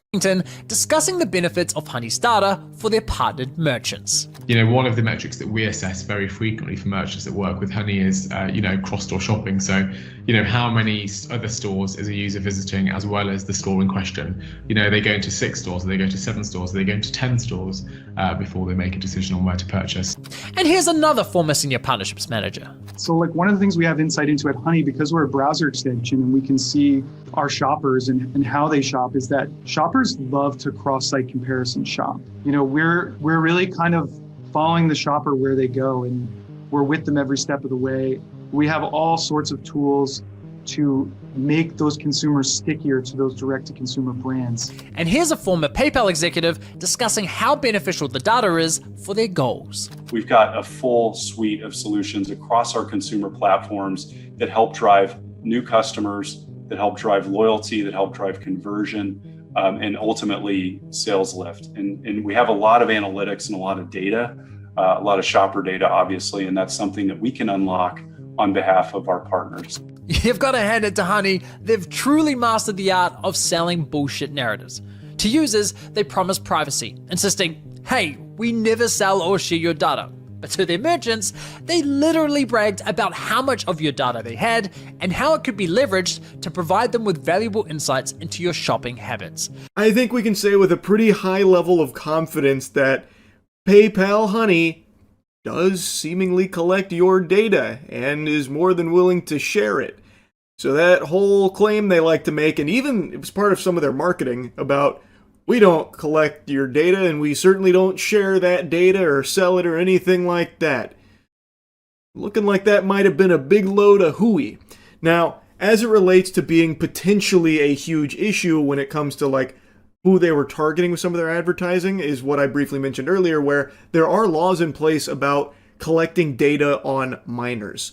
There is a whole host of laws in regards to that subject, and you're about to hear Megalag explain it, but the core issue is, based on some of their ads they were running with some of their partners, as well as who they were partnering with for some of these ads, it does seem like they were directly trying to target Honey to minors, which means they would be collecting data on minors through having this browser extension on their devices. It's potentially illegal in numerous jurisdictions. Many countries have very strict regulations when it comes to the collection of personal data from minors, and for good reason. Therefore, if you intend on having minors use your product, many jurisdictions require that you obtain parental consent first. But this adds all kinds of technical and legal complexities, which is why many platforms simply limit the use of their service to adults only in their privacy policy, which was Honey's approach, making him Honey's #1 sponsor. In fact, according to my data, Mr. Beast sponsorships represent over 1/3 of Honey's total sponsor views on YouTube. But it wasn't just Mr. Beast. Honey sponsored many channels whose content was, in my opinion, clearly targeted at minors. They sponsored Minecraft channels, Roblox channels, cartoon channels. I mean, just watch this video and tell me it's not targeted at children.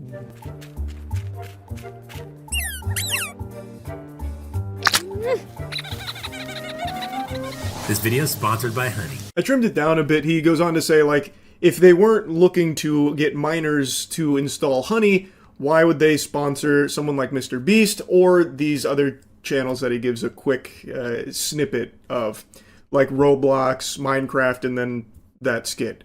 And he's right. The main demographic of Mr. Beast, it is children. I'm pretty sure that's like an objectively true statement based on data.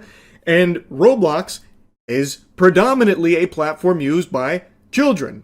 And that cat skit definitely seems like some Nick Jr. stuff there for children. Like, it does appear like they did have marketing pushes that were trying to get Honey in front of the eyes of minors and trying to get them to install it on their browser. If Honey wanted to target minors so badly, they should have just sponsored one. Oh, wait a minute, that's exactly what they did. This, ladies and gentlemen, is Desiree Machado, who at the time was just 14 years old. Guys, I'm only 14. Hilariously, one of her videos that Honey sponsored is appropriately titled Back to School. Honey even ran her sponsored segment as a paid advert on YouTube. If you weren't convinced before, I imagine that was enough to convince you. That's pretty damning.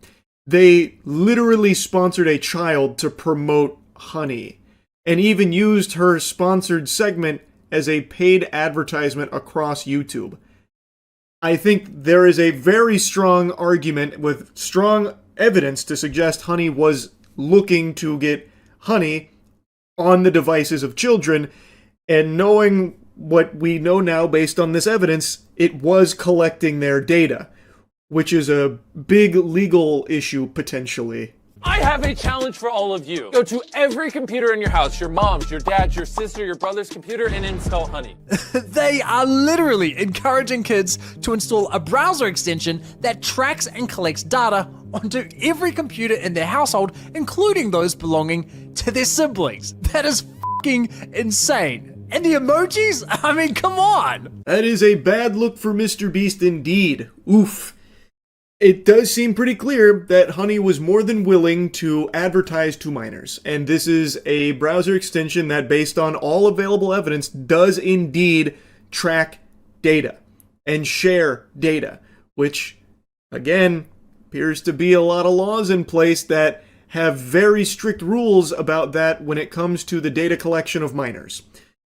So I guess we'll see what happens from there. Again, this is still not even all of what Megalag covered. I've only chosen a few things to talk about here that kind of piggybacked off of the things I was talking about from the first video. I just cannot, I've said like again 1,000 times now, but I cannot recommend watching this full video enough because it is a really surprisingly deep dive into a very, very suspicious and shady business that appears to have a lot going on under the hood here that is not very good. And the business model itself is bad for everybody, not just creators, not just businesses, and not just Honey users, but any online shoppers in general. They have a negative effect on. It's a bad deal across the board based on everything that has been presented here. Anyway, I'll stop yapping about it for now. That's really about it. See ya. I'm not sure how many of you know about this, but there's a huge scam going on YouTube right now where people are getting tricked into deleting their own accounts. And they're not like small accounts or anything. I'm talking accounts with millions of subscribers. And it seems like they're targeting the smartest people on the platform. Like if you heard tomorrow Charlie was tricked into deleting his account and showing pictures of his cock on the internet, you'd be like, yep, that sounds about par for the course. That sounds like something Charlie would be tricked into doing. But when you hear Jim Browning was tricked into deleting his channel, you're wondering what the fuck went on? Who could outsmart Jim Browning? For those that don't know, he's an extremely large YouTuber who's famous for taking down scammers and taking down entire scam operations around the world. He's super good with computers. He is literally that cyber boogeyman that your parents were afraid of in the year 2000, where they thought if you opened Microsoft Office and typed :XD, that you all of a sudden your emails were going to be hacked, your credit card information stolen, your bank account drained. He is that guy. He can do like anything with a computer that you could possibly imagine. If you accidentally say hello to Jim wrong on the internet, he's got all your fucking information ready. This guy hacked into the CCTV cameras at a scam headquarters just to gather evidence on them one time to take them down. It's incredible. It's like on Xbox Live when you'd hear some asshole say like, yeah, my dad works for Bungie and we've got all your information now, so get ready to get banned. Except Jim Browning is actually able to do that. He is that. Like, this guy is a real-life L from Death Note. Super smart guy, super great guy, and he recently was the main victim to a YouTube scam that convinced him to delete his own channel. Today he posted a video going through exactly how the scam works. It's a great video. I highly encourage you to check it out. And I want to talk about it just a little bit and give a bit of a summary, as well as a little advice for any YouTubers out there on how to avoid it. He does as well, but there's a couple things that he doesn't touch on that I'd like to. He's also not the only victim of the scam. Another very smart and large YouTuber named the Spiffing Brit was also convinced to delete his YouTube account in what appears to be the exact same scam. And allegedly these aren't the only two, but these are the biggest two that I can find that have confirmed to have fallen for the scam. So how does it work? Jim Browning has it all covered from start to finish. He recorded the entire interaction with the scammer, but I'll just do a little caveman breakdown. Bad man pretend to be Google. They were able to send a real email from a real Google account at google.com. They sent an email saying you have a duplicate AdSense on your YouTube account. As a result, we'll be suspending your channel. If you want to talk about it and try and rectify this, you can join our YouTube support chat. And then there's a link, and the link actually takes you to a real YouTube support chat. So this entire time you see at google.com, and it really is at Google. It is a real YouTube support chat. So there's nothing too suspicious about that, and that is a real error that happens on the platform, I imagine, with duplicate AdSense accounts. So all of those check the boxes of, might be legit. So upon joining the YouTube support, they walk you through how to fix the problem, though there is something Jim Browning points out. When you're in the YouTube support page, there is a discrepancy with the email that you're talking to. It's at creatorpartners.com, which isn't right. That is the wrong email, but by this point you're already convinced that this is really YouTube support. So, as he mentioned, he wasn't paying enough attention to it and didn't think anything of it. And I imagine it's the same for the Spiffing Brit. So after talking with them, they walk you through the steps on how to fix it, which is moving your channel, the one with 3.3 million subscribers in Jim Browning's case, to a blank channel that they have you create, saying, we're going to take this channel and move it here, and this is going to fix the AdSense problem. Well, in doing that, you have to, in the move, delete the original channel. So you end up deleting that channel, and now you're left with just a blank channel. Now, this isn't the goal of the scammer. Once you get to that step, what they want you to do next is fill out a forum, so that way they can access your original account. And this is where Jim Browning's, all of his sirens were going off, and we entered DEFCON alert, where he realized it really was a scam. In that forum, they ask you for some really odd information that no company would ever ask for, which is stuff like your password. So that is the biggest tip. No one and nothing that is official will ever ask for your password to anything. So upon seeing that, he closed the case. He knew it was a scam, but then tried to get more information out of him. The scammer started bragging after he was caught, saying that he's worth $2.5 million off of this scam, and that he has 12 accounts, some with 6 million, some with 3 million. None of that Jim was able to confirm, but it is worth at least mentioning. And then today, the Spiffing Brit posted this picture about how his channel was deleted and he was tricked into deleting it himself by a scam. So you're led to believe that it's this same scam. Now, I don't know how far the Spiffing Brit has gone, if he actually did fill out that form and give away his password, which I would be very surprised if he did. I don't think he did that. I'm sure he noticed it was a scam at that same point, but by then, your goose is already cooked. You've deleted your channel, and now you're left with nothing except at the mercy of YouTube, who does have the capability to reinstate channels. Jim Browning is fully back online. Everything's back and running. He's got all his videos back. Everything's as it was before this scam even happened. But it is still a huge hassle, especially if they did go through with giving the password, because now the account's compromised, the scammer has it, and they can take whatever revenue the account makes. So that is a big problem. Though Jim said even if he did give the password, he thinks two-factor probably would have protected his account, and I agree, that probably would have stopped it in its tracks. But let's assume the creator doesn't have two-factor on, well, then they'd be fucked right then and there. So that's just a breakdown, very briefly, of how it all played out. It's a lot more intricate than I'm giving it credit for with my explanation. Jim goes into detail and shows just how convincing it is, but that's pretty much how it all went down. So, how can you avoid something like this? Well, the first thing you need to understand is YouTube doesn't communicate. So if you get an email from YouTube saying anything, it's probably just a fucking scam. I've been on this platform for 15 years. Do you know how many emails I've received from YouTube? Almost fucking none. I can count them on one hand, probably. I just don't get YouTube emails for anything, and I imagine that's the case for most people on YouTube. When I get like a copyright claim or anything, I don't get like an email or anything about it. I just see it on my account. You know, I'd never get emails from YouTube. So getting anything from YouTube about like, hey, there's a problem and we want to fix it, are you fucking serious? YouTube yet never wants to fix anything, let alone reach out to you to try and get it fixed. It just doesn't fucking happen. So that should immediately be the biggest red flag, is getting contact from Google or YouTube. The only time I have contact with YouTube or Google is through my partner manager, or anyone I know at the company, you know? DMs or emails of people that I personally know at the company, never from YouTube or Google itself. So that just doesn't seem to happen to anyone. And when it does, it's usually shady, like in this case. So that's my biggest piece of advice. And then the other big thing is, don't just trust the domain blindly. As Jim points out towards the end of the video, it seems like anyone can send an email from a real @Google domain without actually being representative of Google. So just because a domain looks legit or even is a legit domain, don't let that just be a pass for everything they say. Don't just write it off because the domain was real.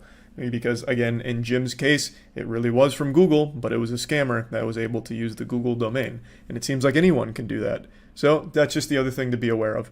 That's really about it. It's a pretty wild scam, and definitely the most intricate that I think I've ever seen on my history on this platform. I've never seen one actually be able to target extremely smart people successfully. Usually you'd see it happen to channels that are like prank channels or something, not actual fucking 500 IQ scam exposers and extremely smart YouTubers that expose exploits in the world like Spiffing Brit. Like, the fact that it got those two means it could get fucking anybody. So, you know, be cautious out there. And yeah, that's about it. So yeah. Title's not clickbait. The biggest YouTube scam has just been revealed by a channel called Megalag. I highly recommend checking out the full video. This is extraordinary work. It was a multi-year investigation that he conducted, and his findings could make even Enron's accountants start sweating. It is gross how bad this company he investigated is. And it's a company you've all heard of. It's a company I have used for a long time. Honey. You know that free browser extension that's supposed to be going and getting you coupons at checkout to save you money on purchases? The one that has that playful piece of shit mascot that's just a diet Microsoft Clippy whom now I can't stand to look at after learning about how atrocious this scam is? Yeah, that Honey. The one that's owned by PayPal that they purchased for fucking 4 billion clams. Turns out it's all a load of fish paste. Honey, more like phony, because it's all fraudulent. Now, of course, I can't say that from a legal perspective, but from a common sense perspective, after everything I've learned from the Megalag investigation, I think it's definitely fallen into the textbook definition of a scam. Though I imagine the lawyers aren't going to be too gung-ho about suing people that are labeling them a scam or calling them mean words, because they're probably too busy stretching out, cracking their knuckles, getting ready for the impending catastrophic class action lawsuit that's heading their way. And I mean that sincerely. I do think that this investigation from Megalag will lead to a huge class action lawsuit against Honey for all of the many millions of dollars that it has most likely cost a ton of people. Honey hasn't just been scamming you, the consumer, they've also been stealing money from influencers, including the very ones they paid to promote their product. And I'm not just talking about a few bucks here. I believe this scam has likely cost content creators millions of dollars. Honey's stretching everyone's holes here, both the consumer who downloads Honey as well as the creator that promoted the Honey. That does include me. I have worked with Honey in the past because I was an avid Honey user. It seemed like a pretty simple, effective product. It'd just find coupons at checkout to save a little money. I didn't think there was anything nefarious going on under the hood, but it turns out couldn't have been more wrong. Obviously, knowing what I know now about this company, I wish I never worked with them. I'm sorry for ever having promoted Honey. I clearly didn't know any of this was going on. Nobody did until Megalag's investigation. This was something that there wasn't even whispers of. He mentions in the video he had only found like one page where people even speculated on it with nothing concrete. So it wasn't until this multi-year investigation that any of this information came to light. It's a very sneaky, hidden mechanism that it uses to scam consumers and content creators. And what Megalag has put into the light here is extremely important. So he starts by demonstrating how it steals money from content creators, and it is probably the most creative way of fucking people I have seen since I first found browsers in high school. Linus tells you about this free browser extension that saves you money online, you install it in 2 clicks, and boom, you have Honey. So you scroll down and find Linus's affiliate link to that product. Now, for those of you who don't know, when you click an affiliate link and buy something, the influencer who promoted the product earns a commission for referring you to that store. So you add the product to your cart, get to the checkout page, and hello, Honey says they found you 10 coupon codes. Sweet. You click apply discounts and Honey gets to work. But unfortunately, none of the coupon codes worked. Doesn't matter though, because as Honey has promised us for years, that means we know we've got the best deal. So you complete your purchase, you're happy, your new CPU's on the way, Linus is happy, he's getting his commission, everyone's happy, right? Wrong. You'd be very wrong if you said everyone was happy there. This isn't a fucking fairy tale. This is big business, and everything's horrible. So, if you've never used Honey, that's how it works. When you're checking out, you'll have your little goofball pop up. He'll be like, oh geez, Rick, we gotta apply some coupons here to save you some blimflarkles. Click here to save some money, because we're gonna look for coupons. And so he's gonna go look for coupons at checkout to try and save you some money. Sometimes it'll find coupons, sometimes the mascot will wander in, soft cock in hand with nothing to offer you, saying, whoops-a-daisy, sorry, didn't find anything, is what it is. And that's the way she goes. Now, Megalag is talking about affiliate links. As he mentioned, if you use an affiliate link like in a description, and you purchase a product through that link, the creator that you click the link from will get some kind of commission off of that sale. Now, Honey does something very interesting with that whole process there. After clicking Linus's affiliate link, you'll notice in the URL, there's a tracking tag labeled Short Circuit. That's a reference to one of Linus's YouTube channels. And this tracking tag is how Newegg knows who to pay a commission to. We can also see that this tracking tag has been saved on my browser in the form of a cookie that will expire in 30 days. That way, if we only decide to complete the purchase a few days later, Linus will still be credited the sale. So what happened when we got to the checkout page? Well, once Honey popped up, watch what happened to Linus's affiliate cookie after we clicked apply discounts. You see that? Honey came in, removed Linus's affiliate cookie, and replaced it with their own, claiming credit for the sale and pocketing the commission money for themselves. Yeah. Never before has that sound effect, that like dramatic bass boom sound effect, been more appropriate. That is a huge deal. That is millions of dollars, no exaggeration, actually millions of dollars that PayPal Honey is making through stealing those commissions. By replacing the affiliate link with their own at the very end of checkout, without the consumer ever even knowing this happens, they're able to take the entire commission while the influencer or whoever that brought them there gets nothing. They get the whole pie, and the creator doesn't even get the fucking crust. It's so devious.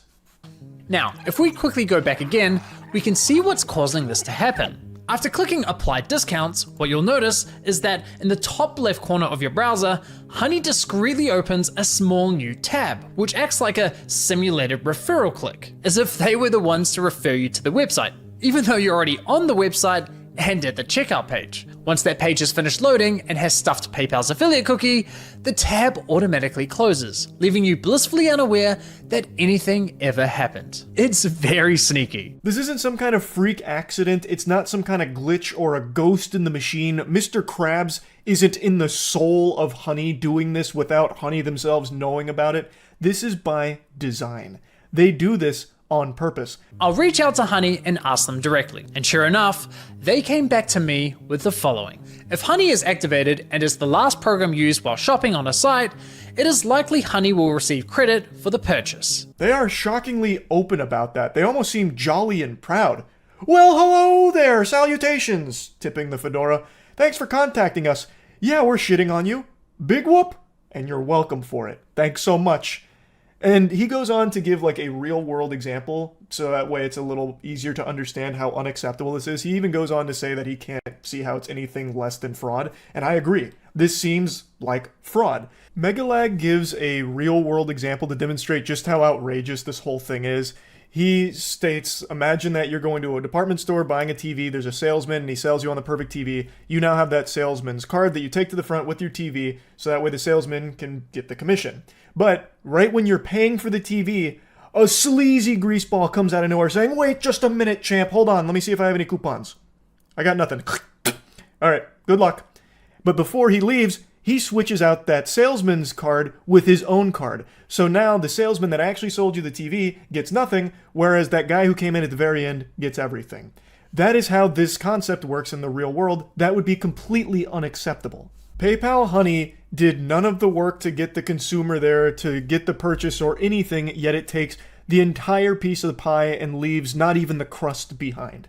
And in the real world, this, again, would be the equivalent of someone coming in at the last second like a jump scare, like, woo, here's a coupon. I'm kidding, we don't have any coupons, but I'm still going to take the whole commission. So then using some sleight of hand that would fool even Penn and Teller, he swaps out that salesman's card with his own, and the consumer doesn't know it, and the salesman that got swapped doesn't know it either. That's what PayPal Honey does. But here's the thing, even if it did find a coupon for the consumer at checkout, it still shouldn't be overriding the affiliates. It still shouldn't be stuffing that out. They did none of the work to get the consumer to the site or anything at all. They did nothing for the sale. They just came in at the very end and found a coupon. That's still bad that it would overwrite that. But it actually even gets worse. It'll do this even when it has no coupons to even search for. Honey pops up right at the end of your purchasing journey, virtually guaranteeing they'll win that last click. They of course know this and do anything they can to get that last click, even when there's no coupon codes to offer. Which brings us to scenario 2. Honey Gold, which is now called PayPal Rewards. Here's how it works. When you get to the checkout and Honey Gold is available, Honey pops up and is essentially saying, hey you, consumer, click this button here so PayPal can claim the commission for the sale, and we'll share a portion of that commission money with you in the form of points. It's basically a lame cashback scheme. And it's genius because if there are no coupons to offer, but the store is participating in Honey Gold, it gives Honey another reason to get that last click. He explained what last click was, and it's basically the last thing that you click is what's going to get the credit for the commission. And Honey is constantly fighting to be that last click by any means necessary. Come hell or high water, they will leave mangled corpses in the fucking streets if it means they can consistently get that last click on checkout. So this is one of its other mechanisms to get that last click, where you can activate rewards at the very end. I decided to put Honey Gold to the test. So I looked for any website where Honey Gold was offered and found it on NordVPN. And no, this is not a sneaky sponsorship. So I signed up for NordVPN's affiliate program, which offers 40% commission on successful referrals. After getting approved into the program, I received a custom affiliate link for my YouTube channel. Using this link, I made 2 separate purchases. For the first, I activated Honey Gold, and sure enough, you can see my affiliate cookie was replaced with Honey's. And for the second, I didn't activate Honey Gold. As expected, I was awarded a $35 commission for the sale where Honey Gold wasn't activated, and received nothing when Honey Gold was activated. So how much of my stolen $35 commission did PayPal share as cash back with my Honey account, aka the consumer? Brace yourselves, 89 points, which is equivalent to 89 cents. I knew it was going to be bad, but somehow that is even worse than I expected it to be. It gets the entire kit and caboodle of the commission, all 35 doubloons. It gets the spaghetti and the meatballs, and it gives you not even a morsel, not even a tiddlywink of it. 89 cents of the $35? Holy shit. Again, this is for doing nothing, by the way. It is doing nothing. It is doing this just to desperately try and get that last click so it can take the whole commission. And again, this isn't put front facing. People didn't even know this was going on until this investigation. It is so sneaky with this shit. It exists solely to steal, poach those affiliates, to take that commission on the back end. That's nuts. That's why I'm saying this will likely be a huge class action lawsuit. There is no telling how many millions of dollars they've been able to make quietly like this. Megalag demonstrated 1. They got $35 from that. That's a lot. Like, that is a big commission, really. Just think about that on a large scale.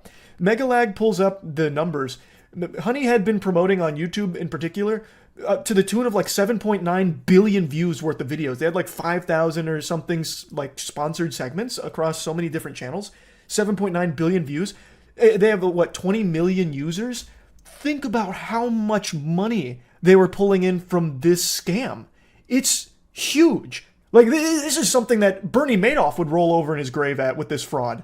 You click on their affiliate link and get to the checkout. But in this scenario, Honey knows it has nothing to offer. No coupon codes, no Honey Gold, yet it still pops up to announce absolutely nothing. Annoying as fuck. Naturally, you click the got it button to get rid of the annoying dancing coin, and whoa, what's that? PayPal takes the sale. I couldn't help but just laugh at that one. That is cartoonishly evil. That is so scummy. So even if it has no coupons, it has no Honey Gold capabilities, it will still pop up on something totally unrelated through the affiliate link and just say like, hey, listen. We've got nothing to say. Sorry, pranked you.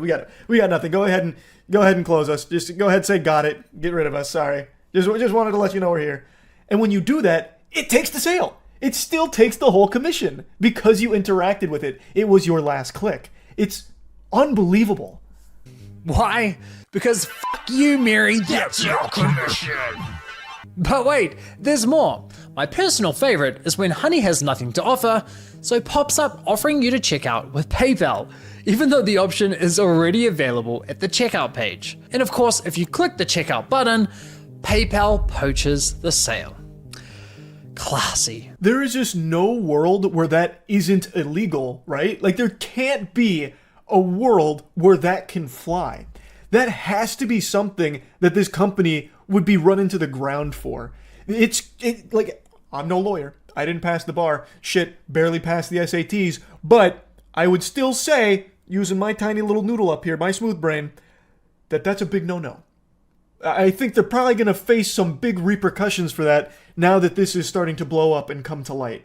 Now, in the next section of the video, Megalag goes on to talk about how he was checking into the Linus forums to see if anyone was talking about Honey, and he did find someone that was sounding the alarm quite a few years ago, but it just didn't get a lot of traction. And then in 2022, someone noticed that Linus wasn't working with Honey anymore, so they asked about it, and Linus Media Group representative came out and said, yeah, they didn't like the way that it interacted with the affiliate links, so they stopped working with them. And Megalag says that he was pretty disappointed that they weren't more vocal about that, because if they could have sounded the alarm about this whole scheme, there could have been some more damages that were prevented over the next couple of years, but they just kept it kind of hush for some reason. And that is very disappointing from Linus and the team for not talking about this if they knew it was going on.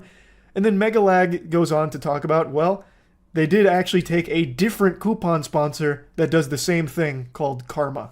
Essentially, if someone clicked on an affiliate link and then they use Honey and search for a deal, Honey will override that tracking link even if they don't find you a deal. That didn't jive with us, so we ended the partnership. They should have made more noise about this. But what's truly baffling to me is that after LMG ended their partnership with Honey, they then went ahead and partnered with a company called Karma Now, a coupon browser extension that literally engages in similar behavior.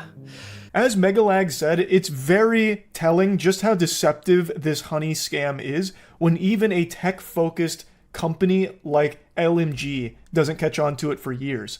And it is baffling that even when they did catch on to it or were tipped off about it, they chose a different coupon sponsor that does like basically the same thing, it seems. That's so weird. That is so weird. Now, the next part of the video showcases how Honey scams you, the consumer. Now it's not only about the influencers getting all their affiliates commission stolen. Now, Megalag shows you what Honey does to fuck you in the face. When I reached the checkout page, Honey would claim it couldn't find me any coupon codes. Yet when I searched manually, I found working codes with these. And even when Honey did find me a code, I was often able to find another code of better value. Kind of strange, given their claim that, well, thanks to Honey, manually searching for coupon codes is now a thing of the past. Another oddity was that Honey would often only find me Honey branded coupon codes, such as Honey 5 or Honey 10. Why would a store only have Honey branded coupon codes? Kind of weird, right? But the biggest red flag was that when I tried submitting the better coupon codes I'd found, Honey wasn't adding them to their database. Now, this was not a case of Honey just not doing its job well, where it was missing a couple of coupons here and there that were slipping through the cracks, but it was still trying its best and it was still doing an admirable, noble attempt at finding you those best deal coupons. It wasn't doing its job at all. When Megalag would submit coupons to it, it wouldn't even take it into the database, and it was far more effective to just manually enter coupons because Honey wasn't finding them, and it was finding a lot of Honey coupons pretty often. All very peculiar, I would say. It turns out that one of the key benefits for stores partnering with Honey is that they are given full control over which coupon codes go live on the platform, if any at all. What would you say to any brand that is considered working with Honey but hasn't yet? I would say missing out on converting customers. Like I said before, Gen Z is super discount savvy. You can't ignore the fact that they will hunt for like discount codes and they might find a better deal. With Honey, you can also control the discount code percentage, which means like they will potentially find a higher discount code on the internet. It literally lets you control like the customer journey, convert and control like the discount code percentage as well.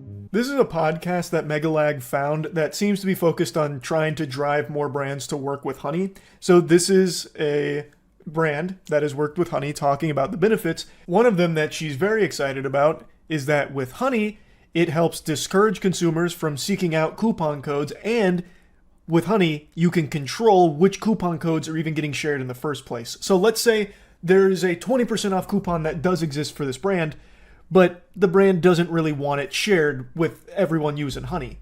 Well, then it just doesn't. Honey won't share it if the brand doesn't want it to. It's one of the benefits of working with Honey. You won't have that 20% go out to the consumers. Maybe instead you'll give them a 5% through Honey, or none. Maybe you won't even let them share any of the coupons through Honey. So even if the coupons do exist, the brand may not want Honey to share it with consumers, so it won't. Which of course is counterintuitive to even owning Honey in the first place. The whole point is that it's supposed to find the best deals, the best coupons to use. But if the brands can say we don't want the best deals to be shared with them, then Honey will say, okay, that's fine. All right, that's okay. You got it, Chief. And it won't. You have control over the content hosted on the Honey platform. So yes, even if Honey knows of a coupon code that offers say 20% off, but a partnering store tells them, hey, only share a 5% off coupon, then that's the only discount Honey will apply to your cart at the checkout page. I mean, holy shit. Honey wasn't finding you the best deals possible. They were intentionally withholding them from you for their own financial gain. If you partner with us and pay us an affiliate commission, we'll let you control which discount codes are shared on our platform. And we'll tell our consumers we scoured the internet and found them the best deal possible. This is a scam Ed, Edd n Eddy wouldn't even pull for Jawbreakers. Every component of Honey is a fucking lie. Every single piece of Honey is exploitative. Every single one.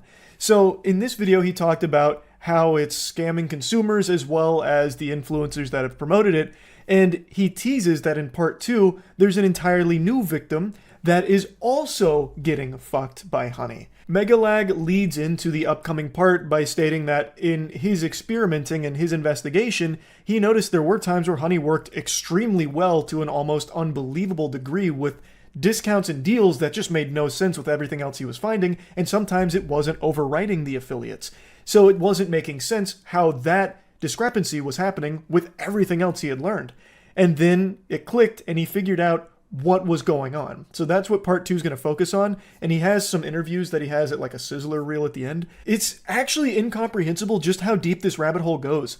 It really just seems like everything about PayPal Honey is fraudulent, just a full-blown scam. Like that's what it seems. Like, I don't know how any of it could possibly be explained away or justified. I mean, shit, even when they were directly asked about it, they were like, yeah, hey, that is what it is.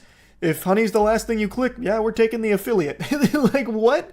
Honey is usually going to be the last thing that someone clicks if you have Honey, because you might as well check if there's discounts. That's like the whole selling point of Honey. But not only is it not actually finding you the best coupons, if it's even finding you coupons, it is then stealing the commission from the affiliate that got you there in the first place. So it's fucking everybody for doing nothing. And even when it is actually doing full-blown nothing, where it's on a site that doesn't have Honey Gold, it has no coupons, it will still pop up just to say nothing. It just goes, and then you click got it to get rid of it, and then it'll still steal the commission. It is just crazy how scummy this is. I cannot imagine that what Honey is doing and how it operates is legal. It can't be. It shouldn't be if it somehow is through loopholes. That is completely unacceptable. And Megalag's investigation is extraordinary.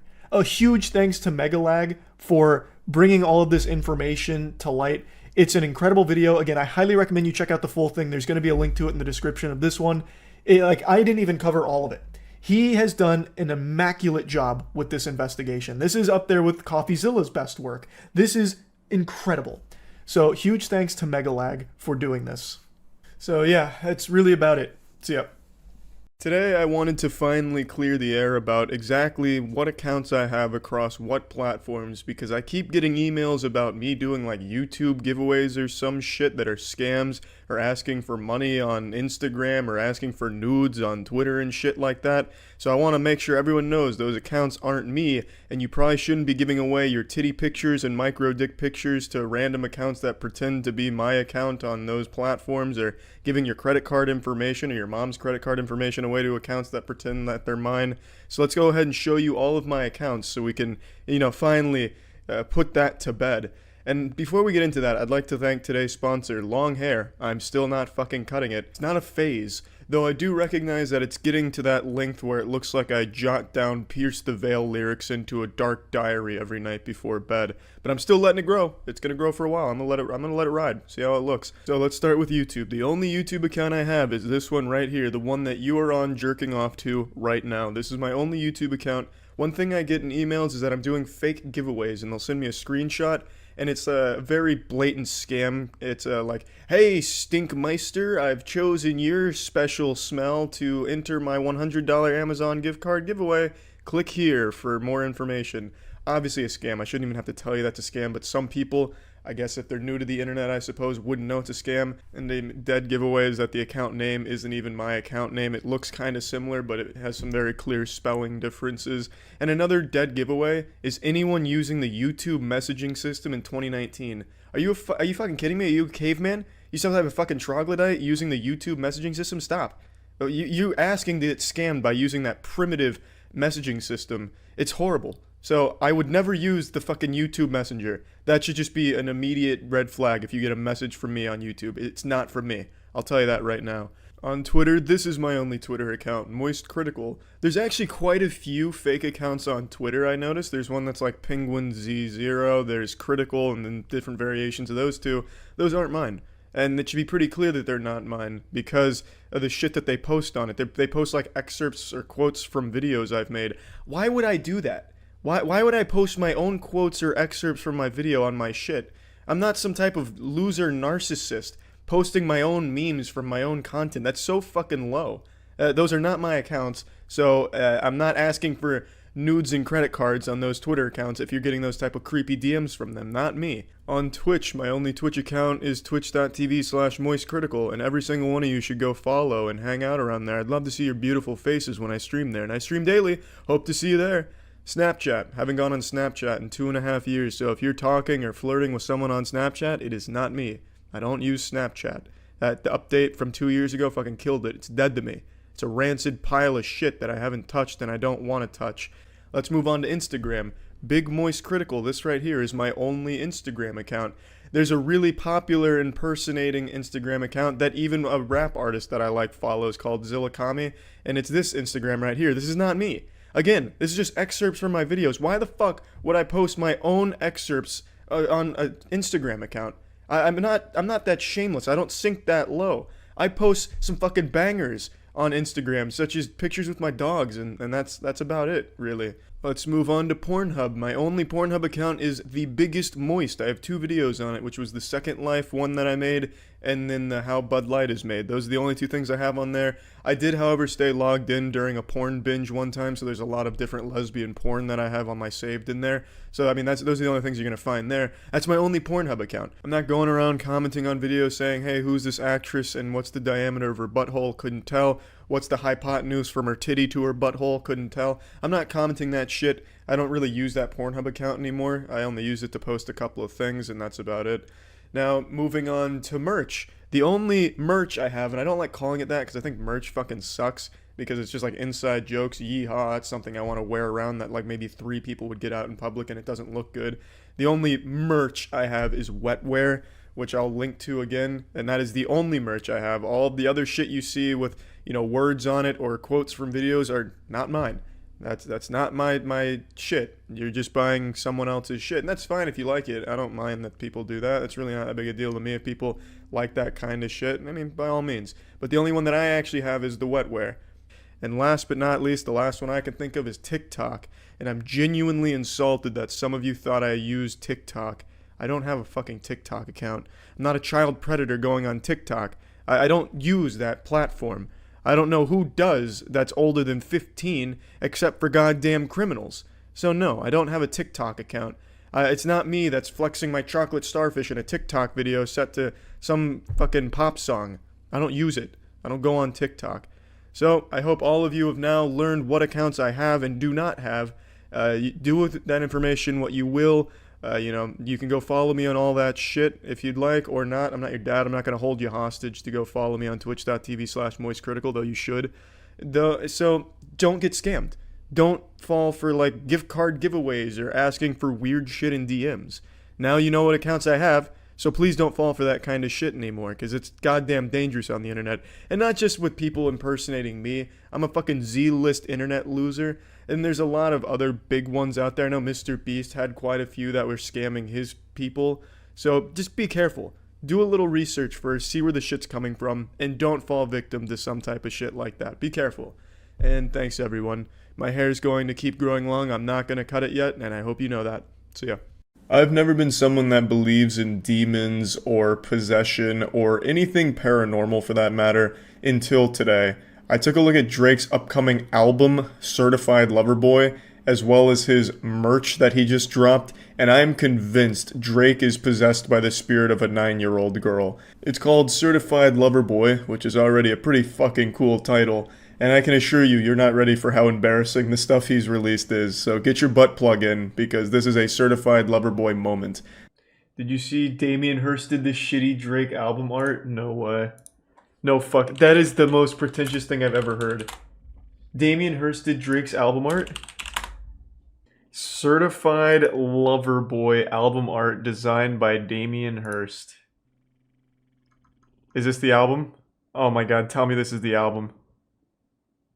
This looks like a Damien... This actually looks like a Damien Hirst piece. Take the most low effort thing imaginable, copy and paste it in different colors. All he does is polka dots or pill capsules. This is actually the album art, isn't it? Oh my god, I'm so excited. Holy fuck, that's actually the album. Drake fans have to be in shambles. You know how much Damien Hirst charges for a piece? He is the wealthiest living artist currently. And by a wide margin. He is worth almost $1 billion for shit like this. He took emojis and just kept changing the color. And Drake paid him millions. God, Damien Hirst. I used to hate Damien Hirst. I still do. But I respect the scam. Damien Hirst only scams rich, stupid assholes like Drake. And that I can't help but applaud. Like, the only people that ever go to Damien Hirst are extremely wealthy, and he uses them like a fucking fleshlight. So I do respect that, actually. Did you guys see Drake's merch? Because I saw that on Twitter right before going live. It's some of the worst merch I've ever seen in my life. I would rather wear, like, Fred merch from 2009 than the new Drake merch. Where can I find it? This is apparently Drake's official merch. This is so dangerous going on Twitter on stream. You never know when the Council of Cock might show their face. But, like, the front of it's fine. Like, the front looks okay, but then you get to the back. Oh my god. This is actually that shit you see on Facebook that truckers will wear, like, I didn't fight in a war and drive this truck so you could look at my daughter. It's so goofy. It's so fucking goofy. Oh. Oh. Ooh. Why is that Matt's Twitter? He just never logged out, so sometimes I'll tweet from his account to scare him. If you can't handle me at my worst, you don't deserve me at my best. Certified lover boy. This is that kind of shit that'll get you bullied if you wear it in public. I am excited to hear the album. If it's not just Drake crying over every track, I'm going to be disappointed. After reading this shit right here and him hiring Damien Hirst for the album art, it better just be sobbing, weeping for 5-6 songs at least. Who would wear this? I have no idea.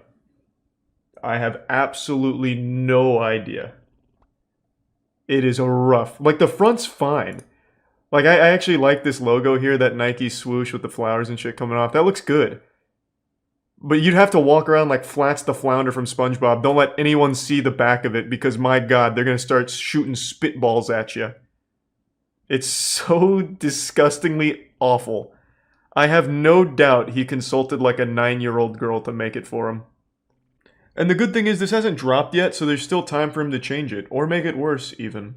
I still think he should go with like something maybe garbage truck related, like, I like garbage trucks, certified lover boy. Something to really bring it home. What a fucking disaster. Damien Hirst album art and then Facebook Marketplace Redbubble shit here. Now, if you don't know who Damien Hirst is, I envy your ignorance. I would implore you to look up a little bit about him. He doesn't even make his own pieces anymore for the most part. He just has people make polka dots and he sells those polka dots for millions of dollars. It is the most blatant money laundering I've ever seen in my life. And Drake just fucking hook, line, and sinkered into his scam. Like, he went into Varrock and RuneScape and he was like, you know what? I know you're not actually trimming armor, but take it anyway. Fuck it. Like, it's crazy how anyone pays Damien Hirst to do anything. He gives you the worst shit ever. Like, for example, the first time I learned about Damien Hirst was actually on stream, where he designed a hotel room, which was like $100,000 a night to stay there because he helped design it, like all the art in it. And all it is he put medical waste in a bar. So he just took medical waste from a dumpster, put it in a bar, and then he put stickers on the windows that were just pills, and then he had a cabinet of pills. That's his art. He does a lot with pills. Like, he'll also just sell pill cabinets. Like, he'll just take cheap pills, like fucking placebo pills from birth control, put them in a cabinet, and it'll sell for millions of dollars because Damien Hirst's stupid fucking name is on it. And Drake hired that guy to make that album art, which is literally just emojis copy and pasted. It is a beautiful disaster just to start it all off. Now, Certified Lover Boy could come out and have absolute bangers on the album. I mean, that's certainly possible. But after seeing this shit, I'm expecting Certified Lover Boy's music to just be Drake on an acoustic guitar whining. Like, this just seems so sad. Like, the entire thing here is just goofy and embarrassing. And then, of course, the merch. The merch is on another level of silliness. I also love the position of Certified Lover Boy. It is an actual tramp stamp built into the shirt. Then with, like, Tumblr blog posts above it. It actually looks like shirts that would have been sold on Tumblr as a joke. And it's Drake's official Nike collab. Drake needs to just fire all of his friends for letting him go through with this. He needs to just get a whole new group of friends, and whoever helped greenlight this at Nike needs to lose their job. This is so embarrassing to look at. My God. It is a disaster on all levels. But I bet it'll sell extremely well because people will buy anything as long as a celebrity is attached to it. And I am excited to see these people wearing this out in public, just to have a little giggle every now and then. I think the shirts really will make the world a better place because if you're having a bad day or something and you go to the grocery store, you're like, fuck, I'm upset. I'm going to get this goddamn onion and bite into it just to feel a little pain and be mad. And then you see a Certified Lover Boy shirt walk by, you're like, it's not all bad. It could be worse. It could be wearing that. You know what I mean? So I'm not exactly mad about their existence or anything. I just find it super entertaining. And I just wanted to talk about this because this is probably the most embarrassing thing I've seen for an upcoming album. Like, it couldn't be going worse for Drake right now from the reception I'm seeing and these designs. And he just publicly admitted to being scammed by putting Damien Hirst's name on it. So yeah, that's about it. So yeah. There are so many scams out there, and some of them are downright ridiculous that you have to ask yourself, how could anyone ever fall for these? Such as the classic Nigerian prince. I have millions of dollars, but the US government won't let me transfer it to my bank account. Can I send it to your bank account to send back to me? That kind of thing, and we'll split the profits or whatever. And then it ends up with people losing all of their money, or those random cold call tech support messages hello, I work for Microsoft and your calculator has a virus. We're going to need 4 Bitcoin in order to solve this. This is an official Microsoft representative. And somehow those scams actually succeed. Usually the victims are geriatric, they're on the older side of things, so they're not tech savvy and end up getting caught hook, line, and sinker in these.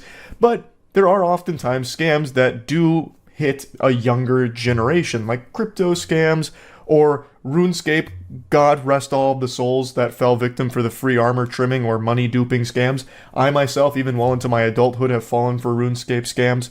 But today I want to share with you, by far, the stupidest scam I have ever seen. And this one was trying to target insurance companies, which is like trying to scam on Ultra Nightmare mode. 2 intellectual scholars hatched the genius scheme of intentionally giving one of them frostbite in both of his legs so that they need to be amputated and claim over $1 million in insurance money. They hatched this plan where it was an accident, something had gone wrong and he lost both of his legs, and thus insurance would need to give them a huge, fat, chunky payday, tons of doubloons. But as you'll see, things didn't quite go according to plan. And even if they did, it's the stupidest plan in the world to intentionally get rid of both of your legs to try and scam the insurance company and then split that money. That's the second time someone mentioned that guy. I'll look it up. So it was a college student who amputated his legs on purpose by getting frostbite for an insurance scam. Student alleges friend convinced him to amputate legs to claim $1.7 million in insurance money. The 23-year-old kept his feet in a bucket of dry ice for 10 hours and later claimed the frostbite was a result of riding a scooter at night. 23-year-old university student in Taiwan has had his legs amputated in an alleged insurance scam gone wrong. Seems like it went right. That was like the whole plan. This went all according to the scheme. In fact, it couldn't have gone more right for him. Taiwan's Criminal Investigation Bureau recently announced the student, identified as Chang, has been charged with insurance fraud as a result of the scheme. According to local media reports, Chang allegedly kept his feet in a bucket filled with dry ice for 10 hours, leading to severe frostbite and necrosis below the knee. He applied for compensation from 8 insurance policies after the amputation, allegedly hoping to pocket $1.7 million, and claimed the frostbite was the result of riding a scooter at night. I really feel like $1.7 million and losing both of your legs is not worth it. You should at least be going for 8 figures. Like, 1.7 million is a ton of fucking money, but that's not like set for life type money like generational wealth or anything. Especially to give away both of your legs. Man lost both his legs and got a felony charge. Yeah. Yikes. Doctors since something was off, though, noting an absence of shoe or sock marks and the symmetry of his injuries. The weather conditions on the night of the alleged incident were also not consistent with frostbite. Beyond that, Chang had taken out multiple insurance policies just days earlier. Chang allegedly worked with a co-conspirator, also 23, and identified as Lau. Chang claimed Lau was the mastermind behind the scheme, concocting a story that gang members were after him for an outstanding debt, when in reality, Lau had incurred financial losses from trading cryptocurrency. Oh my god. Is there a bigger clown on the planet? Could there be a bigger clown on the planet? This is worse than getting cucked. This is like 10x in terms of humiliation. You let your crypto bro friend convince you to get your legs amputated so you could make up for his financial losses? What a waste. What a fucking buffoon. The duo were originally high school classmates. The indictment reportedly states on January 26, 2023, Chang and Lau rode scooters to purchase dry ice in New Taipei City's Shangchong district. They later returned to Lau's residence in Taipei City, Zhongshan district, where he used cable ties to restrain Chang to a chair while he immersed his feet in dry ice from 2 a.m. until shortly after noon. Wait, this no longer sounds consensual. He tied him to the chair and left him there? Lau took photos and recorded some of the incident on his phone per the indictment. What? Why would you do that if this is supposed to be a fucking insurance scam? You're recording evidence to the contrary. How dumb is this guy? How stupid can you possibly be? There's photos of it on Reddit. Hold on, I've got to take a peek. It's not like... So the pictures aren't like gruesome or anything. It's just a picture of his friend tied down with zip ties with his legs in a bucket of dry ice. What in tarnation? Why was he tied up if it was consensual? It's probably like one of those things where even though you go into it knowing full well like you're committing to it, you're going to try and let it rip. when you actually get in the Crucible in the Thunderdome, you start panicking and freaking out, like, and run away or whatever, fight or flight response. So maybe this was to prevent that, and he agreed to it. I don't know. Honestly, probably the dumbest plan I've ever heard of in my life. Chang went to the hospital on January 28th, and his legs were amputated below the knees following more than a week of treatment. While he initially obtained nearly $10,000 through insurance claim, that money has since been seized by prosecutors, and both Zhang and Lau have been charged with fraud and embezzlement. Somewhat unbelievably, a similar insurance scam unfolded in Missouri in November. What? How can there be multiple people this stupid on the planet? What? I swear, like, you don't need to look further than a couple of headlines to realize that we are actually just getting dumber as a species, for sure. In that case, a Missouri man staged farm equipment accident to appear as though he had lost his feet to a brush hog, a type of rotary mower, in hopes of making an insurance claim. But when responding medics and law enforcement officers arrived at the scene, the man's feet were nowhere to be found and his injuries appeared to be too clean to be the result of a brush hog. The man in his 60s was a known paraplegic in his lower extremities, and authorities were immediately curious about the tourniquets on his legs and who applied them. So this is a little different. This Chang had 2 fully functional legs that he parted with for $10,000. This guy was apparently a paraplegic and sacrificed his feet to try and get some insurance money. That's different. Chang is still significantly fucking dumber. According to police, the man had been aided in the attempted scam by a Florida man who had cut off the man's legs with a hatchet. That's like some Winnie the Pooh blood and honey type shit. Investigators later determined that the incident has been an attempt to make a faulty insurance claim, but because the man never formally filed the false claim, he was not charged or identified. According to police, days after they responded to the scene, a relative found the man's feet in a bucket on the property which had been obscured by tires. So he kept it as like a little souvenir, like a trophy. According to the Bureau, Lau and Zhang were both charged with fraud, aiding and abetting serious injury. After the detention on January 17th, the authorities said that Zhang received one insurance payout of $7,200. However, it will be seized, and the insurance providers canceled the other claims filed following the incident due to the short period between receiving the policies and filing them. Rest in peace to both of his legs, and also all of his financial future. He's getting a fucking felony slapped on top of this. All that for nothing. Less than nothing. All that for significantly less than nothing. And there's yet another case in Slovenia where a woman cut off her hand with a circular saw for $1.2 million insurance scam. She's now serving a 2-year jail sentence. Are insurance scams even easy in the first place? I feel like they probably were a while ago, but it became so common with people faking insurance claims after getting hit by a car that they probably cracked down on it in a big way. I feel like it's probably pretty fucking tough these days. You were the victim of one? That's called ambulance chasing. It's not necessarily the same thing. I'm talking about like the classic fucking red-blooded American good old-fashioned insurance scam where you run in front of a car that's barely moving, throw yourself on it, and start hooting and hollering. No, that's true. Maybe with the rise of dash cams and just general cameras everywhere, it might be just harder because of that.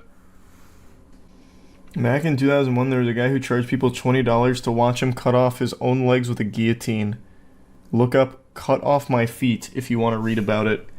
$20 admission to watch a man cut off his legs? What? Oh, Wang made a video on it. "Cut Off My Feet, Tales from the Internet." Yeah, he's got a whole video on it. Man, here's an article from it in 2001. Man cut off his feet live on the internet and charged $20 for it. A disabled American man says he's going to cut off his own feet by guillotine on live pay-per-view. Again, this is another person who's, much like the Missouri man, did this when he didn't have his legs functioning. Very different from Chang, who took his own legs for the sake of insurance money. Sir Paul Morgan from Mississippi says he needs prosthetic feet because a lower leg injury made it impossible for him to walk, but he says medical insurance will not cover the cost of surgery, so he's asking web users to pay for the privilege of watching him do it by guillotine. Mr. Morgan has launched cutoffmyfeet.com to publicize his unusual venture. Of the 150,000 people who have visited the site, so far only 10 visitors have paid $20 to witness the event. Oh no! Oh no! It was a flop! Damn! Sold more tickets than Madam Web, but still, damn! According to the site, Mr. Morgan was injured in 1986 after he fell from the back of a truck and was run over by a boat trailer being towed by a vehicle. God damn. I mean, he made a whole spectacle out of this. He said a local anesthetic will be used during the procedure and an ambulance will be on standby.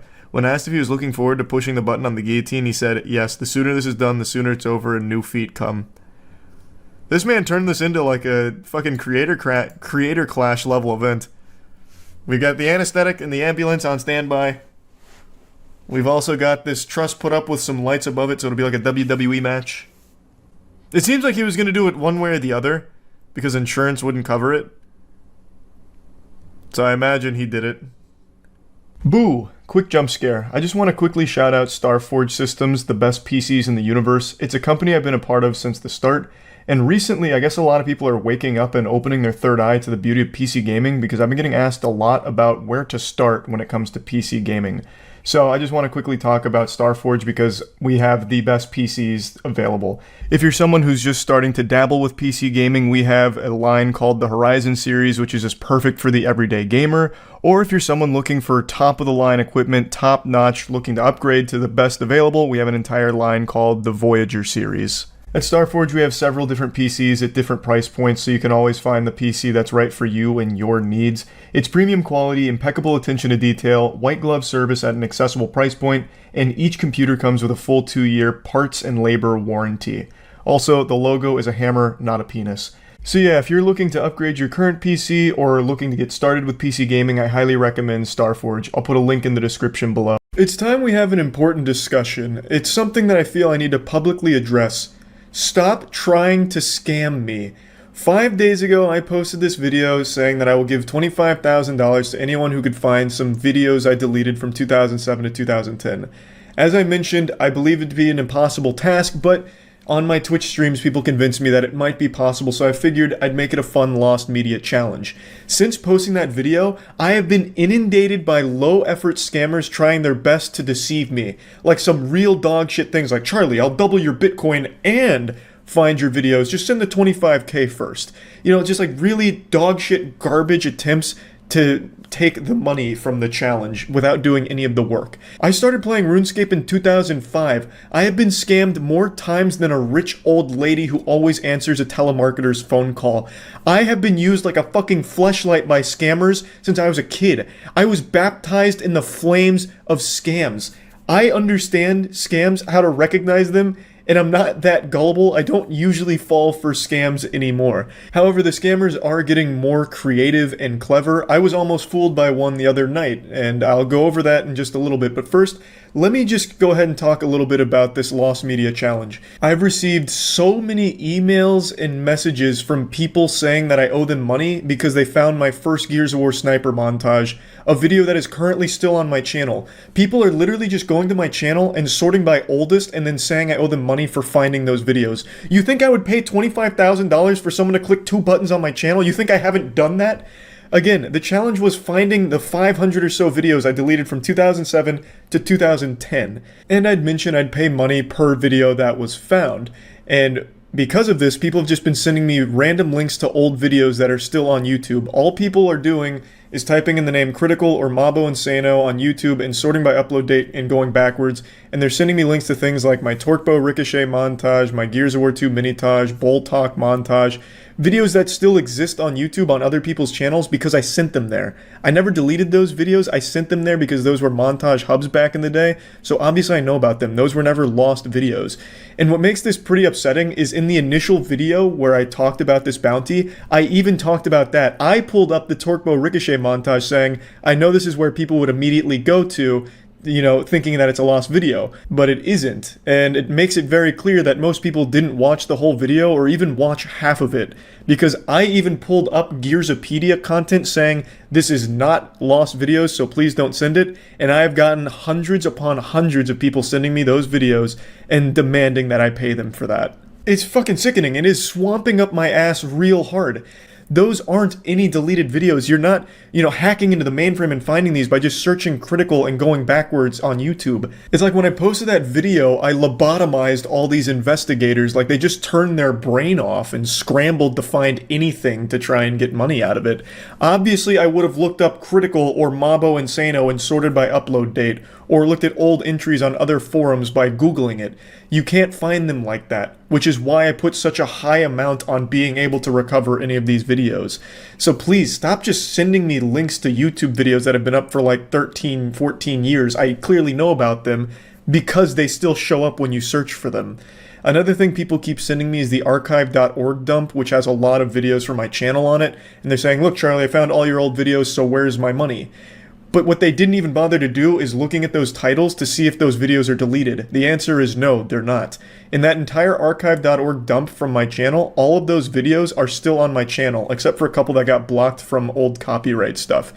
But they're not old videos. Those are like 2014 stuff that got blocked on that dump. So it's not what I was looking for, and no one even bothered to check, and they're still demanding money from me for it. So I just wanted to clear up all of that confusion quickly. Alright? Like I said, it's not some easy lost media challenge. It would be something that would take tons and tons of work, and I don't even know if it'd even be possible, because like I said, YouTube can't recover them because this was before YouTube was bought by Google, so they don't have any archives of the deleted videos on their service anymore. So I don't think, like I said, I don't think it's even really possible. There's only been 2 people so far that have genuinely recovered some old content. One guy was able to find 10 seconds from an old glitch video that I posted, and then another guy was able to find an entire video that was deleted from another person's channel that had a commentary video of mine that I sent to them. From Pixel Enemy's channel, I made a guide for Star Wars Force Unleashed back in 2010, and that channel deleted it at some point along the way, and someone was able to actually recover it. So a bit later than what I was looking for, because it was never a video I posted or anything like that, but even still, that was extremely impressive, and it is actually the only deleted video that has been recovered by someone so far. So yeah, I just wanted to do a PSA on that entire thing before showing you what I believe to be the most clever attempt at scamming me so far. This happened on stream a few nights ago. I stream every single day at twitch.tv/moistcritical. Please stop in, put a few extra inches on your penis. We have a lot of fun over there. I'm probably streaming right now, and I would love to see you there. So come on in and say hello to me right now. Twitch.tv/moistcritical. I'll put a link in the description. I see. This is a pretty good thumbnail. Halo 3 Dark Venom's Lone Wolf game. Let's see. No! Someone did it! No way! There's hope! Someone actually recovered one of the deleted videos.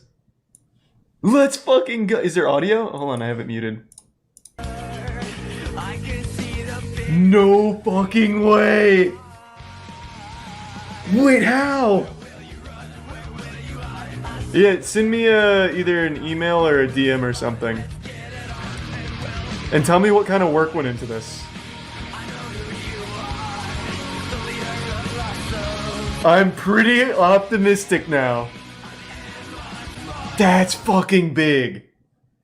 So this was one that I deleted, like genuine. This was not uploaded anywhere else. At least not that I'd ever found. It wasn't on archive way back. No random channel, nothing. This was a fully deleted in the void video.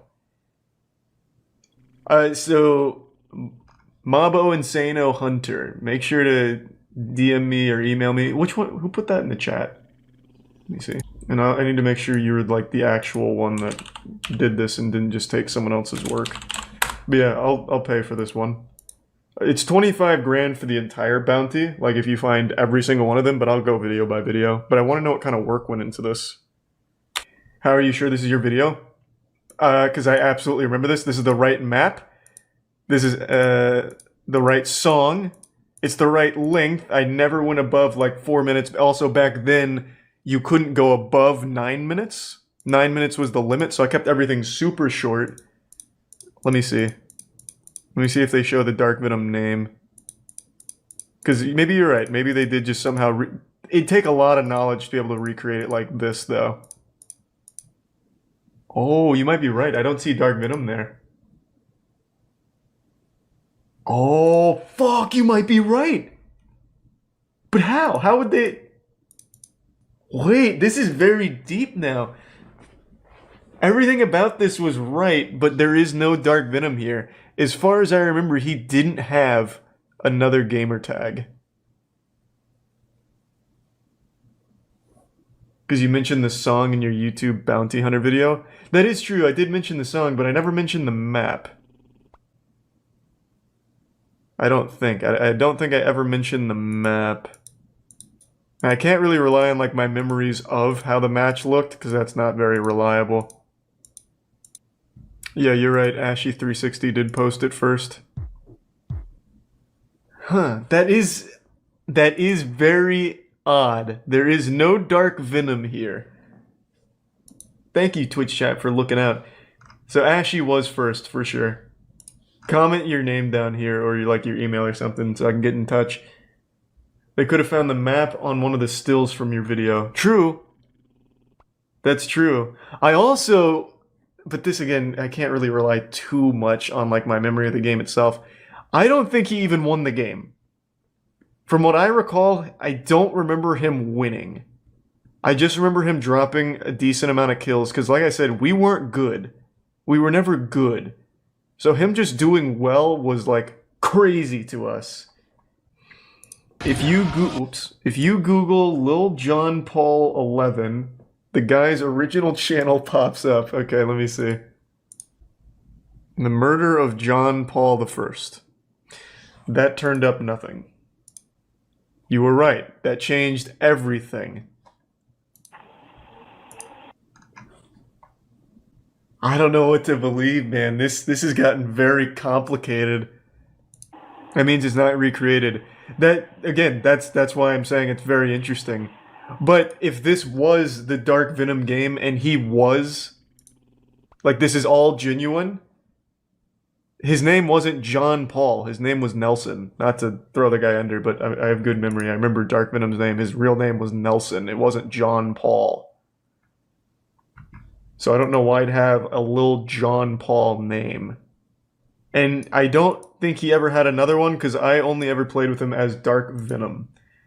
And I'm pretty sure when I posted this, this was the title. He got the title right. He's missing an A. It was Dark with 2 A's, but this is it. This is what I titled it. I'm pretty sure he was Dark Venom in that video.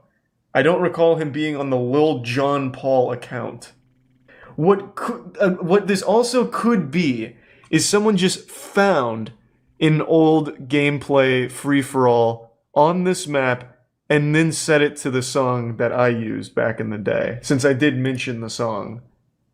So they could have found this footage, but it's also not on this channel. So who would have posted this? One of these fucking milk-drinking children that didn't even drop 5 kills? Yeah, it is fake. There's a video by Perplexian Films. So this video is a video from Perplexian Films? Or is this just your channel now? You're right! Those goddamn ruffians! They tried to fake it. Nice. Chat. How did you find this? Actual fucking galaxy brain. That's low. That's pretty goddamn low. Thank you, chat. Huge. You can fool me. Well, I wasn't totally convinced either. I was the one that noticed the name, just saying. But you can't fool Twitch chat. How the fuck did you find this? So they took his video, pixelated it a little. Well, actually, they didn't even really need to drop the quality because it is a 2010 video. And they just put the song to it. Fucked up, man. That's fucked up. Yeah, like I said, I don't think it's ever gonna happen. I don't think anyone will ever be able to recover those old videos. That's even more so scummy for the money aspect, but also just it's so immoral. You know how badly I want these videos back? To play with me like that? Ugh. You found it because Lil Jon is subbed to him. We have like real detectives in here. Looks like give some spider in the prime horny. I wonder if I did contact them, what they would have said for how they recovered the video. Just fucking techno mumbo jumbo, just a bunch of jargon that doesn't make any sense. I tapped into the flux capacitors, vibrated at the correct kilojoules, recovered it from the ether. Damn, man, I got so fucking excited. It's not often that I'll follow a news story for more than a month, but there's one story that I've been following for 5 years now, and it's finally concluded. It's been like my own little personal soap opera to enjoy, and for some reason one that not a ton of people have talked about, despite it being one of the biggest scams in GoFundMe history. Now please, hop into my magic school bus and allow me to take you on a journey through time. It is 2017 years after the death of Christ, and a woman named Caitlin McClure starts a GoFundMe titled Paying It Forward with a picture of her standing next to a homeless veteran named Johnny Bobbitt. She then tells the story about how her car broke down and she was out of gas, but Johnny Bobbitt came to the rescue like a saint, giving her his last $20 despite being homeless in order for her to pay for gas and get home. This heartwarming story tickled the soul of over 14,000 people who donated to this cause to try and help get Johnny Bobbitt a better life. The GoFundMe was started with a $10,000 goal, which was obviously fucking annihilated, raising over $400,000 for Johnny Bobbitt, and it was just a real feel-good story that I'm sure a lot of you have heard of. This was 2017 and GoFundMe was very popular at the time. It still is, but this is when GoFundMe was really popping off. Some of you watching may have even donated to this cause, and I'm sorry to be the one to slap you with the unpleasant palm of the truth, but you were scammed. The 5-year investigation here has finally concluded. It was 100% a scam, and the verdicts have been passed. I'm going to get into the verdicts and everything towards the end, but I want to give you this entire timeline here because this is more wild than you'll probably expect. Now, I've been pretty outspoken about the dangers of GoFundMes. I think it's a great tool that gets abused by a lot of pieces of shit just trying to take advantage of good-intentioned people, just trying to squeeze money out of them. So you just gotta be careful. You can't just blindly donate to something on GoFundMe without doing your due diligence first to make sure it's legitimate. I can't even count the number of times there's been like a tragedy or something noteworthy in the news and a fraudulent GoFundMe campaign gets started. A lot of people donate to it and it turns out it was run by someone unrelated to the events and they just pocket the money and run. It happens so often. There's just so many scams there, you have to be careful. And you'll see a ton of these like feel-good GoFundMes or like really needing help things that have these like really sad stories. My son slipped on a banana peel at the park. He broke both of his legs, both of his arms, and his skull was cracked in half like a fucking walnut. I'm looking for $3,000 for emergency surgery ASAP to fix my son. You like scratch your head like, $3,000? That doesn't sound enough to cover the cost of all this. It sounds like you're gonna need a brand new Android son. Like fucking cybernetic enhancements here. $3,000 isn't gonna work. That's something fishy is afoot here. Then the next thing you know, you just bought that scammer a brand new Lexus. The point is, you just gotta be careful. That's what I'm trying to say. I'll stop ranting about GoFundMe now and get back to the story. So in 2017, Caitlin McClure was dating a man named Mark D'Amico. And then one fateful night they were texting each other and they started talking about a homeless man they both knew. That homeless man was Johnny Bobbitt. And we're talking about him, talking about like maybe wanting to help him, and they'd given him $10 in the past. And then an hour after this conversation between the two of them, they launched the Pay It Forward campaign after taking a picture with Johnny Bobbitt. And then they fabricated the whole gas story about how he gave Catherine his last $20 so she could get fuel and get home, which was a complete lie, confirmed in text messages, by the way, where McClure was bragging about it and talking to a friend about how she made up that part because she needed to make it sad. It's actually like a scam Ed and Eddie would have run for jawbreakers here, except these are 400,000 jawbreakers. They raked in a fat stack of cash, and then they started spending that money.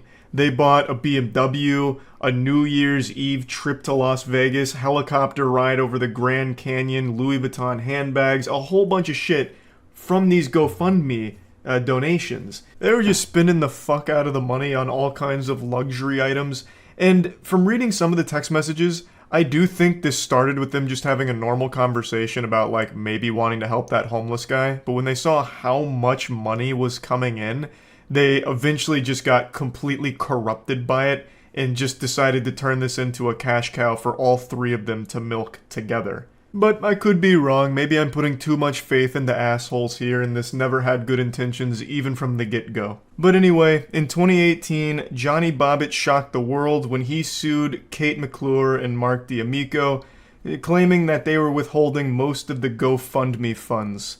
According to him, he only received like about $75,000 worth of it, and he called it like his share of the funds.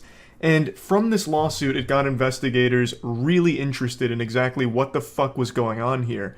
So after doing a little poking and prodding and combing through 60,000 text messages, they concluded that this whole thing was made up and all three of them were in on it together with the goal of money. Big time cash. Fat, filthy clams. They all came together and agreed to keep up this story. So Bobbitt was in on it as well. This wasn't them just taking advantage of a homeless veteran. This was them cutting him into their scheme here. And it's been 5 years, and they've been going through the trial and all of that. Kate McClure was sentenced to a year in prison for her role in all of this, maintaining that Mark was the real mastermind here, the puppet master pulling the strings of this giant scam. Now, I'm no super sleuth, nor was I a detective on this case, but if you ask me, that's a load of baloney. I don't think Mark was forcing you to buy Louis Vuitton bags or flex your BMW or anything like this. I think you were very, very enthusiastic about this whole thing, especially when reading the text messages. I think getting a year for your role in this is really light sentencing. Johnny Bobbitt received ordered a recovery program, and if he fails to stay clean, he could face up to 5 years in jail. And today, the big guy Mark D'Amico himself received a 5-year prison sentence for his role in this giant scam. Unfortunately, Mark didn't have a smile on his face today. He just didn't look very happy. But you know who was happy? Me. I was so pleased to see this. I absolutely love when a shit stain gets actual punishment for what they've done. Scamming people who are trying to help other people is one of the lowest things you can do. So I'm actually, I'm of the belief that he got off really easily here. All three of them did, if you ask me. I think this is deplorable, and I think there's absolutely no fucking excuse for it. So I think 5 years, 1 year, and a potential 5 years is really lenient, all things considered. But that's just me. I'm sure a lot of you are also curious as to whether or not the donors got their money back, and the answer is yes. In 2018, GoFundMe stepped up and refunded all 14,000 donors, gave back all 400 grand from this campaign. So good on them for making that right. Overall, I am happy with the series finale here. I followed this show for 5 years, and I now feel the way I did when Breaking Bad concluded. A great ending overall, but you know, it's going to be a little sad not to be able to follow this anymore, but I'm happy with the way it all wrapped up. So, yeah, I just wanted to talk about this a bit because it's not a story I see talked about that often, surprisingly. Even though it's a pretty big deal, a $400,000 scam, that's not like pennies. You know, that's a lot. So I just thought it was worth at least mentioning since it finished today. That's about it. See ya. What's up, everybody? It's Critical. I just wanted to bring the future to your attention. Quantum Man. The world's first downloadable medicine, and a lot more. Now, this is 100% real. There's no smoke and mirrors, no unicorn sperm, nothing like that. That's a real doctor holding a real computer, really vouching for the effectiveness of quantumly downloading your shit. Now, they have the standard medicines like your meth blockers, and if you've already fallen off the wagon, they have the meth cure here easily downloaded, so you can go ahead and put those days behind you. But they also have some very interesting things here, too, such as the quantum massage. In case you got a real bad kink in your neck, you can just go ahead and download your own little masseuse. They got some quantum food if you ever get hungry, quantum laxatives in case your bowels are fighting against you, and there's just a whole lot here. Their mascot is flawless. It's fucking Dr. Manhattan poking his fucking finger in your eye, so you know you're getting quality when you're coming to Quantum Man. But let's check out their intro video. Work. ZAG, a private humanitarian medical research group, develops biodata programs using its quantum computer. The programs are accessible via a portal, a means of quantum teleportation. This portal can then be unlocked by a user through the use of a portal access key, or PAK, a number string developed to open the portal for a desired product. PAKs can be accessed via personal computer, mobile device, or tablet. Once opened, the biodata programs can be transferred to your brain's neural network, also a quantum computer. These programs rapidly and repeatedly deliver physiologic directives to the user's body to impart their health benefits. Pretty straightforward, right? Easy to understand? Makes sense? Now, don't let that scary voice dissuade you. I know it sounds like a fucking demon possessing your grandmother in a horror film, but it's real information. Now let's go ahead and peruse the website here. You've got the money downloader. In case you're ever short on cash, you can give them $50. You get 4 PAKs, which we just learned stands for poking anus kangaroos. And then what this does, it will unlock their quantum computer and quantumly teleport the ability for you to make more money, thus recouping your investment of $50. So it's a really good deal. I don't know why you wouldn't want to download money, especially when it's guaranteed to work. Just look who sponsors them. The Southern California Pet Expo, the Las Vegas Pet Expo, the Black Mountain Horse Expo. I mean, animals love this website. And you know what they say, a bird in the hand is worth 2 in the quantum bush. Let's check out what else I have here. Quantum Sex is by far their best catalog here. I haven't checked out Tiger Trail yet. What do we got here? I believe that is an old Shaolin temple drawing there for their logo.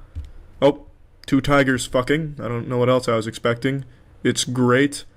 Obviously a reference to Tony the Tiger and Frosted Flakes. As you can see, Quantum Man is up on his references. He's trying to stay hip. So why wouldn't you trust him? And it's only $25. You are actually losing money not purchasing this male G-spot stimulant. The doctor over there in the picture, the reason he's so happy is because he is experiencing the quantum sexual tiger trail. And that is a good-looking doctor, too. I would not quantumly tickle his prostate. What else do we have here? Quantum food. Obviously, if you're ever hungry, just buy quantum food. That one goes without explanation. What else we got here? Clinical trials. Yeah, just don't just take my word for it. Let's listen to some clinical trials here. These are the most convincing. Here we go. Hi, Doc. Hi. How you doing tonight? Oh, good. Oh, good. Really like the bliss. Oh, tell me about it. Well, I feel it in the morning, of course, more when my energy's high. But yesterday, I just had a bliss trip. A bliss? That rhymes. A bliss trip. It was just like... A perfectly normal conversation, right? He didn't sound like a serial killer, and the woman didn't sound like she was under duress. I mean, not at all. I mean, maybe upon first hearing, you might think that that woman was chained up in his basement being forced to promote Quantum Man's bliss product, but no. That was a real clinical trial from someone who just really loved the product and wanted to participate and convince other people to purchase some quantum medicine as well. Now, I bet you're all very curious as to what actually happens when you purchase a PAK. So I'm going to go ahead and show you a video I found showing exactly how it works. This man used it for cat medicine, so we're going to go ahead and see the results.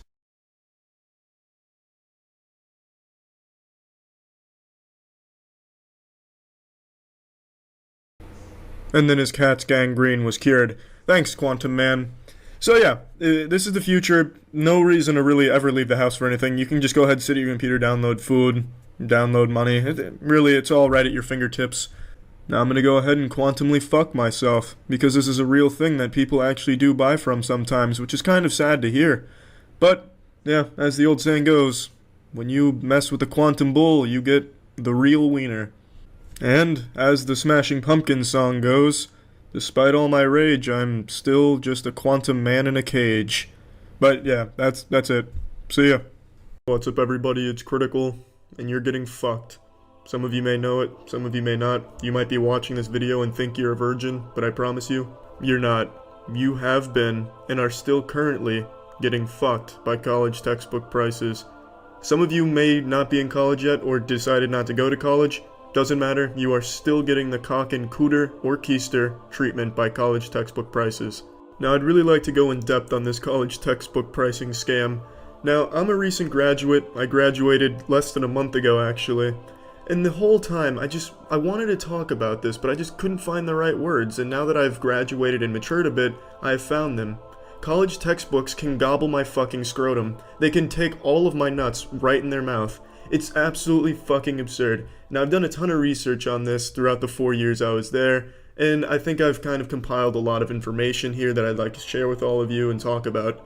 Let's turn our attention to Figure 1. This is from Mark Perry of the American Enterprise Institute.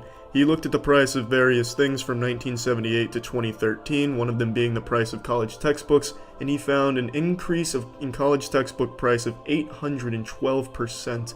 That is absurd. That is absolutely ridiculous. So how can they get away with charging so much for college textbooks and constantly raising the prices of them? They do it in a multitude of different ways, one of them being that they'll bundle the textbook with a lot of shit you don't need, like a CD that no one uses, a strategy guide no one uses, a study guide that you can only wipe your ass with. Sometimes they'll give you a condom so that way you can put it on the textbook when it's fucking you in the asshole. And you can't just get the textbook without getting all these extra accessories, it just doesn't work like that.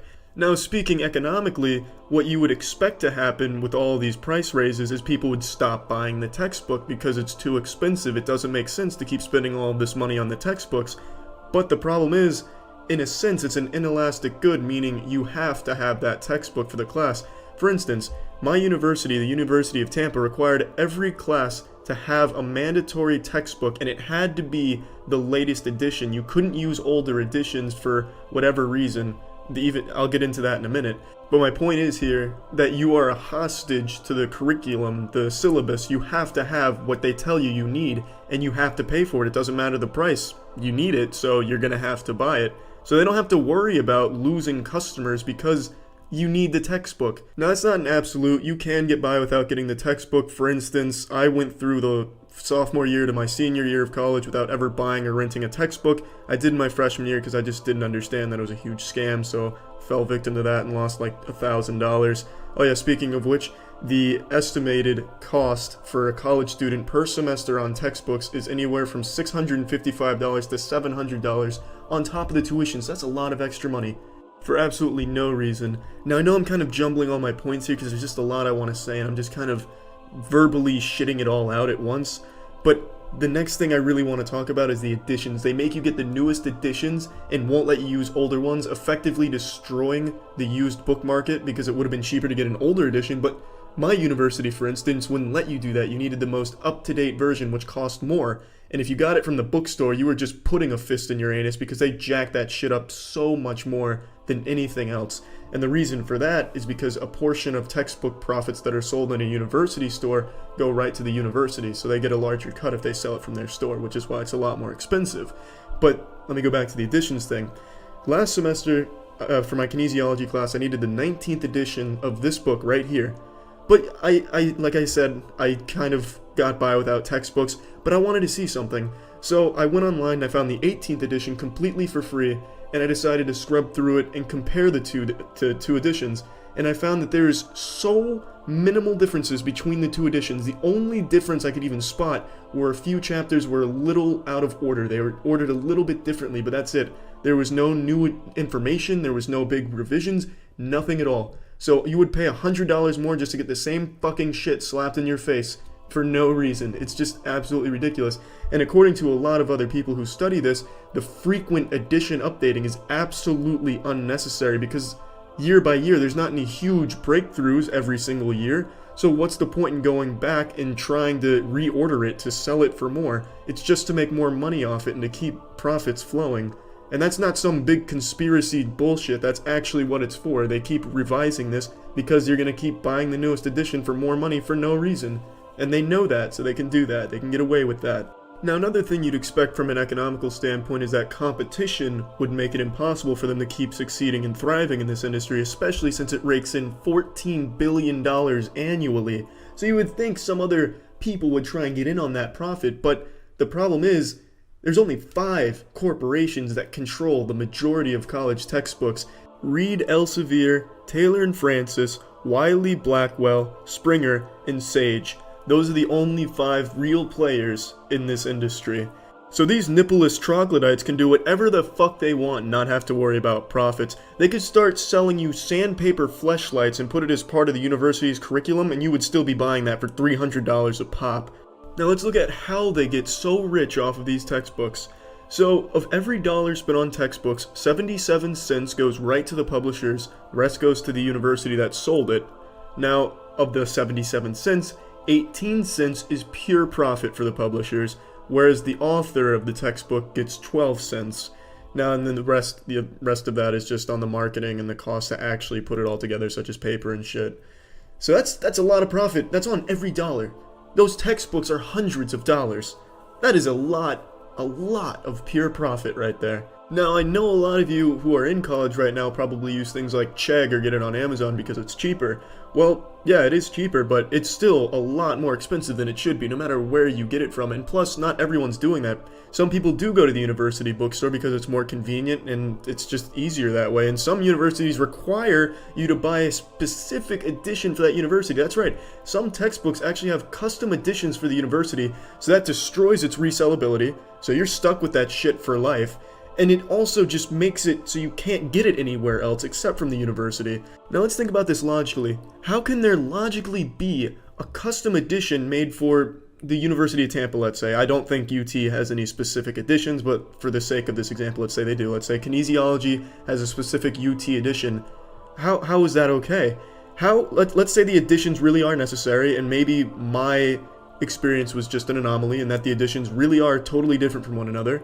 How can there be a custom edition where you can only get that information if you go to that university? Do they just withhold it from all the other editions of that same textbooks for the other universities? That's okay? That's all right? That's ethical? That's just fucked up. That is absolutely fucked up. That just proves that the editions are a huge scam. That it's unnecessary. You can make a custom edition? No, absolutely not. There would be an outrage in the scientific community. Oh, I didn't go to UT, so I didn't know that the cock can sometimes go inside of the tits. No, it just doesn't work that way. You can't just hold information out on a fucking professional textbook. So it's just demonstrating. It's them saying, ha, we're laughing in your face. We made this custom edition just to make more money off of it. That's what it is. It's stupid. It's absolutely stupid. There's nothing anyone can do about it. I know I can't do anything about it. I just can't march over to, let's say, Wiley Blackwell's headquarters and just start jerking off. It's not going to solve anything. Talking about it's not going to solve anything. I just wanted to get it out there because I've had it on my mind for 4 years and I have wanted to talk about it, and now I just decided to talk about it. So if you or someone you know has been affected by college textbook price fucking, then I'm sorry for you, and I really wish there was some way to fix that. I think the best solution is to not buy textbooks from the university. Definitely do not buy from the university. Try and get whatever edition is the cheapest because they are extremely similar. Even if the professor says that you need the newest one, just tell them to go eat some anus because you don't, and you'll be fine with an older edition.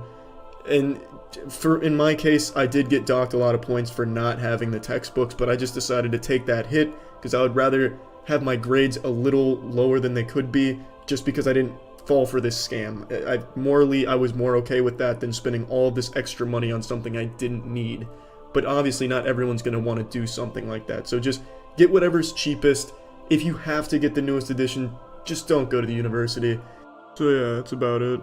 And to all the douche balloons at the publishing companies, I hope you all live in luxurious houses, massive houses, with everything you ever wanted, with all that money you extorted from college students.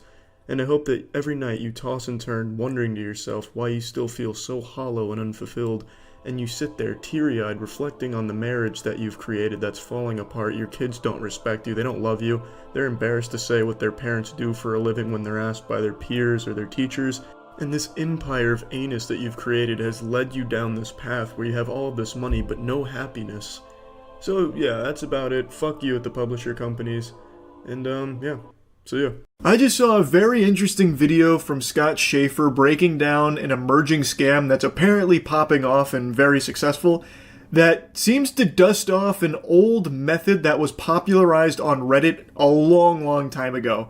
In the early days of Reddit, where updoots were the most sought-after currency since Bitcoin, the citizens of Reddit, the narwhal baconers at midnight, came up with a strategy to farm these coveted updoots that everyone was chasing like the fountain of youth. In a nutshell, the strategy was take an image or a video from some unrelated person, usually like an older person or someone in a hospital, and then drum up a sob story like, this is, old Peepaw Cletus. I loved him for so long. Yesterday he passed away, but his final wish was that this photo of him giving me a thumbs up reaches 50k karma and breaks the r/gaming super record. Can we make his last wish happen, guys?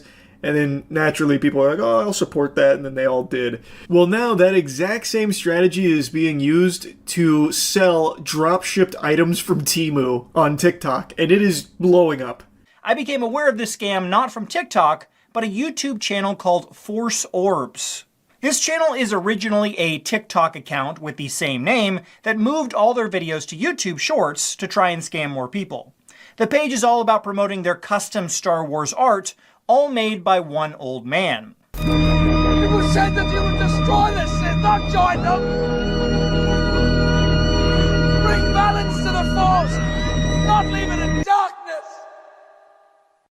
Execute Order 66.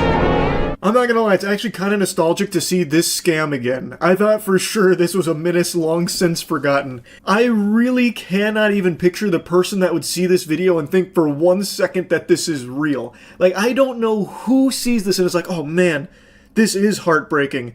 He's right. That video of that girl shooting a baseball at a car's window got so many views, but his Star Wars art is getting ridiculed? What kind of... What's happened to us? This is not right. I'm gonna buy 10 Force Orbs to support him and let him know how happy I am with this purchase. Of course, the reality is the old guy in the video here has no fucking clue what Force Orbs are. He is not involved with this at all. It's just some random douchebags that are drop shipping it, using this as their marketing tool here. He's become their mascot, the Toucan Sam to their cereal that they're peddling. All of their videos are pretty much the same. It's a sad old man who makes custom Star Wars glass orb art, and he's upset because any clip on social media with a cute girl gets millions of views, but his videos trying to sell his art, no one watches. In many of the clips, he talks about that he's running out of money, and people in the comments taunt him, saying things like, "Grow up, old man. No one loves Star Wars anymore. Besides, nobody is buying your stupid Star Wars art." Another classic. You rage bait and tug on the heartstrings here. Oh, look at what these people are saying about my Star Wars orbs. They say it's stinky and they don't want it. They say it's not art. They put art in quotations. They say nobody loves Star Wars anymore. Can we prove them wrong? Can you guys all buy my fucking art, please? Also, it's just such a dog shit comparison in the first place, by the way. It's unjust that this video has millions of views, but mine doesn't. Doesn't that just make you mad? Isn't that just the most upsetting thing ever? A real tearjerker. Now get your wallet out, please buy some of these Force Orbs I found on Temu. But what this item actually is, really is just a customizable LED glass orb that you can find on sites like Temu for $16. Any photo you want can be uploaded into these, but the scammers are trying to sell these with preloaded Star Wars images and calling them Force Orbs. The real crime is on their website, where they are selling these for a whopping $60 a pop. $60 is pennies to make this old man's dreams come true. Can we get his videos to 66 million views here so it matches that girl shooting a ball at a fucking car windshield? He deserves it, clearly. Come on, guys, what are we doing? If we each give him $1, we can afford one fucking Force Orb maybe at this absurd price. This is always probably my favorite part about these kind of scams. Like, it's not even so much like the goofiness of the videos they post and how fucking trash they are, but it's their preposterous level of greed where they'll mark up a Temu product like 2,000% and think anyone would be willing to buy that. Unfortunately, it seems like there are some gullible suckers that do because they want to, support this story that they've bought into hook, line, and sinker. But, it should be just so obvious that this is fishy. I cannot picture the person that sees this and is like, oh, I'm getting my credit card out. $60 for a Force Orb, it's a little steep, but it's made with love and care. I could tell, because the TikTok video said so. In the clips, it shows alleged production of the globes, but if you slow down the production videos, it seems to me that this might be AI footage, because the people in the video have weird body issues. Like this guy who has this weird crease in the middle of his forehead, and the arms in the next image look AI generated as well. No, what? AI generated videos? As if. No such thing, not on TikTok. They wouldn't be using AI to show the production, that's all legitimate. The worker there with the wacky forehead, well, that's old Quirky Brows Joe. I mean, everyone knows that guy's got that weird shit in there like an accordion. It's part of his identity. He's a zany character around the office that works with our favorite old guy at Force Orbs. Come on, don't be ridiculous. AI footage. My left shoe. One thing that isn't AI, though, is the sad old man who shows up in every video who claims to be making all these orbs. With a reverse image search, I was able to find where this footage originally comes from, and it's from a TikTok account called TedDog13. Ted Dog has nothing to do with the Force Orb scam, and he seems to be a nice old man who created his TikTok account to help him make new friends online. This is Ted Dog 13. I want to thank you all for allowing me to make these videos. He seems like a sweetheart. And like I said, this isn't anything new. This has been a scam that's existed for a while, but it kind of petered out and wasn't really popular for a while. But now, thanks to TikTok being such a strong marketing vessel and people so willing to just buy into a sad story and like rally behind what they think is a good cause for these products on TikTok, people are now spinning that goodwill to exploit it. So now they're just drop shipping trash with fake stories around it, taking other people's videos, and then even using AI videos to try and, spruce it up a little bit to get people to buy into it. It is doing well. Force Orbs, I think, is the most comical example, but Scott Schaefer goes through a few more. It is a rampant issue across TikTok and YouTube Shorts. Another TikTok and YouTube scam channel known as Fuzzy Paw Slides is doing the same thing to push their scam products, but this time they've added another twist to the tale. This is my last-ditch effort. Please stay to the end of this video, as it would help me tremendously. So my grandpa decided to take a leap of faith and start his own cat shelter. Currently, he's struggling to make ends meet and keep it open, so he decided to start making handmade cat slipper. He is the most kindest and talented person I know, but he has not received an order in 6 months. Please comment to boost this post and help support him. Aww. Make handmade hand slip, make handmade. You ever had a dream that you ever wanted the handmade cat slipper? Wow.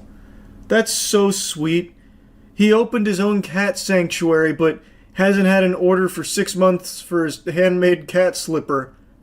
Come on, guys, can you boost this post so we can all buy his handmade cat slipper?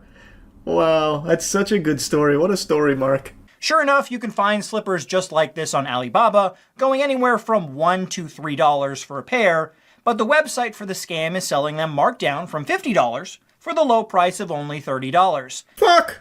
I'm losing money not buying the handmade cat slipper. Only $30 for handmade cat slipper to keep this old man's sanctuary running? Oh my god, the blood of those cats is gonna be on my hands if I don't support him! No! Talk about a great deal. What truly is disgusting is they have a donate button, so you can help out their fake cat shelter that doesn't actually exist. No sarcasm on this one. That is just straight up outrageous. That is beyond shameless. So then it's not even drop shipping dog shit products. It is actually just a full-blown fraudulent red alert lie. Super duper scam. You get nothing in return. It is literally a give us money for nothing button on their website with this imaginary cat shelter. That one was crazy. That one actually did catch me off guard. I haven't seen that before. That one is actually so far over the line that they might actually find themselves eventually in, like, criminal charges. A lot of the other scams are able to hide behind, like, oh, well, we did deliver something. So sometimes they do get away with that. Here, they don't even have that excuse. That could legitimately be a huge fucking issue for them, should anyone ever bother to pursue it. Now, the old man that they show in the videos is actually a tailor and has his own TikTok account called George the Master Tailor, where he does tailoring work and never makes any cat slippers. George and his daughter have put out a few videos calling out the many TikTok accounts that have stolen his videos to promote their scam products. Good morning. A lot of people using my face, and they're selling stuff that's fake. It's not me. I don't make slippers and I don't make all the junk that they're selling. Like I said, it is actually a big problem. So big to the point that even some of the people that are being taken, like their content being taken to use to promote this, are becoming aware of it because some of their fans have been scammed by it and are alerting them that, like, hey, this is going on. Also, there's other fans that are confused, like, hey, I bought these, handmade cat slipper from you. It's trash. Why are you selling trash? And it's like, no, that's not me. I didn't do that kind of thing. So someone like George the Master Tailor here is coming out to set the record straight, like, no, there's a bunch of accounts using my face to promote their products. It's not me. So just warning people. It is a big issue that is only being more prevalent because it's working. I'm not that person. I'm not selling anything. Here's a list of the fake profiles that we're aware of at this point. Please, if you see them, report them. And if you find any more, please send them to us and also report them. And I think a lot of these channels may be run by the same group of scammers, because on the Fuzzy Paw Slides channel, not only did I find stolen footage from George, but even Ted Dog 13 popped up on the channel as well. Another channel even stole Ted Dog 13's voice and used it over the video of a different man to sell their drop-shipped cow slippers. This video has some audio that may or may not be DMCA, I'm not sure, but it's the same thing. It's just like some sad-ish music playing and then this sob story. Stay 9 seconds to help save my cow shelter from shutting down by buying my cow slippers. It actually really could all just be the same group of scammers doing this, and then I believe probably some copycats. Because, I mean, this shit is one-to-one. They couldn't even be bothered to change the narrative beyond going from cat to cow. It's the same homework. There's no change, really. So it does lend credibility to the idea that it is one group of scammers that is just dropshipping all of this shit and using this as their main marketing across numerous different social media handles from TikTok and YouTube Shorts. It's very likely.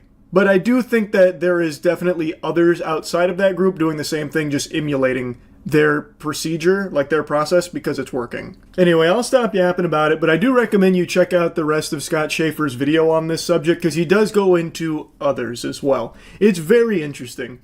If you are someone that has seen these pop up, and maybe, God forbid, someone that actually bought some of this, my heart breaks for you. But you gotta be aware of this scam here. So putting it on your radar here, watch out. Don't buy into just some random fucking sob story aiming to sell you some slippers or whatever other garbage. That's really about it. See ya. Come on in, class. Professor Charlie's got an important lesson he's got to teach you on internet safety, it seems. How can you stay safe in this wacky, wild cyberspace? You guys remember the early 2000s where there was the DARE program, which would be people coming to your school to tell you that drugs are bad, but it actually had the opposite effect and made people want to try drugs because the program really glorified it and made it seem cool to do drugs, and it reminded kids how easy it was to find them. Super inefficient program all around. Wouldn't be surprised to find out it was financed by the cartel. I think the DARE program is responsible for more overdoses than the actual opioid epidemic, but all that's besides the point. The reason I bring that up is because I need to do like a little DARE course here for internet safety, but mine's going to be a lot more efficient and just hit you with real fucking tough love. Stop clicking links in the comments section of my videos that look suspicious. Holy shit. Over the last 6 or 8 months, I've received so many emails and Twitter posts about my comments section having very suspicious links in them. Some people even accusing me of running a bot farm that's scamming people in my own comment section, as if I'm leaving fucking links to RuneScape phishing sites in the comments to steal your username and password, or whatever the fuck you're clicking on down there. Stop clicking links in the comment section, not just on my videos, but on any videos and Twitter posts. It's a very common thing right now. There are thousands of bots and scammers that are impersonating YouTubers and organizations, leaving comments like, click here and I'll double your Bitcoin. Click here and 5 big-tittied women will come suck your dick tonight.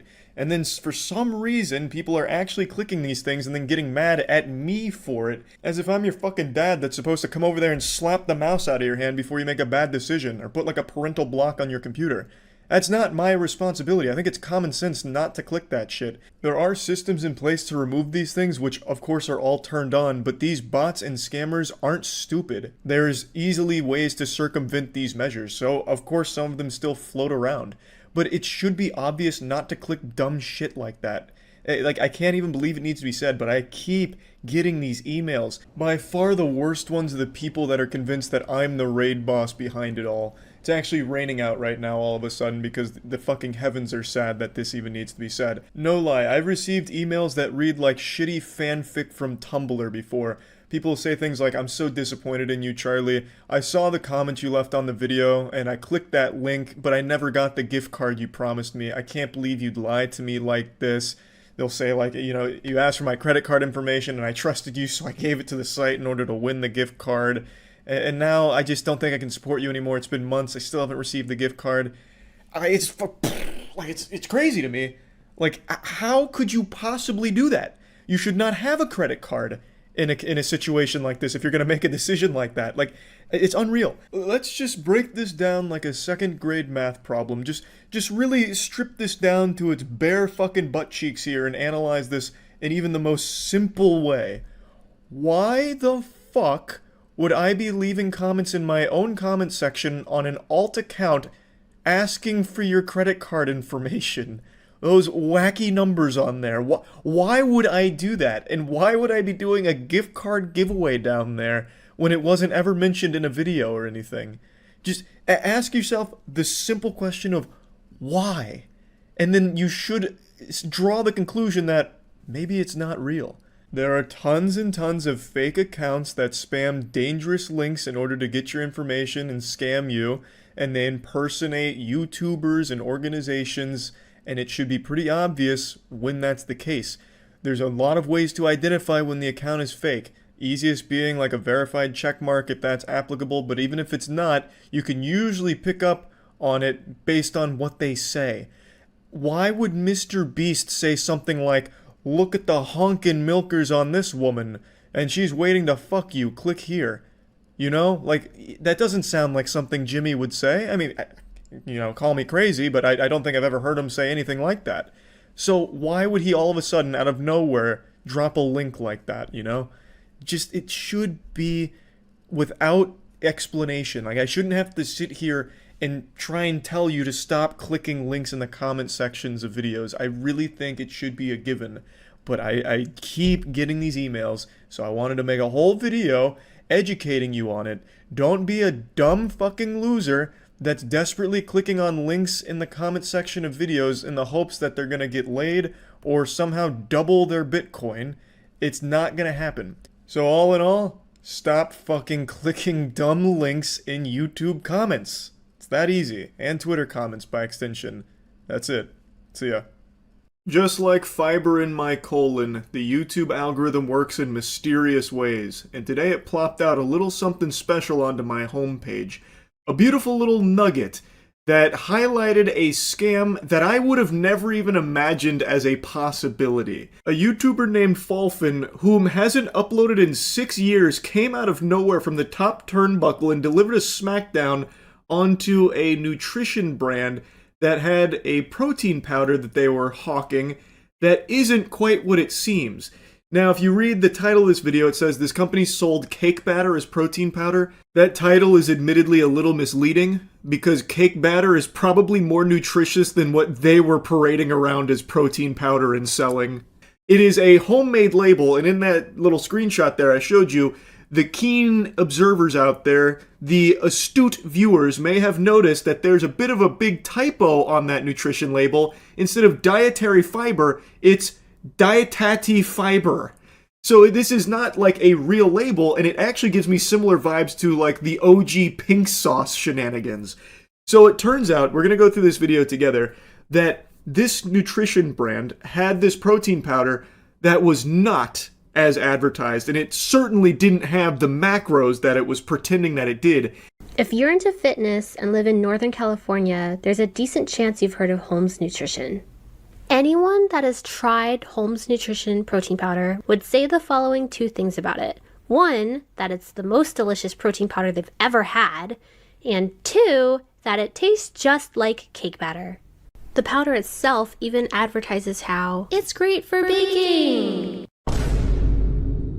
1 scoop has 22 grams of protein and only 3 grams of sugar, but it tastes so much like cake batter that someone got suspicious. Now, I'm not familiar with this brand, I've never heard of it before, but it seems like it had a lot of glaze with people praising its flavor in particular. It had great macros, judging by the nutrition label. If you ignore the misspellings of dietary as well as essential amino acids, it seems as though they called them essential amino acids. But if you put that stuff aside, that pesky grammar and spelling, it all looked great.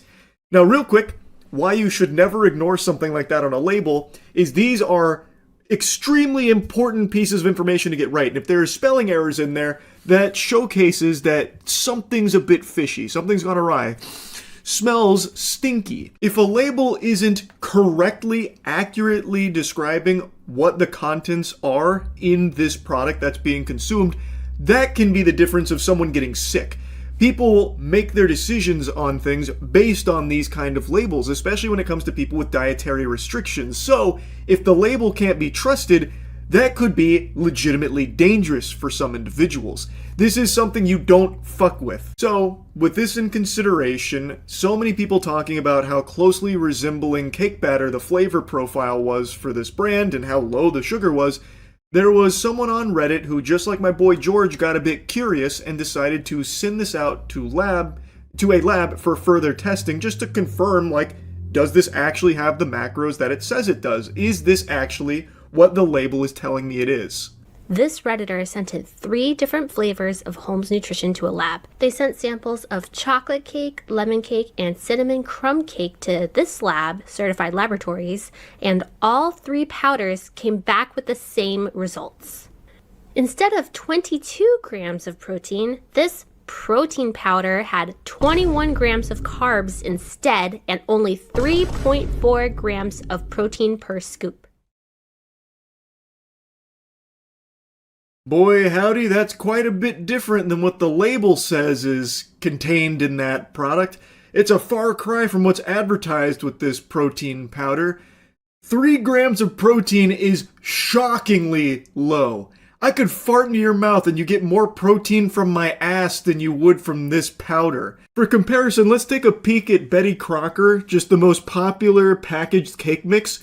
You'll get 1 less gram of protein in the package, but if you prepare it as you're supposed to, you would actually get 1 more gram of protein from preparing a fucking Betty Crocker cake than you would from drinking a Holmes protein shake here using this.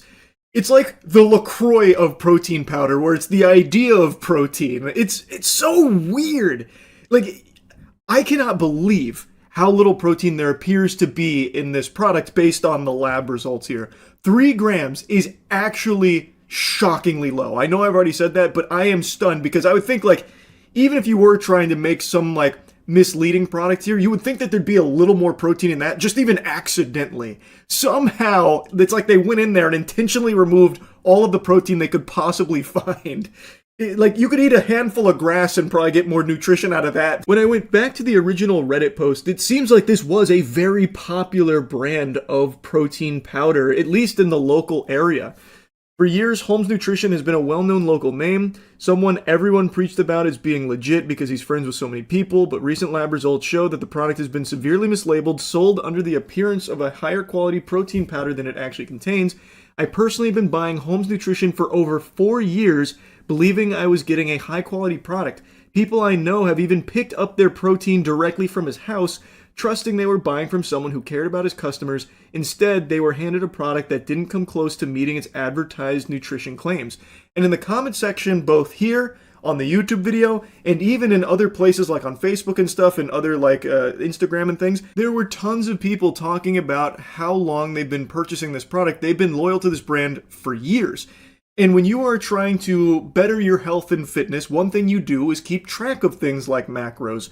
So people were buying this and working it into their daily routine as part of their macros and their nutritional goals in order to hit what they wanted, to achieve what they were setting out to achieve. But they were being misled the whole time. They weren't getting near their protein threshold that they were looking to hit. And in some cases, you could even make an argument it was hurting consumers, as you're going to see more in this video here and in the original Reddit post.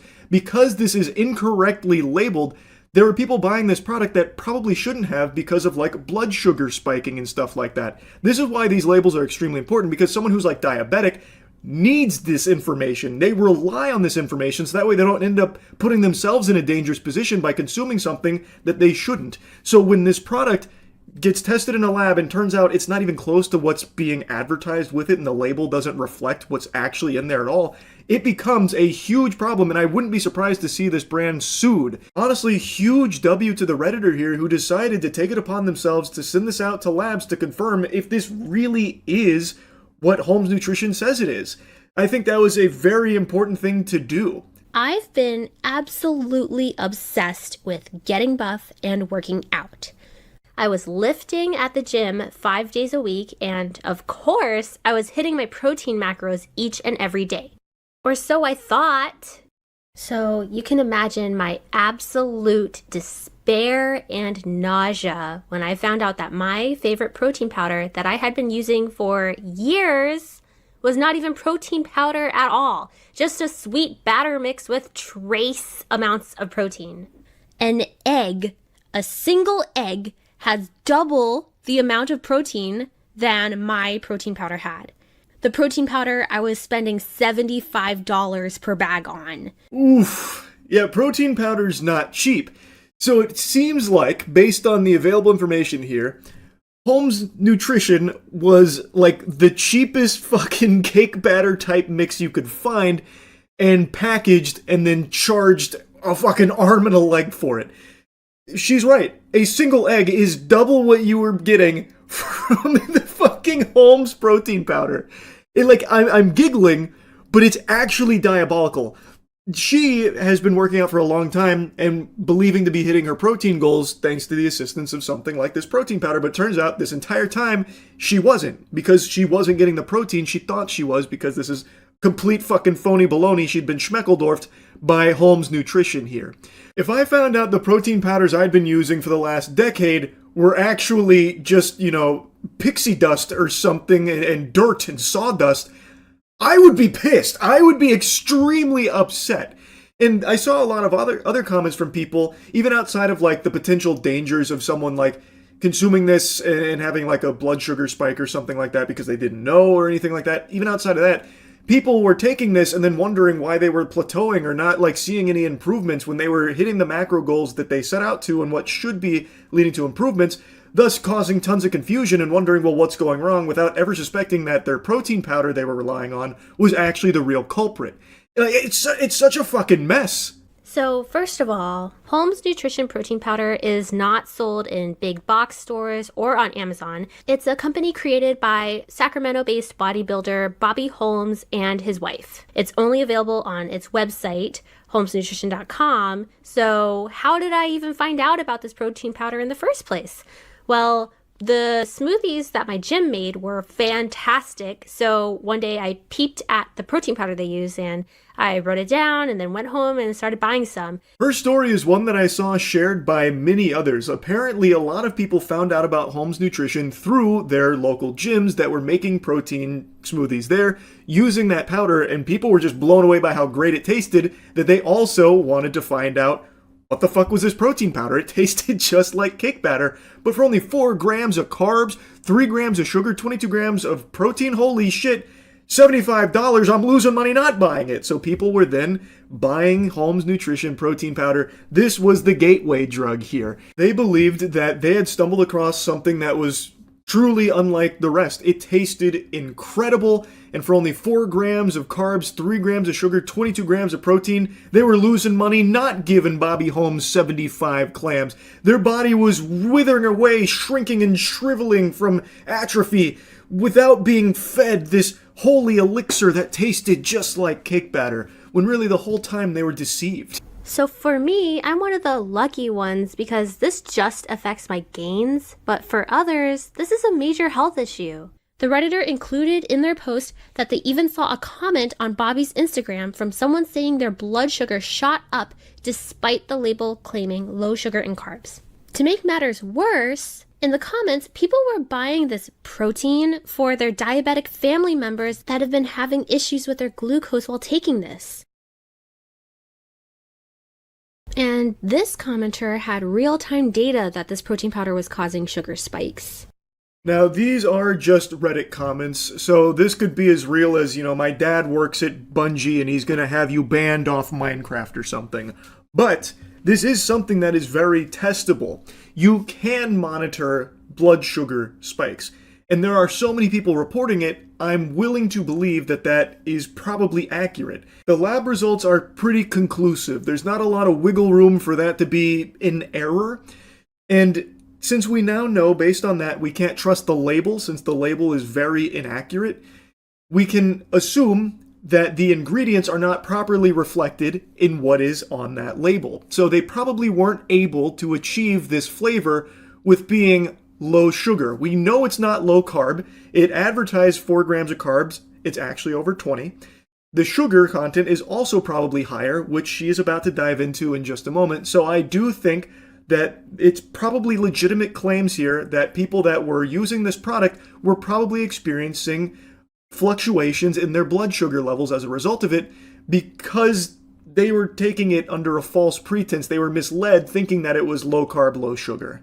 The original post with the lab results were posted on Reddit on March 3rd, 2025. On March 27, they posted an update saying that Holmes Nutrition has removed all of their protein powders from their online store. So when we go to the Holmes Nutrition website, it has the following messages, starting with the bottom being the oldest. Unfortunately, we have encountered an unexpected issue with the manufacturing facility for the protein.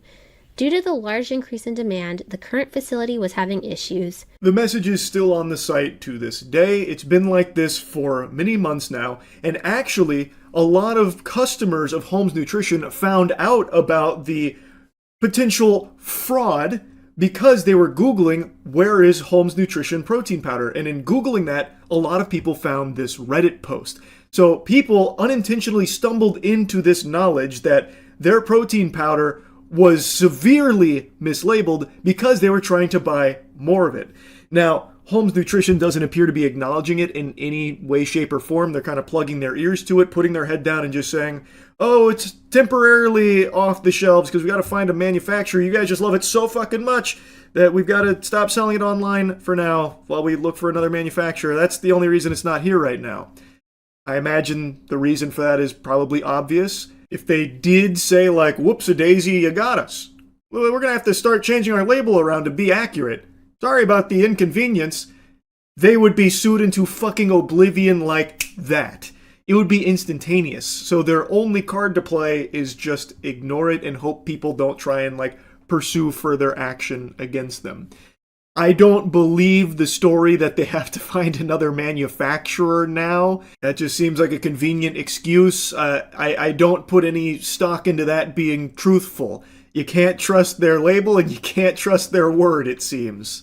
For myself, it was either in March or April of this year, 2025, that I first noticed the products were unavailable on the website and that Holmes was citing manufacturer issues. So since the Reddit post was already up by the time I independently noticed their website, I don't have definitive data to show if the products were pulled down before the post went up or after, in response to this post exposing them. But given the timeline within the post, it seems that these messages on the site were after or in response to this Reddit post. Okay, wait. As I was editing this video, I saw this Instagram post from Diamond Tier Fitness, which is this gym in northern Sacramento, that said it's selling Holmes protein. So it seems like while it's not available to order directly through their site, they are selling it through local gyms.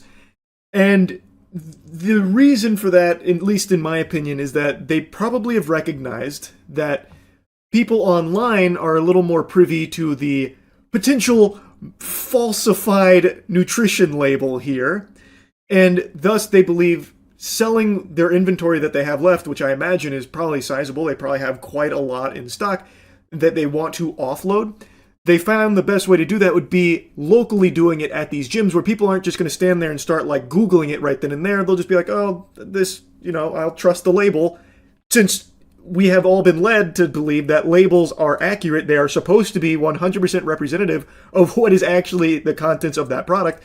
So people are most likely going to be inclined to trust it if they buy it in person, as opposed to online where they might stumble across that Reddit post. So my theory is they're selling through these local gyms because they have all of this inventory that they know they can't really sell online right now. It's a little too hot, hot tub is too hot. So they're doing it locally, hoping that people will be none the wiser and won't look into it past oh, yummy, this tastes great.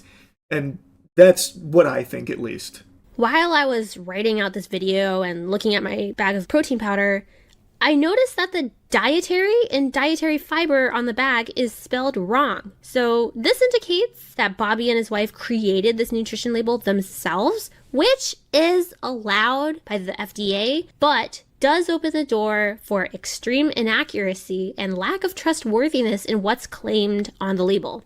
So the FDA does not approve supplements or protein powders, so you're never going to see the FDA approved stamp on any of them.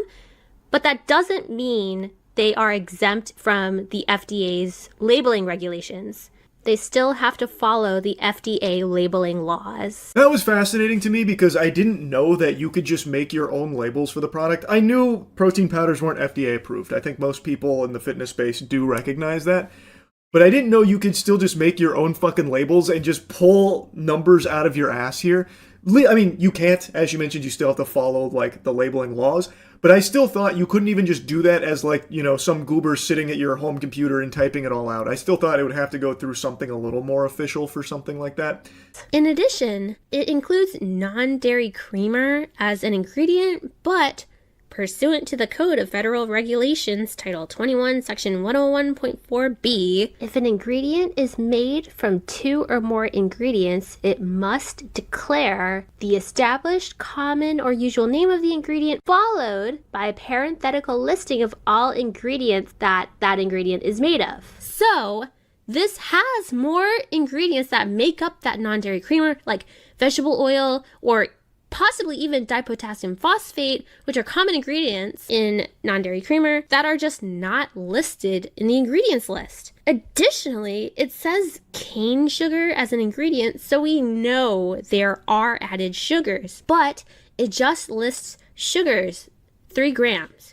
The Code of Federal Regulations, Title 21, Section 101.9 specifies that added sugars must be declared separately from total sugars and include the percent daily value. So, not only is the protein and carb content completely misstated, but there are just so many problems with pretty much every aspect of the packaging. Yeah, to me, that's kind of a slam dunk right there. There's not a whole lot of argument that Holmes Nutrition could possibly make for why they wouldn't fully list out the ingredients there that make up that creamer, nor why they didn't separate sugars and added sugars. Well, the reason they wouldn't do the added sugars is because it would look a lot worse. There's probably a lot of added sugars in there, which is how they're able to achieve that cake batter-like taste that they're so famous for, most likely.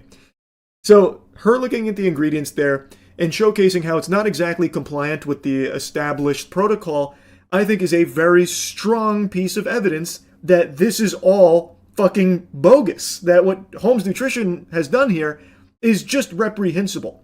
And it could be just downright dangerous. And like I said, I wouldn't be surprised if it has opened them up to lawsuits. The lab tests are pretty hard to argue against as well, where it confirms that the protein, the carbs, all of that is just drastically wrong. So how the fuck could Holmes Nutrition even come up with an excuse? They really can't, which is why I believe they're not. That's probably why they're just radio silent and just selling locally through gyms now, it seems. Now, in the original Reddit post, they believed that the lab results indicated the presence of amino spiking. Falfin, however, disagreed with that notion, and there's a whole segment Falfin dedicates to proving why she believes it's not necessarily amino spiking here, and I highly recommend you check out her whole video so you can see her piece on that. I will, however, show you her conclusion for why she believes there's such a discrepancy between the lab results, protein, and what's listed on the bag here. Amino spiking would still show up as protein in lab tests, so the lab test listed would not be showing only 11% protein on the results if it was amino spiked. This lab test specifically uses the Kjeldahl method, which would still read high protein. Given these facts, I disagree with the original poster that Holmes is using amino spiking. To me personally, it really just seems like we just have a complete misrepresentation of the protein versus carbs content, and that the nutrition and ingredients label is just simply wrong. I'm not a lawyer or a judge, so I can't say whether this was intentionally deceptive or just severe incompetence. Given what she explains with amino spiking, which I wasn't entirely knowledgeable on in the protein powder space, I think she did a good job of explaining why she believes this isn't the result of amino spiking, and I agree with her conclusion that it probably is just grossly mislabeled. And while I understand it's impossible to say if it's intentionally, maliciously done this way, or if it's just them being extremely fucking stupid, like they're all just bumbling morons over there at the Holmes Nutrition HQ, I feel like, given all of the other factors at play here, to me personally, it feels like it probably is this way by design. It feels like they are intentionally trying to make this product appear as though it's something that it's not, knowing full well when people try it, they're going to love the flavor, and since they see these great macros on the back, they're going to be like a lifelong customer, as you've seen from so many other commenters and so many other people speaking up about like how betrayed they feel for years spent buying this product. So I feel like it's probably by design, but of course I can't say that with 100% certainty. But regardless, it's a huge fucking problem. So I know this was a long video, but I just had to talk about this. I'm not a YouTuber. I'm just a person that is angry and wants other people to be aware of this. If you've made it this far, thank you so much for listening to what I have to say. I hope you have a great day and that you don't find out that you were scammed by your protein powder. She also had a segment in here where she was mentioning other protein players in the space that were facing legal hot water being sued because of mislabeled products, you know, that maybe didn't have as much protein as the label said. So, like, there is a precedent set where you can't just completely fucking lie about how much protein is in your product. Now, as for whether or not Holmes Nutrition is going to face any legal ramifications, who really knows? But really, this was a very interesting video. Falfin mentions she's not a YouTuber. She was just a victim of the scam and wanted to alert others to it as well. And it's not something that she's doing just trying to fish for clicks or farm a drama or something like that. She was buying this protein powder for years, wasting hundreds of dollars over the course of this period of time, and she's far from the only one. You can see tons and tons of testimonials from people claiming that they've been buying this for years, spending upwards of like $2,000 over the course of this period of time, all under the belief that this product was helping them achieve their health and fitness goals, when really the truth of it appears to be, based on the lab results, that it was actually hampering those goals. It was actively working against them. That fucking sucks. Like, that's terrible. That's a degenerate scam right there, based on all available information. So I just found this to be so interesting. Falfin absolutely crushed it on this video here. I know she says she's not a YouTuber, but I'm curious if she's going to do any other content in the future, because this was just really well made. And hats off to the Redditor who did the initial investigating in the beginning, sending this to a lab, being alerted to the fact that something is just awry here. It's a bit fishy, and then decided to follow through on an investigation to make sure that, you know, everything was above board here. And then what they found out, they shared with, you know, the world. So that way other people weren't getting, you know, misled by it anymore. So, yeah, anyway, I just had to yap about this one. That's really about it. So, yeah. In the UK right now, there's a product that's more valuable than gold that people are going absolutely wild and wacky over. It's Prime, which is the drink from KSI and Logan Paul. It's being treated like a holy elixir that's understocked and absolutely making people ravenous to get their hands on it. The Prime panic is sweeping the UK, and there will be no survivors. It's like the blood of Christ has been bottled and people can't help but just go fight for it. And it's not because of the taste that's led to this situation, it's because it's become something of a status symbol. Having it makes you cool if you're very young. And if you're very old, having it means you can charge a huge markup for it and scam those kids that are desperate for the attention that it brings online. So there's been a lot of videos of people fighting each other for it. I'll show you a couple of clips.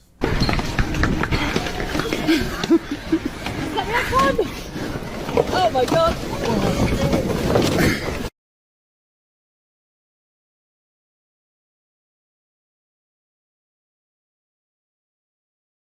People getting in there, throwing hands, boxing each other out like it's basketball, getting ready for a rebound, all just to get their hands on some Prime. I've had it before because in the States it's not rare, it's not hard to come by. I could walk outside right now and find like an unopened pallet of Prime. It's really just in the UK that this hysteria is sweeping the entire nation. It's going absolutely crazy there. So I've tried it, I think it's good, I have no complaints, but I certainly wouldn't be beating some ass and being that desperate to get my hands on a bottle. But you know who is extremely desperate is a place called Wakey Wines that I just recently learned about. Their entire business right now revolves around reselling Prime at a huge price increase, all the way up to £100 for a single can or bottle of Prime.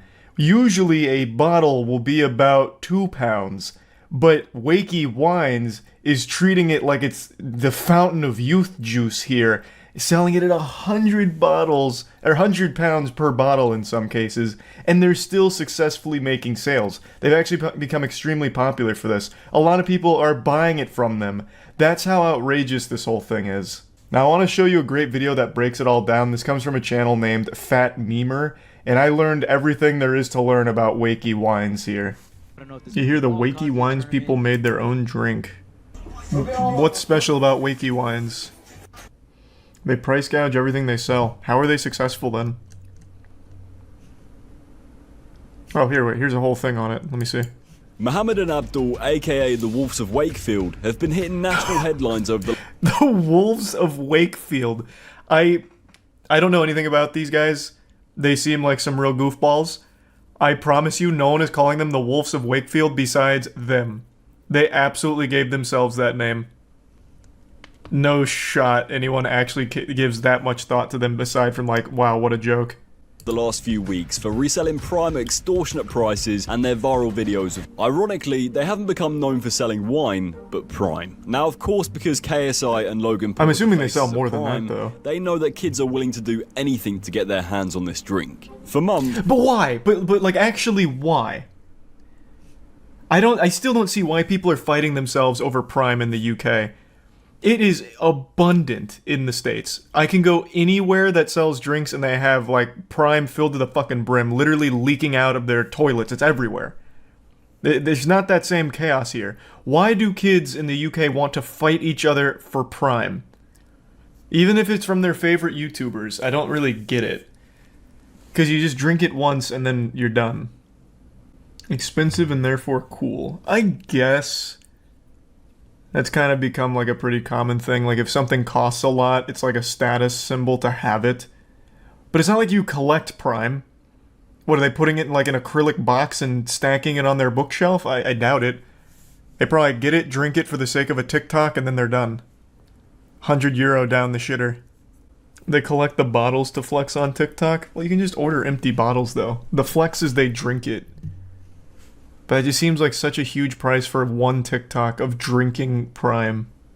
With fluctuating prices between £15 and £30 for the standard Prime drink, and prices now reaching an eye-watering £100 a can for the brand new Prime Energy cans. Wakey Wines have taken I see. Okay, so the energy's an increased premium because it's newer. I'm assuming it's even more understocked. So now they're charging the moon for that shit. It's like an NFT at this point, goddamn. Which has led people to discover his dark past. In 2015, Mohammed received an 8-year jail sentence and served 4 years behind bars. At the time, it was reported that he pleaded guilty and was convicted of selling cocaine and heroin. With this... Yeah, it just reminded me of something totally unrelated to his charges. You guys ever see this video? It just resurfaced today. About the turtle that was smuggling $53 million worth of coke. Yeah, it was back in like 2017. There was a sea turtle that had $53 million worth of cocaine that was strapped to it. That was like fucking El Chapo's pet. They finally got him though. They finally got him. That bastard. He'd been importing this shit for years. 1,800 pounds worth. How long did the turtle serve for? I don't know. I didn't see anything about his trial. All I can tell you is Crash did not take it well after the flop of Finding Dory. Shit was rough. In all seriousness, I hope the turtle's alright. Yeah, I imagine they probably got the cocaine off of it and then just set it free again.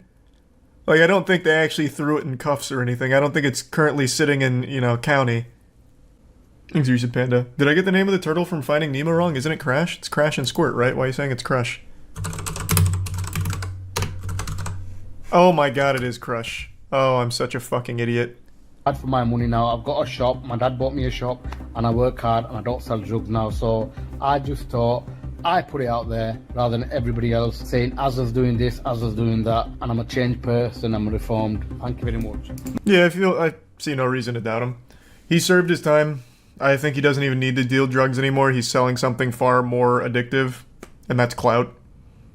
So he's able to easily tap into an even bigger market now. Like cocaine, yeah, I'm sure kids are going to get cocaine somehow, but it's a lot harder than just going down to his shop and getting fucking Prime for €100.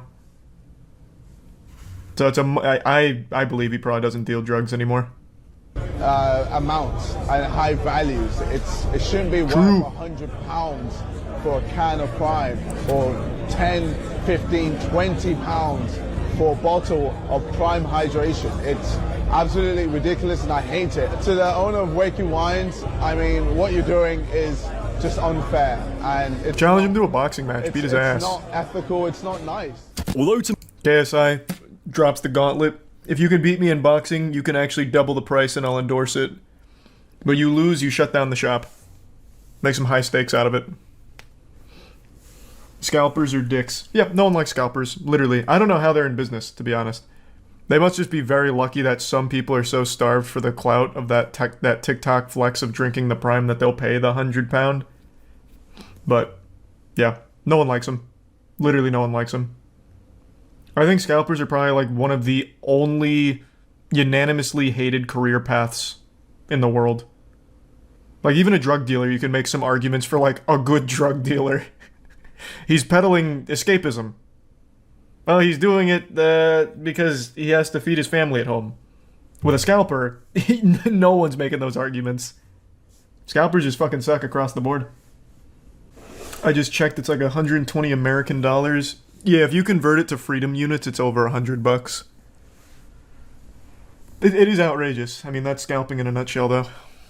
Fair play, Mo. In fact, if you're a kid and you're paying £100 for a bottle of Prime, then you deserve to get scammed. You've got to write the kid off. He's got no chance. You know what?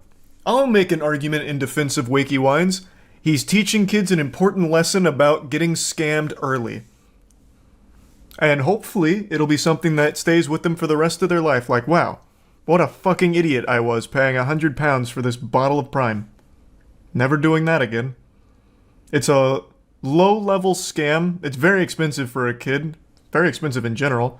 So it should be one that would resonate pretty profoundly, I would think. It's not the kid's money, it's the idiot parents. That's possible, I guess. Well, it'll teach the parents an important lesson about not raising a dumb kid. I don't know. Video emerged of Mo in a nightclub dancing the night away with women of the night. One Twitter user stated, sniffing lines, banging nines, and selling Prime. I mean, cool slogan. can you blame him? Put that on the store. He's paid his dues to society, and anyway, these kids wouldn't know how to spend their money properly. Wakey Wines seems to be going from strength to strength, and now even have their own song. Get my scent, you Wakey Wines. Oh! Wait! This is the Paradox Metaverse crypto place? Where the Amio Talio tried to get like Wakey Wines endorsement behind him and not even they were able to make anything out of it? That's crazy! Wow, they actually just do go scam the scam. So they're even in metaverse scams. Holy shit. Crypto scams. Wait, that's fucking wild. That's a full circle. They're just like this giant fleshlight that scams will filter through. Cool.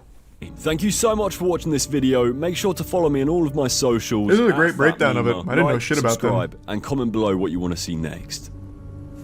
Huge. Good work. That's interesting. What a nice little cameo from previous season supervillains with Paradox Metaverse crypto. How's that coin doing, by the way? Let's take a peek. Oh, jeepers. How did it all go so wrong? Oh, I can't believe it. That's the day chart? Oh, yeah, that's fair. That's fair. We should look at how it's doing over the last week. Oh, no. What? How's this possible? Whoa! What was this little pump here? Amio Talio buying on bot accounts. Good work. That was a nice little pump and dump for a day. Literally a day. And then back to rugging it. Did you see kids opening Prime at Christmas? They reacted the same way as a kid getting his first Xbox. That's so cute. Did you hear about the former bank robber who scammed collectors out of $2 million with fake PSA-graded Pokemon cards? I imagine a lot of PSA-graded cards that get sold on like eBay and shit are just completely fraudulent. But no, I didn't hear about it. Let's go here. Let's look it up. Former bank robber accused of faking PSA gradings for Pokemon cards. I just don't appreciate people slandering him just for being a former bank robber. That's just a mistake everyone makes growing up. We can't hold people to the person they were. It's the person that they become. I don't like this headline. Despicable. I ever If you can't trust a bank robber, who can you trust? He's one of America's most infamous bank robbers. Back in 2014, David Rose interviewed 43-year-old Anthony Curcio, who promised he had learned his lesson and would never go back to prison. Tonight, though, we've learned he is now charged in a new That didn't age well. crime. Now, That's tough. Who could have seen that coming? $400,000 from a Monroe bank in 2008, getting away in an inner tube down on a local creek. Now flash forward and... Whoa. This man made a getaway in an inner tube. What the fuck? Is he playing Grand Theft Auto? Say that again? In 2008, getting away in an inner tube down on a local creek. I gotta see how that played out.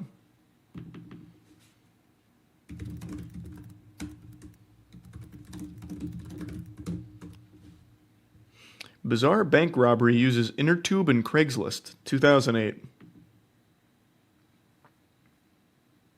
Washington police are searching for a brazen bank robbery suspect after a bizarre heist and getaway. The suspect maced the guard of the armored truck before making his escape in an inner tube on the Skykomish River.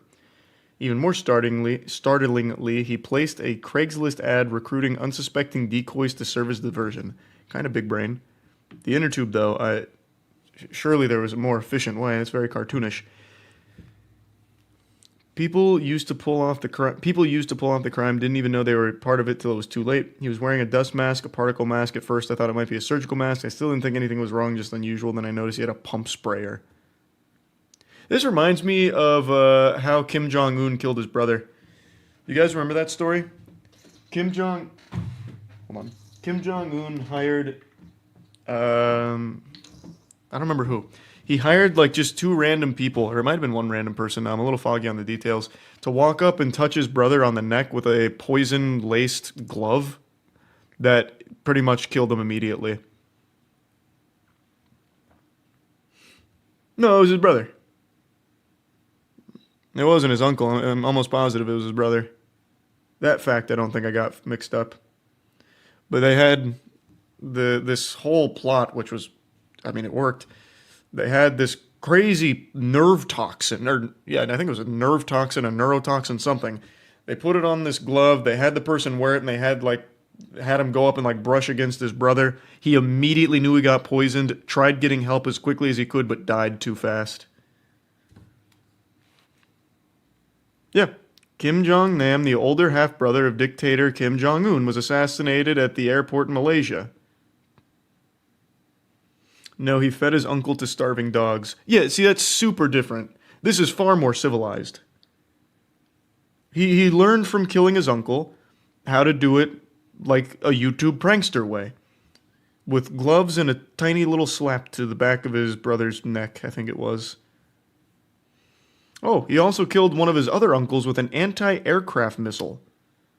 At least that's one of the rumors. Is that one true? I've never heard that.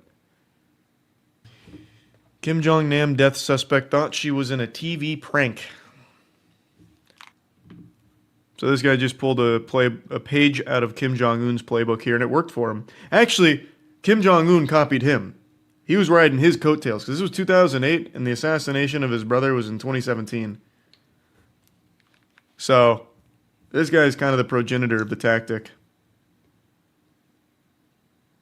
I'd really like to see that CCTV footage of him just fucking floating away on an inner tube with a big bag of money, giggling to himself as he does this.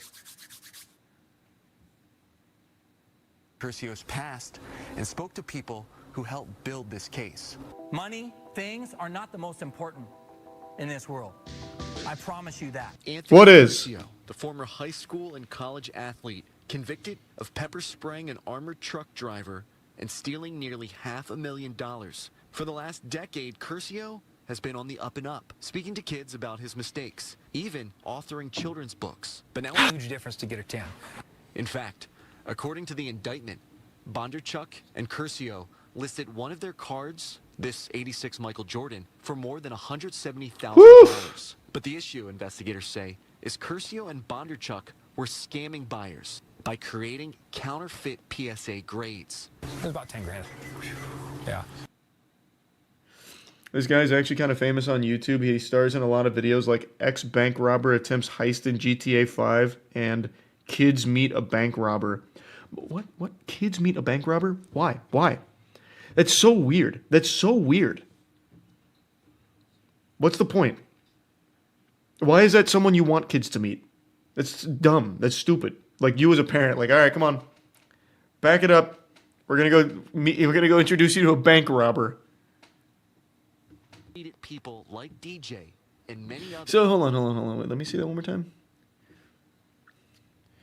After being put on notice, the cards and grades and labels were fraudulent. Curcio and Bondarchuk repeatedly attempted to and did sell these very same cards to subsequent victims, again with fraudulent labels showing an inflated grade from Company 1. Interesting.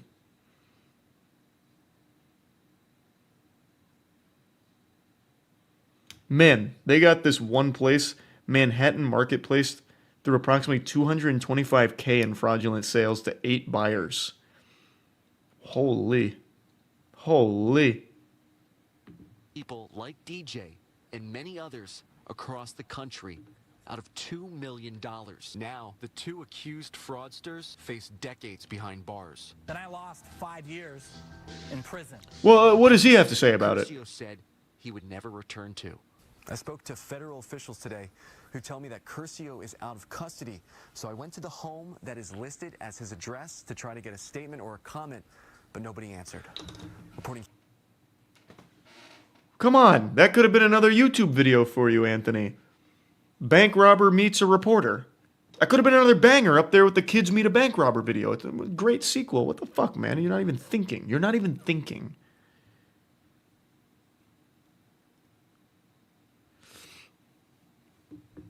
I bet this is happening far more often than people want to admit, though. Him and Bondarchuk are certainly not the only ones doing this. Watcher even made a video covering his bank heist. It's called Unhinged Bank Heist of DB Tuber. That's a banger name. Fuck me, that's a great title. Rob a bank, 5 years in prison, sell fake Pokemon cards, decade in prison. Well, it's a repeat offense. So it's scaled up. Plus the amount, fucking 4x'd almost. Well, actually more than 4x'd. Well, how much did they steal from the bank? I already forgot. But this is significantly more than they got from the bank, and it's the second time he's done it, so obviously he's going to get fucked harder in the face for it, rightfully so. Just a scumbag. He's just born to be a scumbag. He stole 400 grand. Oh yeah, fucking 5x'd it then. I found his children book, by the way. It's called My Daddy's in Jail. No, you're lying. You're fucking lying. That one I'm looking up ASAP. Give me 1 second. He called his children's book My Daddy's in Jail. No. Let's see. No, My Daddy's in Jail is a book by Janet M. Binder. So unless he's pulling like a J.K. Rowling, it's not... Wow. He's the illustrator. So they didn't trust him enough to write it. He did the art, though. Let me see this. Actually, maybe someone did like a read-through. Oh, well, that's sad. I don't know what I was expecting there. I thought this was just going to be the book. But the first result is My Daddy's in Jail and I miss him. Sorry to hear that, Sprout. That's no good. That's not good. The night Dad went to jail. Oh, God. But here, Anthony Curcio even made a trailer for it 8 years ago. Oh, my God. What in the fuck is this? Written by an ex-con, endorsed by PhDs, school principals, and judges. Awesome book with inspiring message. Holy shit.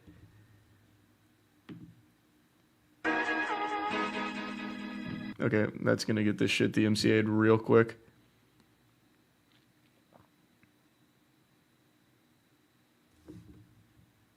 Coming at you straight out of the birdcage.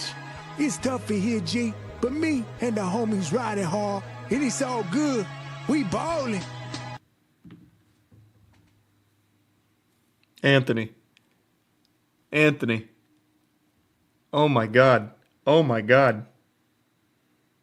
Holy. How did this guy get away with this shit for so long? Robbing banks, writing these weird fucking children's books, scamming Pokemon card collectors. Holy shit, this guy is is legitimately, like, biologically engineered to be a scumbag. From the womb to the tomb. God damn. Cool art. It was a mistake. I'm a good roach, I promise. Jesus Christ, Anthony.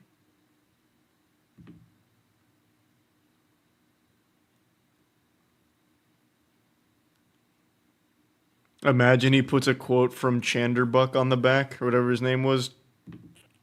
Something Chabernacle or whatever. I forgot his accomplice's name. Super fast book cover making tips plus tour of secret office of author Anthony Curcio. First off, I just want to say thank you so much for inviting me to be a part of such an awesome event. Hey, no problem, Anthony. Hey, no, thank you for coming. When I got it was. Can you please, hey, Anthony, wait, hey, put down all the trading cards. Anthony, no, those belong to the children. Anthony, put down their school. Stop stealing everything, Anthony. 2 months ago that the staff there reached out to me, and you know, I can't remember exactly what it was, but it said something like, you know, a lot of our students really like your books, and we were wondering if you could make a short video for us and explain some of the processes that go into it, and specifically the covers. So, for those of you that do not know me, my name is Anthony Curcio, and I am a children's book author and The Boy Who Became King.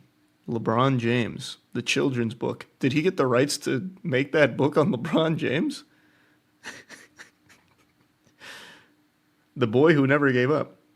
Stephen Curry. The children's book. That's so shameless. Trying to just capitalize off their names for children books. Wow. Very cool, Anthony. You stole that too, huh? What an interesting guy. What an interesting guy. illustrator. So, does anyone know what I have in common with the greatest children's book illustrators of all time? Absolutely nothing. Legitimately nothing, Anthony. Nothing at all. I already know what he's going to say, though. He's going to say, I didn't quit. I never gave up. Anybody? Well, really not that much. But our stuff starts. Good one, Anthony. Actually, I didn't expect that. He's just like, yeah, literally nothing. I scam and steal from people. That's about it. That's all I got. All right, I'm going home now, kids. Hope you learned something. Bye-bye. Goodbye. No, I took everything out of your backpacks. Whine to your parents about it. What do you want from me? Started the same way. The goggles on top and holding a book. He's not a bad children's artist, to be honest with you. Like, legitimately, that's a decent style. I've been saying legitimately a lot when it comes to Anthony, when he's like the least legit person on the fucking planet. But it is actually not a bad style for a children's cartoon. Like, the style fits super well. It's a shame that he super sucks as a human being. That's a real bummer. Airplane wings right in there as well. The book is, I think, to me, because you love my books. You know, you guys are on the other side of the country, and you're reading my books. I mean, that means the absolute world to me. Thanks, Anthony. Hey, it's no problem at all, man. I can't wait for his new books to drop from his 30-year stay coming up in prison for his most recent scam and stealing. Those are going to be bangers. How painkillers can lead to heroin addiction? Why is Anthony talking on that too? Does he talk on everything? Does this guy, he's just a jack of all trades? Well, as a former heroin addict, I can tell you how I got there. And it all started with painkillers. I actually wrote 5 children's books on it.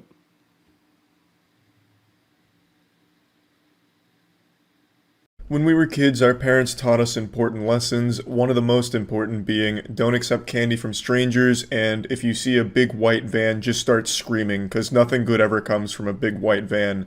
But now I think it's time that I impart some wisdom on all of you for internet safety for adults. When you hear an internet creator mention a free giveaway or I made a cryptocurrency, you should treat that the same way you would a scary white van, because that shit should have you running the other direction in fear. The reason I bring this up is because one of the channels on YouTube that would post clips from my streams and videos went full fucking FaZe Clan with a crypto scam where they pretended that it really was me behind the account, and they started making community posts about a cryptocurrency they created, a shitcoin so powerful it would overthrow the US dollar. If you invested in it, you'd be a multi-millionaire, your parents would get back together, the divorce papers wouldn't get signed, that hamster you loved when you were 12 will get revived.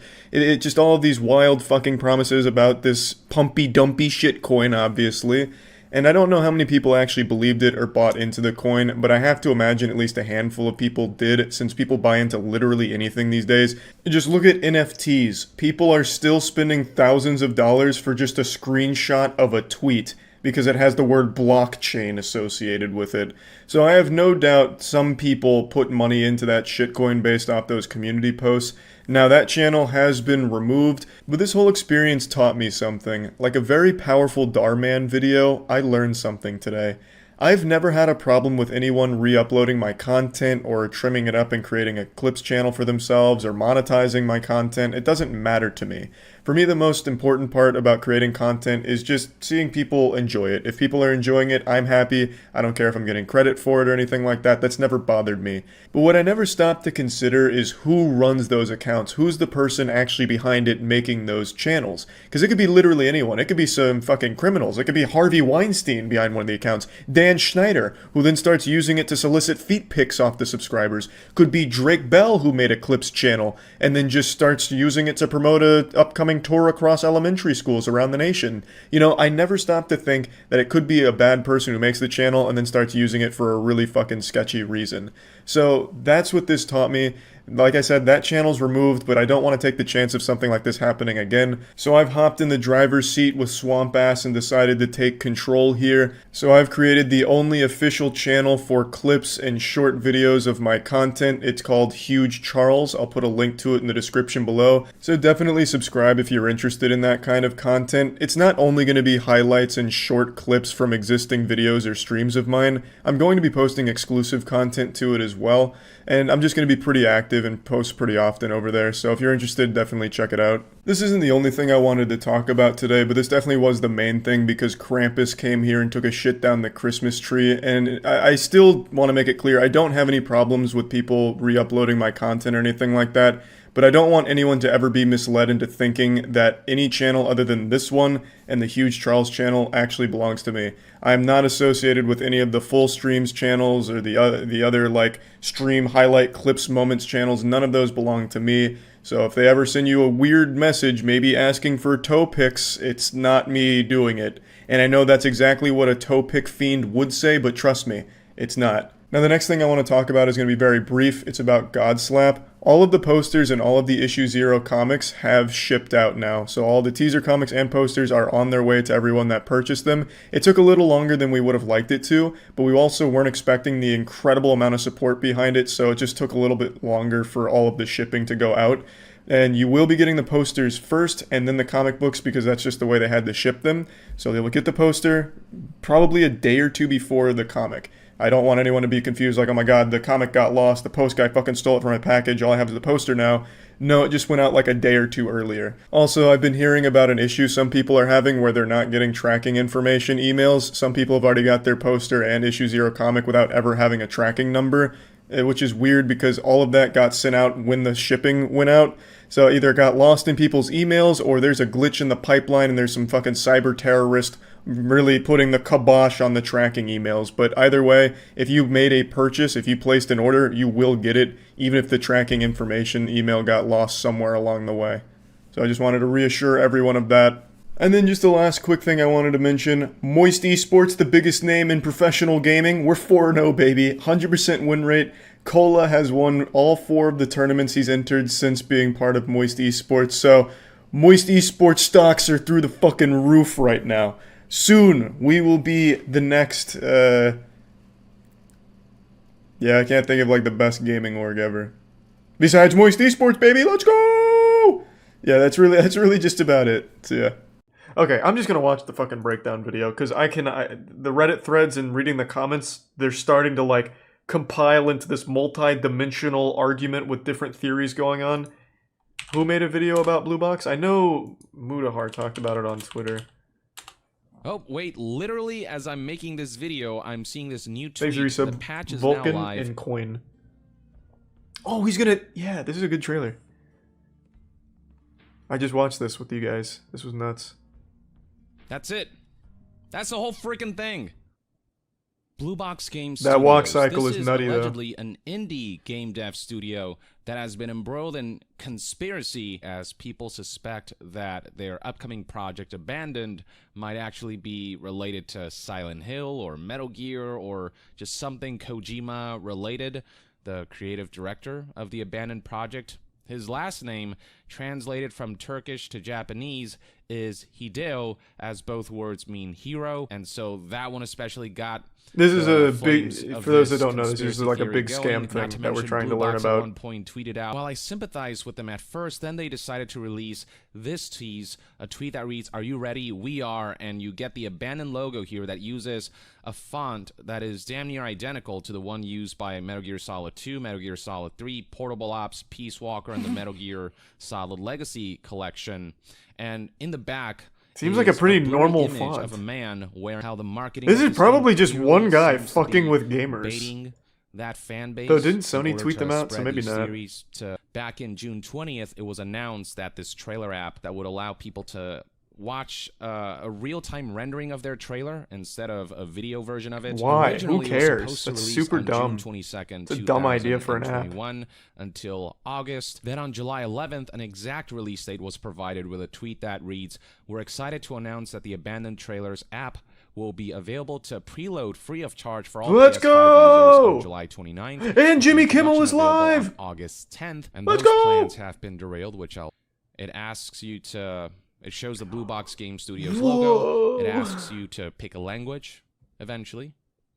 And once you pick it, you get a message that says this application does not contain any playable content, yada, yada, yada. All content is rendered 3D images and therefore not a high Whoever's quality behind video. this is a genius. But after Testing that, the it fades to a patience of message that gamers. says, check back. You'll get a glimpse to what you see is what you play, along with some announcements to look out for. See you on August 10th. From there, Amen. just hours, or I believe even just minutes before this introduction was set to launch on this trailer app, Blue Box tweeted this, a teaser, and it doesn't show a whole lot, but it gives you, I guess, a glimpse of the graphics We saw of that. this game. All it shows really is some wooden plank flooring alongside a man who's walking through it. Goddamn Now, right just he looking is. At the camera app and the Thank you for content that. that was supposed to release for it was delayed literally on the hour when they realized that there was an issue with the patch that was supposed to show off It's whatever very advanced this app was tech. meant to show off. It Here are showed some a man additional walking. tweets Like, that's compiled by fucking nutty. IGN. Quick update, we are still working on it. We sincerely apologize for the inconvenience. Let me check. I want to see their Twitter real quick. We haven't looked at their Twitter. We've only seen Hassan's Twitter. I'm actually pretty curious what's going on over there in that wacky part of the world. It's so dangerous to click on these, but I want to read what people are saying, but I know I'm going to see Council of Cock. I'm smarter than that, but god damn it, the curiosity is getting the best of me. I'm going in, I'm taking the risk. Oh. Well, Twitter blocked it for me. There's probably a Council of Cock right here. And then on August 12th, He's a which tier is 1 just Omega. yesterday, they tweeted out this. We ask everyone to calmly wait for the patch. Yeah, We they deleted understand your all of this. frustration. We are 100% real and are working on a passionate game we believe in. This is what happened. We dealt with multiple engine issues that occurred last minute after we spotted a graphical glitch, and it's a very vague explanation that has people scratching their heads and raising their eyebrows. For that, we wanted You to just do a don't quick update. understand. We're almost there as most of the testing is complete. This would brick We'd like to thank consoles, you it was again so for your patience powerful. and apologize. I'm all for giving developers the time that they need. When you're constantly announcing release dates and delaying and announcing and delaying, Mhm. especially when it happens at the last minute multiple times, and in this case happens on the day off, on the hour of, I mean, that just shows That's a gaming, lack baby. of something, a lack of organization, a lack of A lack of competence, respect. a lack of experience. Let's actually boot the app up and I might see what speedrun happens. this game. First, let me check and make sure Or this that app, this is rather. the latest version of the app. It's worth noting that this patch is 5 gigabytes, just a little over 5 gigabytes, so I mean, yeah, it's mining crypto. Substantial here. Through the PlayStation. Actually, I found the clip. Be warned, you will be thoroughly disappointed. So here it is. You pick the language.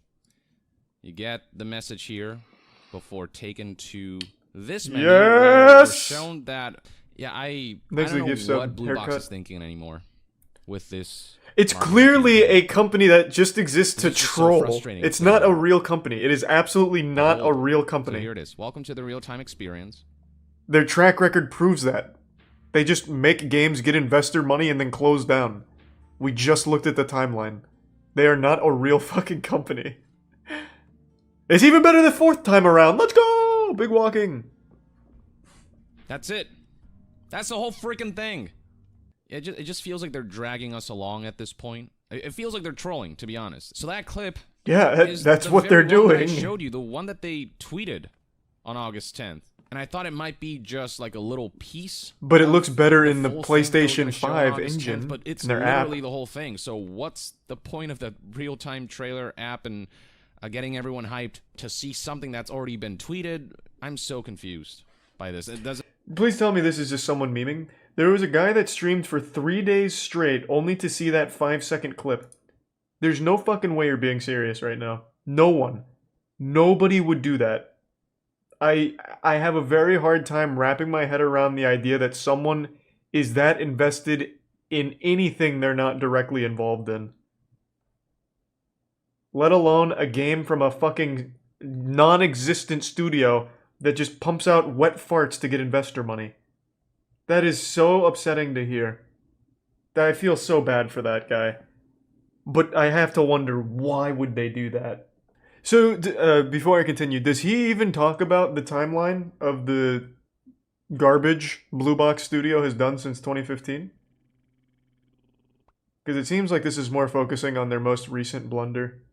That one itty-bitty bit of footage justifies 5 gigabytes, but that walk cycle is intense. And what adds an I can look that up later, Haley. Of apprehension to all of this that's is awful, that Andrew. the internet that's sad to hear. is starting to do their research on Blue Box, and they're discovering Here we go. a history of them abandoning projects and this whole cycle of delaying marketing over and over again and then nothing coming from it. Like, playable teaser for it was delayed because of technical issues, which is a very familiar story with what's been happening with Abandon and all of its delays. The tech's just not there yet. Blue Box is too smart. They're too far ahead of us. Kickstarter, they said that they will stream gameplay soon. The game ultimately never came out and was deleted from the IndieDB website. That one's one of the better ones. In 2017, they announced a horror game called The Whisper coming out on June 2017. The game never came out. Oh, what in tarnation? I can't believe it. They announced a multiplayer horror game called Unseen Faces, also never came out. Oh, what the fuck? 2019, what are the odds? 2020 released a horrible horror game called Haunting on Steam in early access. Game received 100% negative reviews. Whoa, wait, the buy option. I actually didn't finish reading this one. A big update was. Hold on, is that so? It said it removed the buy option. Is this still going to exist on torrent sites then? Hold on, I need to look this up. Give me 1 sec. I would love to see what they made. What the fuck? That's actually big. I didn't even read the rest of that. It's called The Haunting, right? Oh, here's the trailer. This looks exactly like the trailer they just released for Abandoned, right before a walk cycle. Holy shit!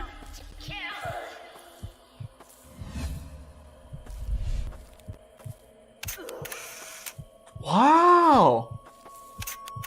Do you think this was made in collaboration with Hideo Kojima? Damn, he's got her stun locked. This is not Fatal Frame, you swine. This is clearly The Haunting. They can't even almost make this look interesting in the trailer. It's just the same location doing the same thing. Holy shit. Oh, you fucked up. It looks like you can't actually lose the game. But you can win. Oh my god. This has everything you could ever want. Why even play another video game when this exists? I'm gonna feel really bad if this isn't actually theirs, because a couple different games came up for The Haunting, but this is the one that stood out to me.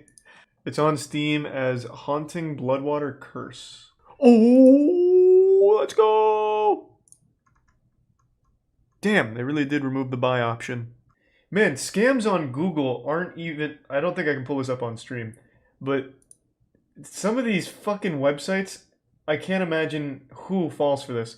Like the very first one when I'm looking for one of these maybe torrents, I won't say for sure. It says, download Haunting Bloodwater early. And the date that it was posted is October 4th, 2021. This man sent this shit from the future. Presently, yeah, the short version assholes, is that this right? is a guy who has a history of making big promises and only half finishing the things he works on. He's a man with visions. That's so... It undersells it so hard.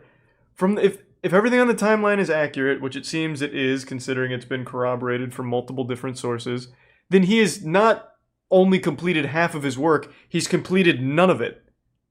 The only thing he's completed was with Curse of the Bloodwater, and it wasn't even a real game. We just watched the trailer. It's a single open area that you take pictures of 2 enemies of. And then they immediately took it off Steam because it didn't work.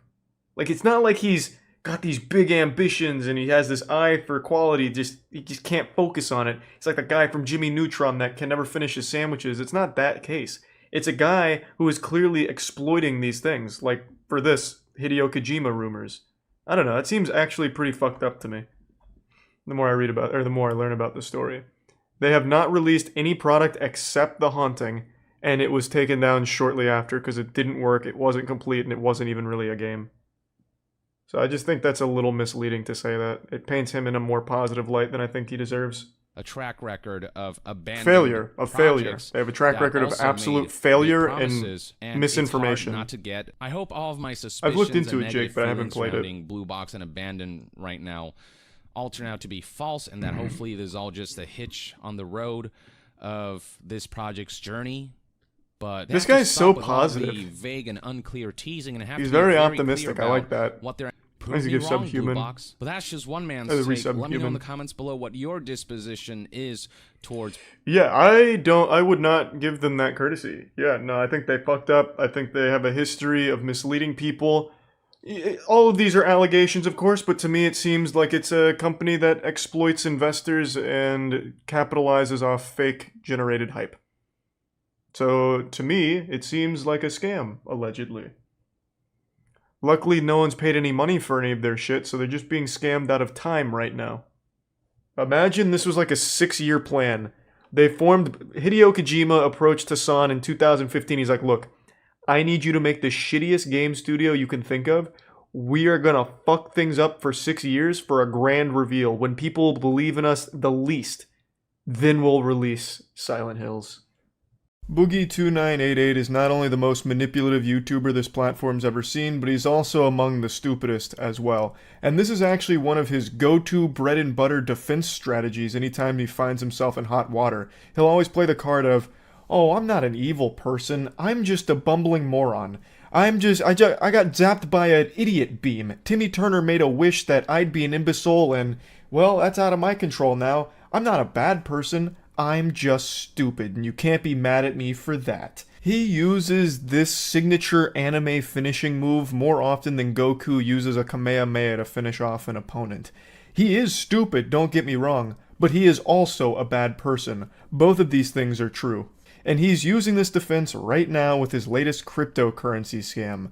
I wasn't even going to bother making a video talking about this because talking about any of Boogie2988's L's is like talking about taking the trash out. Who gives a fuck? It's garbage, so who cares? Everyone knows it's trash, so why even bother talking about it? Well, in this case, it's especially heinous because he actually did an interview with CoffeeZilla on CoffeeZilla's second channel, Voidzilla, where he was covering Boogie's new crypto scam. And he basically admits to it being a pump and dump, but his defense is that he was too stupid to recognize that. Like, he's too dumb to have known that this was going to be a scam that would hurt his almost non-existent audience. He has a very small pocket of people that still support him left, and he is using them like a fleshlight for a couple of fucking doubloons to pop out the other end as he puts his cock in it. It's disgusting.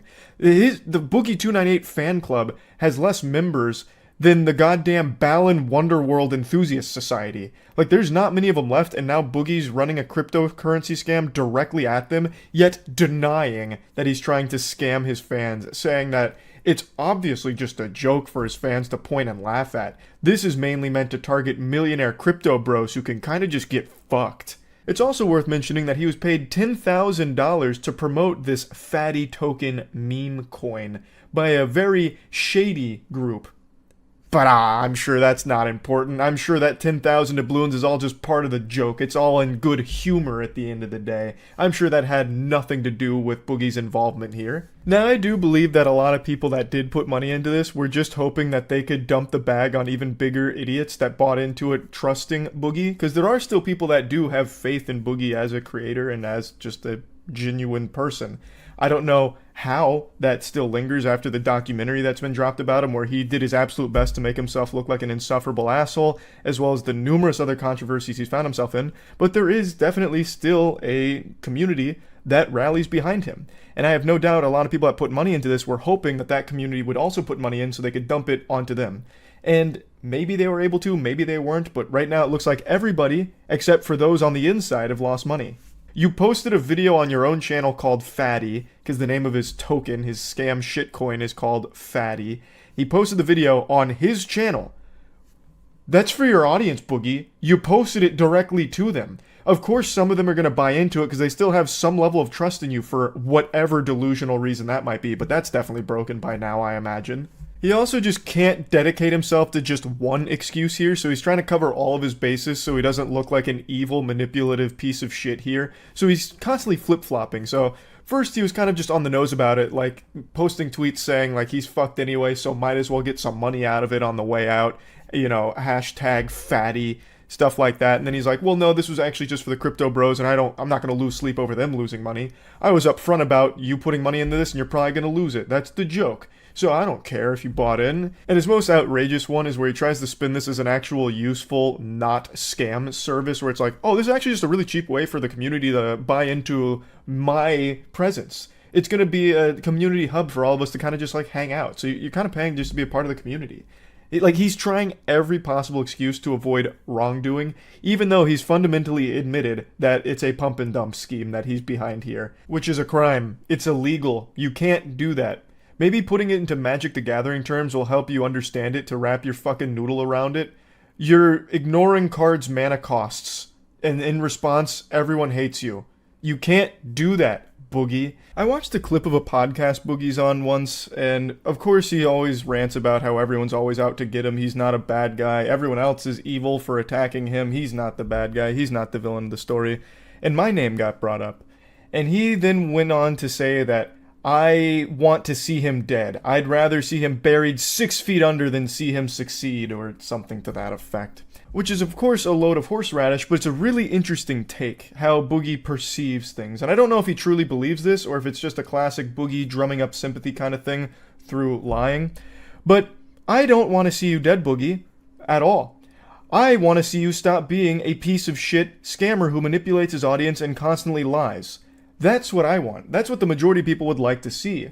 A triumphant story about how you finally took some responsibility for your own actions, grew from them, learned from them, and actually stopped being the asshole that you are. I'd like for you to come forward and stop lying about everything. So like in this situation, just taking it on the chin and openly admitting that you pump and dump scammed your audience. Just say like, hey guys, I fell on difficult financial times and yeah, I took advantage of you. You kind of tiptoed around that in the CoffeeZilla video, but you're not saying it with your whole chest anymore and making up excuses for it, even though it's an inexcusable thing that you've done. You should then refund everyone that lost money in this shitcoin scam that you've pumped. And then you should be working towards actually making things right and stop being the lying, manipulative asshole that you are. I don't want to see you dead, Boogie, and you know that. That's a very gross thing to say, to make that claim, and you know how fucking disgusting that is, which is why you say it. But I want to make it very clear right now. What I want is for you to stop being a lying manipulator. I'm going to play a little bit of his announcement video for this, because he really stands by that it's all just supposed to be a joke for his community, supposed to bring them together to laugh at the parody of Andrew Tate, where he's playing Andrew Cake, and it's all part of the joke.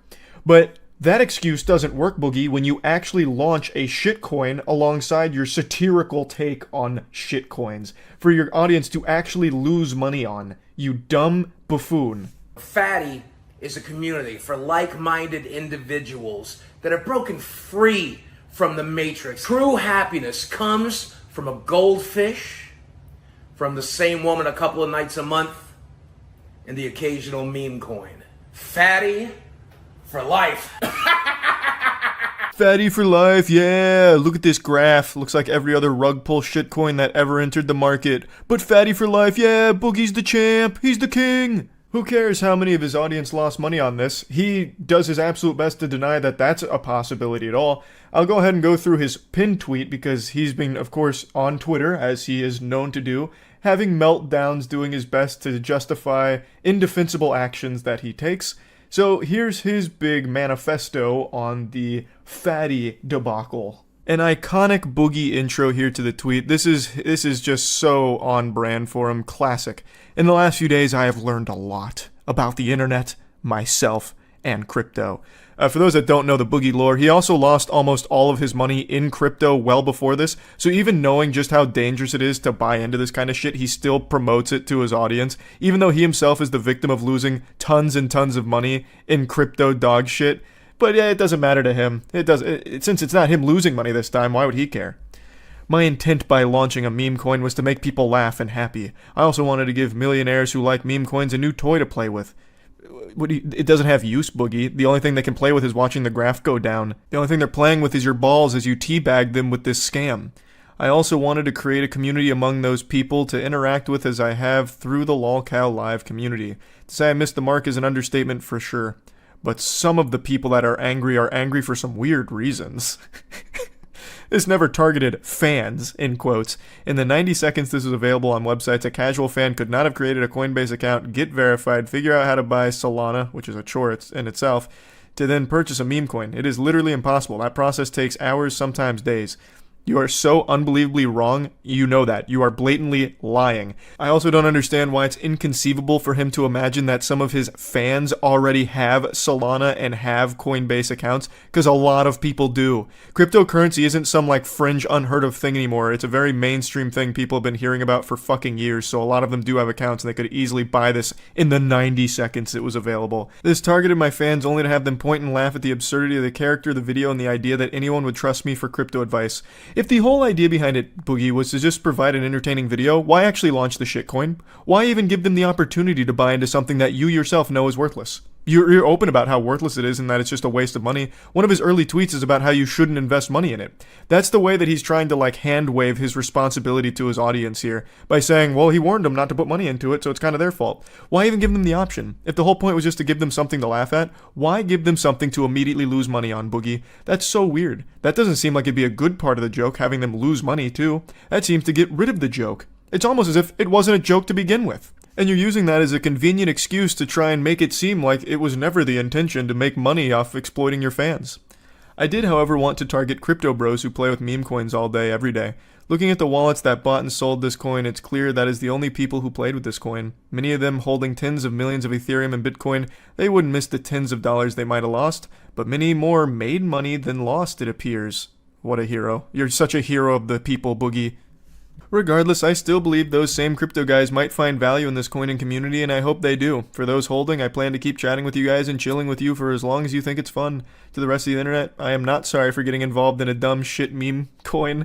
I eject the idea that I was ever scamming fans, and that simply did not happen, period. Look at the wallets for proof of that. I still think a meme coin can be a funny and amusing distraction for people who have far more money than they know what to do with, and I hope we can continue to fuck around with this dumbass coin. That is just chef's kiss standard Boogie meal right there on his Twitter dog shit that he serves on the plate. Just absolute nonsense, lying out of his ass, trying his absolute best to come out of this looking like the good guy. Oh, I've learned a lot about myself, the internet, and crypto. Yeah, there were some shortcomings. I missed the mark, but you're actually all wrong because I'm not a bad guy. That was never the intention. Also, those crypto bros that I said can get fucked and I won't lose sleep over, well, actually, I'm hoping they find real value in this because I'm also like a hero to the crypto bros as well as my community because I never targeted my fans. Yeah, I uploaded it to my YouTube channel, but that was only because I wanted them to laugh at the character, not actually put money into it. I mean, I was never part of the plan, but because they put money into it, now there's a great community, which was always the intention the entire time. It's just absolute ramblings of a madman doing his absolute best to try and avoid looking like the bad guy. And in doing so, he always looks even more of a bad guy. In the interview he did with CoffeeZilla, he mentions his cancer diagnosis. Boogie has a form of cancer and he is on hard times financially, a lot of it because of his crypto investments, which now he's running one of his own. And he talks about how the money that he got, like the $10,000 to promote this, immediately went into like his medical his medical needs. And he uses this as a shield, where it's like, oh, you know, this is going on, thus it shouldn't be a problem that I scam people, because I need the money. There's plenty of other ways of making money though, Boogie, besides just scamming your audience. Like there was, for actual years, you had so many other opportunities to make money and actually not be a piece of shit. But you have time and time again made the worst possible decisions, not only for yourself, but for those around you, and you have constantly dug yourself deeper and deeper holes. And now you keep posting tweets, deleting tweets, where you're doing this Jekyll and Hyde thing about how, oh, I might be going to jail anyway, so I'm going to take money on the way out. Buy Fatty Coin. And then into this where it's like, actually, I'm such a good guy. Like, we were just making a community and you guys are getting mad for weird reasons. I'm misunderstood. It's crazy because you can actually trace Boogie's spiral to his Twitter activity. The frequency in which he used Twitter directly correlates with the frequency at which he lost subscribers. As he used Twitter more, his YouTube subscribers went down more and more because he kept letting the mask slip at the really awful person behind the facade that he puts on YouTube. He could not stop himself from saying the most revolting things and being the most unlikable asshole through Twitter. He was addicted to it. And he recognized so many times that if he just deleted Twitter, his life, his online career would have been in a much better spot. But he just can't help himself. And to this day, still can't help himself. Here's his most recent tweet, for example. I learned years ago that if I fart in public, Mudahar will make a video saying I gave people cancer. I'm pretty much free to do whatever I want because even when I try to do something nice, people say I ate a baby or something. In standard Boogie fashion, making himself the victim of everything imaginable. Somehow he's the victim in this pump and dump crypto scam that he's running here because Mudahar made a mean video about him. Oh man, it doesn't matter what I do because people are just going to say that I ate a baby or something. Mudahar is going to insult me no matter what. So what, I did a crypto pump and dump doesn't mean Mudahar needs to be nasty and rude about it. I can't even remember the last time Boogie2988 did something genuinely nice without it being something to benefit him personally. I can't think of it. And it's certainly not this crypto scam. There's no way you're going to sit there and actually try and say that this meme shitcoin that you've started is somehow a nice thing that you don't deserve to be getting insulted for. That's absolute lunacy. You yourself have said multiple times how worthless this is and you shouldn't be putting money into it and that you're basically stupid if you do. Like, and you're going to try and sit here and make a claim like, oh, even when I do something nice, they're just going to say I'm bad anyway. You're not doing anything nice. You are literally scamming your audience. No matter how much you want to plug your ears and close your eyes to deny that fact, you are. You have. You are scamming them with this. He also keeps saying that he hasn't sold any of his Fatty Coin, and it doesn't matter. Even if you really haven't sold any, I don't know why you'd sell now since it's completely flatlining, but even if you haven't sold any, even when it was up, it doesn't change the fact that it's still a pump and dump scam and someone made a lot of money from this. The people that paid you to promote this in the first place. You did make 10,000 doubloons from the promotion of it. So you did make money from it. Even if it isn't from the direct sale of the coins that you hold, you still made 10 grand, which is a lot more than any one of your fans that bought into this trusting you. But anyway, I don't need to rant any further about this. If you want actual information about the scam, I highly recommend checking out VoidZilla's video or Mudahar's coverage of this. They both did a great job going over everything around it. I'm just here to talk about what a manipulative, stupid asshole Boogie2988 is, and how baffling it is that he keeps finding new ways to devolve even further into degeneracy. It's shocking. That's really about it. So yeah. Yeah, the Hawk to a Girl launched the meme coin. That's just like a term they use, calling it a meme coin. It's really not. It's just always a scam coin. It's made for the sake of rugging her viewers within the first hour of its launch. And I feel like everyone in the world should have seen this coming, but somehow still they were able to make tens of thousands of dollars rugging idiots. My Hawk meme coin is live! And so, as you can see in the community note, 90% of the token supply has been sniped and being sold on the community. Buying this highly speculative Hawk coin could result in loss. Just giving people a fair warning, which wasn't heeded.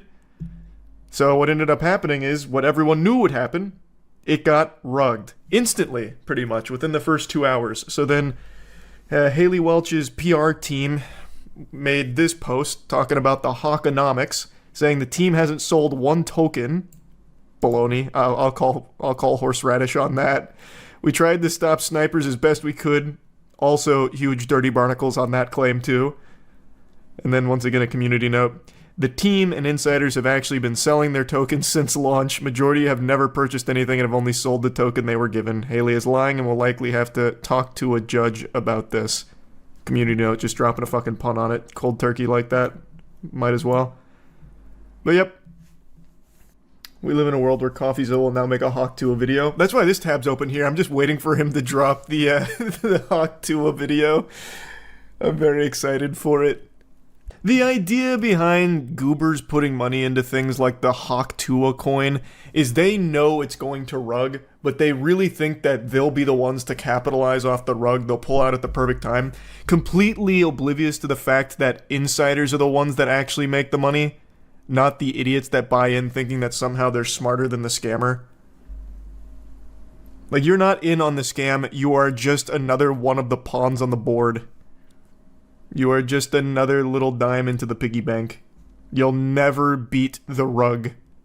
Imagine getting rugged by Hawk Tuah girl in the year of our Lord 2024. Again, you absolutely fucking deserve it. This is a scam where the only victims are the ones that actually deserve it. This is a lesson that you needed to learn. And Haley Welch took you over her knee and disciplined you. And I know they're still not going to learn their lesson. They will once again just dump into the next fucking shitcoin from pump.fun.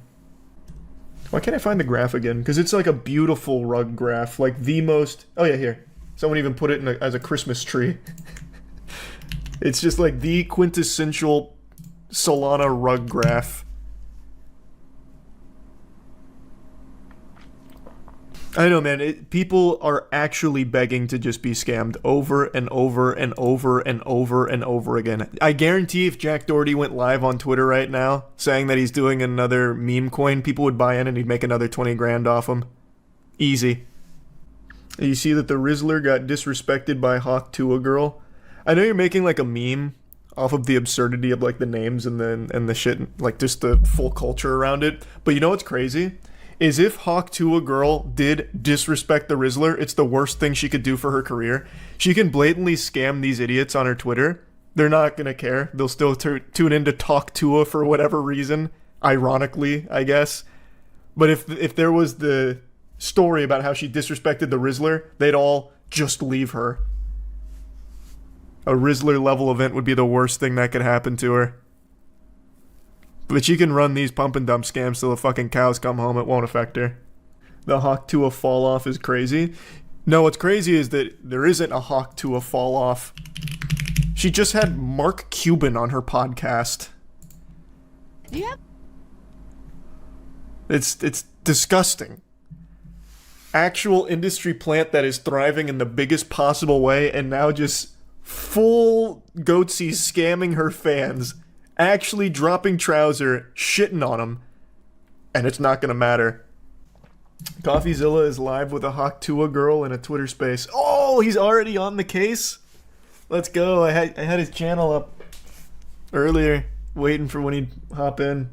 There's no rug pulled, and it's not done by us. Yes, snipers sniped it up to an insane market cap. No, it's and not dumped just it. snipers. That was not us. That was You know that. Listen. No. I'm telling you the truth. And y'all made millions on fees from this little. Coffee, listen to him. It wasn't them. I'm sure that's not you getting those fees, right? Not a Who's scheme. making the money It's on not the a- fees? it's Who's not a making scheme. millions of dollars on fees from this rug pull? That's not a scheme. That's the Who's making project. So we fees? can keep this thing going for years. That's how do you think The hawk to a coin for years. Who makes the money on the I fees? love that. Someone just made over $1 million on fees. Who made it? First of all, the fees were there with Meteora pools, and that goes to the creator, right? Which is who? Who does that who does that belong to? That belongs God. to the project, right? No. God owns it. This is a.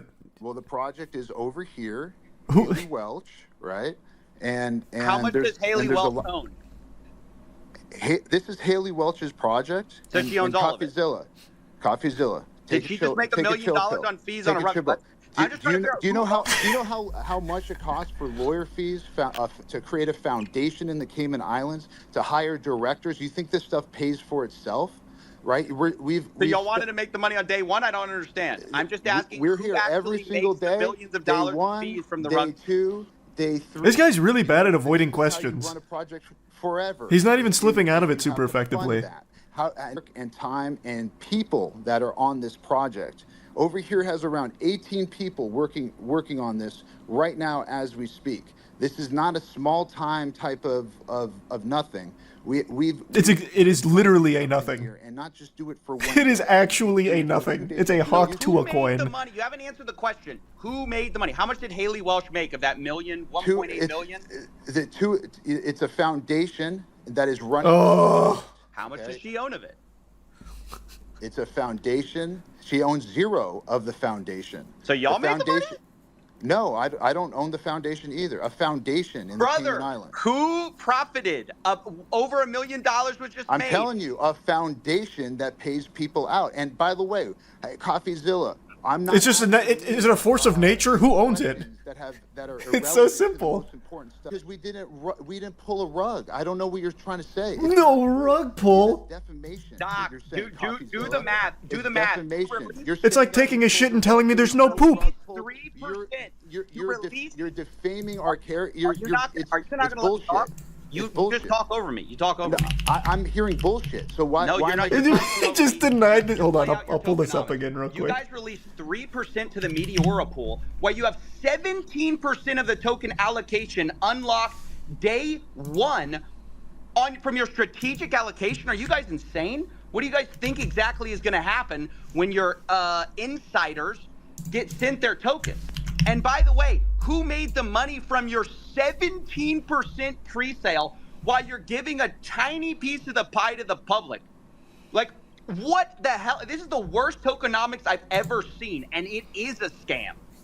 It's not a scam. It is literally a scam. Actually a You can scam. say whatever you want about it. You can cry defamation. That's my opinion. It's a scam. Well, and I only do this for a living. I've only seen 1 million of these projects. This one's different, Coffee. It's you, Coffeezilla. Let's track your wallet. Turn it around. Why don't you tell Coffeezilla what we're doing with this project? For you. Where did the fees go? Where did the money for the pre-sale tokens go? Why I did love y'all the who pays you coffee. one so people could dump on Haley Welch's fans? And how involved was she really? And how much? What just happened? They muted him. I just got muted. That must have been a glitch. Yeah, so I mean, like we as mentioned, like we raised a 17% strategic allocation that was done at a 16.69. Oh my God. Valuation. You know, we tried to kind of keep that kind of premise here was that, you know, we had the restriction. Like we heard the request for us to do this in a public manner, and you know, I think that we, you know, having consulted with like You were saying fucking nothing right now, and you're saying it with a big lisp. I guess like the legal. He's about to just start talking about dedicated wham. Haley, and you know, kind of mitigate any kind of consideration. This is nothing. Just answer the simple questions Coffee is posing. Who owns it? Who made the money? Americans that 200 people participate. A lot of people within the industry that were very supportive of the vision, because I think that they Why even listen to this bullshit if he muted Coffee? Because he's got to unmute him at some point. I think that Coffee and Connor Eats Pants are in here we're kind of spamming hoping thumbs that downs. this can be like a little bit of a paradigm shift. I mean, like I said, nothing that we've seen thus far with It's a Hawk Tua rug pull shitcoin, man. In a sustainable manner. He's yapping about nothing. Of longevity of an extended time frame, and we're just trying to, like, try something different, right? Like I said, we went back to first principles and kind of tried. Did they answer any questions yet? No. Way that we think no. Makes sense, by we kind of felt ultimately that was probably the best representation of who were her true fans. These are actual just filler words of nothing. That, actual like, nothing. Running this initiative that he's speaking just into the hands of the that's people all. that have been most supportive of her and like kind of really engaged with her. Holy. I just want everyone to, be respectful. Yeah. But yeah, listen, this is You guys hear something me? that means a lot. Go ahead, FaZe Banks.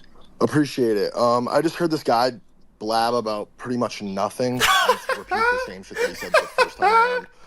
You said something about Web 2 in layman's terms that just basically means 90%, 97% of all the tokens owned were by related wallets, friends of friends of friends of friends. They were No, that's not true. It's not true. Yeah, yes, it is true. You can see it. You can see it. Brother. Yeah. You're talking about some fucking, what did you say, in the Cayman Islands?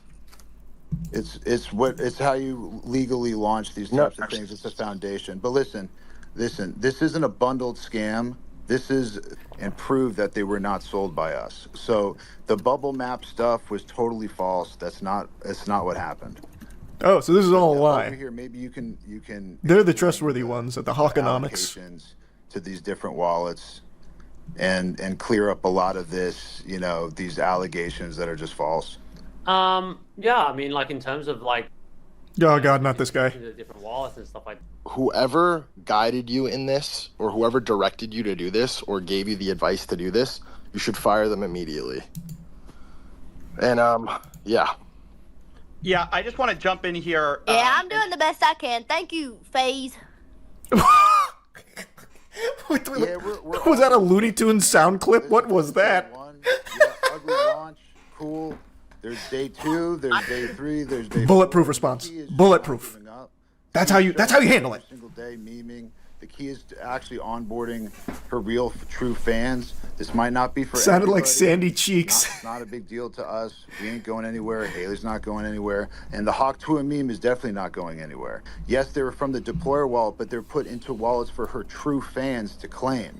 They were not sold. None of You have them to unlock the true fan want to make that prestige very, level. very, very clear. But listen, it's all love. I understand everybody around here is kind of used to the same thing. There's only one way to prove that this is not just like everything else, which is just not give up, right? And keep going and keep doing everything, that you possibly can. Inspirational. Right? Inspirational. To keep it pushing. And the He's only right. way that it's a rug or the only way that it's a scam is if you give up on it. And that's the one thing that we can say is no one's given up on this. Mm-hmm. So over here, or if you want to ask Haley some questions, let's Haley is somebody who's an incredible person, and she's had a lot of fun memeing. She really enjoys X. I think we have to really stick with the facts. What the fuck? And we can show all the transactions, right? And we've had them analyzed now. We can show all the transactions. That's the thing, is like the blockchain doesn't lie. And we will publish those transactions. You just said you were literally just saying that it does.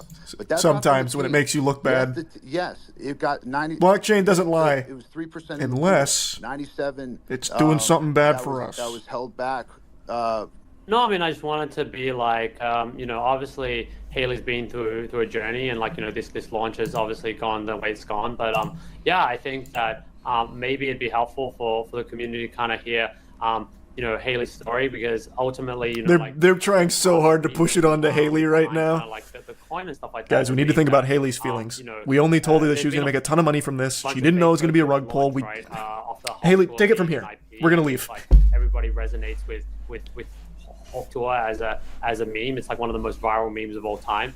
And like, you know, like I think people have been making a lot of money off like derivative works, and you know, people have launched a bunch of fake tokens, which is, maybe the launch didn't go the smoothest. But like, yeah, That's one way of putting it. It didn't go the smoothest, huh? Showing up every day, trying to run the project. I think Haley's here for the long term. You know, ultimately, like her career is, you know, like just kind of starting, and you know, like you know, she's accomplished a lot of amazing things in this short period of time. And you know, like obviously resonating. Thanks, membership, Jack. You know, really strongly with the global audience. And I think, yeah, I think it'd just be useful for color if you know, Haley was able to kind of share a little bit about that original story, because I think it helps kind of paint the picture here a little bit of how she's constantly tried to, like, you know, build community and like use I guess what she's built to kind of like engage the broader community and be very inclusive. And you know, like she's done a lot of cool stuff around like charity, and like, you know, I think she really cares about dogs and stuff like that, and I think it's really cool to see. What are you like, saying? What are you saying, man? To, what in the world? I guess cool with what she's been able to get into. I went over to Haley's house one time, and she let me in. She let me in the door, invited me into her abode. Me. Kind of, like, This woman is an angel. Yeah, I don't know if Haley, that's something you're comfortable sharing with the community, or if you feel like it's a little bit too sensitive, or how you feel about that. But I definitely think that it's helpful for the community to have that color. Yeah, guys, I'm just here to have fun. I don't really have a full head wrapped around this whole thing, but I'm figuring it out every day, and I'm here for the long term. My skin's getting thicker every day, and the hate's not going to stop me. I'm here every day trying to work on this and get better at it, but I'm not going anywhere. Hey, thanks for summing that up. I'm glad I lost all my money. And now it's all good. Hey, you're having fun? All right, that's what it's all about. Get tough, and this was a learning you can integrate in all these different things she's doing, including her podcast every Tuesday. I mean, she literally, you know, is talking about her meme token on a really big podcast, on a charting podcast, and onboarding and talking about, you know, these memes, all different types of memes, all different memes that everybody holds. Now I'm just getting an advertisement right now. Can I skip the ad? Bringing awareness to it. So it's like, it sucks that everyone like wants to, you know, see it fail. It did fail. It immediately failed. Of it. Well, it didn't fail for you guys. I think, you guys made out. In week 2, in week 3, found it. So I mean, that's my belief. That's why we're doing it. We're doing something, you know, super innovative in my opinion. Innovative. You know, with the meme token. Dag nabbit, he's right. We've never seen something like this before. Go ahead, man. They won't unmute Coffee. They refuse to unmute him. I completely agree. I would urge you guys as well to share at least what you know now, because while people are here, you know, they really for sure. You know, I mean, like I said, like, I mean, it was I haven't, you know, like, I mean, the bubble maps, I don't know why it's showing, like, you know, if it's showing like 12 holders or whatever it is, like, but like, you know, we distributed. Hey, way to explain it. I don't know why it's lying. I'll have to investigate why it's lying. I mean, like I said. Sad part is crypto bros probably think they're telling the truth. I can promise you, I think even the most delusional would look at this and listen to this and be like, oh my god. Oh my god, what have I done? I got fucked. Investors, you know, like, if they're not going to bring Coffee back, I'm just going to leave. This is nothing. This is just actually nothing. This is this man talking in circles with a list. Tried our best to curate. Haley did it. You know, her team, little shady. I don't think they've done a good job of explaining this. But Haley, man, how can you even be mad at her at the end of the day, right? She said she's having fun. And that's all she said. And what else do you need at the end of the day, huh? You know what I mean? So yeah, you lost a lot of money. You got rugged. Fucking Hawk Tua, spit on that thing. Am I fucking right? You go again. You buy the dip. So that way herd investors can make some more too. Holy. Again, if you bought into this expecting to make money on it, you're a fucking idiot in the first place, to be fair. Putting money into a Hawk Tua coin. Christ. Hawk Tua coin was 100% unlocked on launch. That always will rug if you have people buying in with zero unlock. This team pre-sold tokens for millions and then are crying that they didn't sell and blame it. Oh, nice. I don't think there's anyone in the world that actually believes the developers here. Like, I don't even think the most delusional of, like, crypto bro would find anything that they said compelling. So I feel like this is one of the very few cases where people are like, oh, that was just a complete scam from the get-go. Which I feel like people should have been able to know immediately with the Hawk Tua girl making a fucking crypto. This is some Jack Doherty shit. It is. It is actual Jack Doherty shit. Except hers is somehow even more egregious. Oh yeah, I'm surprised they were even doing that call in the first place. Usually when it comes to a big rug like this, the people just vanish. Meanwhile, those two goofballs were somehow taking it in a Twitter space, pretending that it wasn't a scam. So, I mean, they talked about innovation. That is an innovative new strategy to rug pulling. Usually they just disappear. I wonder if she even knows what crypto is. I can say with at least 85% confidence, Haley Welch just learned what Solana was a week ago. After this space, when CoffeeZilla eventually got kicked from the Twitter space, he started his own to explain to everyone exactly how this rug pull worked. He explains it far better than I ever could, and it's actually a lot more intricate than I thought it was for a rug pull. There were more moving parts to it, and even more nefarious, scummy dog shit that was happening behind the scenes that CoffeeZilla highlights.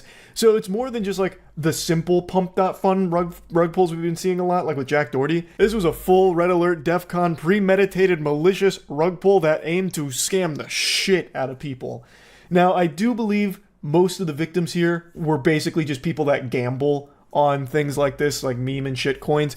I don't think a lot of like Hawk Tua enthusiasts, you know, all of a sudden set up a wallet to participate in the Hawk Tua coin. I imagine it's most people that were gambling on it. But even still, her scamming this many people and making this much money, her and the team, I guess I can't say her for sure because maybe she personally didn't make a ton of money, but a lot of people behind the scenes did, and CoffeeZilla explains how much and where things were going and how it all worked. Let me start with something really basic that most people need to understand about what they're doing, the little switch they're doing. They keep telling you guys, and everybody's falling for it, with this strategic advisor grift, okay? They put 3% into the public DEX.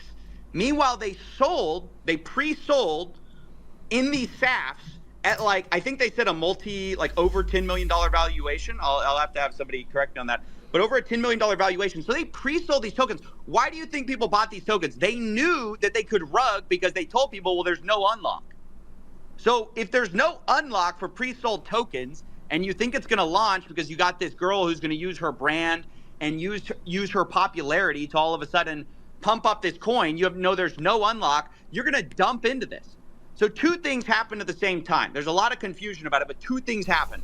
One, you have a sniper who jumped in at the very beginning, minutes after launch, because they tweeted out the contract address like idiots, like amateurs.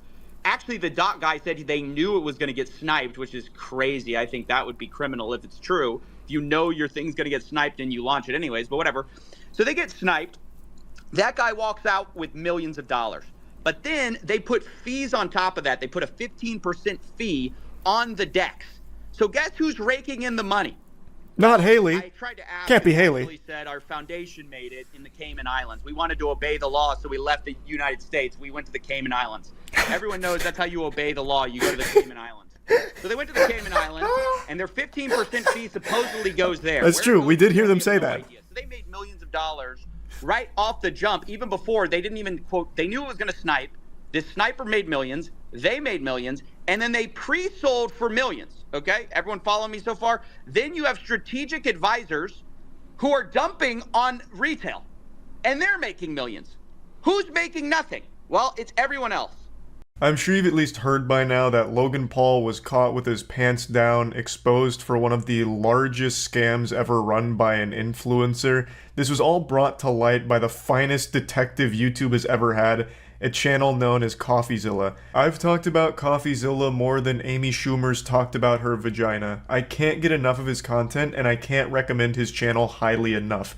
It is beautiful stuff. He's like a real-world L from Death Note. But instead of solving murder mysteries, he's solving scams. He's become a boogeyman to any fraudster online, where if he knocks on your door, they run to the basement and hide, like Batman striking fear into the hearts of criminals. And recently, he set his sights on Logan Paul. This is actually an investigation that's been going on for an extremely long time. CoffeeZilla has spent at least a year going through every single detail of this case and getting all sides, talking to the people that helped develop it, as well as people affected by it, and even core members of the team that were in the know on what was going on from the beginning of this project, from the goddamn birth of it. From the very beginning, CoffeeZilla has talked to one of the people that helped bring this project to life, like at the genesis of CryptoZoo. Now, to break it down into a nutshell, CryptoZoo was supposed to be a play-to-earn crypto game where you buy a shitcoin called Zoo, which you use to purchase an NFT egg, which hatches into stock photos of animals. And then you can like breed those stock photos of animals into more stock photos. That's the entire gameplay loop. You look at fucking PNG stock photos of animals that combine like a whale with a frog. That's it. And where you can earn money is by burning those PNGs that you get, and then you can get Zoo in return, claim your yield. It sounds like the worst game ever fucking made. It's a worse game than Super Fight, which was a $200 Steam game that was a single level and only 30 seconds of gameplay. I'd have more fun watching my own car catch on fire with all of my shit inside of it than playing CryptoZoo, but it was never designed to be a game that's fun to play. From the very beginning, it was clearly designed to be a money-making scam to exploit Logan Paul's massive audience. And the game also never even worked, and to this day, over a year later, still doesn't work. You were never able to actually play, and you were never able to actually earn. Unless, of course, you were one of the founders from the beginning. Because then, there were a couple of founders that made a lot of money, including a cameo from someone you might be familiar with from previous scams, Jake the Crypto King, known for his Pokemon scam back in the day. He's back. I said on stream that this whole thing feels like the series finale to Logan Paul's career, where all of the side characters come in together for one big final oorah, like an episode where they bring in everyone to celebrate the end of the show. It is crazy just how deep this CryptoZoo rabbit hole goes. I don't want to spoil anything, but yes, Agent 47 is back, and he is once again a very shady and big piece of shit in this whole thing. There are no good guys on the CryptoZoo team. I don't want to get too deep into it because CoffeeZilla tells the whole story, but let me just give you the cliff notes here to get you hooked. This not only has scams galore, it even has fake orphans. It has a man who claims to have won the Super Bowl with the Philadelphia Eagles in 2018, despite never having even been associated with football in any capacity. The same guy also claiming to have been like a CIA operative, as well as hacking AOL. There's market manipulation. There's betrayal with the founding fathers of CryptoZoo stabbing each other in the back repeatedly. It just plays out like a soap opera, but was real. Like, even the scammers were scamming each other. So not only were normal people getting fucked in the mouth and losing money on this completely fraudulent product, but even the scammers were scamming each other. Like, it was just pure pandemonium and chaos. There was even a point where the code got stolen and taken to Switzerland, held hostage for $1 million ransom. Like, the web here is so wild and wacky. It is an unreal journey. And I don't want to spoil it all here. I highly recommend you watch the entire 3-part series from CoffeeZilla. I'm only going to be showing you the first part here that I watched and went over to get the bare bones breakdown of the situation, as well as setting the stage, the foundation for the whole investigation going forward. It is just such an incredible ride. CoffeeZilla has truly outdone himself with this investigation, and I'm extremely excited to see how Logan Paul defends it, because the evidence that CoffeeZilla showcases seems pretty bulletproof. It seems like there's not a whole lot of wiggle room for excuses or any kind of justification for anything in regards to CryptoZoo, but of course, on January 3rd, Logan Paul has hyped up that his response is coming on his podcast, which to me just really feels like an advertisement more than anything, but I will, of course, withhold full judgment until I hear his side, since he hasn't been very open to sharing his side for the last year. This has been like my most anticipated show of the entire year. CoffeeZilla's 3-part deep dive into Logan Paul's crypto scam, CryptoZoo. So I'm extremely excited, and I'm super happy to see CoffeeZilla go so hard on this. He's gained like almost 400,000 subs since posting these videos, something like that, and he deserves it. I know he spent quite a few months investigating this. I know he's also reached out to Logan Paul numerous times to try and get his side of the story, but has been dodged and ducked every single time until he finally posted this video. I saw Logan Paul's tweet saying, actually I'll just pull it up instead of paraphrasing. He did the standard, I used to love CoffeeZilla, and I always think he gets everything right. Until now. Now he fucked up. Like, this is very cookie cutter. Somehow, every single time CoffeeZilla talks about some kind of big scam like this is always the response. While I generally appreciate Steven's creative genius and exceptional work ethic, I mean that, this one is simply not true. When appropriate, all bad actors will be exposed, explained, and held fully accountable. I'll speak further on Impulsive January 3rd, which to me reads more like an advertisement for his podcast than anything.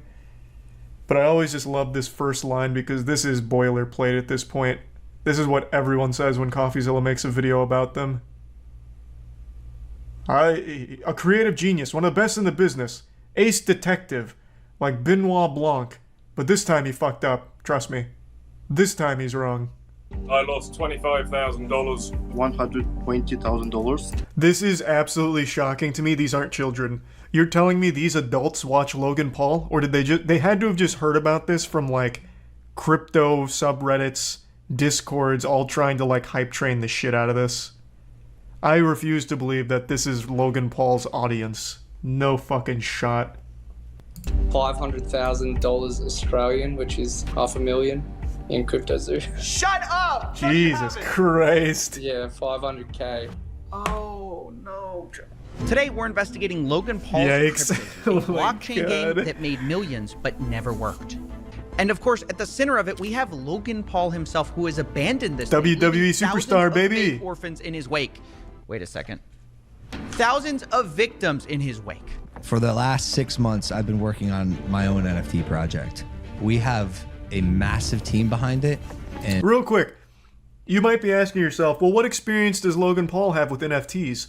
And that's a great question to be asking, and I have the answer. He was actually a pioneer in NFTs, and in fact still has some of the best NFTs of all time, such as... are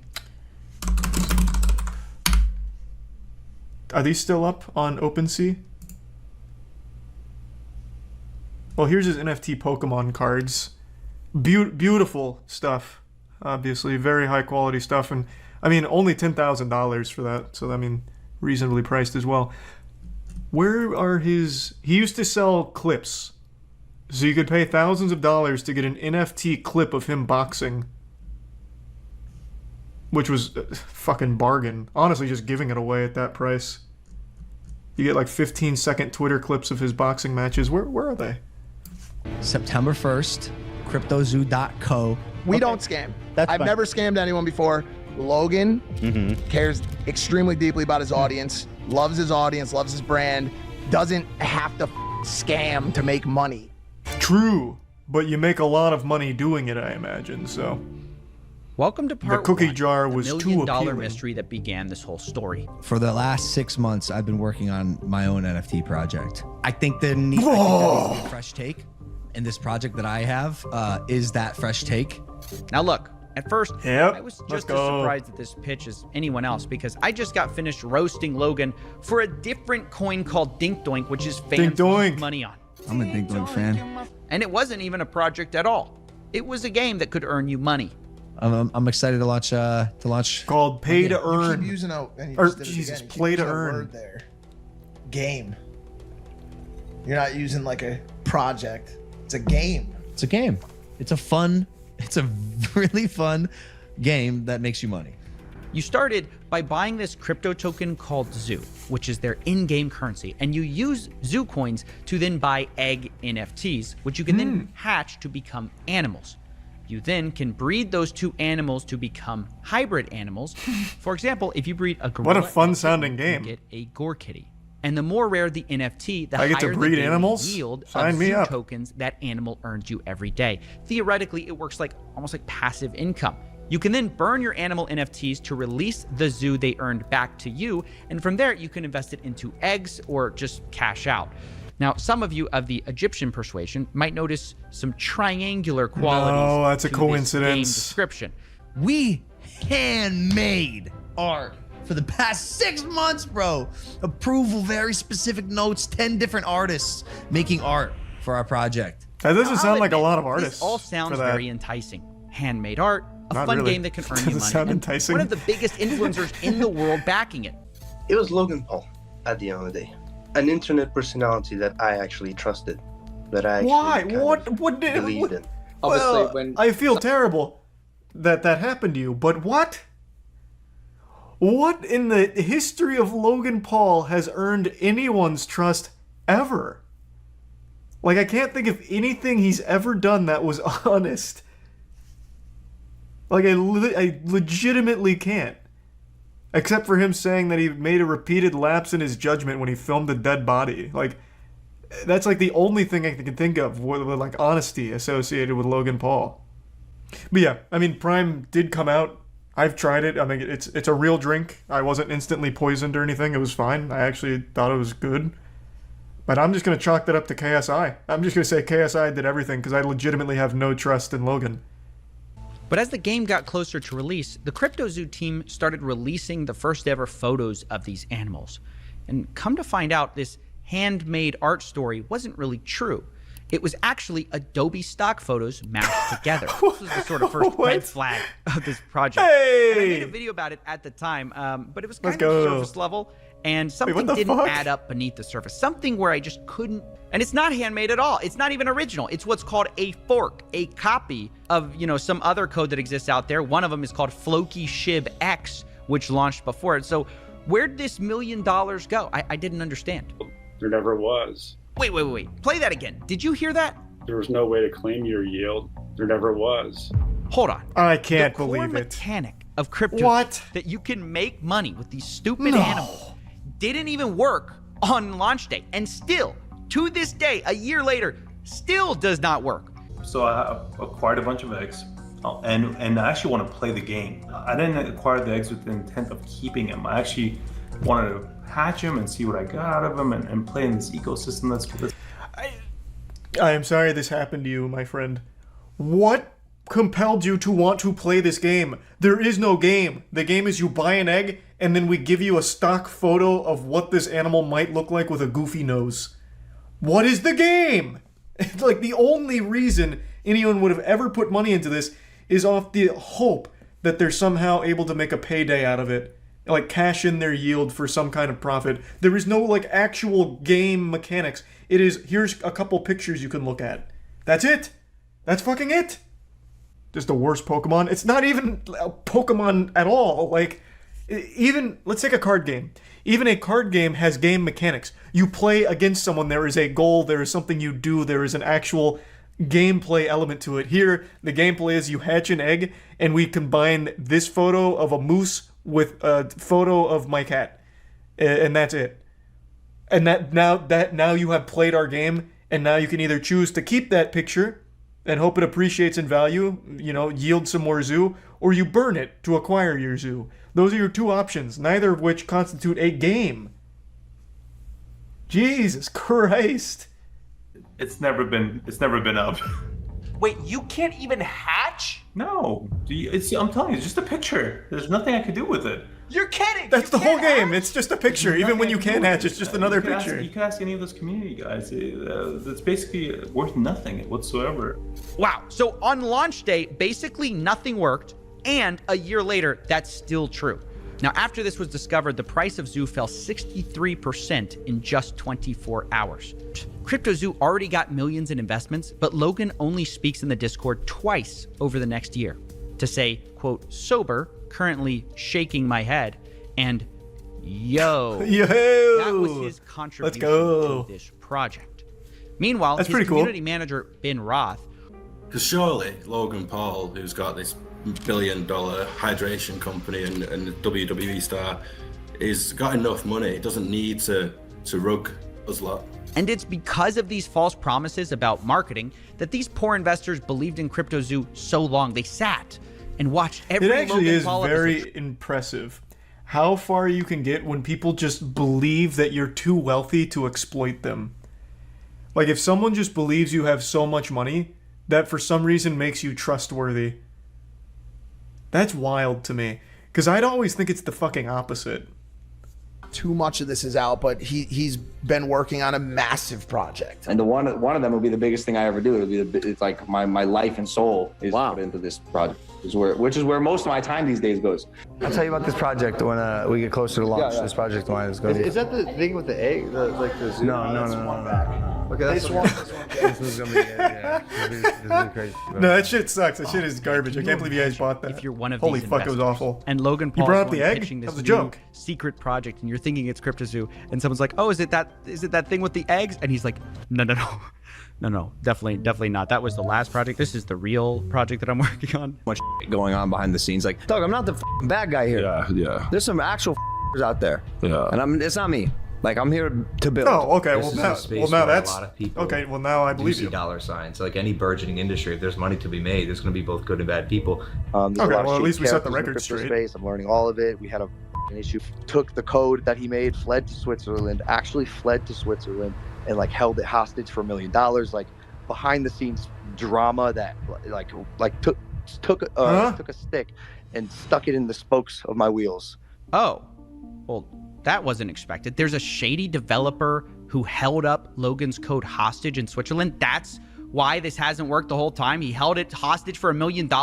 Well, and find out the truth of what happened.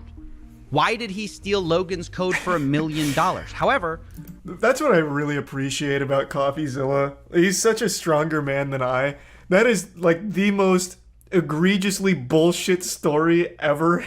Like, genuinely, I don't believe a single fucking phrase uttered in that same breath. I don't think there's any world where that's actually true, but CoffeeZilla is still going to investigate it anyway.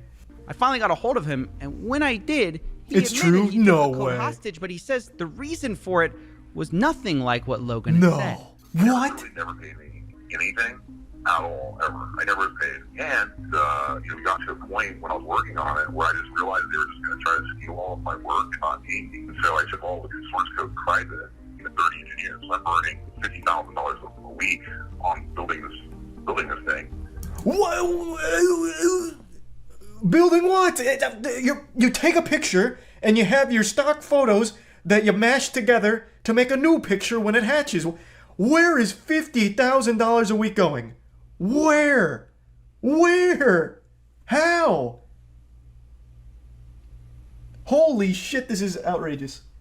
But I am beyond shocked that this is at least a half-truth. So the guy did flee to Switzerland after holding the code hostage, but it was because Logan didn't pay him or the team. So he was telling a half-truth on the situation. I can't believe any part of it was true. That is already quite the twist for me. According to him, they negotiated a $1 million payday for this whole project.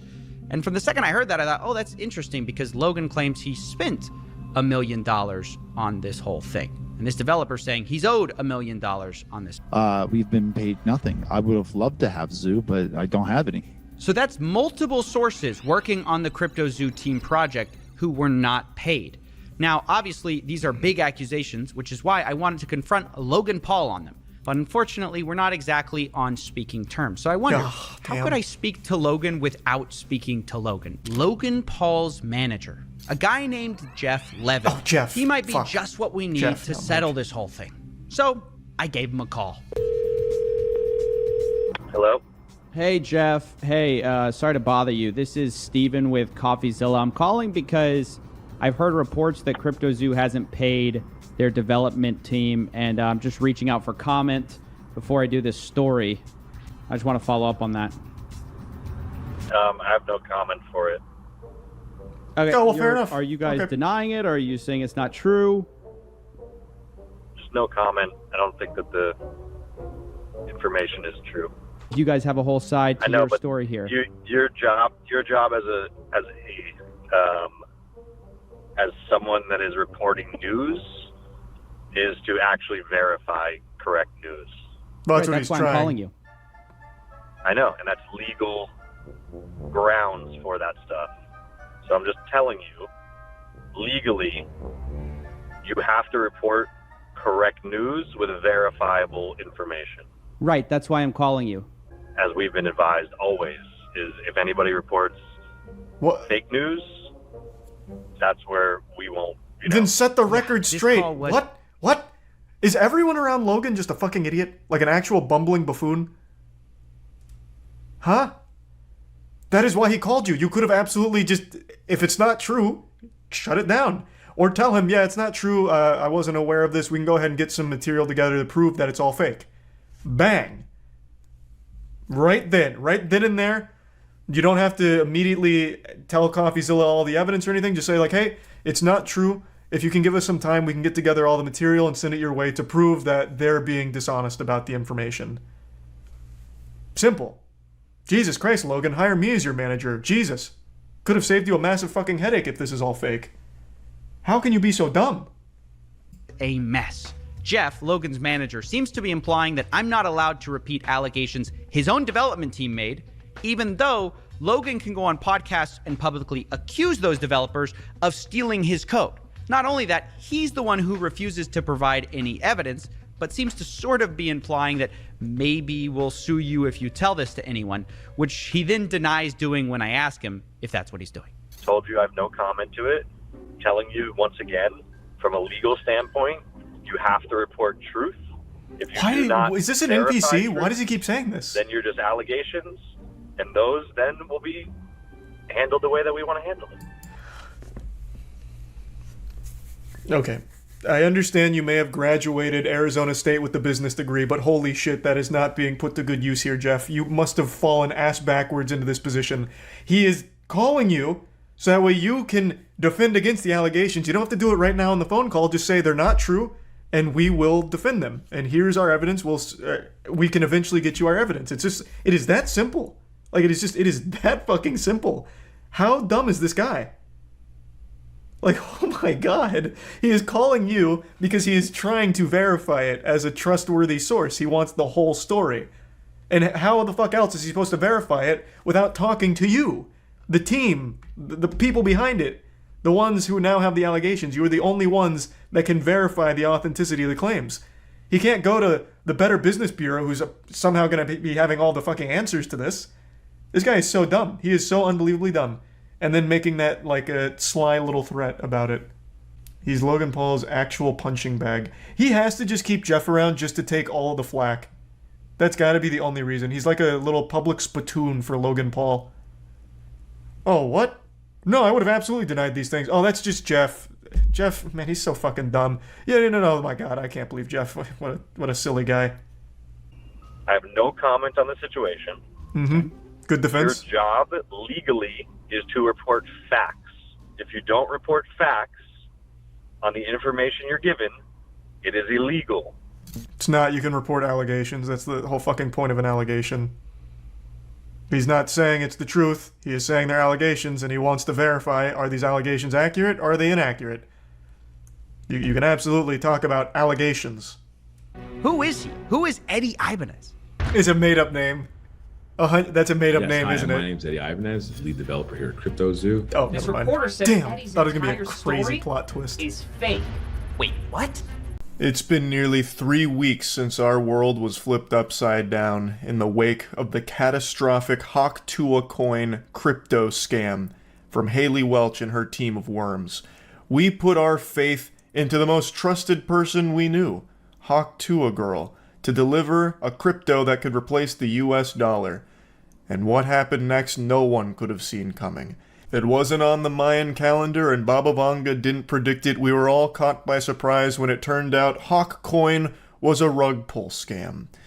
It led to one of the most devastating financial blows this nation has faced since the Great Depression. Many are now homeless, out there scavenging for morsels of Solana, getting dowsing rods out, trying to track down just little tiddlywinks of Solana to hopefully try and recoup their Hawk coin investment. God rest their souls. And when the world needed her most, she vanished like the Avatar. Hawk Tua girl went into hibernation, signing off with a "I'm going to bed" line in a Twitter space, never to be heard from again. Not for the token price itself, but just in terms of the fact that there's fees that are being generated, there's an actual Hey source guys, of income. I hate to interrupt you, Nick. Hello there. But anywho, I'm gonna go to bed, and I'll see you guys tomorrow. Okay. She really does sound like Sandy Cheeks yapping through an Xbox 360 microphone. So she was in this Twitter space where people were going over Hawkcoin after the apocalypse unfolded with the huge rug pull and everyone losing all of their money except for the team on the inside, of course. And this is how she signed off. And it's been 3 weeks since she powered down. So she's been slumbering for a while now. But friends, what if I told you, just like Smog, awakening on that pile of gold, Hawk Tua girl has also awakened. 3 weeks later, she has finally received that kiss from a prince, that prince being a lawyer, most likely, that has made her eyes shoot open and immediately go to Twitter to let everyone know how seriously she's taking this whole situation. She's gonna get to the bottom of what happened here, because it's a mystery to all of us. Do you think Hawk Tua girl's response is good? Man, absolutely not. She finally woke up after 3 weeks or whatever, and she just drops this. I take this situation extremely seriously and want to address my fans, the investors who have been affected in the broader community. I'm fully cooperating with and I'm committed to assisting the legal team representing the individuals impacted, as well as to help uncover the truth, hold the responsible parties accountable, and resolve this matter. If you experience losses related to this, please contact Berwick Law. What do you mean uncover the truth? I'm sure you were too stupid to know what a rug pull was, but I mean, it's still, at the end of the day, your fault. It's like that scene in SpongeBob where he's like, Maniac on the loose, and he's got the walkie-talkie out, and there's the picture of the Maniac behind him, and it's SpongeBob. That is literally Haley Welch right now. You saw that Twitter response too? Did someone already make that joke? God damn it. SpongeBob's too hot right now, I can't even get the references out first. That's right, Hawk Tua girl is on the case. We're gonna get to the Hawk trutha about this crypto scam. And Haley Welch is just the intellectual beacon of hope that we needed to figure it out. It's painfully obvious Haley Welch is not the one that wrote this statement. You can tell by the use of commas. Hawk Tua girl would never. This is someone on her PR team that's spearheading this effort to try and do damage control. There's been a lawsuit filed as a result of the Hawk meme coin rug pull. So she is now definitely in a crisis mode. I also imagine all the parasites around Haley that actually control her, because she has become so big to the point where she now has a whole PR team and an entire agency behind her. So they are working her like a puppet. It's like fucking Weekend at Bernie's out there with Haley Welch's body. And I'm guessing they're telling her to shut the fuck up and not do what she did when this first happened, going into a Twitter space and making herself look even worse and this whole thing look even more shady. So that's why she's been so quiet and will probably stay quiet until they resolve this behind the scenes, or hope that people just forget about it. It still blows my mind how she got extremely lucky, up there with winning the lottery, where she was able to spin an entire career off a fucking 5-second meme clip of her talking about spitting on a wiener. That doesn't happen all that often. It happened with the Costco guys as well. They also got super lucky just from one meme. But think of all of the people who didn't. Some of the biggest memes for their time, like Damn Daniel. He didn't become an internet superstar sensation with his own podcast. You know, the fucking Damn Daniel every Tuesday. There's nothing like that. She got so lucky, and she's already cashed in all of that shit for one crypto rug pull. Now, I don't think it's going to ruin her career. She's probably still going to be fine. People will ironically still support Talk Tua and the Hawk Tua girl ventures because she's a clown that people like to make fun of, and she makes a lot of money off being that clown. But it's crazy she got so lucky and then so quickly did the scummiest shit you could do by scamming her whole audience.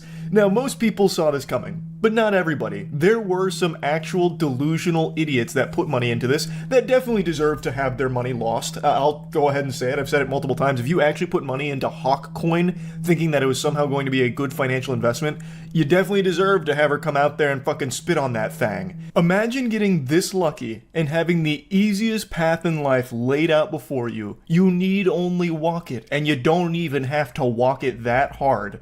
And yet, you still fuck it up in the most avoidable way possible. She had an extremely successful and lucrative career spin out of actually nothing, and she still managed to wipe her ass with it. All she had to do was clock in once a week for Talk to a Tuesday, where she sits there like a lobotomite saying nothing or being extremely clueless when a topic comes up, and she'd have tons and tons of people still continue to support it till the cows fucking come home, and she could have rode that horse for years. She could have continued to milk that cow, and the milk would have never ran dry. She didn't have to do anything special. She didn't even have to be all that careful, because people would support her no matter what, whether it's ironically or unironically, because now it's a blend of both. So all she had to do was just stay the course. But she couldn't. She saw too many dollar signs in her eyes. She got a little too greedy and couldn't resist putting her hand in the cookie jar to squeeze a little bit extra juice out of the lemon here. So she pulled a huge scam on her audience, not realizing that that's a bad thing. Though I also don't think she even realized what she was doing in the first place, because all she cares about is what her team tells her to care about. That's the impression I get. And someone on her team connected her to Doc Hollywood and the Goof Troop and whatever, and they all said, we're going to make a meme coin, people are going to love it, and we're going to make a ton of money. And she just said yes, off rip. I'm sure she gave it no more thought than that. I am confident she has never even heard the word crypto until her team told her about it. If you asked her right now what Solana is, she'd probably be trying to relate it to some species of bird or something. She has no clue what any of this shit means. All she knew is that she was told that she'd make a lot of money off it and said, sign me up. At least that's my best guess of what went on behind the scenes, but maybe I'm downplaying Haley Welch's nefarious galaxy brain. Maybe she was the one that put all of the puzzle pieces together here and said, let's run a crypto scam. Maybe she's only playing the fool, but is actually a turbo genius. Food for thought. Don't think that's the case. I think it's pretty clear from the Twitter space, she does not know what is even going on. At all.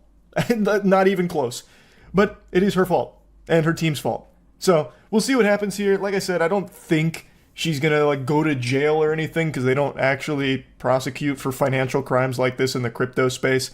And I don't think she's going to have her entire internet career ruined from it, because people, regardless, are just going to keep championing Hawk to a Girl as like this silly meme that they ironically love, which leads to it being more than ironic at that point. So she'll probably end up being just fine. But I think for now she's going back to bed. Posted that yesterday, hasn't posted since, so she's probably asleep again. We'll hear from her in another 3 weeks. That's about it. See ya.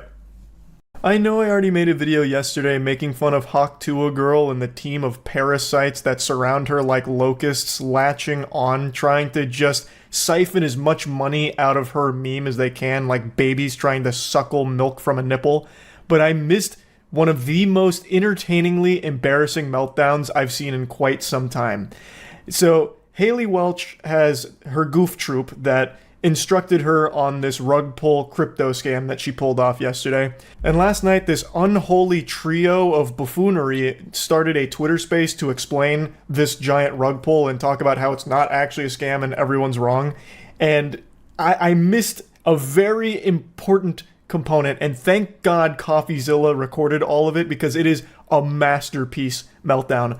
CoffeeZilla just made a video going over the entirety of Hawk to a Girl's crypto scam. It is an incredible video that I cannot recommend highly enough. It is a thorough breakdown of all of it, and it paints a very clear picture of just how malicious and evil this was with everyone that was working on it and exactly how it all went down. So definitely check that video out. And in his video, he went into the Twitter space before I did and got to catch this amazing specimen going ballistic. The alpha goober of the Hawk to a Goof troop, his name is Doc Hollywood. Well, He had some colorful words for everyone that went into that Twitter space, and that Twitter space is where neurons went to die. Listening to these worms try and explain that it's not a rug pull, it's not a scam, was like listening to Courage the Cowardly Dog try and explain to Eustace and Muriel that the stranger that just showed up at their door is not a good guy. It was comical. It was amazing. But I missed the best part. Thank you, CoffeeZilla, for preserving this. Anyway, enjoy. Everyone thinks that, oh, everything's a rug. Everything's a rug. Everyone's here to f you.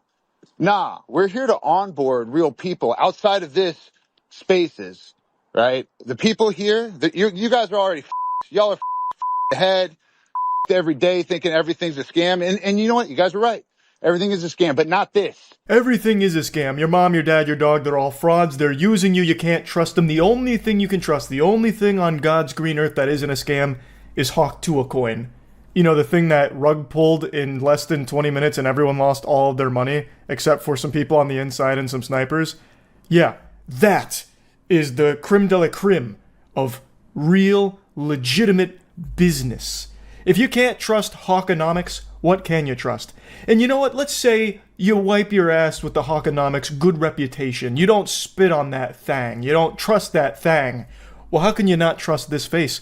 Doc Hollywood himself, with Hawk Tuah girl and sidekick. I'm not familiar with the characters in the Hawk Tuah extended universe, so I don't know who she is that's also getting educated on meme coins by the god, the Adonis, Doc Hollywood.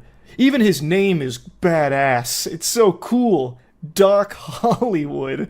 That actually just sounds like a scummy character from a cartoon. And he is. He is cartoonishly scummy. Not this. We did not spend 6-7 months of our lives dedicated to trying to do something cool, right? To do something different. I'm going to be pausing a lot because each statement made me giggle harder and harder, and I couldn't believe that he was even saying shit like this with a straight face. What new thing did you do? What was different here? You made a rug pull crypto. That's as old as dirt.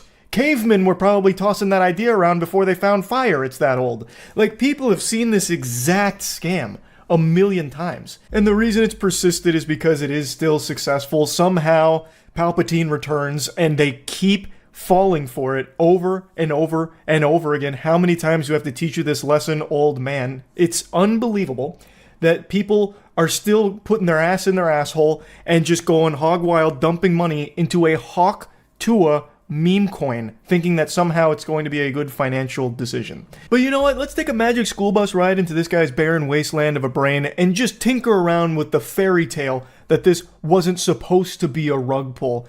We'll take a trip to the alternate dimension in the multiverse where this wasn't a scam from the get-go. What new cool thing did you make, brother? Doc Hollywood, you made a meme coin. You and 10 billion other goobers on the planet. Well, it didn't do anything new. It was certainly nothing we haven't seen before. You made a meme coin to capitalize off a stale meme. Like, what are you talking about?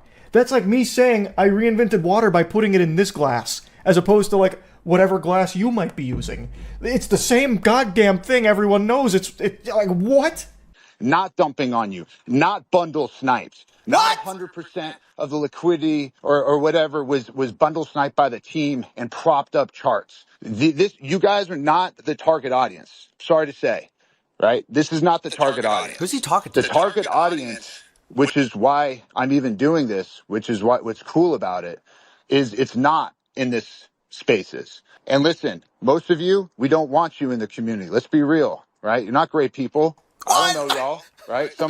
I see some friendly faces in this audience. This strategy is bold. This is an advanced maneuver. He's trying that Reddit/nice guys move of, well, actually, I was too good for you anyway, bitch. He's trying that on everyone that just lost money on this crypto scam. We didn't want you guys anyway. We weren't looking for you guys. You're all bad people, by the way. We're better than you and better off without you. So scram, Buster. Get out of town.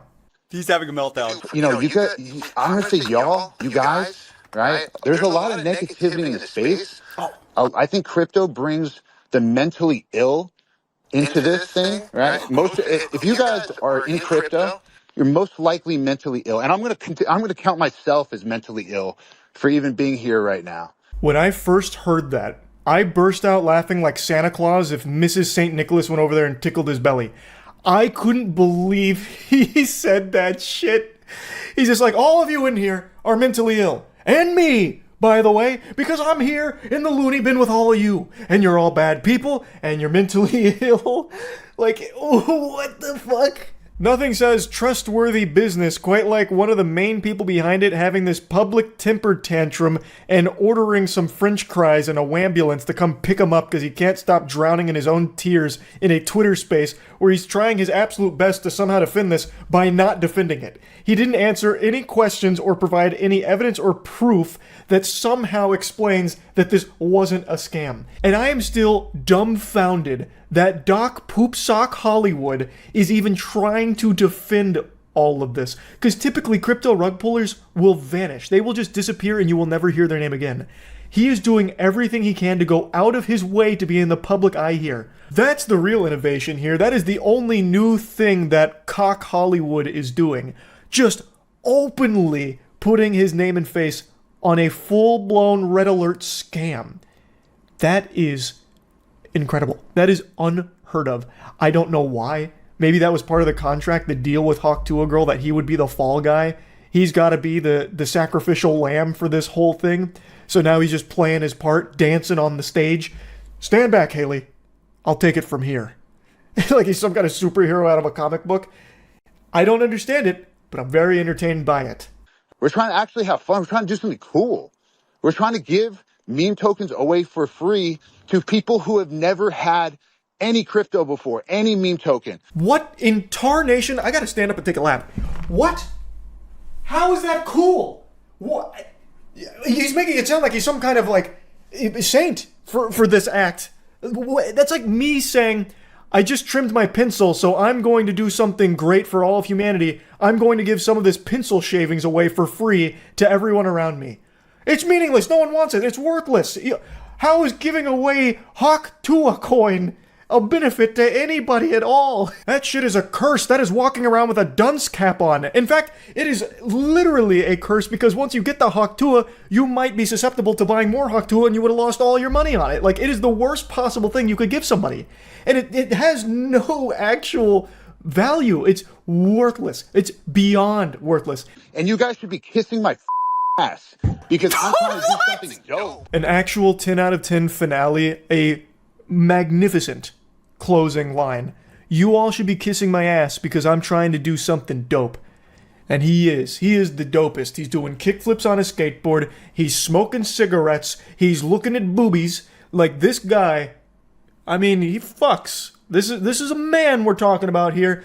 And at the end of the day, no one's really giving him enough thanks. Like, they're not giving him the flowers that he deserves. I love that. I love that perspective from him. Well, yeah, all of you lost your money on my meme coin scam token. Yeah, you all lost money. And not one of you thanked me for it. What's the deal with that? You're all bad people and you're mentally ill. Imagine some stranger walking up to you, punching you in the nose, stealing your wallet, and then wondering where his thanks is at. Why is no one slobbering on my meat for this huge scam that I just pulled off? Hello? Why am I hearing crickets? Doc Hollywood is clearly a big piece of shit, but man, his meltdown had me laughing. I just had to share it with you. Check out CoffeeZilla's video for a full breakdown on the scam in its entirety and everything about it. And yeah, that's really about it. See ya. Crypto scam! Did I scare you? I should have. Hopefully put the fear of God deep in your soul for that. Crypto scams are the main jump scare that people are falling for time and time again. It's more contagious than the cold at this point. It is happening every other week on the largest possible scale.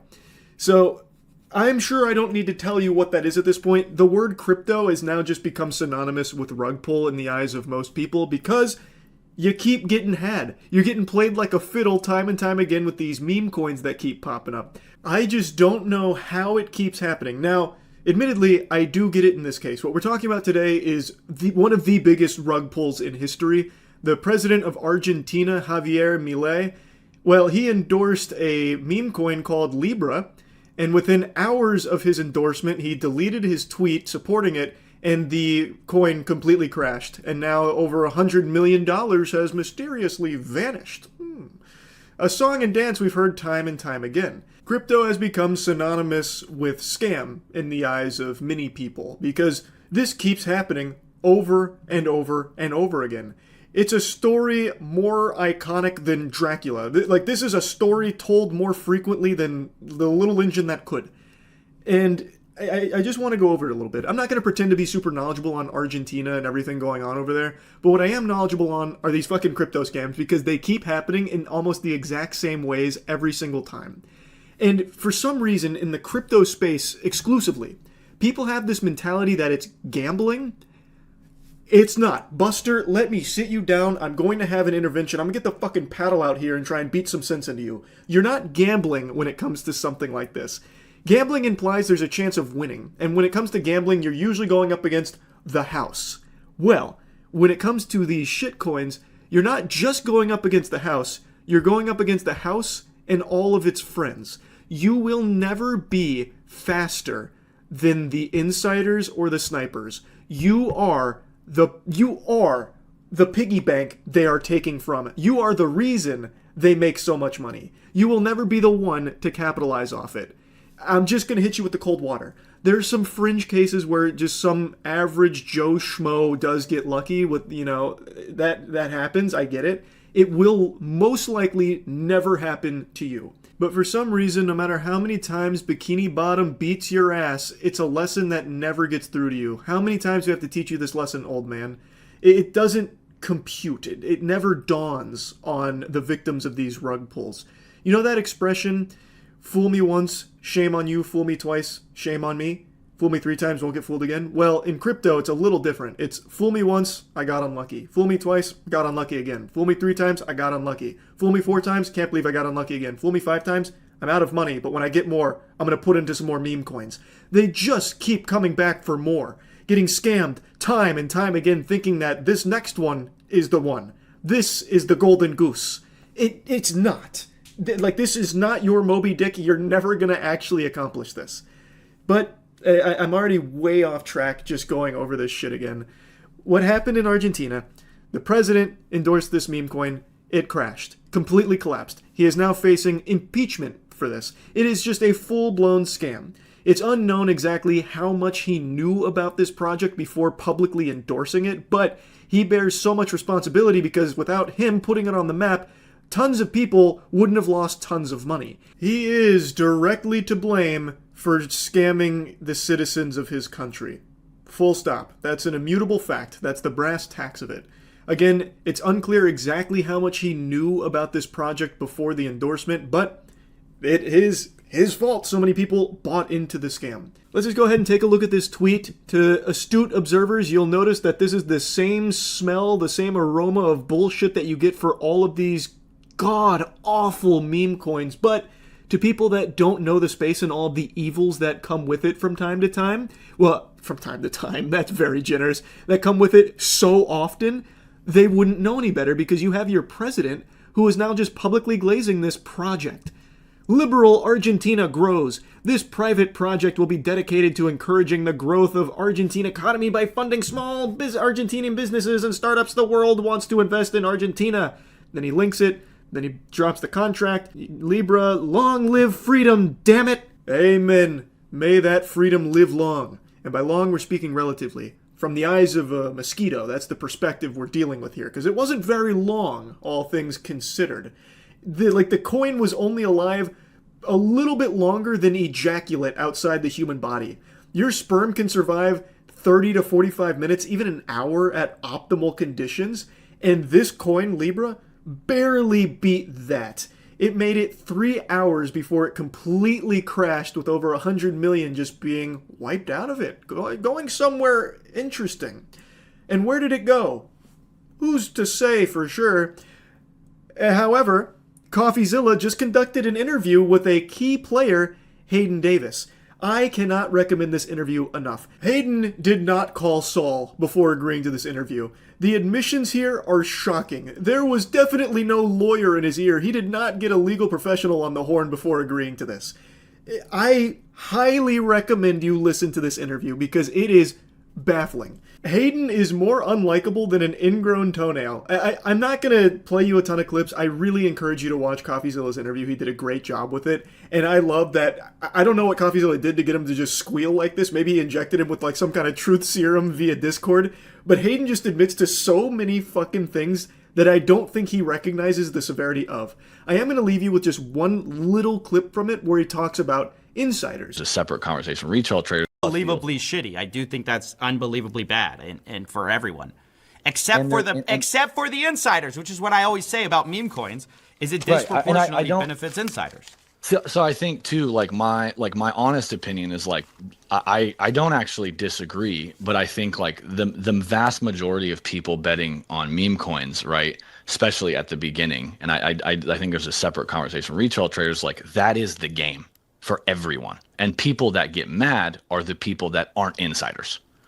That is what happens. That's all the bitching on socials is all the people that don't get into the deals. You'll never hear them bitch if they're in the deal. So it's like, what do you do then? You don't do anything. You don't launch the project. You're like, how do you make money then? Yeah, goofball, you don't launch the project. It's a fucking meme coin that was designed to just exploit people that aren't your insiders, that aren't in on the deal, which is the vast majority of fucking people, you unbelievable stupid buffoon. Yes, Hayden, you don't launch the project. Because there is no project. This was just a scam. Like, he openly admits to all of the insider accusations. Like, everything that they'd been accused of, Hayden just, like, openly confirms. He even talks about the $100 million. It's a fascinating look at the mind of a scammer. Like, a degenerate scammer. I'm going to drop one more clip here from the interview, just to really sell you on how juicy this is. You need to watch this. This absolute fucking stinky, putrid vermin confirms that he sniped his own coin. And here's what he had to say about it. The wallet which Dave got refunded by, which is, according to him, your personal funds, was linked to an Avalanche wallet which was funded like a sniper of Libra. So, but if you launch the coin, isn't it unfair for you to snipe the coin? So I would say no. And I would say that for a couple different reasons. Number one, a lot of the times when, and again, this is like, I mean, again, it's a much larger conversation, which is what I told you in text. But most of the time when I have different money in different places, obviously. But from the standpoint of sniping, most of the time when we're sniping, we're attempting to avoid other snipers getting in. My God, he deserves the Medal of Honor and the Purple Heart. Holy shit, even give him the Spelling Bee Championship. This guy is a saint. You see, when they're sniping their own coin, they're doing it from a place of nobility. Like, they're doing it from a place of looking out for the little guy. They're trying to help the rest of us by being so generous to snipe their own coin for their own financial gain. Man, this is eye-opening stuff, Hayden. It really is. It's so interesting. So definitely watch CoffeeZilla's video on it. I don't understand how he is not just immediately thrown in the slammer within minutes of him doing this interview and having it go live. It's crazy to me. That's the beauty of the crypto space, baby. That's the fairy tale magic right there. Long live the freedom to fuck you in the butt and face no repercussions for it. This has been happening time and time again, only accelerating in frequency recently with things like Pump.fun and then tons of celebrities coming out with their own meme coins that are all rugging. Like, it's just so fucking crazy. And I am 100% sure it will continue to happen because people still think that they're going to be the chosen one. They're going to be Goku here and they're going to have the Super Saiyan wherewithal to pull out at the perfect time. You won't, because you're not an insider. No matter how much you convince yourself you are not an insider on deals like this. Like, Dave Portnoy got insider information on this. He didn't buy, like, before it went live, at least not from what I've seen, though I did see him go on Twitter saying he bought fake Libra, and now he's trying to sell fake Libra. Like, I don't fucking understand at all what's going on there. But you're not Dave Portnoy. You're just a guy. And you saw the president of Argentina make the tweet. Just because it comes from the president doesn't mean he's not going to fuck your face. Like, it's crypto. It's all fair game because there are no consequences for rugging like this. It just, you don't see anyone get in trouble for it, and people have picked up on it, which is why so many celebrities, Hawk to a girl even, fucking Z-list celebrities are doing it now. So yeah, it's gonna keep happening. It's going to keep happening until people finally learn that they are never going to make money by being someone that just puts into this, thinking that they're smarter than the other sheep. They're going to be the ones that are going to be the beneficiary of the rug. You won't be, because you are not the insider. You are not the sniper. You're not in the deal, like Hayden says.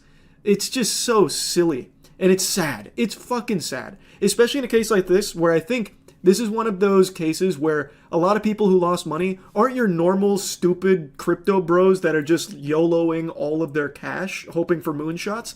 I really think there's a lot of people that believed so strongly in the president that they saw this enthusiasm for this project, all this glaze, and thought, okay, I'm in, only to get absolutely ruined for it. So I just had to talk about this a bit. That's really it. See ya. Last month, a group of scammers successfully stole $240 million from a single victim, but their success was short-lived. This group of dweebs lasted about as long as Concord did because within a month, they were caught and assets frozen, 2 of them already being indicted, and it's all thanks to Zach XBT. This is someone I've talked about before. This guy is like Jason Bourne. If he's on your tail, your goose is cooked. Zach XBT is a scammer's worst nightmare. Him and CoffeeZilla I have the utmost respect for. They do incredible work with holding these pieces of shit accountable and catching them. And Zach XBT spearheaded this crazy investigation where he got everything. Like, he has probably more information on these guys than their own parents do. He's probably got all their fucking report cards from 2nd grade till they graduated. It is wild. And there's also video footage of them committing the crime. These goobers got the biblical smackdown put on them by Zach here. And since there's video recording of this, we get to hear from them, and holy shit, you get to hear just how sad and pathetic these dweebs are. And Zach also got like some of their messages that they exchanged, and one guy tried to use all of the money he stole to get girls, and yet continued to get rejected by all of them, at least from what we can see. It is unbelievable how pathetic they are. Anyway, here's kind of like the general breakdown of what happened. On August 19th of 2024, they targeted a Genesis creditor by calling his Google support via spoof number to compromise the account, calling his Gemini support claiming the account is hacked, social engineered victim into resetting 2-factor and sending Gemini funds to a compromised wallet, and then got the victim to use AnyDesk to share screen and leaked private keys from the Bitcoin core. He then also has some of the messages they exchanged about all of it. Reading through their messages, you can see that it's pretty much all social engineering. This is what hacking actually looks like for the most part. Very rarely is there a case where it's someone with fucking 5 keyboards surrounding them that they're typing on, injecting some kind of worm and code into the mainframe to hack, like the way it's portrayed in the movies with like a turbo hacker man with sunglasses on typing away furiously. Usually it's someone just pretending like, oh yes, I'm Phil Cheeseburger on behalf of Microsoft support, you're compromised. That's usually how it goes. So like reading through it, what you can do is, please just take a picture of the last 4 of the private key. You can crop the rest out and just please take the picture for now. You don't have to send it anywhere. So like they're just giving lines that they can feed this guy to convince him to do what they need in order to steal his money. They're basically just choosing dialogue tree options in a Bethesda game to try and steal people's shit. No way. No fucking way. I see it, bro. It's on the blockchain. It's on the blockchain, bro. No fucking way, nigga. Oh my god! Oh my god! No fucking way. Yo! We're done! We're done! I'm passing out!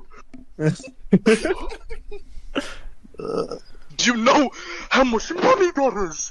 It's a quarter of a bill. Probably.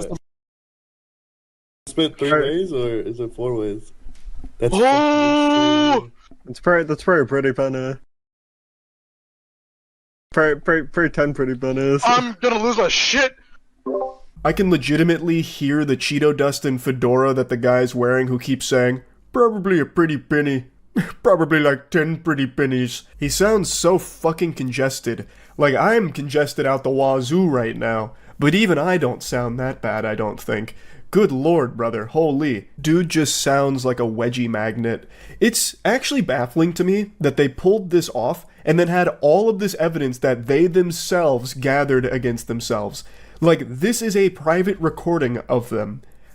You steal $240 million and you leave the biggest possible digital footprints. That's mind-boggling. Zach XBT claims that he has over an hour and a half of footage of these fucking goobers. There's also times where they slipped up revealing full names and other important information that Zach was able to gather. And the one I really want to focus on is Malone. Zach got some really good information on Malone because this guy loved to flaunt all of this shit.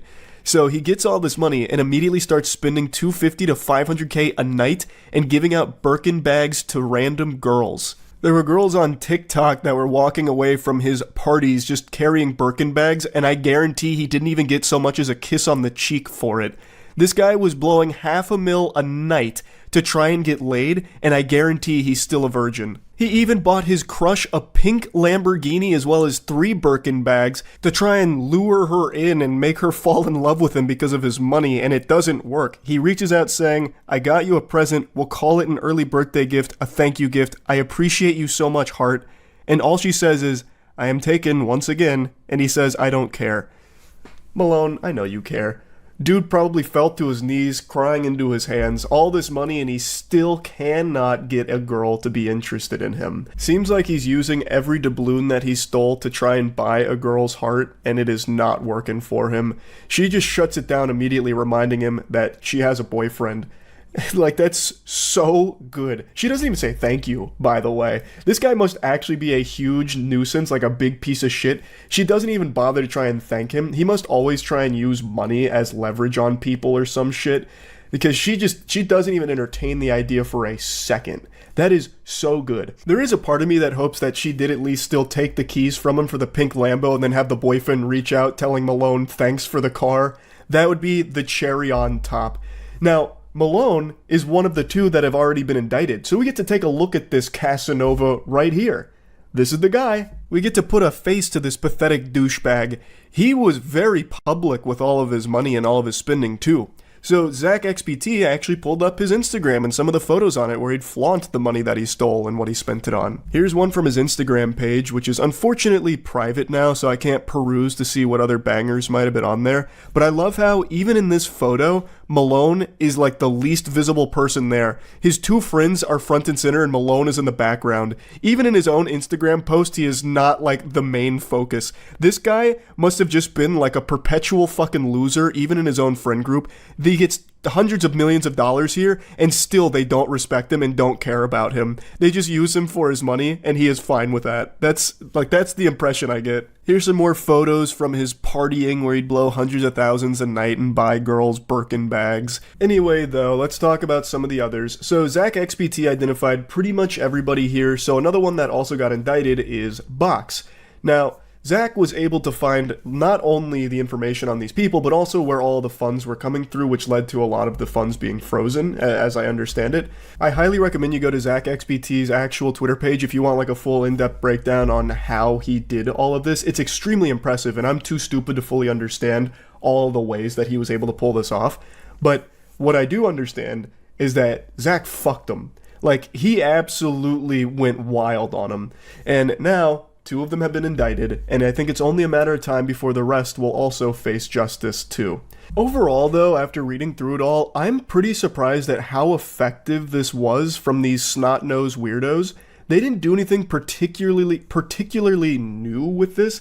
It seems like pretty standard by-the-book social engineering with the Google support phone call, that kind of shit. That's something people have done for years. The method by which they actually took the Bitcoin is pretty different. Like, I haven't seen that done before, but to actually get in the door through this social engineering method is something that has been done for so long. I am just kind of surprised that it still worked this well for them with someone that had that much money. You would think that they probably wouldn't fall for something like that, but what's been proven time and time again is that just because you have a lot of money doesn't mean that you're super fucking smart. So they got very lucky that their victim played along, even gave them screen control, and they took that money. And the victim is very lucky that Zach XBT was on the case to catch all the people here and maybe at some point even get the money back. But right now, the thing to celebrate is that Zach XBT has done an incredible job with this investigation, identifying all of the scammers here and getting them to face justice.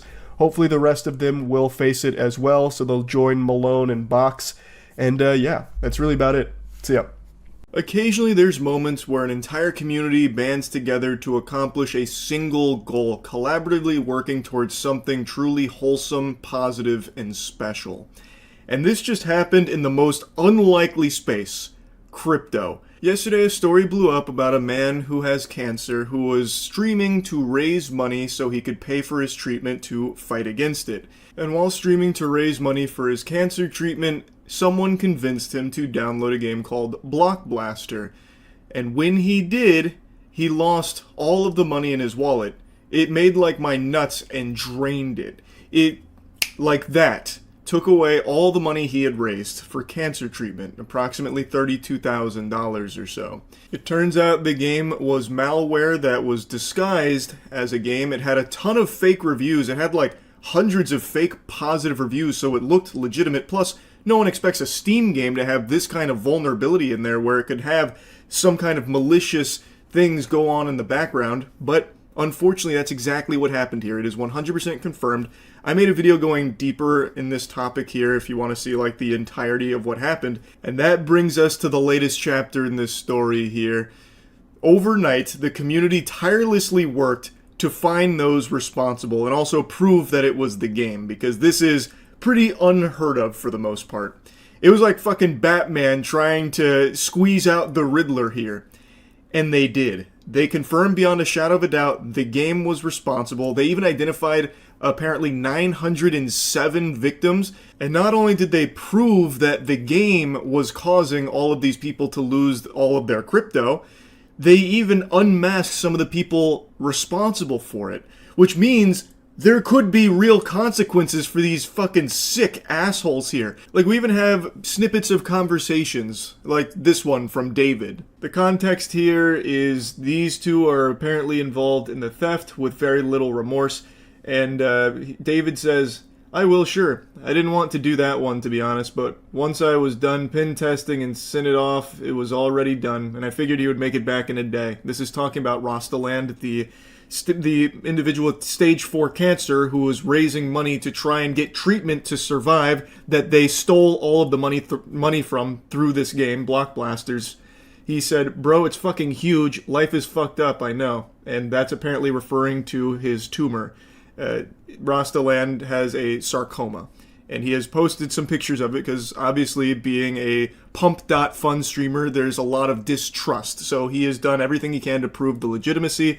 And like I said in the last video, it seems like everything there he is being honest about. Like, he is telling the truth. He's not faking cancer, I don't believe. So this is him talking about it. He even says, "Dog, I will send it back, but he literally will make it back in a few hours. I checked how much he already made back." And then the other guy said he already made it back, to be honest. This is one of a few suspects. Now, Zach XBT actually reached out to me to give me even more information about this case because it is crazy.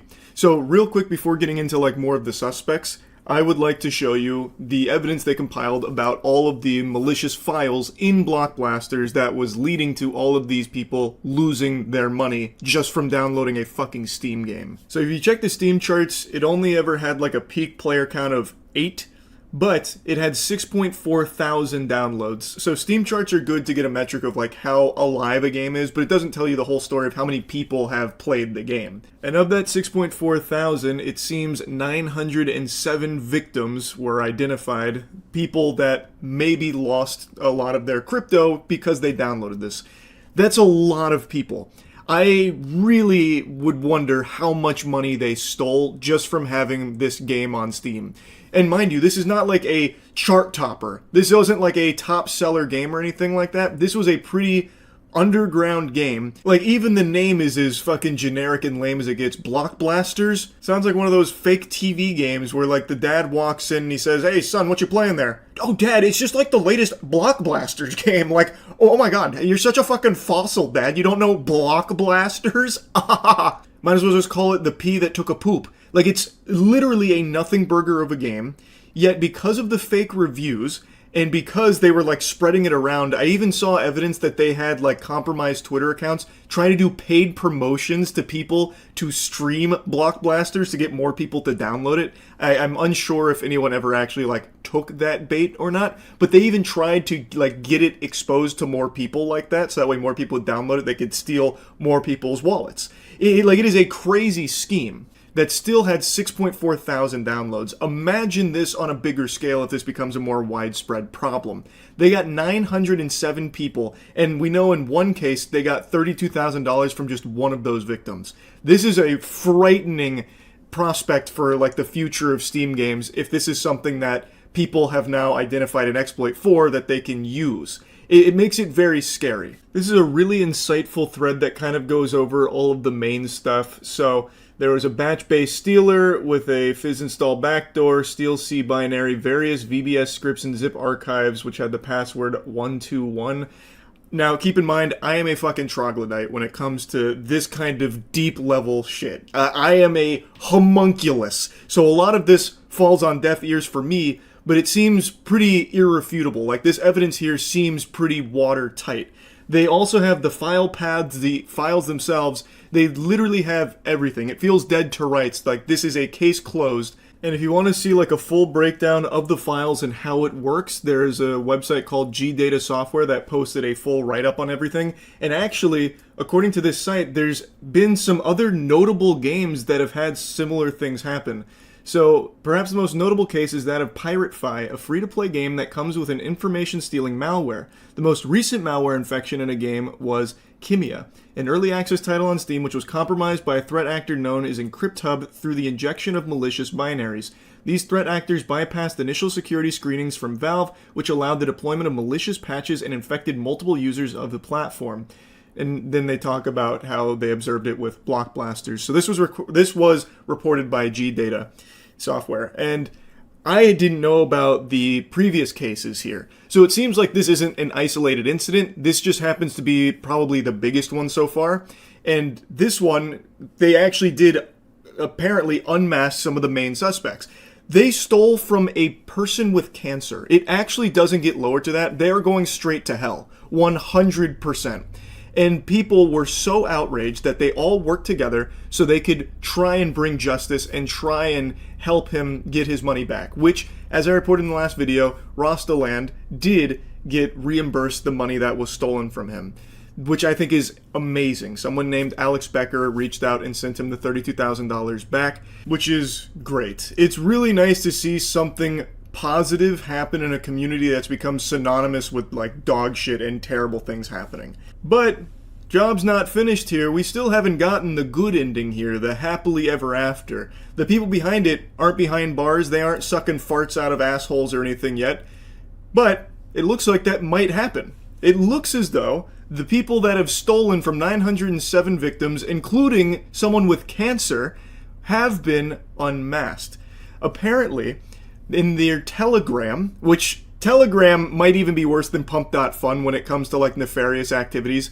I have never heard Telegram in a sentence that wasn't preceded by some of the most foul shit you've ever heard of. It feels like that platform is exclusively used by criminals. But real quick, here's a nice TLDR from VX Underground, who directly was involved in reporting on this, and it's been quite an adventure. So here's like a lore recap in case you got lost here. So Rostaland had his crypto wallet drained because he downloaded Block Blasters, he has stage 4 cancer, and he was targeted specifically for the cancer treatment money. He lost $32,000. Alex Becker donated $30,000 to him. People came together, they found the drainer infrastructure, pulled all the victim data from it. They will be notifying the victims, the malware has been flagged. And then even more people came together, they found their info from Telegram IDs, and then found their info from their Steam IDs. So now that you're caught up, how they got the info on the main suspects is one of them had joined a Telegram that they were alerted to, and it turns out it was actually hard-coded with some signatures. They then had the names, and they were able to cross-reference that with things like Steam IDs, and they were pretty much able to pull the fucking Scooby-Doo mask off of these villains here. This post kind of lays it out step by step since a lot of people were very curious. So the shitty malware sent all the stolen data to a telegram the scammers made. We connected to the Telegram channel using the same credentials that were inside of the shitty malware. Inside the channel was the scammers. We got their Telegram IDs, and then from there, they cross-referenced with like public-facing chat rooms, stuff like that, and they were able to just start connecting all of these dots and finding the main suspects. And the main one that's been getting clowned on is this guy, Valentine. Now, Valentine has gone dark. He is fucking going off the grid. He is moving himself into the back rooms right now. He's deleted all of his socials that I can find. Apparently, even his girlfriend has done the same. That I haven't confirmed myself. I haven't gone to like any of her pages or anything. But Valentine likes to think of himself as an influencer. So there are tons of posts with him flexing very expensive things, seemingly off the back of stealing so much money from so many victims through his malware block blasters on Steam. Now again, it's not like he did this alone. He wasn't the solo person responsible here, but he is one of a handful of suspects. He is kind of becoming the poster for it, though, the mascot, because he's such an insufferable douchebag, apparently. What a nice guy. When he's not stealing money from cancer patients, he loves hanging out with his girlfriend and doing cringe TikTok dances together. Look at how cool this guy is. This really was an extremely thorough and just crazy investigation the community banded together to conduct here, all for the sake of bringing down these fucking vile worms responsible for stealing money from over 900 people, including, of course, Rostaland. That was really the spark that ignited this. And VX Underground gave a list of like the most notable people who worked this, so you can see like the credits here. Huge hats off to all of them for their work on this, because if there can actually be like some justice here, not only with, of course, Rostaland getting the money back, that's amazing, but also the people that did this being held responsible and facing real punishment for it, that would be amazing. Now, apparently a lot more information was uncovered about the individuals seemingly behind this, but this is all I'll share publicly here. Apparently the people that conducted this investigation have already turned over all of their findings to authorities. So, there is a very real chance that these people will not get away with this. That's amazing. That's fucking incredible, because in crypto, there's a rug pull every minute. There's a scam every second. There's always someone losing their money in tragic ways in the crypto space, and very rarely does that go punished. And in this case, I thought for sure that was going to be the same song and dance here, where they just delist the game and vanish.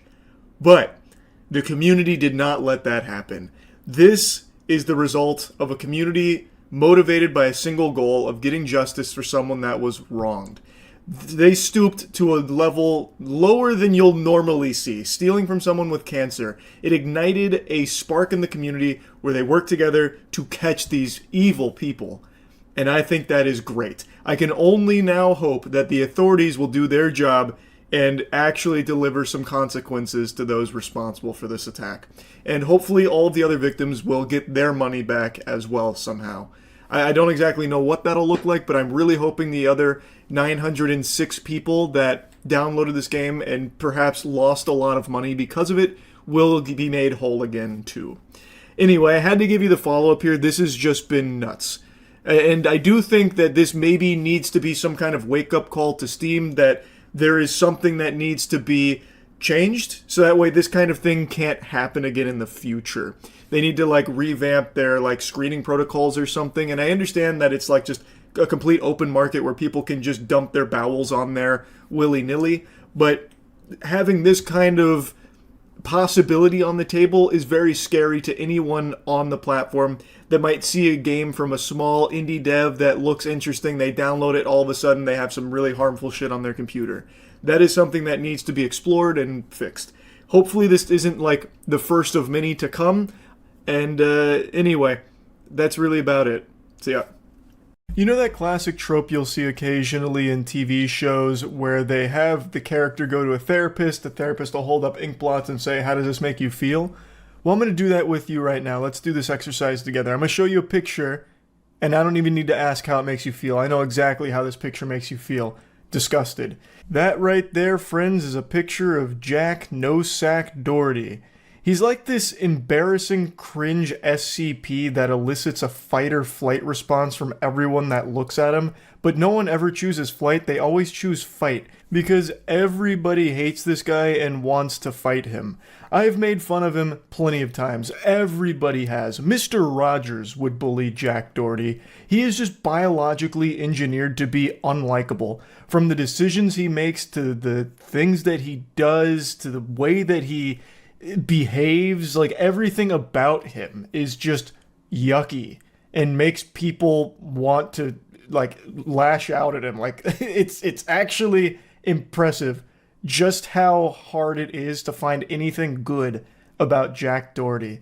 So I've covered him even recently where he crashed his McLaren and his friend was bleeding. He's like, oh man, like, can you start filming me? Oh, my McLaren. It's that guy. And I covered him previously when he would go around harassing people and then hiding behind his bodyguards when they tried to fight him for it. He is just a menace.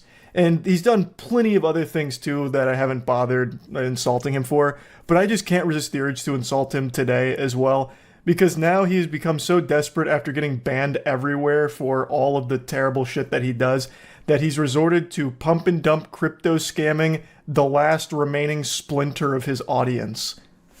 Any news on Jack Doherty? Yeah, he just did a rug pull today. Or last night. He got in on that pump.fun rug pull. He couldn't resist the forbidden fruit. It was, I think he deleted a lot of it. Oh, let me pull it up. He's streaming on a super obscure site called Party 2. I just heard about Party. The reason I heard about it is because it apparently just launched recently and it's already filled with porn. I don't know if he streamed this. I don't think he streamed this on Party. I think this was on just straight up Twitter. Yeah. Where's Party? It's already there. It's already on. And press. Alright, you know. Going about it by. Let's see. Anyone that gets it right, guys, I'm gonna be sending your soul to you guys. If you guys want some soul, I'm gonna be sending some soul to y'all. It's crazy how I can click anywhere in this 23 minute stream, holy. And I thought I barely streamed. Oh my. But it's crazy how I can click anywhere in this 23-minute stream and just hit a place where he is scamming. Just a random spot. Yeah, here it is. He eventually buys McLaren. Because of his McLaren crash, he's leaning into it. So he keeps talking about buying the McLaren coin on Pump Fun. All that Solana. Oh boy. And eventually just in stream without saying anything. It doesn't even look like he made much money from the rug either. Like, if you just look at the graph, it doesn't seem like he even made off with it, like, any money. Was it that initial pump and dump? That's what I couldn't tell. I think so. Like, it must have been. I'm pretty sure his friends made it in the background, so he was stalling for time, which is what the Reddit speculates as well. But it just doesn't seem like he even made much from it. He's just that desperate. And also, very few people even bothered playing ball with it, but everyone who did deserve to get scammed. If you're putting money into a Jack Doherty fucking meme coin on pump.fun, you just shouldn't have access to your money. You need a guardian. You need someone that handles it for you and shuts down your bad ideas. If I needed money to pay bills, would it be okay to pump and dump, or is it illegal? That's the craziest. I don't know if you're memeing or not, but the craziest thing is the TikTok fucking broccoli hair 9-year-olds, like, all of them are getting fed pump and dumps. And a lot of them think that that's like a totally normal thing to do and not bad. It's not regulated, but it's not legal. It is still illegal. It's fraudulent. It's scamming. It is still illegal, but no one's going to get punished for it. But since it's not regulated, you're not going to see Jack Doherty get taken away in handcuffs. It's fucked because kids thinking it's a way of life. They should be worried about toys. Yeah, like the 13-year-old that rugged 3 times in a day for 50 grand. Oh, God. It's sad. It's actually sad. I'm sure he's going to do more of these, too. I just have a hunch he's going to keep doing this, because it is like an infinite money glitch right now. It seems like everyone who makes a pump.fun coin is getting tons of suckers to immediately buy in, hoping that they're there early enough for when it graduates and they make like a fat bag off it. But it's just not going to happen. It is just not going to happen. You have better odds in the lottery. But I know there are a lot of people who have already made tons of money from it. Just like there's people that have made tons of money from the lottery. It's just not going to be you. Pump and dumping crypto is a moral good because it scams crypto bros. It's your civic duty and also funny. Wow. Checkmate, actually. I was going to try and have an argument against you, but you're right. The only people on pump.fun are actually the people who deserve to get scammed. You're cooking. Wait a minute. You just fucking flambéed that. There's mathematically better odds at beating a pump and dump than winning lotto casinos. I think you do have slightly higher odds, but you have to also calculate that everyone on pump.fun is scamming. They are rug pulls. So you are not in on when that's coming. So you still have to get absurdly lucky, which is why it's still statistically very unlikely that anyone that's outside of the scammer's ring makes money off of the pump.fun rugs. Why can't they just keep the coin going and take a bit out here and there instead of rug pulling? I feel like it's long term more profitable. Scamming seems so dumb. That was so innocent. That was like a kid asking, why do people do bad things? The reason you rug it is because there is no long term with a pump.fun shitcoin. It is designed to be rugged. They don't have a use. It's there to pump and then take your money out so people are left holding the bag. You can't take little bits and pieces out because then you risk not being the benefactor. It is actually, from a design perspective, there to fail, and you calculate the fail. It's so degenerate. Is Jack gonna get jumped soon? I doubt it, man. Anyone that bought into the pump.fun probably had their parents' permission to do it. If they wanted to jump Jack, they'd have to talk to their dad to have him drive over there. Otherwise, they have to roll up on the green machine. They claim Pump prevents rugs by making sure all created tokens are safe. Each coin on Pump is a fair launch with no pre-sale and no Yeah, I saw. That's just to cover their own ass legally. Pump.fun is making so much money, they're going to be in the crosshairs of regulators or investigators or something down the line. So they're just doing all they can to legally cover themselves, but the site is literally made for rug pulls. That's the whole point. It's going to give birth to a whole new generation of highly skilled and experienced scammers. Nope. No, it is not. Like that 13-year-old with the huge rug pull the other day for Quant. He didn't do anything technically impressive. On the site, on pump.fun, I don't want to pull up the site. The site is so fucking degenerate. But on the site, there's something that just says start coin. You click start coin and you can just make your shit token. He didn't do anything besides just click make coin using whatever fucking protocol is native there. I have no idea.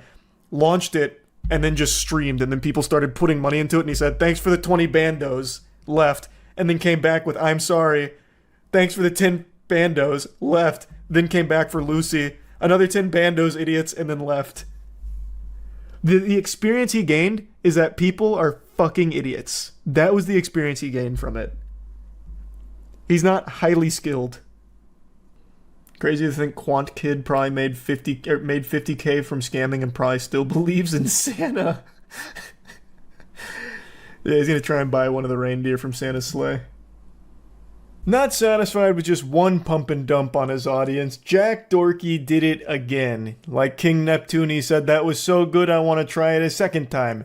So he apparently did another stream on Twitter where he rugged another coin. I can't find that broadcast, so I only have this screenshot to go off of, but you can still see the tweets that he was posting about it before going live.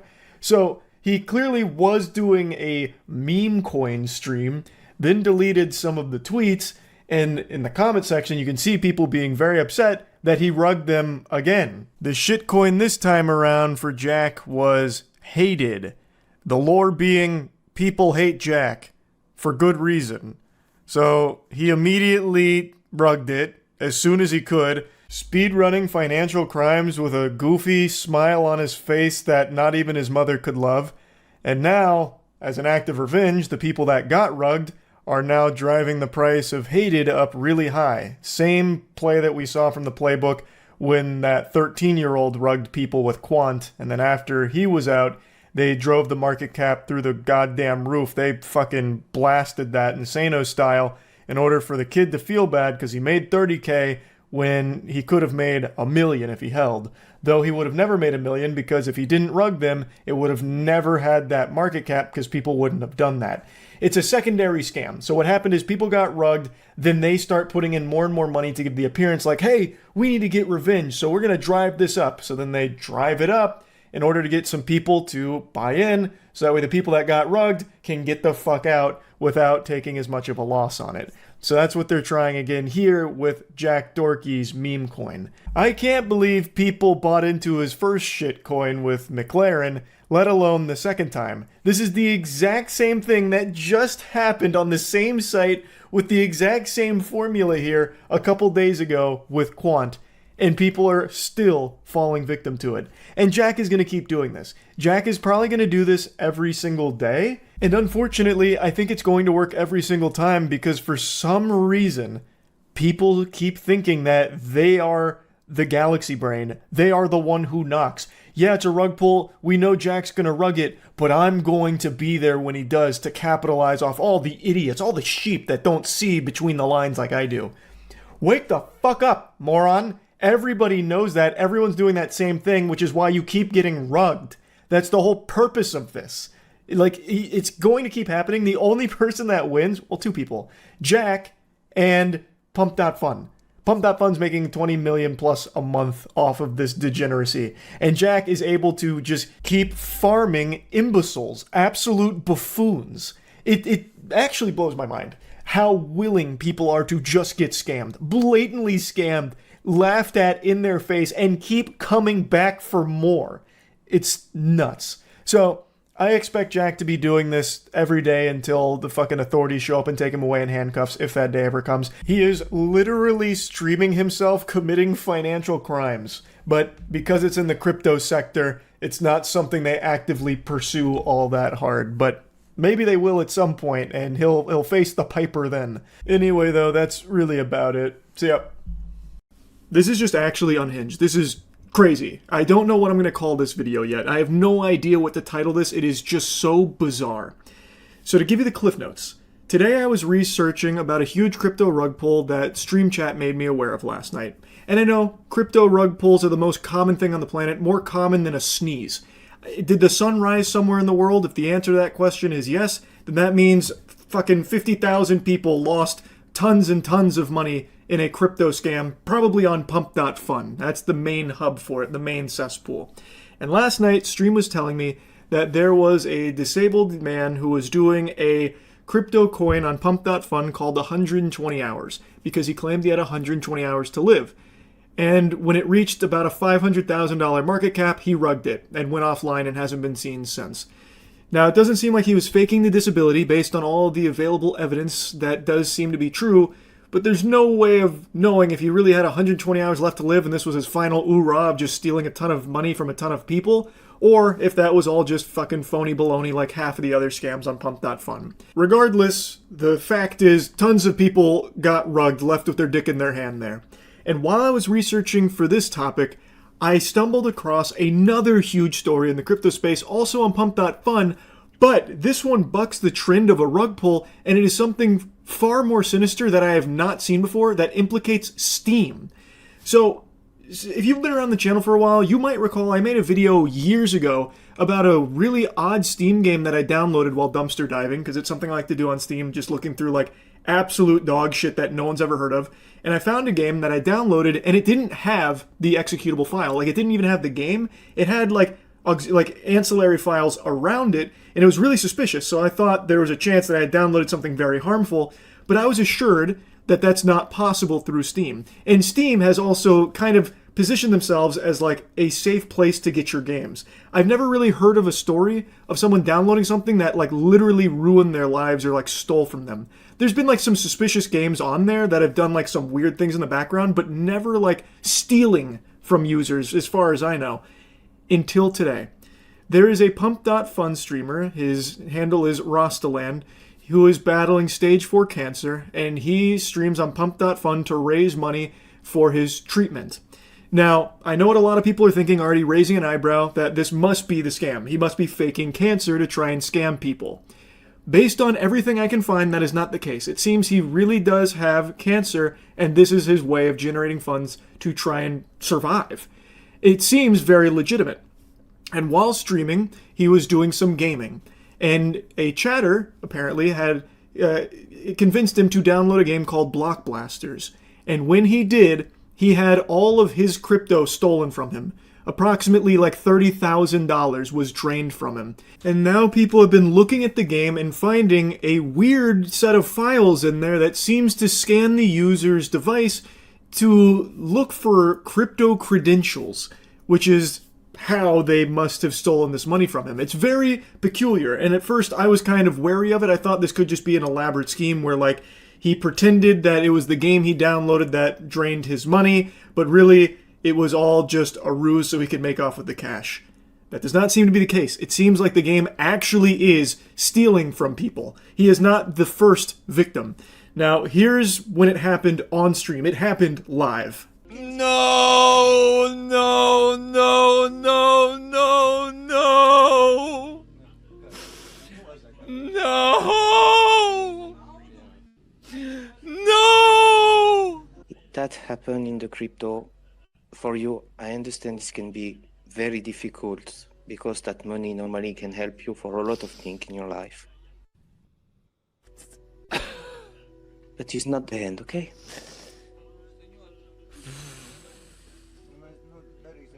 You're such a brave person. I'm broken. No. I'm sorry, guys. That is brutal. Now, there is no one more harsh of a critic on Pump.Fun than me.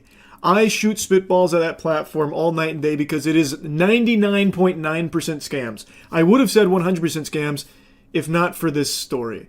I really think that this is real. He's provided like receipts. He has proven that he is not faking the cancer diagnosis or anything like that. And when it comes to like the money being stolen here, it seems like it really did get stolen by this game. I don't think he has any involvement with the game. And someone I trust more than anybody else in the crypto space when it comes to scams, Zach XBT, has made a post about this, seemingly confirming that the Steam game is the culprit that stole this money from him as well as others. So Zach XBT kind of coming in here really solidified this to me as like a legitimate, like the real deal. That's fucking terrifying. I truly didn't think Steam games could have this kind of vulnerability. I've made jokes in the past about like a terrible game being a crypto miner, and apparently there are actually some games that do kind of do that to a certain extent, but I've never seen something to this level. This is a huge security like flaw, a huge danger on the platform. As someone who buys games that have like 0 reviews and 0 players, sometimes I am literally the first one to play a game that no one's ever heard of, planting my flag on the moon. This makes me really afraid of like what these games could have in there as like, you know, running in the background that I don't know about. It makes me afraid of my own Steam library and hesitant to like go dumpster diving through Steam new releases again, just out of the fear that it could have some dangerous files attached in there somewhere. Now, I do really want to mention this here before diving back into the Steam component. The community banded together to try and make Rostaland whole again, so someone named Alex Becker sent him $32,500 to cover what was stolen from him, and it's extremely wholesome. Everyone banded together to try and show support and try and help him out after something so devastating happened to him. And here's a post Rostaland made thanking him for it. That's super great. I'm really happy he was able to get the equivalent amount back The scammers made off with the $32,000, and I imagine block blasters will be delisted. Nothing will happen to them, I'm sure. Very rarely do crypto crimes get punished, it seems. But I'm very happy that Rostaland was able to get that money back, that amount of money back. I am still just kind of stunned that this kind of thing can happen with a Steam game. And I know some of the games through Steam are vulnerable. Like, I remember Dark Souls had an exploit where hackers could literally remote access your computer through the multiplayer. Like, I know that kind of stuff exists. Same thing happened with Call of Duty even somewhat recently. Like, I know those vulnerabilities can exist, but this is the first I've heard of just downloading a game leading to just having your credentials stolen because of something that runs in the background on that, in that folder. I feel like this has to be something new that wasn't possible years ago, because if it was, if this has always been something that developers could do on Steam, I'm very surprised that it wouldn't have happened sooner, especially with like the crypto booms a few years ago with like NFTs and all that shit. I'm really surprised that this is the first time I've heard of it happening. Like, I feel like it's got to be some kind of new vulnerability that they're exploiting. But I have no idea. It's just pretty concerning. I wanted to put it on your radar. Crazy shit across the board. I am very happy, though, that he did get that money back. Because, like I said, it does seem like that is real. It does seem like he's not making any of that up. So, yeah, pretty wild stuff. Anyway, that's about it. See ya. Why do I look like a Tony Hawk American Wasteland character? Well, it's because when we were doing our Twilight movie marathon like a year ago, a buddy of mine named Ridley had this shirt and he gave it to me and I thought it was cool. And then today, a friend of mine let me have this Shadow the Hedgehog chain. And I thought the two of these together was one of the most diabolical fits I could put together, so that's why I'm in this ensemble. But it's also like perfectly matching today's video because the vibe is right on the money for crypto bro degeneracy. So the big story today is about the 13-year-old that rugged people with his quant shitcoin. CoffeeZilla posted a video going in depth on it into the nitty gritty. I'm here just to point and laugh at the whole thing. So if you want like actual smart discussion on it, definitely check out Voidzilla for his coverage. Meme coins, Gen Z in particular has gotten interested with one called Gen Z Quant rug pulling a token recently, and well, it kind of went viral for all the wrong reasons. Well, oh, it was nuked. Why is it nuked? No way. Oh. Holy holy You full clip. holy thanks for the 20 bandos. Imagine being a grown-ass adult and putting your hard-earned cash into a meme coin called Gen Z Quant that is made by an actual toddler, a milk-drinking, pudding-eating, fidget-spinning baby, and then being surprised that you lost money on it. Even if he didn't blatantly rug you and spit in your face laughing at you for being a deplorable idiot, you still should have never treated that as some kind of Galaxy Brain investment. That was always going to just be a donation to Chuck E. Cheese troop. That is the stupidest shit ever. Now, I know crypto's blowing up huge again. Trust me, I'm well aware of that. But this is not how you get ahead of the curve.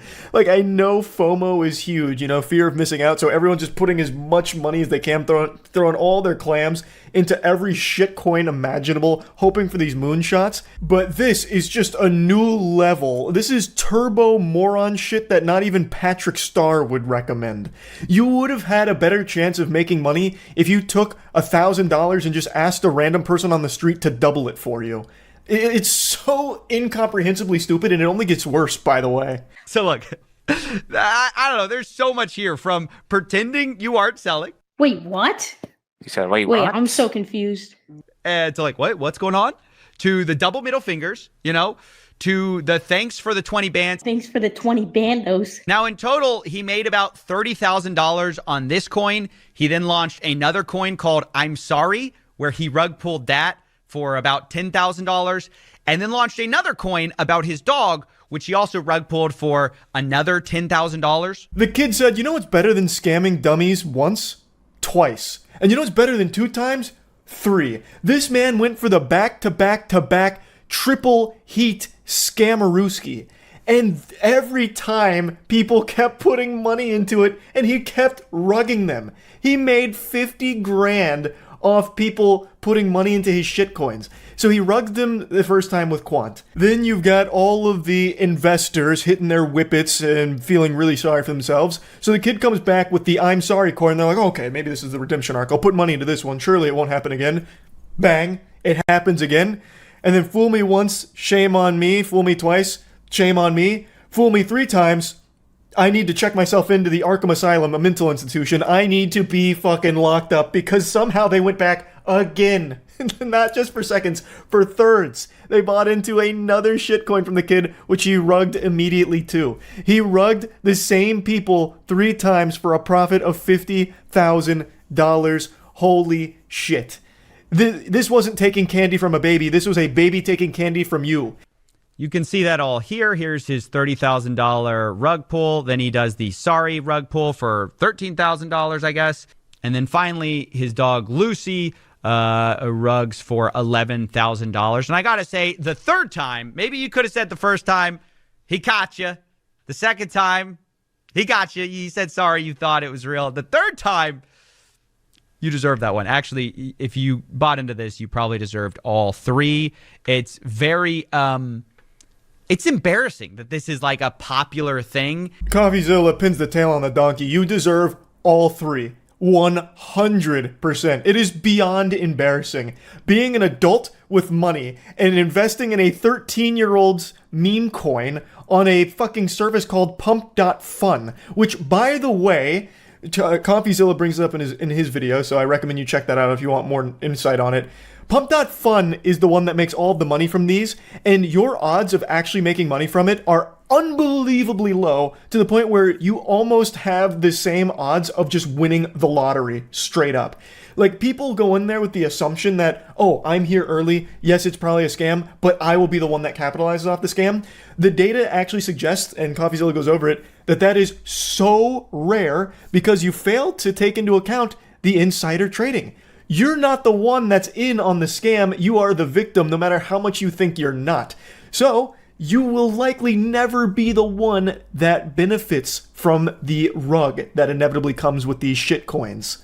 Now, the story is still not over because the kid that created Quant, well, it actually didn't die with the rug pull. You see, some of the people that put money into it were so salty that they decided to run it up, and they brought the market cap to a crazy number. I don't remember exactly what the number is, but they drove the value through the fucking roof. Tens of millions of dollars of market cap. The kid's supply, they say, would have supposedly been worth, like $2 million or $1.2 million. You can see that here. His original holdings worth $1.28 million. And then they doxed the kid, which, is really bad. But I think it's funny. Like, people are like, ooh, we got you because you rugged us and then we made it worth a lot of money. But you would have never done that if he didn't rug pull you. I don't know. It's just so, it doesn't make any sense. And honestly, it sounds like cope from people who are trying to do a secondary scam where they got scammed and then they need people to buy in so they can get out of the token. Apparently the logic was they wanted to make the kid feel bad, like, you got 30 grand, but your supply could have actually been worth millions, That was the thought process there, like, make him feel like a fucking idiot for it. Not us, the adults that got scammed by a 13-year-old. But as CoffeeZilla said, it really feels like the reason they did that is because they lost that money, they got upset about it, so then they pumped it themselves in order to get other people to buy into it so they could get out. So that way they could get their money back from the scam.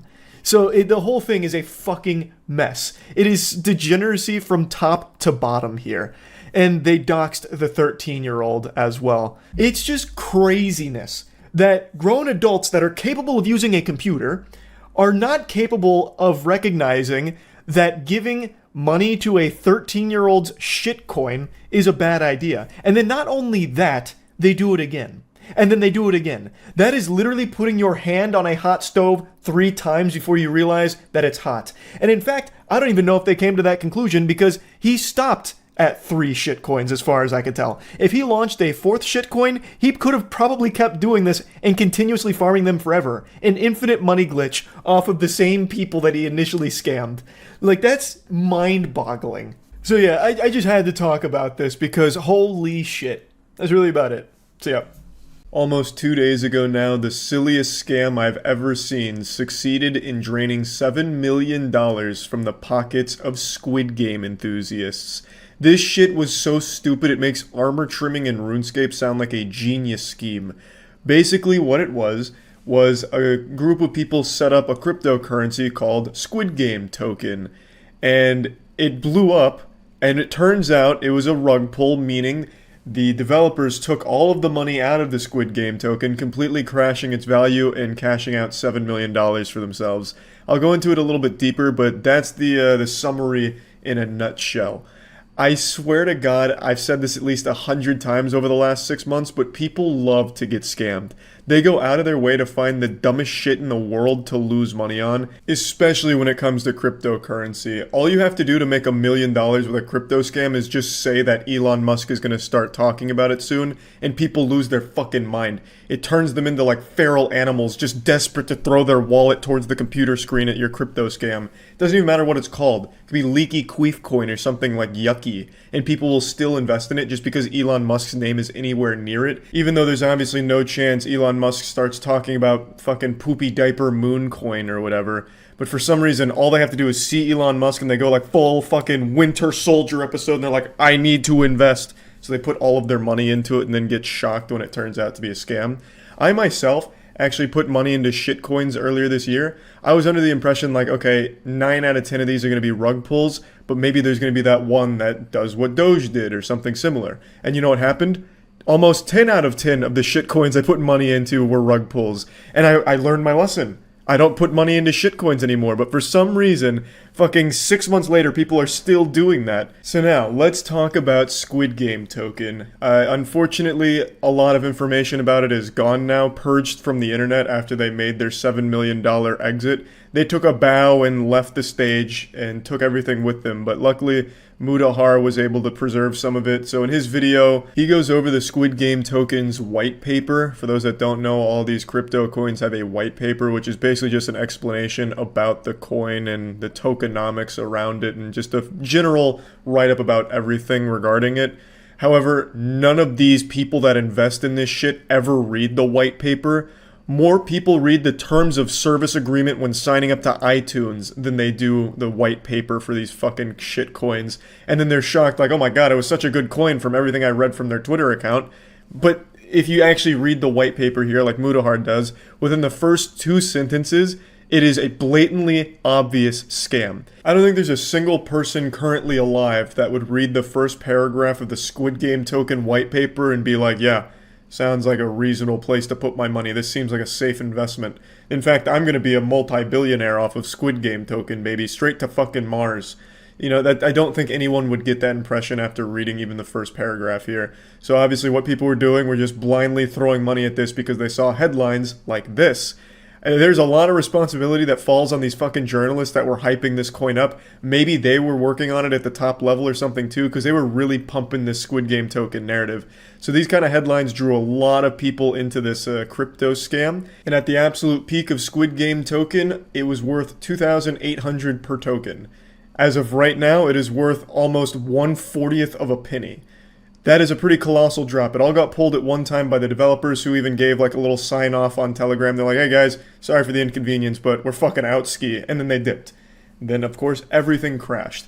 Now, if anyone did even like a single second worth of research, like even just looking at the white paper, they wouldn't have put money into it, but no one bothers. But I think the wackiest part about this whole thing is the Squid Game token team was very open about it being a scam. They weren't really hiding anything.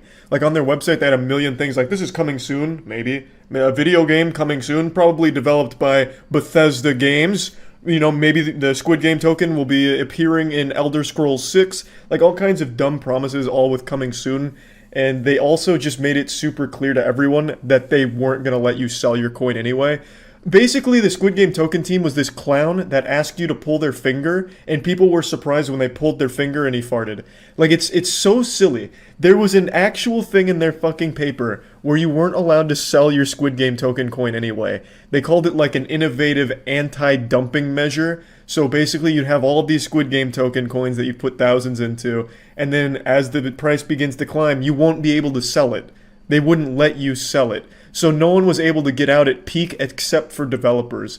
Now, from my understanding, you could sell like little bits of Squid Game token throughout the climb, but you couldn't actually sell the bulk of it at peak, which makes it completely worthless when it hits the peak if you can't fucking sell. So basically people were just giving Squid Game token devs money for free. They were just collecting donations. And none of that was hidden. No one had to go into like the fucking source code and jack into the mainframe to find this information. It was right there in their fucking paper. All of that was right there at your fingertips. You just had to look for like 2 seconds. They had a literal no selling Squid Game token policy. Now, obviously, the reason they didn't want anyone selling their Squid Game tokens is because when people sell, price starts to drop, so then you have a fluctuating price. But if no one's allowed to sell, if it's completely forbidden, the price is only going to go up, which increases hype and increases the amount of money the developers can take at the end, which is exactly what happened. This is truly one of those situations where if you lost money on the Squid Game token, you completely deserve it and should take a very hard look in the mirror. There is no reason why anyone should have put even a single dollar into this project. Even just conceptually, it's a stupid fucking idea. It is a Squid Game token that's unaffiliated with the Squid Game. And if you take a look at what Squid Game is actually about, then this whole situation makes a whole lot of sense. From the get-go, this is a dumb idea. And for some reason, people lost a lot of money. I was reading a story about a man in Shanghai who put his entire life savings into this crypto scam. All of it. He threw all of it into Squid Game token. He did no research of his own. He read those fucking headlines from those scumbag journalists who probably don't even know how to use a fucking computer in the first place. And he bought into the hype. He said that Squid Game's very popular, so its coin must be popular. He assumed that they were affiliated, I guess. And then he mentioned the fear of missing out, which is what drives all of these absolutely outrageous, dumb dog shit, stupid fucking crypto scams. The fear of missing out. Like I said a million times now, people go out of their way to get scammed. Do you remember that time where Elon Musk's Twitter account got hacked and he said, send me Bitcoin and I'll double it? And then people ended up sending like $1 million something worth of Bitcoin to that address expecting to get double back? People literally just turn their brains off these days when they see cryptocurrency, or just even in general when it comes to scam.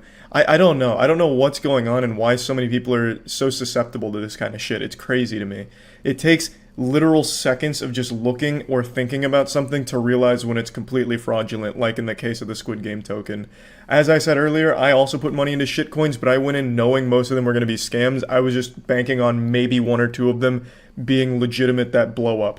But not even that happened. So I learned my lesson. For some reason, people still aren't learning theirs when it comes to this space. But anyway, just wanted to share this new giant scam with all of you, and yeah, that's about it. See ya. What's up, everybody? It's Critical. I'm playing Omegle. Let's do this shit. Now, I know this is not really a game, but I made a game out of it. The objective is to be as polite as possible and still have the other person leave. We have made contact. Alright, now I want to sound nice, formal, and normal. Greetings. You see, I think that's a good way to spark a nice, sophisticated conversation with someone that you're meeting for the first time. Now let's see what this stranger is all about. Let's see what they're up to. So they're super horny and looking to be wet, needs assistance. I believe I saw an ad in the newspaper not long ago similar to what the stranger just said. Well, you have ventured into the proper territory. This is my realm of expertise. Seldomly am I not wetting myself, so I believe I can help. I believe I can be of some use. Well, hello, Jenny. My name is Torvalds. Oh, she's gonna see through that like a soiled diaper. I've gotta add some clarification. Fuck, I am really gonna need some concrete evidence to support my chosen alias. Otherwise, Jenny will know Torvalds is not my real name. Either that or she'll think I'm some type of foreign cereal. Torvalds, taste the titties with every bite. I think this might be hook, line, and sinker. She's typing. Maybe she thinks I'm Torvalds. Gabby. Another girl. So it's a threesome now. All those bumper stickers were right. Threesomes can happen anywhere at any time. Luckily, I am prepared for just such an occasion. I have strategically placed sea sponges on my body. Sometimes I'll even use sea urchin if the price is right. But the one sea critter I will never use for a threesome is a sea star. Those bitches have got the most mal-lubricated, rough underbelly in existence. And then they also have these weird ass cheeks that are extremely spiky, that jab into your skin if you try and wear them. Then their fucking exoskeleton is harder than steel, so if you try and equip the sea stars for a threesome, it'll be like sex with a garage door. Ginny is sexually deprived? Now that is just an absolute bowl of stir-fried shit. That, you see, that's just ridiculous. People just don't understand how important reproduction truly is. First I'm gonna let her know how important it is to make her aware. Once she's aware, then she'll be pulling on my pubic hair. Alright, she is typing. Ginny's probably gonna tell me something really scientific, like if you piss into a beaker of sulfur, it's gonna smell rancid. Been around 10 minutes, I don't think Ginny is typing, I think she left. Alright, fuck it. There is no way Ginny is typing something for this long. Ginny has won this round. Alright, stranger is typing ASL.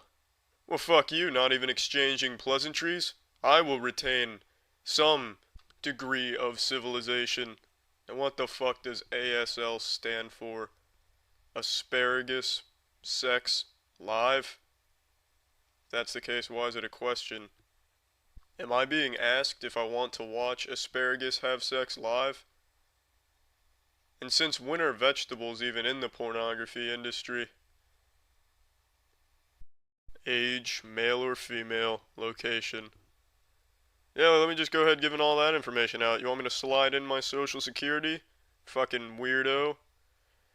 I mean, there's no reason for me to just go handing out my portfolio of human shit. Alright, I've got to continue to be polite, though. Maintaining polite integrity is the key. Alright, there we go. Now the conversation can progress. Alright. They are not typing, so they are probably digesting the information. I won! I won a round. Alright, here we go, here we go, here we go. Horny female. Small world, I was just talking to a horny female not too long ago. You are talking to the right man. Alright, Miss Horny, it is your turn to type. I'll bet she's pressing the keys on her keyboard with her nipples because she is that horny. Hello, do you have a... fuck is that? Is that like an ancient cave painting? Or does that say Volvo, maybe? Is she asking if I drive a Volvo?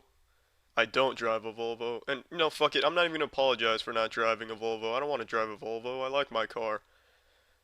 There. Hopefully I deciphered that fucking enigma. Alright, she's typing. Alright. Waiting for her to respond. Do you like to talk dirty? Do I like to talk dirty? Is that even a question? That's like asking a telephone if it likes ears. Let me show her just how dirty I like to talk. You are now entering the dirty zone. Fuck, I spelled separate wrong. There we go. Alright, here we go. She has just opened the Pandora's box of dirty. There it is. Is that dirty enough? Does that meet the dirty criteria? She hasn't even started typing yet. Perhaps it was too dirty. I think they bit off more than they could chew. Alright, it's been about 8 minutes and they haven't even started typing yet, so I'm going to go ahead and assume they left, which means I have won the match. Well, that's the end of this video. Remember to rate the video, comment the video, and subscribe if you want to see videos similar to this one. See ya. Yahoo Answers is a name that'll put a smile on the face of anyone who's been on the internet for a long time. Yahoo Answers is said to have existed before the internet was even created. Shit. Some speculate Yahoo Answers existed before the fucking Big Bang. Just to bring you up to speed on the lore, in case you don't know, it was a site that was used for people to ask questions and have the questions answered by members of the Yahoo community. I know hearing Yahoo and community in the same sentence is shocking because that kind of thing doesn't fucking exist anymore. I can't believe the website is still even up. But for a while, it was a very, very popular site, one of the most popular on the internet. So by having a forums where people could ask questions and have them answered, it was really popular.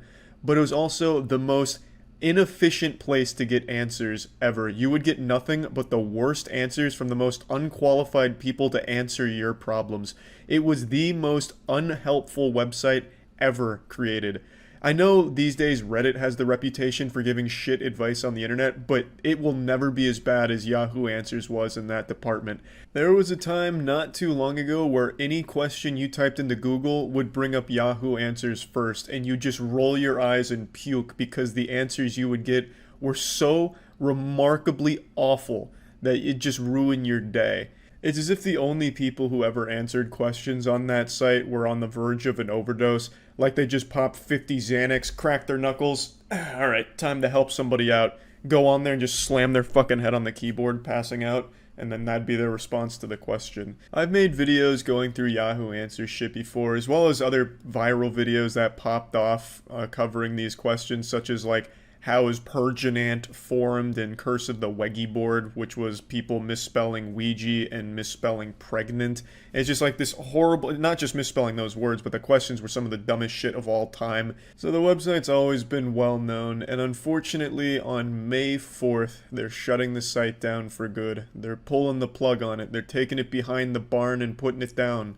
And it's really fucking sad to see it go. It's been a staple on the internet for a long time. Even before I started making videos, I would go on Yahoo Answers, like on the school computer, and just read some of the goofy shit and giggle with my friends.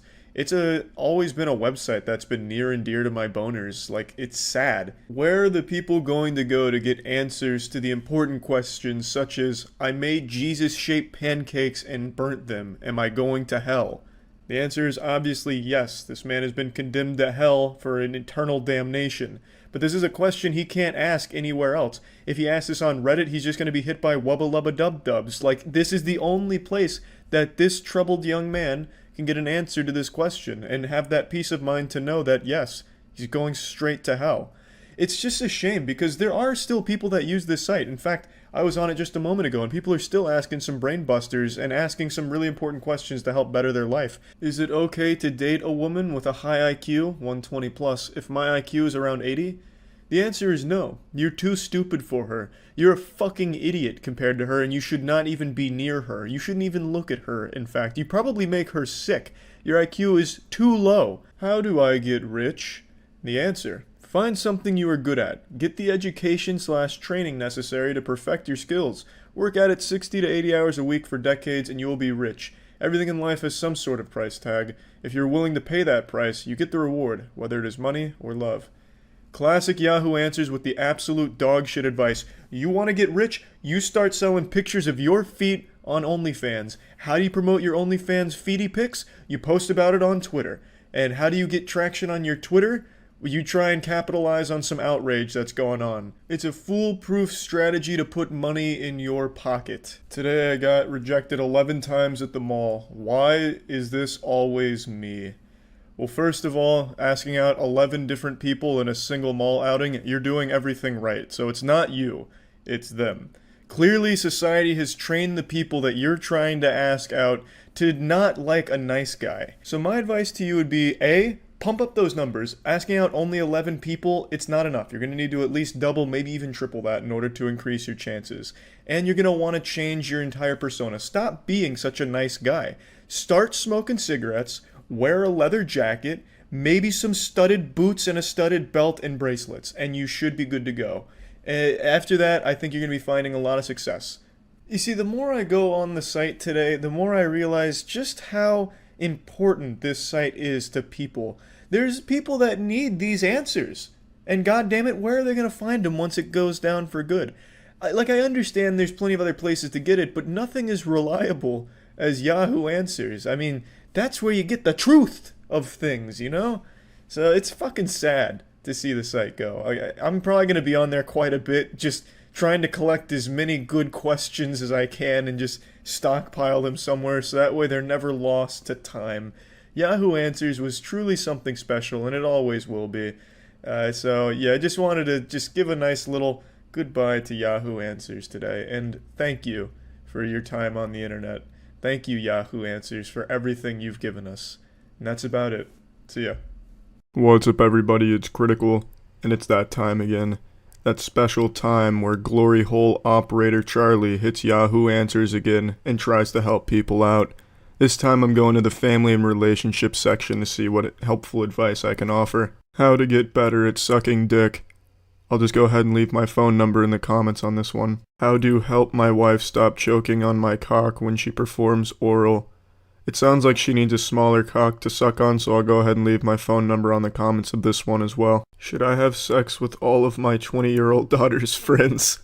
I like how it's not should I have sex with some of my daughter's friends. This man is so confident in himself that he can fuck all 20 of his daughter's friends. You know what? If you're that confident, go for it, buddy. That's up to you. I don't think your daughter's gonna be too pleased, but imagine the comebacks you would have if you ever argued with her. You would be unbeatable because you'd always have that trump card. Oh yeah, Susan, huh? I'm a washed up has-been. I fucked all of your friends. Did you forget that? Every single one of them. Do you think one of these boobs would be too big for your palm? Well, I can't say for sure since no pictures are provided, so I'll just give you the dimensions of my palm. It's about the size of 2 chicken tenders touching end to end. So you do the math. Put chicken tenders on your tit and see if it would fit. I can't really say for sure. I'm still a virgin. I have high standards. Sorry. No need to be sorry. I forgive you. It's okay. Is it wrong to watch incest porn? I don't really need to read any more of what you've said here. However, just know a wise man once said, it's not incest porn if the sound's off. Then it's just porn. Poll. Did you know I banged your mom right up her black arsehole? Yeah, you and everyone else on Xbox Live, buddy. Take a number, get in line. Is it okay to shave your 15-year-old child's genitals? Shit, that's a lot of reading there. I don't really feel like reading your whole story there, so I'm just going to answer this question at face value. No, there's nothing wrong with that. My father used to shave me up until I was 18. I remember those days. Those were the good days. We would put on our football helmets, and then I'd bend over in the bathroom like I was the center, and he was the quarterback, and I'd hike up the razor between my legs, and then just display my chocolate starfish. And then he'd just shave my asshole really nicely. And then I'd stand up, he'd spank me on the ass, say, good game, and then we'd headbutt each other with our football helmets on. Is it bad to make myself throw up so I won't have to hang out with my friends? I made myself throw up so I would have an excuse to not hang out with my friends so I can just play video games. Is this a really weird, bad thing to do? Am I antisocial? No, you're just fucking stupid. Why would you even bother making yourself throw up? Just say, hey, I threw up. Are they going to dispute you? Did you send a picture of your vomit or something? Why did you have to go through the steps? You're a real fucking method actor, kid. Come on, be smarter than that. I choked on my boyfriend's when I was giving him head. He didn't warn me, and he was laughing, saying sorry his balls were full. Was he right? Well, this really isn't a matter of right or wrong. You gotta learn to swallow it. Spitters are quitters. Swallow that shit. Come on. Take one for the team. Whether or not his balls were full, that can be up to the scientific professionals to decide. How to surprise my husband. My husband and I have been married going on 8 years. We have 4 amazing children and a wonderful relationship. We also have a phenomenal sex life, hence the 4 kids. Ugh. World's already overpopulated as it is. Stop having so many fucking children. This being said, we have been together 8 years, so I'm pretty much out of tricks and surprises in the bedroom. We are going to have some us time tonight, and I'd love to blow him away. Pun intended. Any kinky, fun tips, preferably from men, but if any women know of something that their man loved, I'll take all the advice I can get. Thanks. Well, I think the best thing you can do here is redecorate the whole house in an anime-style fashion. I'm talking posters on the wall, a bunch of manga, some DVD box sets of some very popular animes. And then when he gets home and he's pretty excited about what he sees, he loves the redecorating, that's when you come out of the bedroom in a full My Valentine from Yu-Gi-Oh! Cosplay, and you challenge him to a duel in the bedroom, and then you play Yu-Gi-Oh! For a little while. He'll certainly see none of it coming, so I'm sure he'll enjoy it as well. That ought to spice things up a bit. I feel like creative insults are a lost art on the internet these days. You go on Twitter, and if someone says or does some dumb shit, 9 out of 10 of the replies are just gonna be regurgitated memes and gifs you've seen a million fucking times, had your ass blasted with inside and out for months. Okay, boomer, hose mad, shit like that. Not a single creative thought going into that, but that's what insulting and roasting is kind of boiled down to. It used to be you had to have some fucking neurons fire and come up with something to say to someone if you wanted to roast or make an insult, but today you have this instant gratification slot machine where you can just choose a handful of gifs to express your thoughts and disapproval, which I think makes it all very boring. That being said, you all as a community have not fallen for this trap, and I am so proud to say that you all have maintained the integrity of creative wordplay and insults. Now, what I mean by this, as most of you know, I have not cut my hair in almost a full year now. I started this experiment out of spite because we had some fucking professional barbers in the comments section saying I need to get it cut, and I said, no, fuck you, you can hold the dirtiest part of my asshole, so I started growing it. And I kept growing it until I actually started to like it, which is where I'm at now. But over this course of my hair growth journey, the creative insults against me have been nothing shy of spectacular, and I am very proud of some of the bangers you all have come up with. Now, none of them have been truly mean-spirited, which I appreciate and I find very sweet. It's all just been good fun, but they have been so creative, in fact, that the subreddit called Rare Insults, which is a community dedicated to preserving the last remnants of good creative insults on the internet, has been inundated with screenshots from the comments section over here of your roasts of me. Now, I don't want this video to encourage the comments section to devolve into this cesspool of people making some very half-assed and pitiful attempts to get on the Rare Insults page. I don't want to open that Pandora's box of turning this into some type of shitty competition where everyone tries to make like the same goddamn jokes or something to get on there. I just want to highlight some of the good ones that have come out over the last year or so in the comments section. Now this one's actually the top post as of this moment. This is from the newest video. Charlie looks like he just got out of the shower and simultaneously hasn't showered in weeks. Now, to be fair, this super sleuth is onto something. When I recorded this video, I did just get out of the shower and my hair was quite greasy that day. I had worked out twice that day and I was feeling a little stinkiness in me. So yeah, my hair does look a little bit like a badly drawn anime character here. It looks very wet, very damp. It's like Schrodinger's wet hair. I get it. No, I totally understand. I do get it. It's a decent one. That hair can protect you in a motorcycle accident. He's not wrong. I don't even remember my hair at this stage of growth. Maybe I'm trying to block it out of my memory because this looks atrocious. But that's the price you pay when you grow your hair out from being very short to being very long. You go through this awkward stage like I had here where I looked like a side character in a Pixar animation. You look like if John Wick was a gay fitness instructor from the 1970s. Now I have to be honest, I think the John Wick and Keanu comparison stuff is getting a little bit stale. It's just been used so many times that there's not a whole lot of wiggle room left for creativity. That being said, at the time that this was posted, it was pretty fucking fresh. As was this one, which was featured in PewDiePie's video. Critical looks like if John Wick gave up after they killed his dog and started a keto diet. This one's actually from Instagram, which is surprising. You look like a 17-year-old kid who went to get weed and remembered it was Father's Day, so you grabbed the closest thing you could find. Now, while I appreciate the creativity on display here, I mean, come on, don't insult the gift. That is a fantastic gift, suitable for all fathers of all sizes. That's a koozie that says World's Greatest Dad. Like, come on, that's a great fucking gift.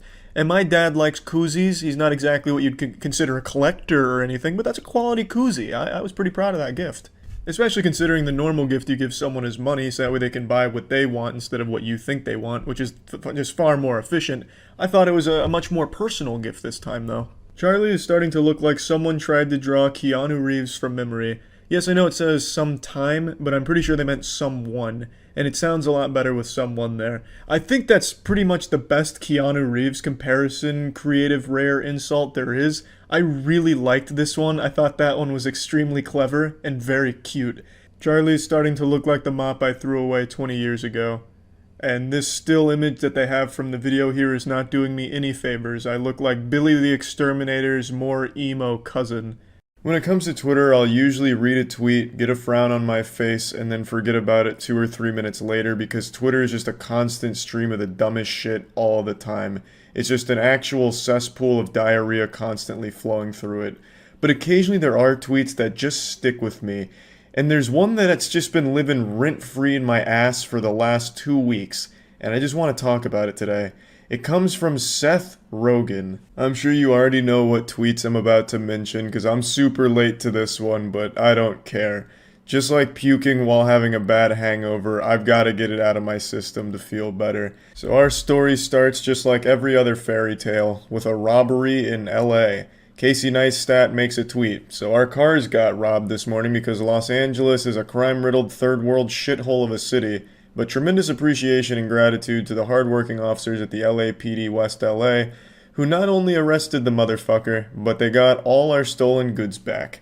That's about all there is to it. That's all she wrote right there. This fairy tale has a happy ending. Shrek gets the girl, case closed. Like, there's really not a whole lot to really dissect here, and you wouldn't expect this to be a controversial thing to say. His car got broken into, people got arrested, and they got their stuff back. I mean, that's a complete adventure right there. Like, the only people that could really be offended about a tweet like that would be the people that got arrested. Like, if they're on Twitter on their phone in jail, like, hey, fuck you, buddy. I would have got away with it, too, if it wasn't for that meddling dog. But then out of nowhere, from the top turnbuckle, comes Seth Rogen making a surprise appearance at WrestleMania on Twitter. I guess he's like the head of tourism for LA, because he got mad that he called LA a shithole of a city. That's what he took issue with. So Seth Rogen replies, "Dude, I've lived here for over 20 years. You're nuts, haha." Actually, I'll do the Seth Rogen laugh. Yeah. It's lovely here. Don't leave anything valuable in it. It's called living in a big city. Bro, just don't get your car broken into. It's that easy. It's called living in a big city. You should expect your shit to be constantly violated because you're living in a big city. Don't leave anything valuable in your car because you're gonna lose it. Duh. Dummy. Fucking idiot. This is your fault now. You're the one that is to blame for this. You don't want your valuables stolen? Don't leave them in the car in LA. LA's wonderful, but just expect all your shit to get broken into, so plan accordingly by keeping less valuable stuff in your car. Love LA. It's great. It's such a stupid thing to come in and say out of nowhere. Even Casey Neistat, who plays nice with everyone, is taken aback by it. He's like, what the fuck is this? It's so outrageously stupid. Very rarely will you see somebody defend LA like tooth and nail. Obviously, there's people that like LA, especially extremely wealthy people like Seth Rogen, who found crazy success there. But it's pretty rare that there's someone as delusionally off the mark so consistently like Seth Rogen, and this is the perfect example of it. He finds the one spot and the one opinion that almost no one agrees with. He's also just not really shy about showing that he feels superior to the average person. Like, he took personal offense that Casey Neistat said LA was a shithole, and then like shames him for being upset that his car was broken into. Bro, just get another car, get other valuable things, it's that easy. So Casey Neistat responds, "I can still be mad though, right? Feel so violated." Asking his permission to be mad, like, oh, if Seth Rogen says I can't be mad, then I guess I'm okay with it. So then Seth Rogen replies, yeah, oh yeah, you can be mad, but I guess I don't personally view my car as an extension of myself, and I've never really felt violated any of the 15 or so times my car was broken into. This dude is just leaving his car out like a candy bucket on Halloween, it seems. Once a guy accidentally left a cool knife in my car, so if it keeps happening, you might get a little treat. This is certainly up there with the wackiest, stupid shit I've read on Twitter from a celebrity. It's baffling that not only did his brain come up with this as a tweet, but it passed the filters that his brain has to post it. He's like, yep, this looks good. And he hit tweet, and it's still not deleted. And I'm glad it's not. I'm glad that he's just going to stick to his guns and leave this shit up. This is something that I feel is going to haunt him forever, because he is still getting clowned on to this day for this tweet. It's been 2 weeks now, and I don't think it'll stop anytime soon, because it is just that outrageously stupid. Because Seth Rogen doesn't view his car as an extension of himself, he's totally fine with people using it like a fucking fleshlight. They just treat his cars like a cum dumpster, and they dive right in, and Seth Rogen gives them a nice thumbs up, I suppose. And I'm assuming that extends to everything in Seth Rogen's life. As a lot of people have also pointed out, how does Seth Rogen feel about, like, his house? Is that an extension of himself? Because if not, why not just have a bunch of people go into your house, Seth, and take all your shit? Just let everyone have a field day. If your car's not an extension of yourself, your house, your property, it's not either. So I'm assuming he's just gonna open his doors and let people come take all of his valuable possessions and high-five them on the way out, baby. I also love how he's defending LA by mentioning his car's been broken into 15 times in the time that he's lived there. That doesn't make people excited about LA, Seth, you fucking psychopath. Not everyone can afford to replace all their valuables after their car's been broken into 15 times, you goofball. And I also love that he closes it off by saying that one of them even left a knife in his car as a little treat, a tip. To me, that sounds like either a threat or they're trying to frame you for a crime. They fucking left a tool that they used at some other crime scene in Seth's car, and the fucking idiot's just manhandling it, getting his fingerprints all over it, hangs it up on his fireplace mantle. Eventually the cops find it and connect him to some unrelated crime. Seth goes to jail for life or some shit. Like, I don't know who gets excited about someone leaving a knife in their car after it just got broken into. Like, it's just, the delusion here is unbelievable. So the conversation starts to fizzle out here, but it continues. Casey Neistat says, I didn't get any treats, he just took the decorations for my daughter's 7th birthday party and left bloody handprints. Yeah, obviously he's not going to get any treats. It's not like the Tooth Fairy broke into his car and left him some money for what they took. Like, it was a robbery. I don't know how Seth can possibly justify it by saying just let your car keep getting stolen and eventually you'll get a knife. Like, it's fucking silly. And then he says, serious question, how did you get your car broken into 15 times? Which is a great question, because you really have to go out of your way to get it broken into that many times, I feel. Seth says, I lived in West Hollywood for 20 years and parked on the street. Also, it sucks your shit was stolen, but LA is not some shithole city. As far as big cities go, it has a lot going for it.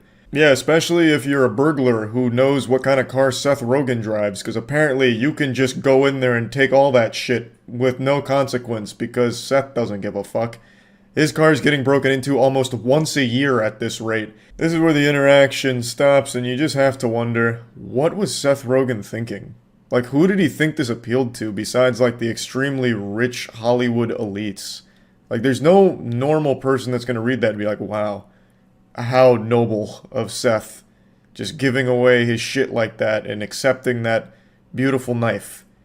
I don't know really what he was expecting to happen. But it got me thinking, what is the worst tweet I ever made? And I think I found it. I tweeted this back in 2019. I said, what the fuck, the chupacabra is real, he just fucked my grandpa. I don't regret posting the tweet, but I do really regret that I misspelled chupacabra. But anyway, I just wanted to talk about this because I've been thinking about it a lot recently, and yeah, that's about it. See ya. There's no worse feeling than when you engage in an internet argument with some anonymous asshole, and then it turns out that that asshole is extremely talented. Today I have a very sad story to share with you where the villain gets the last laugh. Real life isn't like anime, where the good guys always win. Sometimes the bully comes and puts your head in the toilet and flushes. So it all starts with this video. A YouTuber posts their best performance of an impossible piece of music called Rush E.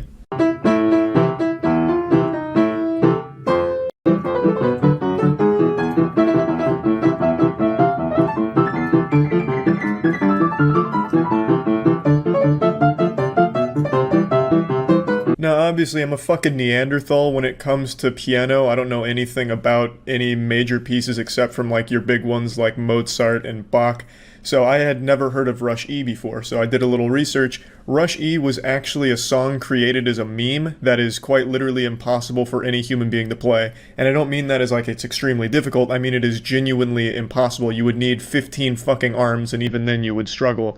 Let me go ahead and show you where it started, the genesis of Rush E.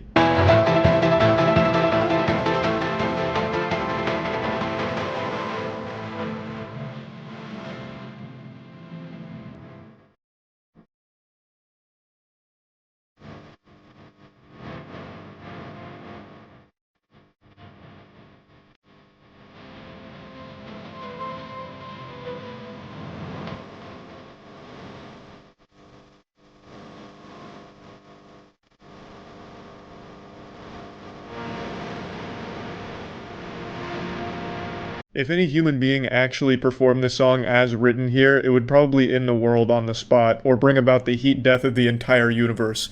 It would signal Armageddon. It is quite literally an impossible piece of music that was made to be a joke.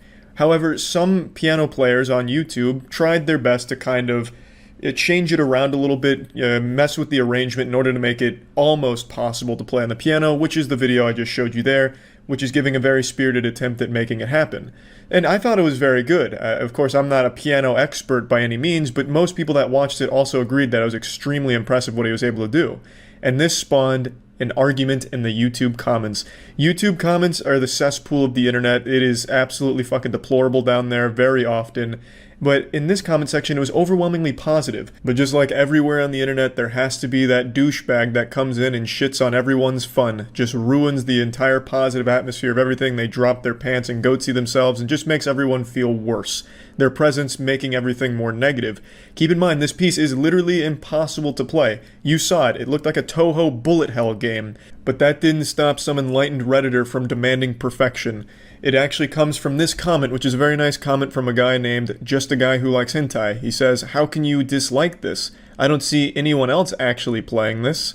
You know, that's just a very wholesome thing. Like, you know, this is so good, I can't imagine someone not liking it. It's just being nice, you know? Obviously, there's going to be people that don't like it, but it's just a very encouraging comment. But it summoned a demon. A piano-playing demon named Fanshin. Fanshin replies to that comment saying, "Probably because it was mediocre, no offense." Yeah, no offense, buddy, but you just fucking suck and you should be embarrassed that you posted this video. It actually made me physically ill. I puked and was so offended by your awful mediocre playing that I broke up with my own girlfriend in protest. This isn't constructive criticism. I saw a lot of people defending this saying he was just offering criticism or answering the question.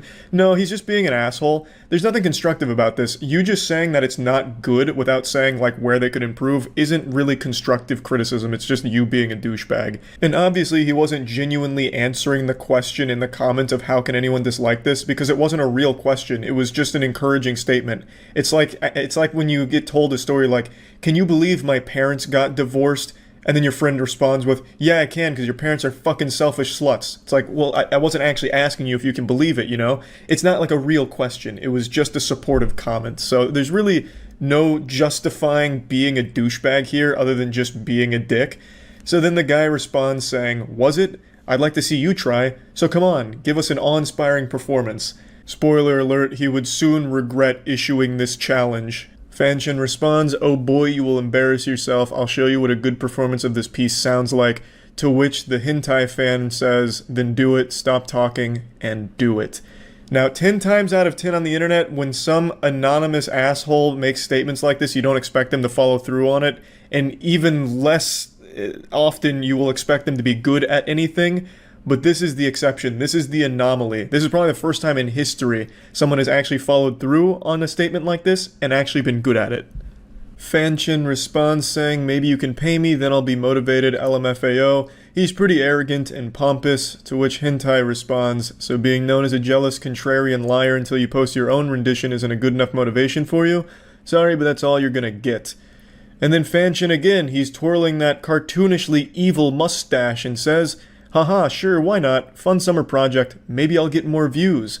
And then other people kind of come in here and tell him to shut up. They don't really like his negative attitude. The comment section starts to gain a little bit of infamy, so more people come in with the popcorn to watch from the sidelines. You can see the war has erupted. Now we're watching the commenters fight. Another challenge was issued saying upload something by Scott, that guy, other than MLR or Entertainer. Again, I'm not familiar with piano pieces, so I don't even know what that challenge is. I'm assuming it's difficult. And then eventually Fanshin comes back and says, "Wouldn't have the confidence to upload a performance that I'm not pleased with, but yes, props to the guy for attempting it. It's just this could have been played with much more accuracy had he spent more time polishing, which is something I will show. It's pretty much learned a tempo, but I'm striving for consistency and clarity." So he finally gives like almost a constructive criticism there. And then he gives his rendition of this piece. And unfortunately, it fucking slaps.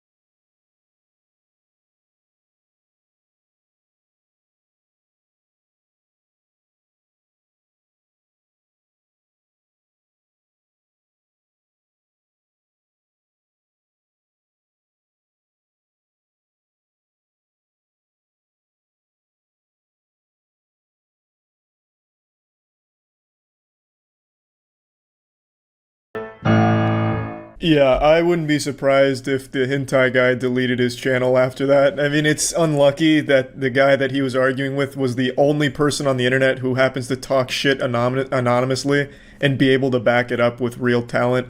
You really hate to see that. You hate to see an anonymous internet asshole turn out to be really good at something. That's a horrible feeling. I know when he watched this video, like when he dropped the video, he was probably still so confident, like, yeah, this is gonna fucking blow. And then he started listening, and as his erection grew, he felt more and more shame. Hentai guy was just sitting there stewing in anger, like, fuck, he's actually good. Damn you, curses!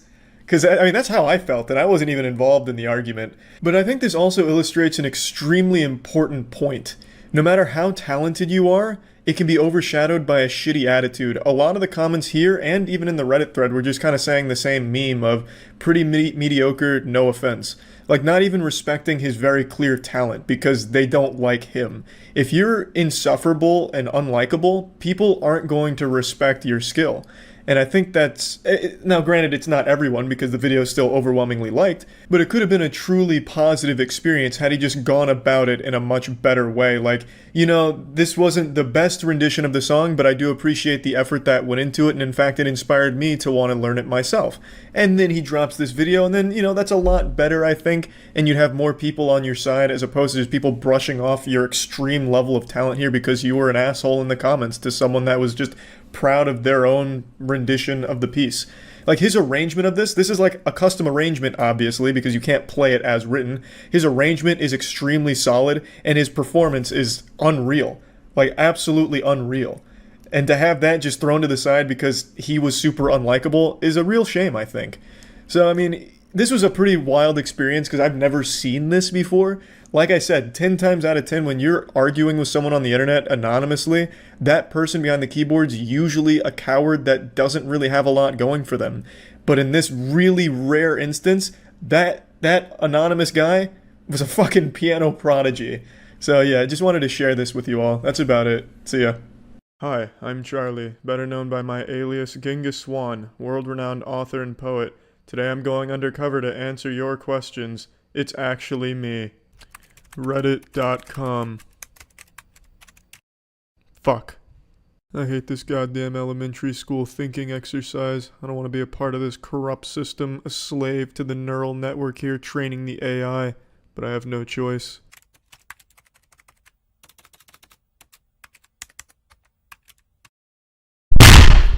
Quora. I always hated this website because it used to give me the wrong answers to my homework when I was in college, but here I am to answer questions on Avatar, The Legend of Korra. Genghis Khan. Who's that imposter? I don't know if he's gay. Facebook. Twitter.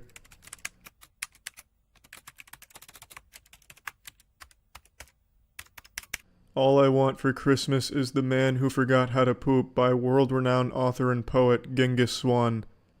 Good taste.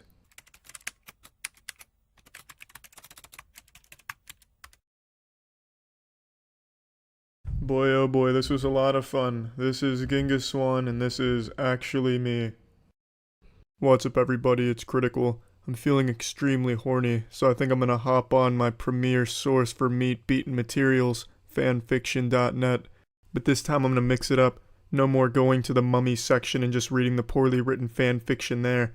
This time I'm gonna go to the Yu-Gi-Oh section, but I'm gonna go to a different language and then translate it to English, because sometimes understanding what's going on just doesn't make ejaculating fun. Here we go, this looks like a winner. I have no idea what these hieroglyphics mean. All this gibberish has no meaning to me.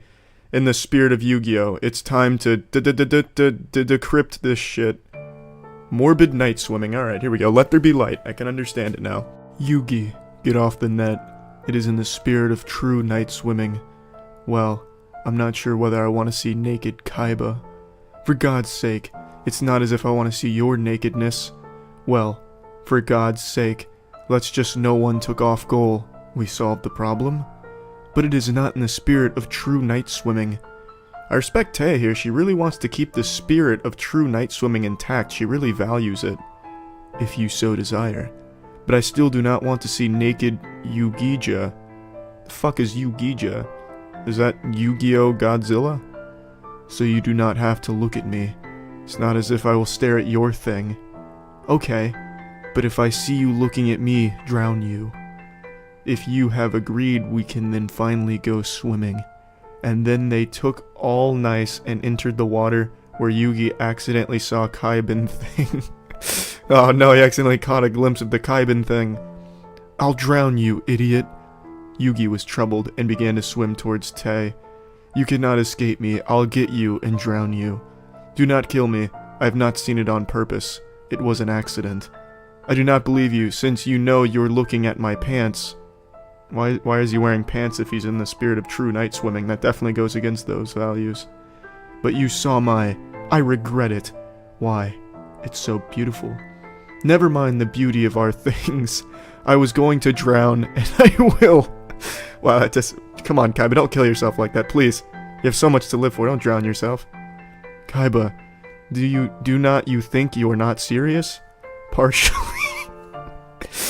What do you mean? So nice I'll drown or not to end. And what is it with me and talk about my life? I'm going. You're so impatient. I've never seen anyone waiting for me to kill him. Oh my god, Osiris. Pleading with the Norse gods now. Yugi hid behind T, or Kaiba decided not to stop at anything. So he decided to kill T. Hearing this, Yugi encourages and decides to drown Kaiba. Hey, wait a minute. You should kill me. But I love you. Drowning will be mutual. If we mutually drown, then there is a good chance that we both die. It would be best to reconcile and watch each other naked. Hallelujah. And so they take a bath, while Yugi Kaiba not caught staring at the thing. Why are you staring at my thing? I think you've got fleas. I do not have fleas. The ticks. Why do you have ticks? So when the other day I hunted in forest, Marika picked it up. What, are you chasing a goal? I did not. They get on my legs. What a horrid accusation. Are you chasing a goal? Oh no, I would never. I have no goals. Why did you not take ticks and why you ever hunted? I killed them because they should go to the doctor, but it scared me. Do not ask why I should not kill myself. I'll just wait for their own waste. He killed them because they needed to go to the doctor. He really cut out the middleman there and just didn't even bother sending them to get professional help. He just fucking destroyed them. America I hunted because I had one stolen nerd pants while we were at the gas station by the woods, so I had to hunt through the forest 2 kilometers before we returned the pants. You stupid bastard. Yeah, you dumb bastard. How did that not make any sense? And what were you doing there? We went to Ishzu, said that's something divine? Okay, well let me get away, and ticks off your face and everything will be fine. Yugi and that hurt? Well, of course. They continued to swim, Kaiba not looking at Yuji's ticks, Yugi thinking about their painful ticks, T thinking about Ujiha were ticks and serenity on Kaiba. After 5 minutes. Swimming, Yugi is something noticed. Kaiba, what is sticking out of your ass? Worms. Must have picked those up from the Nerd Pants gas station too, I guess. And how did you get worms? Bakura, we planted their larvae in the food. And how do you know? I do not know, but I had to say something. So he just fucking made it up? That's quite an accusation there. So what are you doing then? I have no idea. Since you do not have a clue? No. And you now know why you attacked me at all? All I do not understand how you do not know from where these living organisms in the gut. I guess they like my ass. And when did you find out about them? Before 2 minutes. What does that mean? Like before the 2-minute warning in football? What the fuck do you mean before 2 minutes? Well then, you'll go tomorrow to the doctor with Yujijim. Just so you know you're not afraid of doctors, right? Please, without insults. Again, all continued their swim until he came shark and white shark. Sea vermin. I appreciate the clarification there. I was a bit confused for once. Then the sea vermin Cabrin bit off his leg. See, Kaiba, this is your foot in his mouth. What? Oh well, Kaiba, calm down. I promise to pay you back leg. What is this great comfort? You know, I have heard losing your leg is one of the most enjoyable experiences you can go through. Then Kaiba fell unconscious. Yugi, Tei Serenity, and decided to go into search of Kabin food. First, they Kaiba sent to the hospital and then on his ship went looking. Is not this fun quest for Kaiban food? Do not say that about his leg. What I will do to him if he is a disabled person. Drive him around in a wheelchair. Do not fool around with it, if you please. Hey people, I think I saw a vermin. Oh, where? Oh sorry, it was just a killer whale. No big deal. And so they drove around and around, a 2 hour before they saw the vermin which bit off Kaiben leg. And where is the foot? Obviously eaten. Let's hope it is not chewed. Oh god. Please do not chewed because it would serenity with disabilities, Kaiba. Exactly. My thoughts, you know, I agree with that too. That really hit the nail on the head. Now I get it. Then the heretic demeanor Yugi took the gig and jumped for vermin that, when he saw Yugija, began running around the water around and around. At the end of her intimidate Yugija... They just keep giving Yugi different fucking nicknames here. Prowess and froze and let him enter in the womb and pull Kaiben precious feet. So the thing ate the foot all the way to the womb, giving birth to the foot. I don't get it. Then Yugi happily returned to ship holding a Kaiben unchewed leg. This kind of reminds me of this story idea I had a while back, where there would be this woman who just kept giving birth to herself over and over again, and she just lived forever. Except it's about a foot or something. I don't really know what this is about. Thank God that is not chewed. You. Yugi, your hero. Of course I'm a hero. Who else was I saved Kaiben unchewed leg? Then they returned to the harbor where they met KC Helicopter. My favorite rapper, KC Helicopter. He's got some fucking bars. And drove them to a government hospital where she accidentally ended up miserable Kaiba. There they meet the state doctor who wanted to sew Kaiba leg. Here, state doctor, here's your foot that I took out from the bowels of those vermin and wore it proudly in the air all the way. You wore his foot, you fucking sick fuck. Ed Gein over here. Okay, thank you. You're welcome. Then state doctor went sew Kaiba leg. Do not fail him. It seems that he did not know how it works and his Kaiba leg fell off, then Kaiba returned conscious. Ah, you are good. Ah, obviously you're unfortunately not. Yugi, it's your fault. See what they did to me?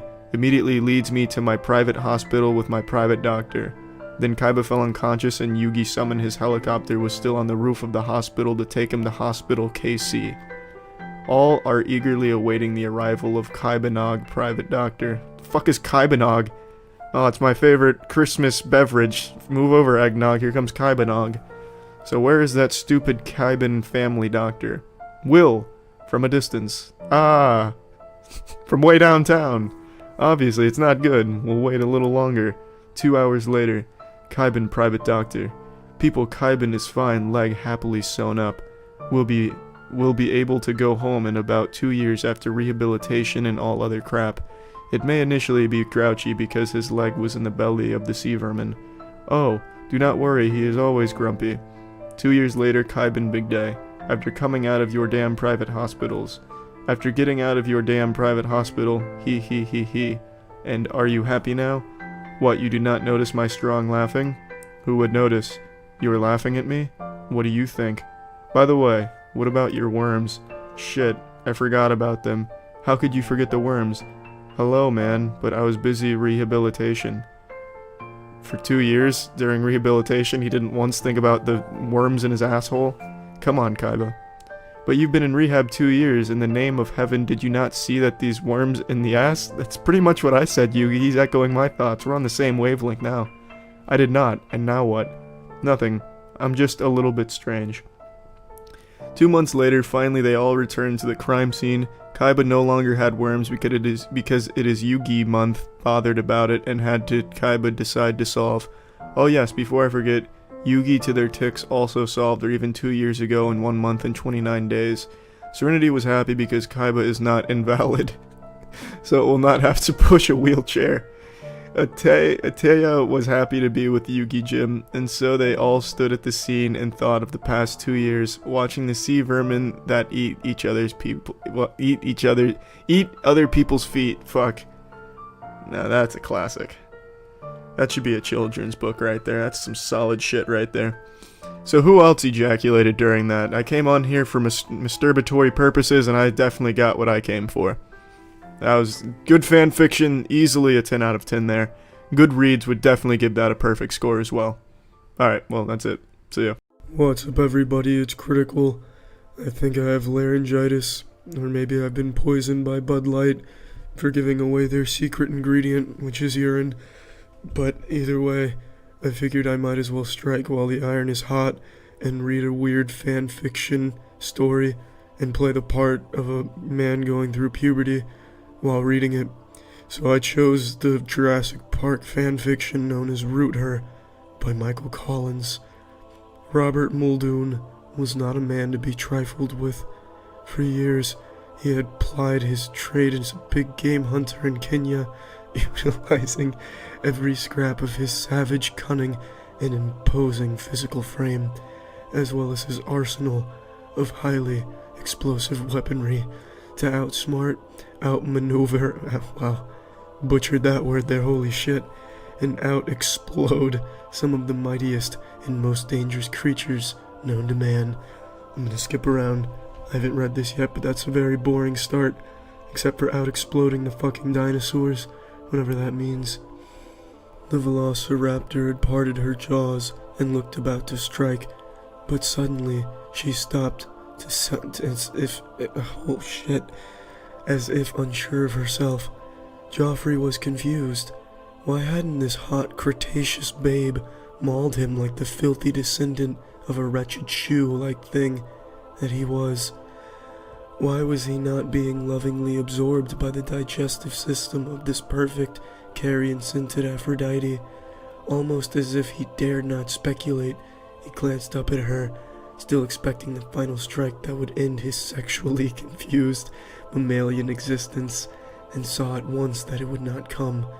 Her eyes were still marked by a ferocious hunger, but it was not for shredded meat she seemed to slave her. She clearly wanted the meat intact. Joffrey couldn't believe his luck. Slowly she backed away from him. Wow, I'm really fucking struggling on this word. Then coyly turned around so her bird-like hips were on full display, mere inches from his face. From this angle he could see her smooth, hairless slit. As he began to drool, she started to shake her hips from side to side seductively, and my laptop just got a blue screen for absolutely no reason. Wow, my laptop was so disgusted at me for reading the story, it fucking self-destructed. I'll deal with that another time. For now I have to see how this sexual renaissance of sorts will unfold. Where was I? Hairless slit, side to side seductively, delicately spraying him with gallons upon gallons of dinosaur sexual pheromones, so she had in some gland that all velociraptors had, but that didn't get fossilized with the rest of them because it was too soft somehow.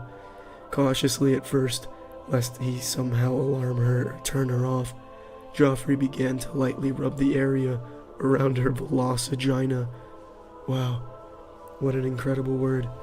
With his chin, nuzzling the rough, pebble-like folds of skin surrounding it with his tongue, the creature howled with a terrifying, primordial delight and thrust herself back against Joffrey's mouth, knocking out his front teeth and ramming his lower jaw deep inside her.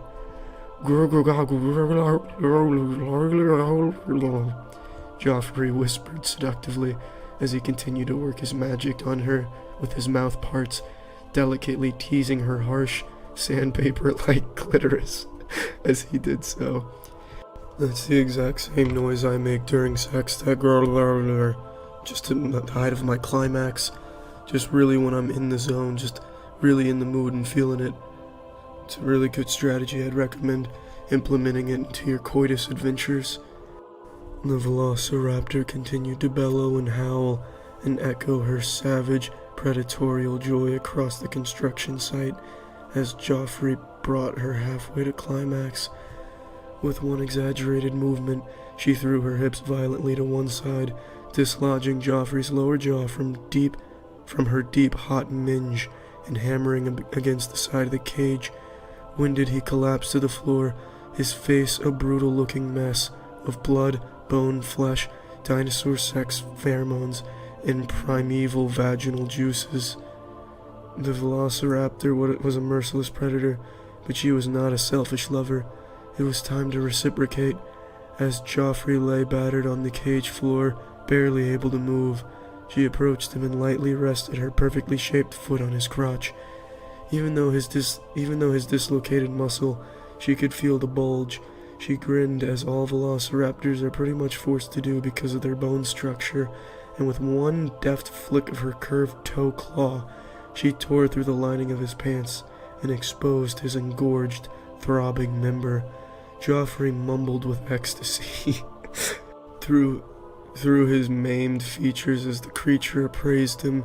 She was mildly disappointed at the lack of insemination barbs on his manhood, but she had come too far now.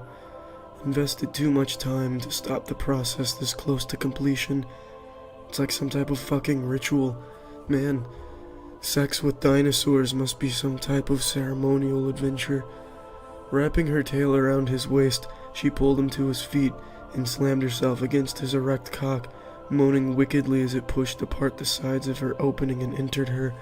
Little bubbles of pleasure formed in the red-black foam on Joffrey's mouth as she forced herself further back, taking him deep inside her. On top of the cage, I don't care about this weird man filming them. There, the velociraptor was grinding and bucking back against Joffrey with terrifying savagery now, and she could feel the warmth beginning to build up in her nether regions as his rod-hard dick slammed in and out of her orifice. Fervently, she rocked against the side of the cage, ignoring any water. This is just too hot and steamy.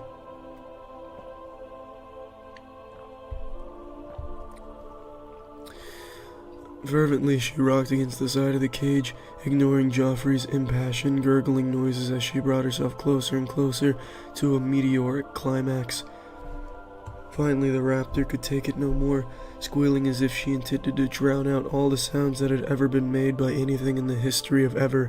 She came hard and fast, her vaginal walls constricted around Joffrey like a vice, as wave after wave of putrid velociraptor love Tabasco squirted everywhere, dousing the floor and walls of the cage in a layer of horribleness half an inch thick. Joffrey screamed in agony as his frail, warm-blooded member was crushed by this merciless barrage, and tried desperately to pull it out of her. But it was too late. In a final act of climax, she spun around again, taking him with her, and cracking his spine in two. Acting on pure instinct, she sank her powerful jaws into the sides of his skull, and bit down hard, ripping his head clean in half, and scattering flesh and blood everywhere. As her teeth entered his brain, they triggered his pleasure and pain senses, sending him at once into the most disturbingly intense agony a human being could possibly experience, and bringing him to such heights of ecstasy as humankind can only dream of. Then he died. I don't really want to continue reading because that was just so perfect. This right here is a literary magnum opus. I don't know about all of you, but I am extremely erect. I'm glad I read this. I'm gonna go not talk for the rest of the day, so that way my voice doesn't continue to sound like a 12-year-old boy just ate a cactus. So, thank you for sharing on this marvelous dinosaur sexcapade with me.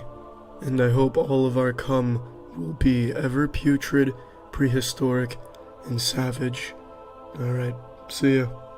What's up, everybody? It's Critical. I thought it'd be fun if I hopped on Yahoo Answers today and perused that cesspool to see if I can offer any helpful advice or answer some troubling questions some of the 9 people that still use that site have.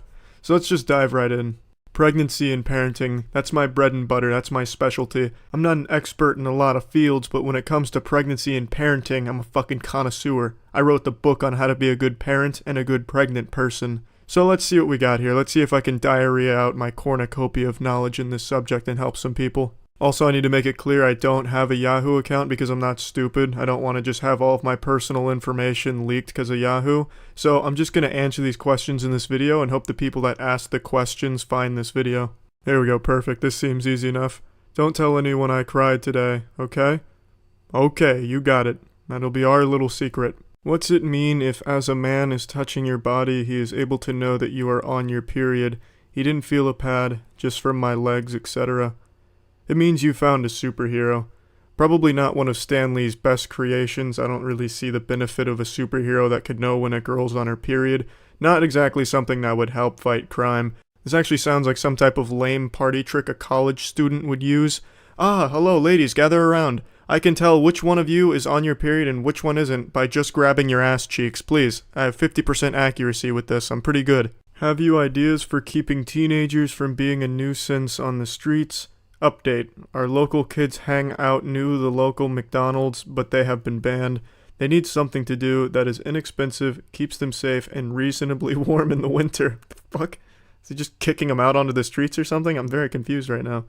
They also need to want to be there, if you know what I mean. Just looking for ideas for kids who don't want to be too organized. What the fuck are you asking for advice on? What are the answers here? Don't let them drive? Is that the answer to this riddle? I don't know. I can't help you with this one. What does this have to do with pregnancy? Did you get semen shot in your mouth last night? No. Is yellow poop good to drink? Well, you see, there's always been this saying in my family when it comes to eating shit. If it's brown, go to town. If it's yellow, hold on a second, fellow. Why do cows have so many penis? Cows have 4 penis. If one of them front ones touch a back one, is cow's milk gay? You see, I don't think this question was asked in genuine curiosity, because cows have 5 penises, and at no point if those penises touch is it gay, since it's the cow's penises.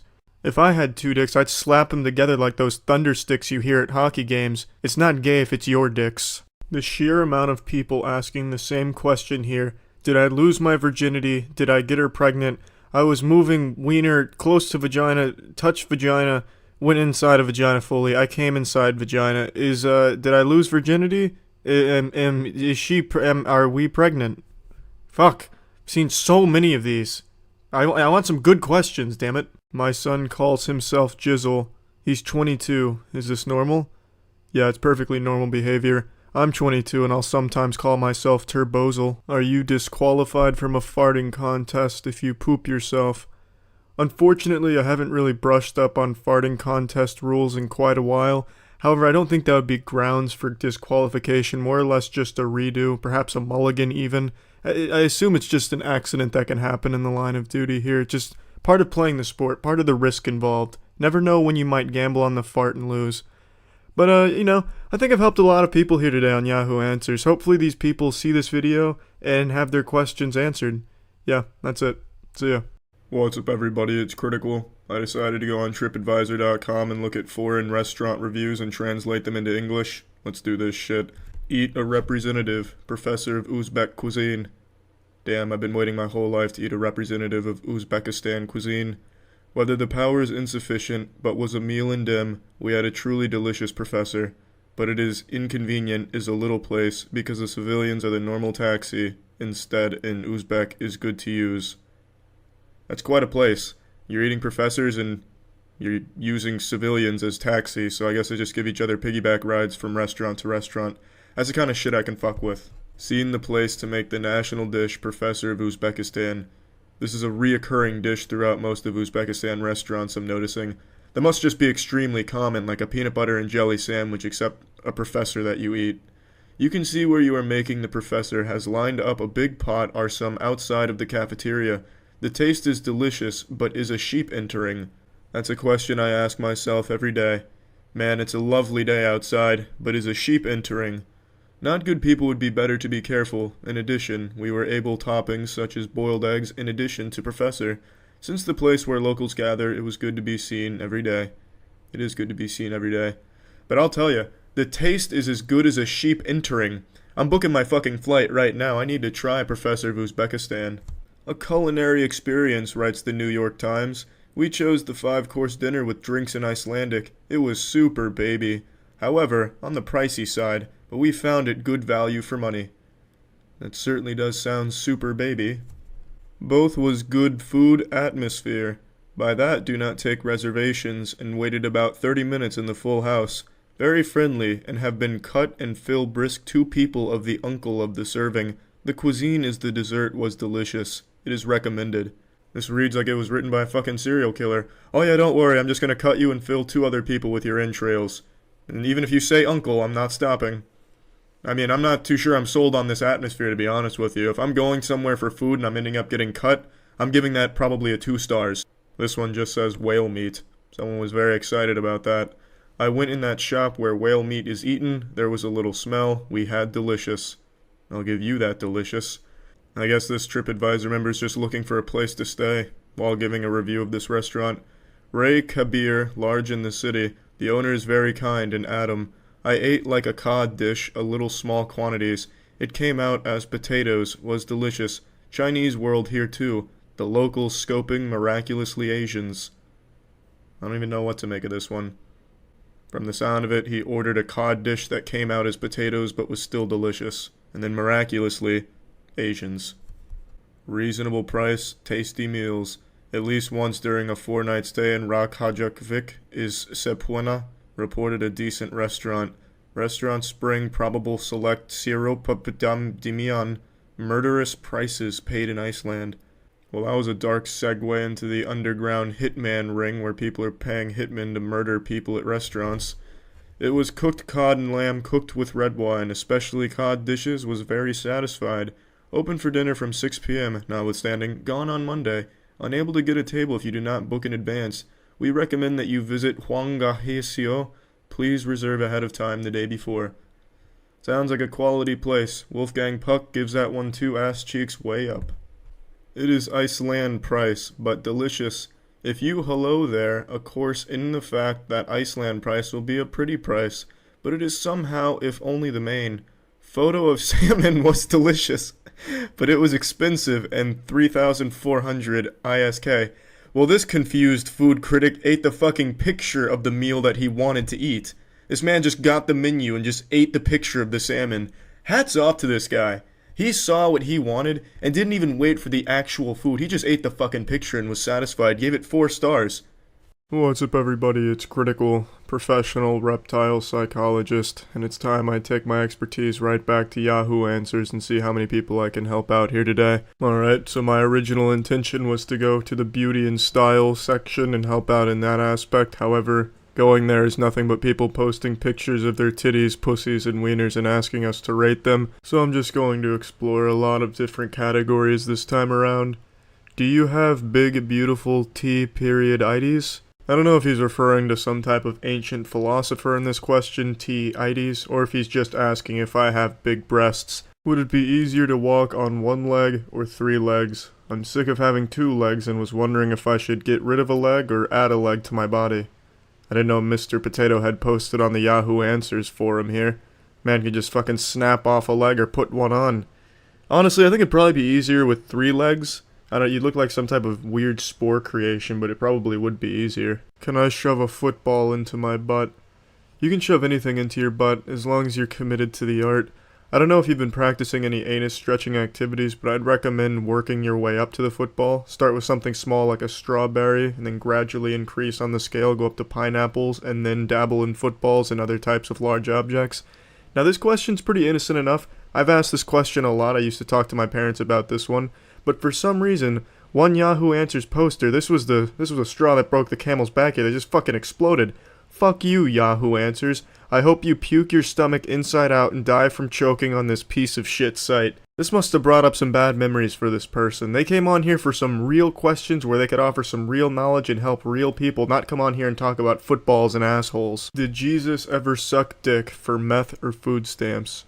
Really asking the hard-hitting questions here. It's never really been directly addressed in any of the testaments, so I guess it's open for interpretation. I don't think he'd suck dick for meth, though. It was simpler times back then. Meth was plentiful. They grew it on their farms, and they had it in their classrooms. If you wanted meth, you could simply ask for it. There'd be no need to suck some penis for it. But then again, I'm not a religious expert here, so maybe he did. Maybe he was just like people today, who start sucking dick for meth or food stamps, but then they keep sucking dick just for the love of the sport. My husband keeps buying porn. He spends hundreds of dollars on porn, and this has been going on for 6 months now. He promised to not purchase any more porn, and yet I still found receipts from an online store on our bank statement. How should I approach this? We'll start with the easiest thing here. Call him stupid for paying for porn. Are you dating a fucking Neanderthal? Who's paying for porn these days? Dump this homunculus. You kidding me? Goodness gracious, did I time travel back to 2003? Paying for porn. You got me fucked up. Now you need to understand that some people are addicted to different things. Some people addicted to porn, some people addicted to the makeup they put on the animal actors in Hollywood movies. Your best bet in putting the kibosh on this is just to sit him down and laugh in his face for paying for it. Semen Live? I love the title of this question. It's like some type of webcam service or maybe a spin-off of Xbox Live since that's starting to go under. Ah yes, only available on Semen Live, the new Call of Duty. If I put fresh NRE semen, which is alive, came straight from my penis, and put it in the fridge, not freezer, how long would the sperm live? I'm not and never going to do that. I just want to know how long they live. Thanks. Yeah, I'm sure you're never gonna do that. Just like I never did it.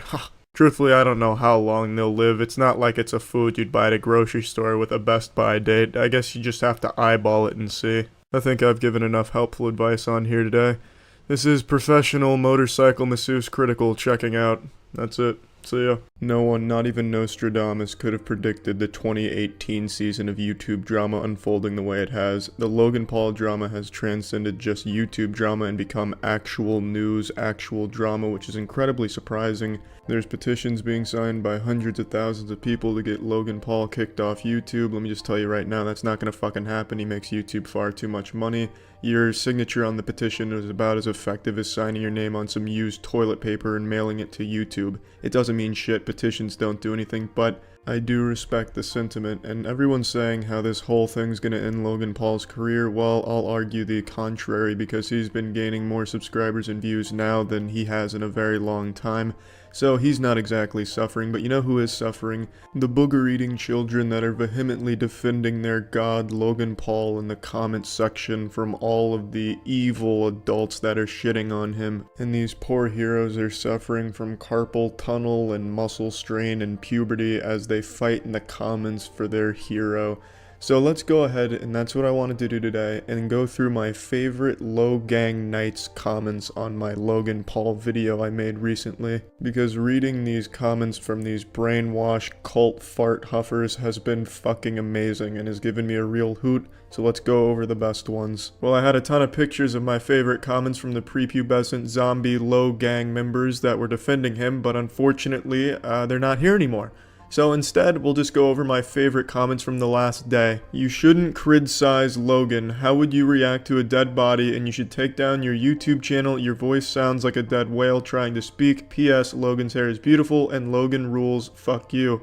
Well, Megan, how would I react to a dead body? Well, I think I'd react in the same way as any sane person. I wouldn't laugh at it. I wouldn't bring out my camera and start filming it and zooming in on it from all types of different angles like some type of fucking Bollywood action movie. I think what I would do is I'd contact the authorities like any person should do in that situation. I'd then go home and feel absolutely awful for what had happened that day. How would you react to a dead body, Megan? Would you do what Logan Paul did and start filming it and then do everything shy of putting the dead body into a dabbing pose? You're heartless. Well, Nikki, I'm sorry to say that's the wrong form of you're, so I can't take you seriously anymore. However, I do understand what you were trying to say through your horrible grammar. I know they don't teach you that till 4th grade. But even still, I can't let that slide. Also, I like how it's now heartless to criticize the man laughing at a dead body and making light of the situation. That is truly the crime here. He's not a douchebag, so stop making jokes, you headless chicken. Which glass. So you can shut up, dickhead, and you're the horse crap. On the surface, J. Corn Thomas's argument here seems watertight, bulletproof. I mean, there's really nothing I can say here. He fucking nailed me. And he's put it in the most elegant way possible. However, I have to point out, that's the wrong form of you're again. Unbelievable. You knew Logan Paul fans were dumb. You knew Logang was fucking stupid, but did you know they were this stupid? I don't think so. Use the correct form of you're next time, kids. Also, this comment makes me feel old because I don't know what the fuck which glass means. Sounds like some type of old ancient incantation for some type of spell, or maybe Naruto hand signals when you're throwing up ninjutsu signs. Fuck you, the man that's speaking. I hate you. Alright, let's calm down here, Yoda. I think you're acting like a bit of a douchebag in this comment. Logan Paul uses jokes to cope with bad stuff. Fuck you. King Super Destroyer 123. What a fucking name. That's a name that'll strike fear into everyone on the playground. I can already see it going down now, John Wick style. Whose juice box is that, Cody? Whose juice box did you take? Well, it's King Super Destroyer 123's. Jesus Christ, Cody. It's game over. But anyway, they're saying something here that I've seen all the little champions defending Logan Paul saying. It's how he copes with things by making horrible, not clever jokes at the situation. That doesn't really make it okay. That's not a respectful way of coping with things. He should try and learn a new way of going about things. I understand everyone reacts to things different ways, but I think on camera you can be a little bit more respectful and cope with things that way off camera because it portrays the whole situation horribly. You know, what if Logan Paul's way of dealing with situations that were stressful was by jerking off a fat nut? If in this same video, he started jerking himself off and coming onto the dead body, but it was just his way of coping with things, would that make it okay? I don't think so. So why should him making jokes at the fucking poor man's expense be acceptable just because it's Logan's way of coping with it? It's fucking silly. It's a horrible excuse. Horrible defense. Oh, and by the way, you're a fucking touch noodle. He's more runner and more awesome than you, you dick. I clicked on this video to see how you're gonna prove this bullshit, you dumbass clickbait asshole. Well, Chloe, you shitty grammar Neanderthal, you used the wrong form of your twice, outshining your peers. It's amazing. Cannot a single low ganger use the correct form of your, even just by accident one time? God, it's fucking sad.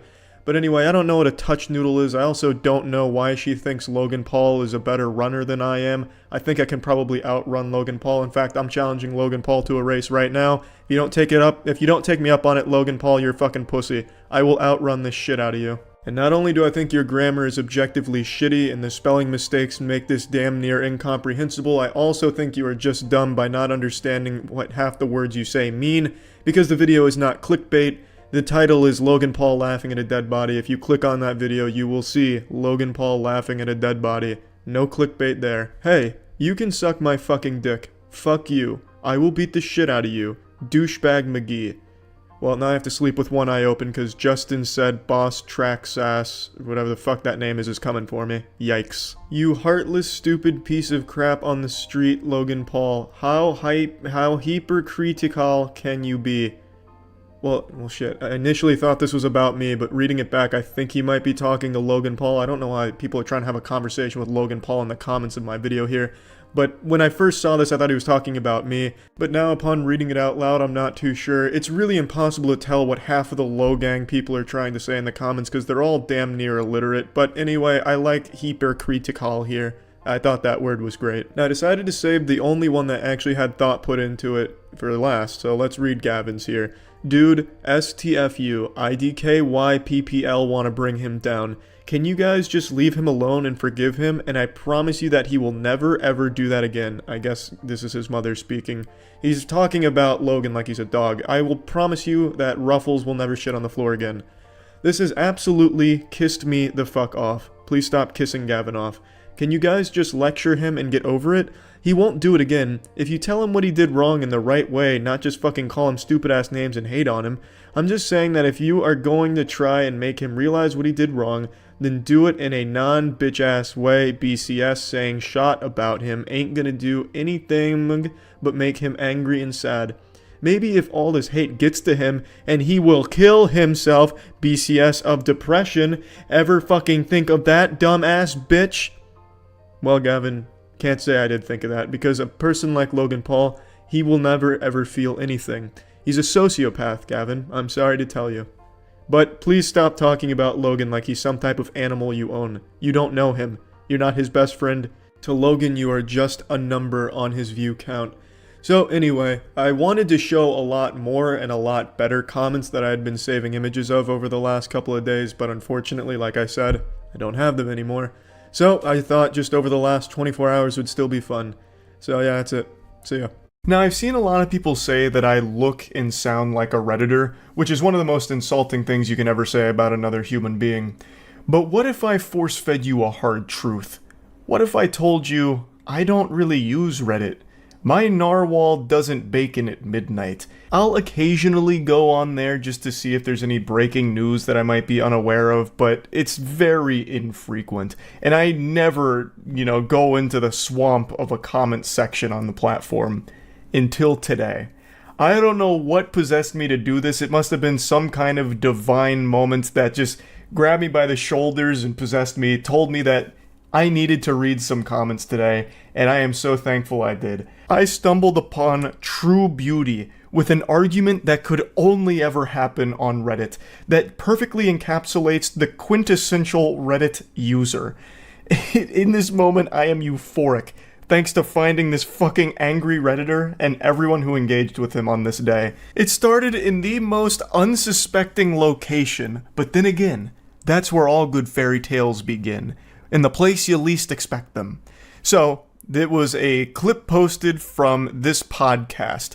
Now, the clip doesn't matter. I'm not going to play the clip. I'm sure you probably already recognize the person here. Her name is Bobby. She runs a podcast where she interviews famous celebrities, and her whole shtick is she makes things awkward, which is a very hit or miss format, so it's led to a lot of debate on why is she so popular. Also, is she an industry plant because she seemingly blew up overnight? She landed an interview with Drake while she was still relatively new and not massive, so it just started raising a lot of red flags, and a lot of people started saying it must be an industry plant, and then she started getting even more superstar celebrities. Like, this clip is from an interview she did with Lil Yachty, and it's just been a lot of hoopla around her and her content. The only reason I'm even giving you this lore dump is because it is necessary to put into context what started this argument. And it's the entire reason I went into the comment section, really, of this video. You see, Bobby's content is very polarizing. On TikTok, people love Bobby. They're cheering her on, pumping their fist. Go Bobby! Let's get it! Fuck yeah!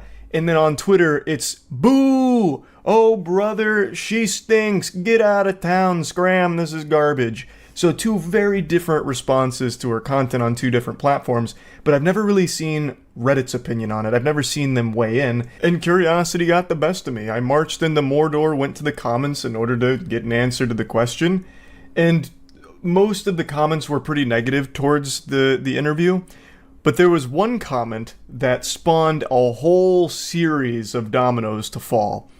So let's begin our journey. I'm going to blank out their name here. I don't want anyone to go harass anyone involved in this situation. So this individual comes forth and says, "What grown man sits down and watches this bullshit, then have the nerves to repost this garbage to Reddit?"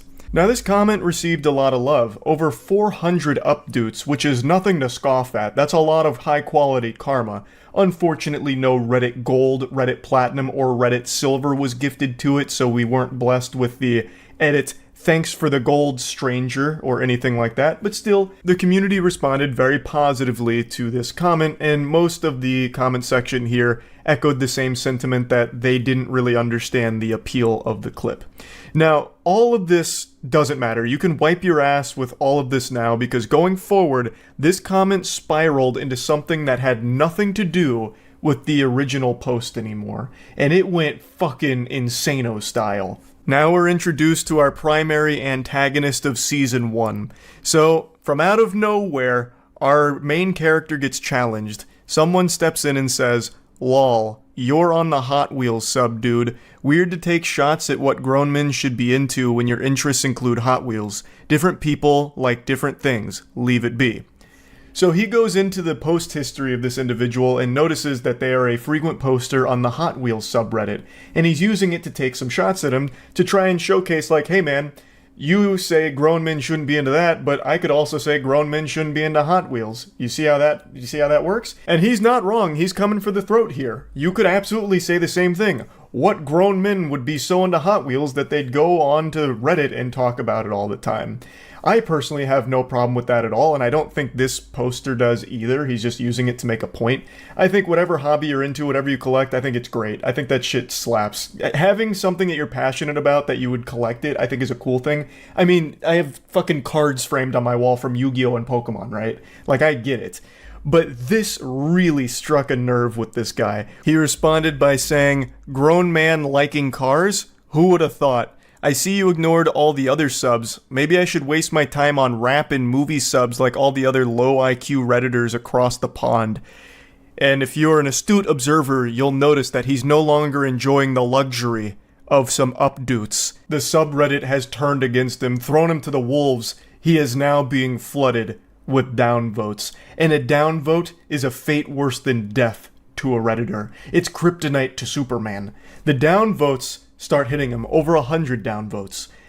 And I can see why. This feels very insecure to come at him like this. Like, his point was pretty clear, but then he like tries to, I don't know, explain away why it's like really in line with being a grown-ass man because he likes cars. He's like, oh, well, yeah, grown men like cars, Hot Wheels are cars, duh. I mean, maybe I should just go to rap and movie subreddits like you low IQ plebeians. It's really, really cringy Reddit behavior now. The bad boy comes back with a tough-to-swallow pill. Hot Wheels aren't cars, mate. They're toys. Talk about low IQ, haha. You're not better than anybody else, sorry to tell you. To which he responds, the fact you had to come back and edit that pathetic response, LMAO.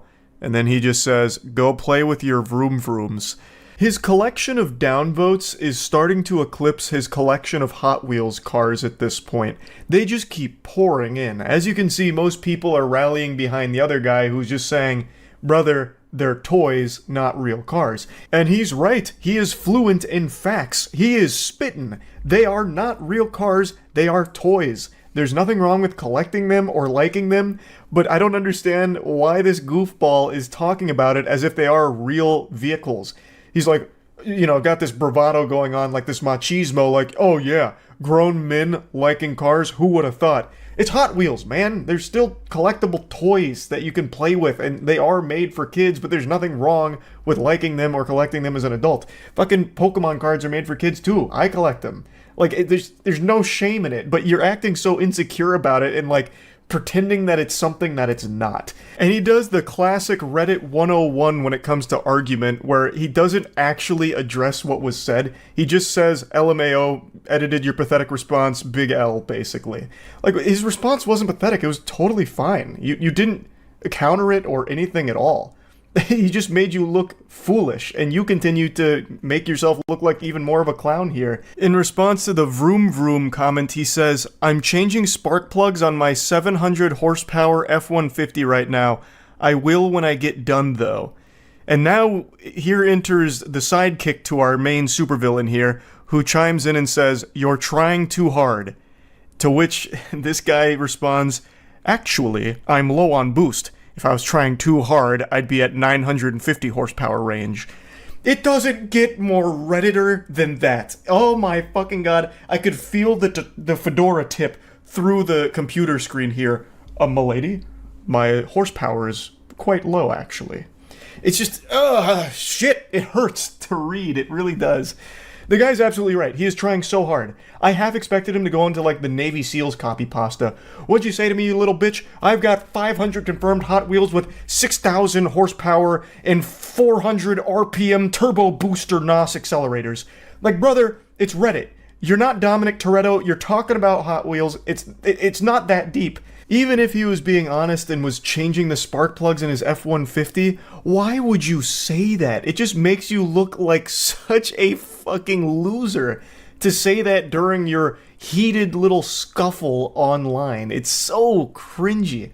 If that's what you were actually doing, keep it to yourself. You don't need to try and, like, prove that you're a man to a stranger on Reddit. All hell breaks loose right now, and the cringe is rated E for everyone, because he starts just lashing out at anybody in the thread. So someone else made a comment, and he went through his post history, I believe, and found that he was on, like, the WWE subreddit. So he calls him out saying, WWE isn't real, bro, sorry to tell you. Maybe you should pick up a real hobby like learning about cars.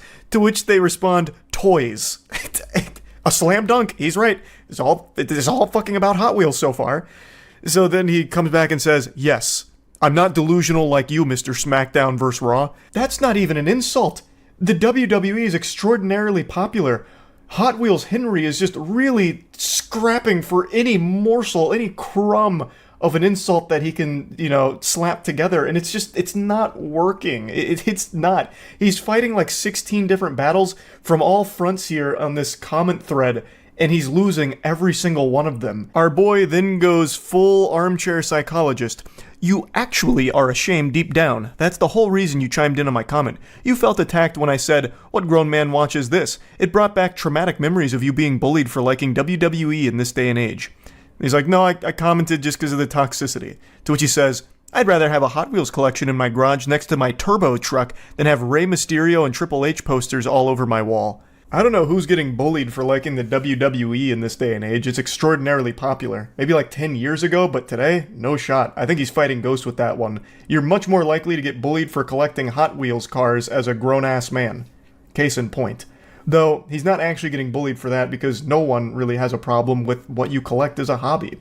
The reason people are making fun of him here in the subreddit is because of his attitude, where he views his hobby as just superior to whatever else everyone's interested in. Oh, you see, no, I actually collect Hot Wheels cars, like a real grown, grizzled, strong, big-muscled man, not this lame garbage. Like, it just sounds like pinky up, high off your own fumes, sniffing your own farts kind of garbage where you view yourself as superior than others just because you think your interests are better. So you're just shitting on everyone else who called it out. Like, no one cares if you collect Hot Wheels cars in your garage and it's right next to your fucking Optimus Prime truck. Yeehaw. That's great. You're just being an asshole about it, which is why people are just making fun of you in the subreddit. His rampage continues, and this time he's pissing on sacred, hallowed ground. He insults RuneScape. He says, you drive a stock car and play RuneScape, I know you're drowning in pussy. He's saying it sarcastically. So he checked the comment history of this guy, saw that he played RuneScape, and he's using it to attack him. Which is a wild one. Like, yeah, RuneScape's got some, less than stellar things about it, but there's nothing wrong with RuneScape at all. It's still an extremely popular MMO that is well loved to this day. And the guy's like, I don't understand how a dude who plays with toy cars thinks he's above people on movie and rap subreddits and people who play RuneScape. We're all on the same site getting in our respective nerdy communities. What makes toy cars better than talking about media or playing a game? Which is fair. I mean, that makes a lot of sense. And then he just goes, you don't understand because you can't even turn a wrench on your own car. Of course, a mechanic is going to be into Hot Wheels considering he works around cars all day. Do you need me to further break it down for you to understand? Oh, just that aura of insecure loser is very potent. It's like in Bleach when they first meet Kenpachi and his spiritual pressure is so strong that it just glues people to the ground, they can't even stand up. That's what his loser aura is doing to me right now. It's rough. Why do you feel the need to defend your hobby when no one's actually attacking that? They're attacking your behavior, where you think what you do is better than everyone else and can't understand that different people are going to like different things and there's nothing wrong with that. That's the only thing people are picking apart. That's what started this whole thing. You were saying, who watches this garbage? What grown man would do this? And one other guy was like, hey, you're a grown man who plays with Hot Wheels, you understand? Like, different people like different things. It could have been so easy to just meet in the middle, shake hands, and be like, oh, okay, I get it, yeah. This wasn't for me. Just like Hot Wheels collecting, maybe not for you. But he just refuses to accept that reality. Instead, he's just going, no, you don't understand because you can't turn a wrench in your own car. He just keeps diving in on things other people like. Do you just really call RuneScape a fun multiplayer game? Responding to someone saying that it was a fun game, there's nothing wrong with it. You're not playing COD, dude. You're playing a game that's synonymous with virgin weirdos like yourself. Deaf embarrassing. He's just trying way too hard. I can feel the tears in his eyes as he types these comebacks. Now, up until this point, I had a big smile on my face reading these for the first time, but when I read his next response here, I let out an audible gasp. So the guy, once again, is still going in about RuneScape, like, it's just an MMO, whatever, you're being a judgmental prick, and can't handle it when people roast you back. So you start combing through comment histories, massive Redditor mindset. And his response is, I can definitely handle it, LMAO. I just shit on 10 different no-lifes, including you, that wanted to be relevant. There's multiple comments saying who watches this, but of course you want to reply to mine for the free clout and upvotes from the Fem girls.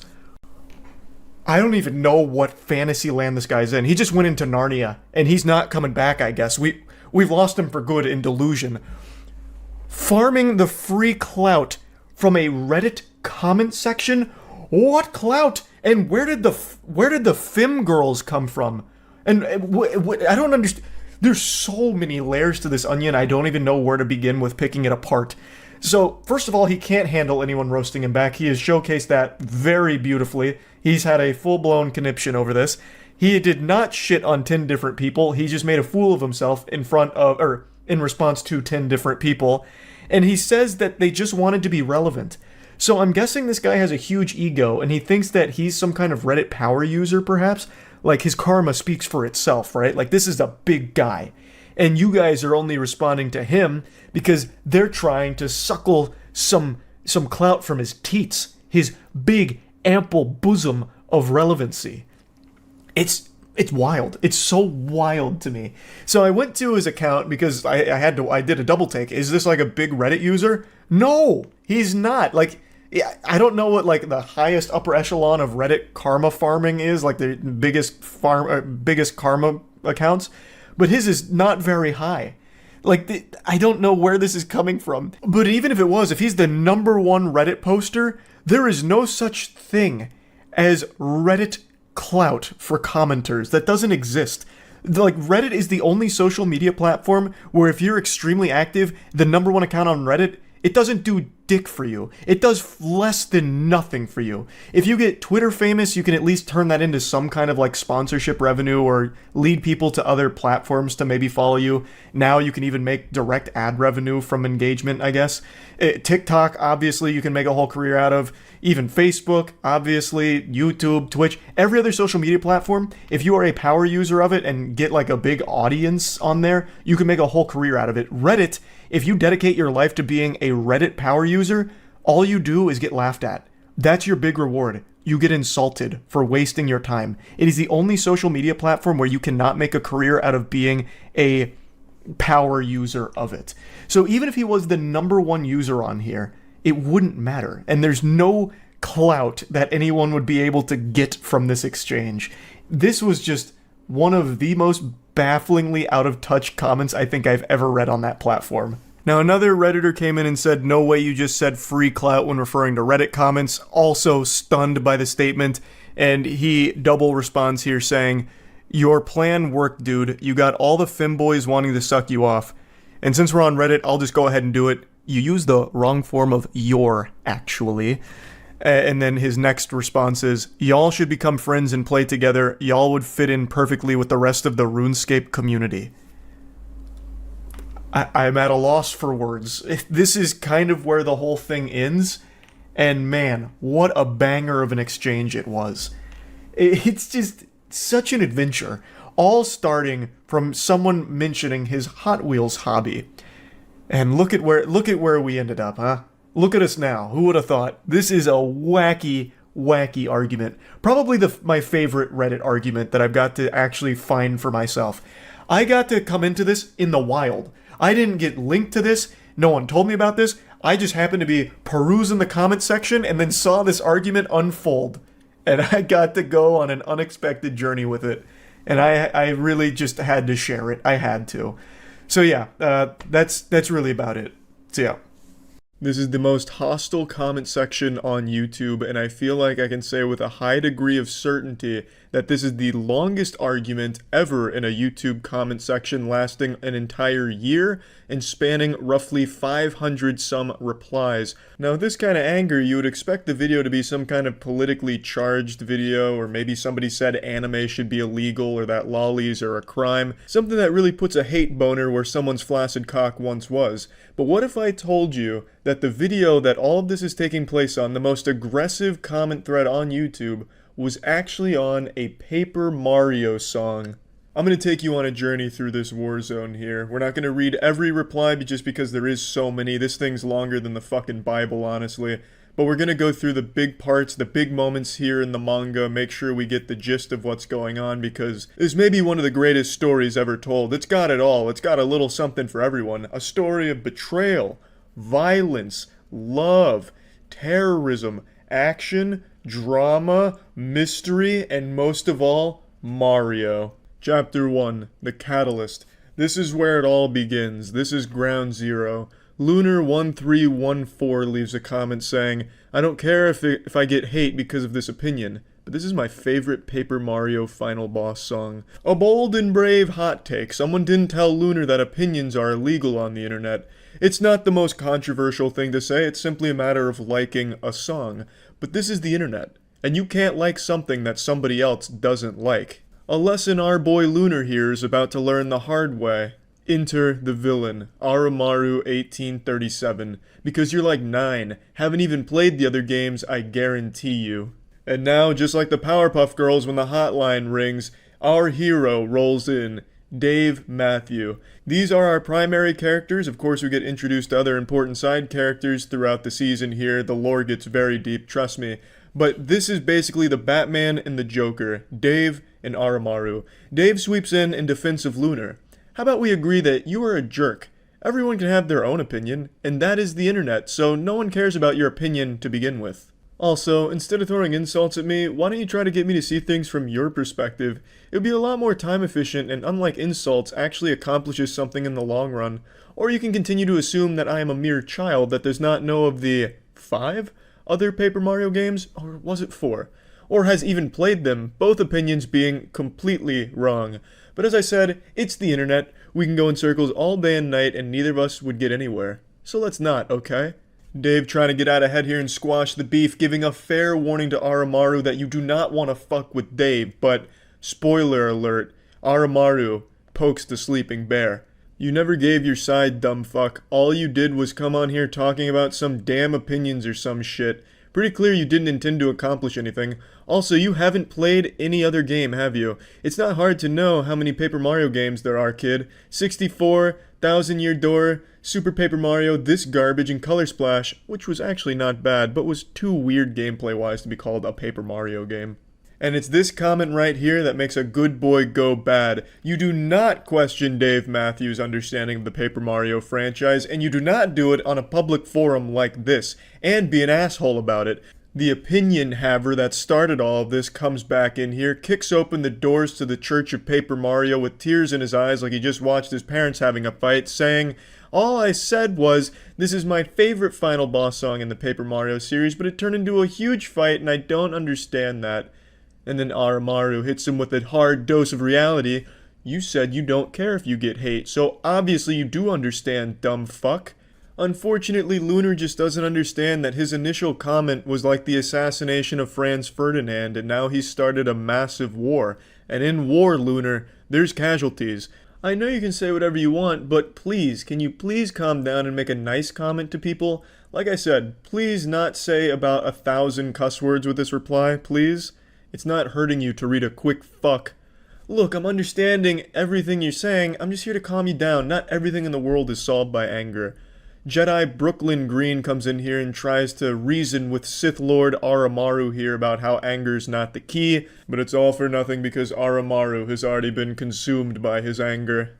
Like I said, I am cutting out a couple things here because there is so much of it, it'd be like a 10-hour video if I read the entire chain. Basically, in a nutshell, Dave was saying this is pointless, it's an internet argument, let's just drop this.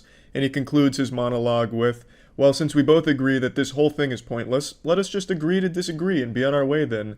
Aramaru, cool, so fuck off. Peace was never an option.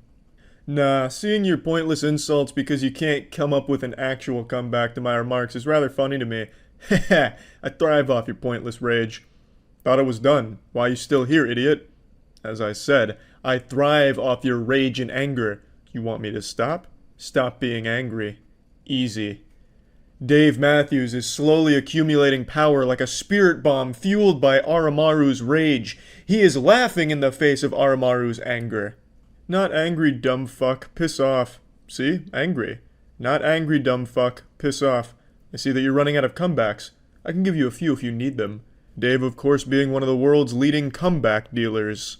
Not stressful, you're just annoying, lol. And there's plenty of music better than this shit, even from Color Splash. Uh-huh. Why don't you go back to your 1,000-year-old game and super overrated Paper Mario game? Your screen, oh boo-hoo. Let me play a sad song for you on the world's smallest viol— Oh wait, I broke it. If this was done, why did you reply? Metal Mario coming in here just spitting straight venom in the face of Aramaru here, lighting him on fire with the world's smallest violin comment. Nice try, dumb fuck, but I haven't even played any Paper Mario games except Color Splash. Now fuck off with your shitty excuses for jokes, people have better shit to read. When I initially made it to this chapter the first time and got blindsided by this plot twist, I fucking recoiled into my chair, threw my arms in the air, I was just so absolutely shocked. I felt like I was witnessing history, like I Am Your Father level twists here. This is subverting expectations done extremely well, not Game of Thrones Season 8 bullshit. This is how you surprise a reader with a narrative plot twist. Who could have seen this coming? If you remember back to the genesis of this whole mess, it started with Aramaru melting down and breaking shit in his room over the fact that somebody liked a Paper Mario song he didn't like, and then accuses them of not having played any of the other Paper Mario games, and then only a short 100 replies later, he himself admits he's only ever played one Paper Mario game, and it's not even this one. It's so fucking remarkable. What an incredible twist. That is character development right there. Now we're getting a little bit of the origin story of Aramaru here, which only makes him even more mysterious. Well, I see my sympathy was misplaced. You seriously judge a game on what other people say about it? You sure have missed many a good game. Also, shame on you. Don't give out criticism if you don't actually have the knowledge to back it up. It's just stupid to say something's wrong and then give no evidence at all to support your theory. And that's researching 101. This guy Reddits. Also, it appears that you really do only know how to spit out insults. I'm gonna have fun with this. Hello again, my old friend. I see you're here to argue once again. Too bad this will end with you weeping, because your argument is less than the dust I'm sweeping. But you will not give up yet, because you don't realize that it's the internet. The internet. So you might as well be voiceless, as all arguments here are practically worthless. Dave Matthews goes full Robert Frost here with this personalized slam poem to Aramaru. I get that it's supposed to be a Sound of Silence parody, and it's executed wonderfully. A special song poem about the argument you still persist on despite the flaws in your argument. P.S. You still haven't told me what your favorite song in the series is. Did I ask? No, bitch, I didn't. Fuck off. Shut the fuck up. I didn't even read what you said because I just know it's dumb as shit, lol. Come on, man, he took the time to write an entire parody song for you. The least you could do is read the lyrics. For about 4 days, there was peace in the comments section where people were going over things they liked and didn't like about the game, and then Aramaru comes in full fury here, pitchfork in hand, ready to slap shit around. He reignites the argument by saying, "Obviously do if yo pussy ass won't just leave the conversation." Dave says, "Pff, ha ha ha, now I remember why I stick around. I'd love to see what kind of pathetic retort and comeback you are going to make at me that I can easily tear apart. Really, it is rather satisfying to see what you come up with." Once again, there was a truce called in the comment section for about a week, and then Aramaru came back, and Dave immediately noticed. He's like the NORAD defense system, able to hone in on Aramaru's presence and then attack. "Oh, hello there. Ready for round 2, my little whiny failure? Round and round the argument goes, when will it stop no one knows. That meme has been dead, fucking idiot. I'm ready for you to piss off, you worthless fuck. I did not drag your pride through the mud and make you look like a brainless, arrogant maggot. You did. You destroyed your own argument. You ignored the statements that made you look like a fool. You chose to spit out nothing but insults. Your fault. Your stupidity. Deal with it. Or stick around and continue to look like a moron. It's entertaining. And besides, we win either way. And you lose either way." Dave hits him with some kind of superhero monologue right before he throws the bad guy in jail. And Aramaru says, "Don't care to read your arguments, lol. As a matter of fact, I only read the first reply, lol. Quit wasting my time and fuck off." "Then you are nothing but a bottom-barrel fool who will have no success in life. As I said, you don't bother to defend yourself at all. That makes you an idiot. Also, why should I? You have no power here and you never will. The fact that you think you do just displays your idiocy for everyone. Besides, I already gave you the requirements for my departure. Or are you incapable of reading as well, my little maggot?" Everything Dave has been saying thus far sounds like the Rick and Morty copy pasta from Reddit. I mean, I think Dave is in the right here because Aramaru's a huge fucking asshole, but man, he's really going about all of it in a terrible way.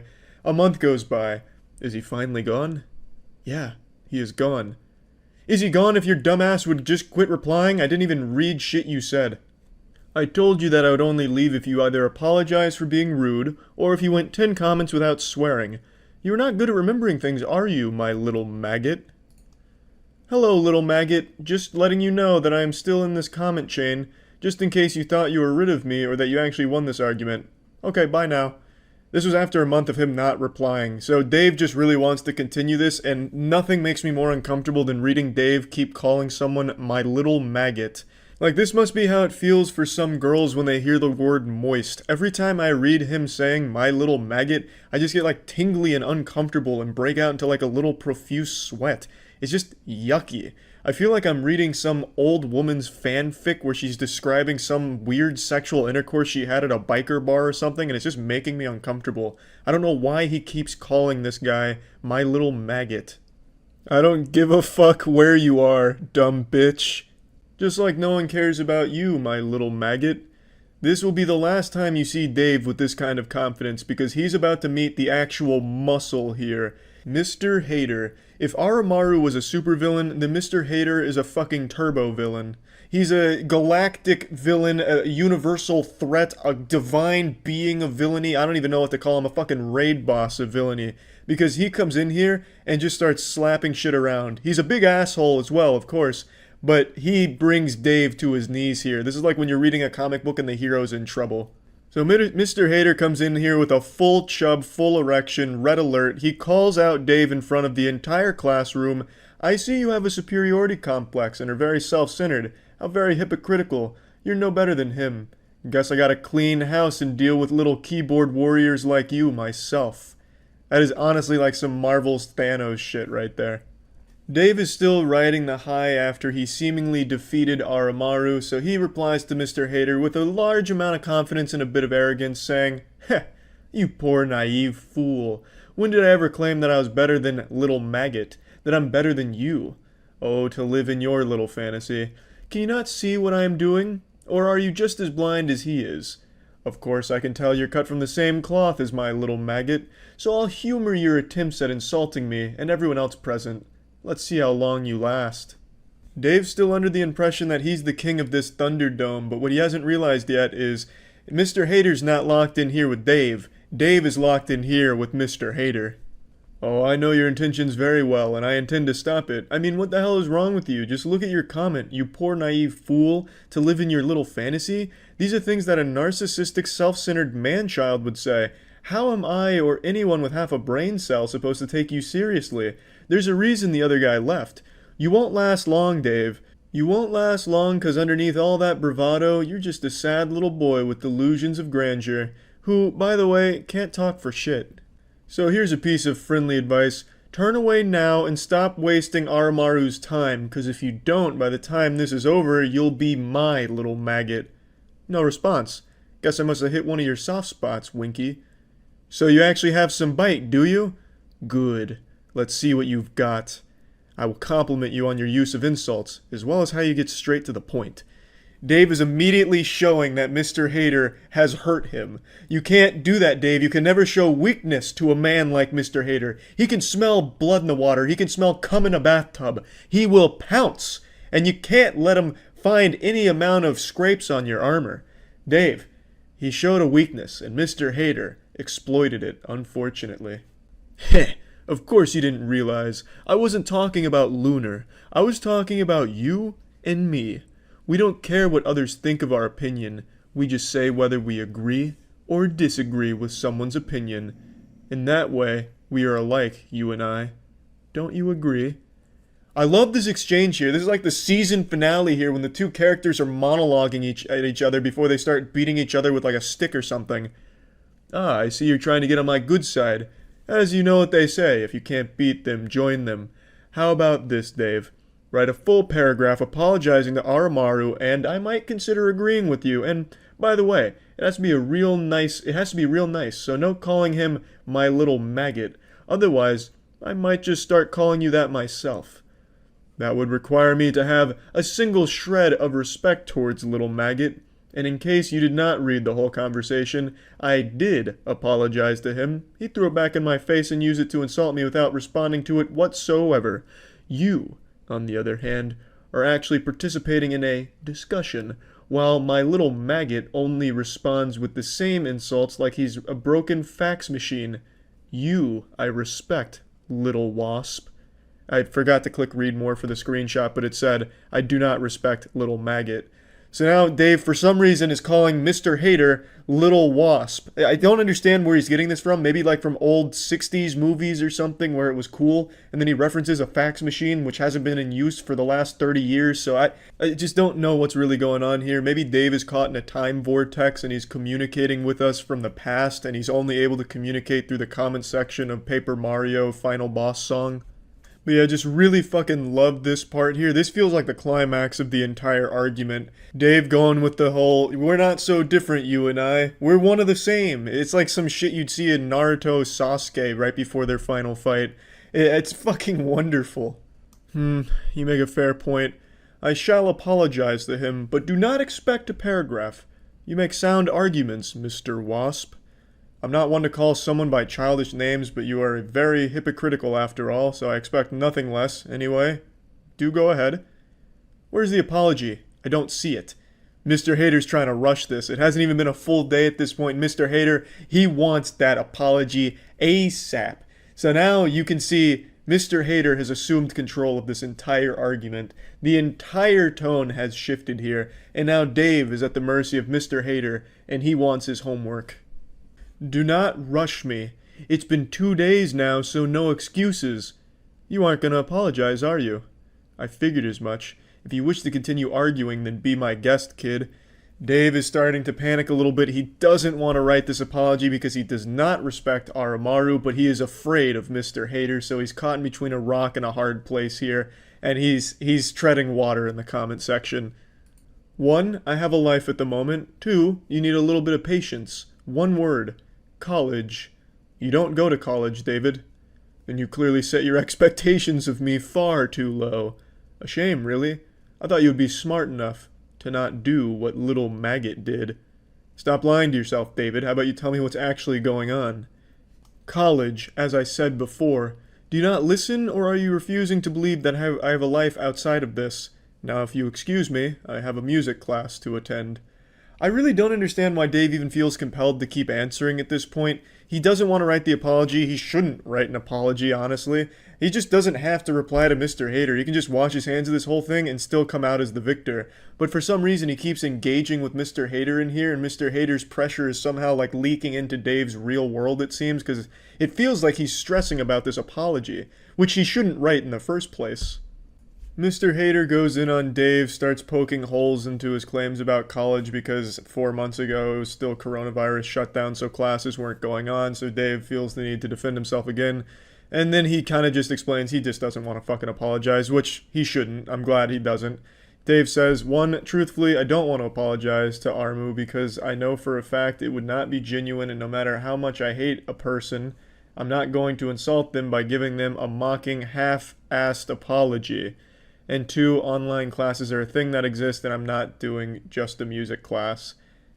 Who is the antagonistic one here? Because it definitely isn't me. You poor, pathetic whelp, barking and baying like anything you say will ever matter. No, your words don't hurt me because they are artificial, fake, designed, and spoken for the sole purpose of inflicting pain without putting actual feeling behind it. Ha ha ha ha ha ha ha ha ha. No, your words are hollow and do not deserve the electrons my brain cells would have to burn to process them, just like you. You're not special, you're not unique, you're not important, and you never will be, not now, not ever. So go ahead whelping, keep making a fool of yourself. I'll just watch the show, laughing all the while. And in your ivory tower of hypocrisy, did you ever once realize I never denied what you have been saying? You are a parasite, Mr. Hater, something that must tear everyone down to justify their worthless existence. Perhaps I am one too, but that's where our similarities end. You lash out at anyone you see as below you. I lash out at people who do what you and Armu did. Insult and tear into someone because they dared to have an opinion you did not agree with, or lash out at people who defend themselves from other people like you. I never said I was better, but does it really matter in the end? At the end of the day, one of us looks like the bad guy to everyone else, and since I haven't been antagonizing everyone participating in this, it most definitely not me who's the bad guy. Try to say I'm wrong here. You're not wrong, Dave. Not at all. And people like Aramaru and Mr. Hater, yeah, they suck a lot of fat ass. It's sad that someone cares this much about someone's opinion on something that doesn't matter. 100%. Agree with you entirely there, Dave. But the way you're handling all this and then putting this huge, like, presidential speech here is not good either. This is the wrong way of handling any of this. And there's really just no point in arguing in a YouTube comment section to begin with. There are no winners here. Mr. Hater breaks down his response line by line. You lash out at anyone you see is below you. Dave, don't be ridiculous. I'm not as narcissistic as you, or at all for that matter. I lash out at anyone who do what you and Armu did. A mistake you will regret, as you have started all of this, and I aim to end it. The two go back and forth about the apology that Dave doesn't want to write. Mr. Hater just keeps picking apart each line of everything he says. My words are said solely to get you to leave. That's never going to happen, Dave. I've grown very persistent over the years, and trust me, persistence pays, and I will stay here for months if I had to. Will you?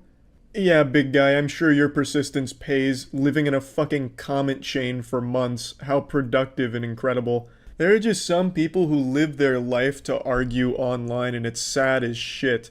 This guy is the perfect example, willingly saying, I will stay in this fucking thread for months because I have nothing else going on in my life. That is pathetic. That's fucking sad, Mr. Hater.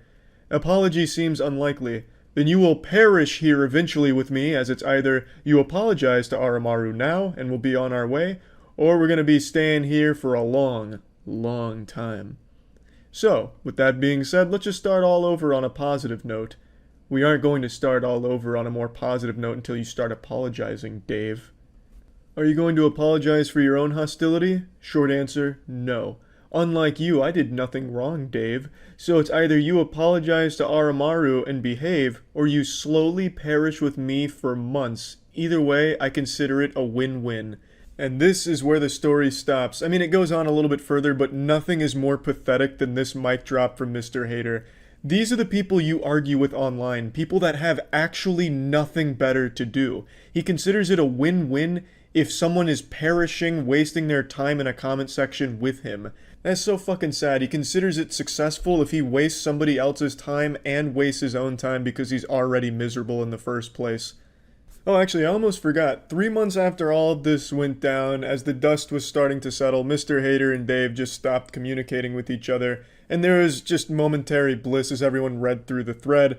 And then Yoshi comments, tagging Aramaru, and Aramaru's been tagged this entire time. Yoshi just points out it's been 10 months, but 64 really good, kind of basic, Thousand Year Door, bop, and all this. Just kind of breaks down his opinion of the music. And then Aramaru, from out of fucking nowhere, comes out of retirement to deliver one of the most powerful conclusions to any story ever given. I don't give a fuck about your opinion, this song is still shit. What a beautiful way of wrapping all of this up. But yeah, anyway, the last interaction between our main characters was 4 months ago. From what I checked today, there wasn't any new developments that I noticed. A few more people have been made aware of this because it was posted on Twitter. That's how I found it. And this has just been truly a joy. Delightful to read through. So just keep all this in mind next time you think you're confident enough to leave an opinion on a Paper Mario song. That's about it. See ya. What's up, everybody? It's Critical. I love laughably bad modern journalism. Right now my go-to golden goose is Polygon. It's just a fucking cornucopia of entertainingly abysmal articles. Christmas came early many years ago and Christmas never left. This is the gift that keeps on giving. It's like the fucking Allspark, just giving life to new awful articles, and I love it. But today out of nowhere, the delightful children from down the lane published a real prostate tickling article on CNN called Why Kids Love Fascist Cartoons Like Paw Patrol and Thomas the Tank Engine. And man, is this one hell of a read. This article really sums up 2017 nicely. This is pretty much what American culture has devolved into. Everything's fascist, everything is Nazi, everything is bad, everyone is evil, and here's why.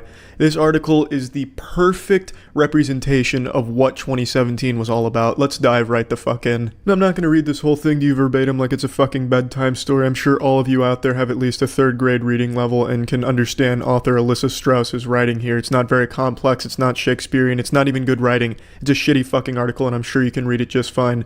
So let's go ahead and start. The first thing she talks about here is, all parents want their children to be part of this utopia where unicorns are pissing out rainbows and the rainbows are shitting out flowers and the flowers are getting bukkakied by butterflies. Perfect world, nothing ever goes wrong. No one gets hurt, there's no boo-boos. But unfortunately, our kids are just born evil and perverted by popular culture, and one of the biggest culprits is the cartoons. And then she goes on to say, 2 of the most divisive shows are Thomas the Tank Engine and Paw Patrol. Since when? She says this with such confidence that it's common knowledge that parents are afraid of Thomas the Tank Engine and Paw Patrol like it's some type of modern-day boogeyman. Oh, if you catch your kid watching Paw Patrol or Thomas the Tank Engine, it's already too late. You might as well just put the child down. They've already become Hitler. And then she tries to poke a hole in your condom and give you this baby of false knowledge that she's not the only insane person that thinks these shows are divisive. She says prestigious publications have essays on it in social media and it's getting eviscerated by grown-ups on discussion boards. None of those are reliable.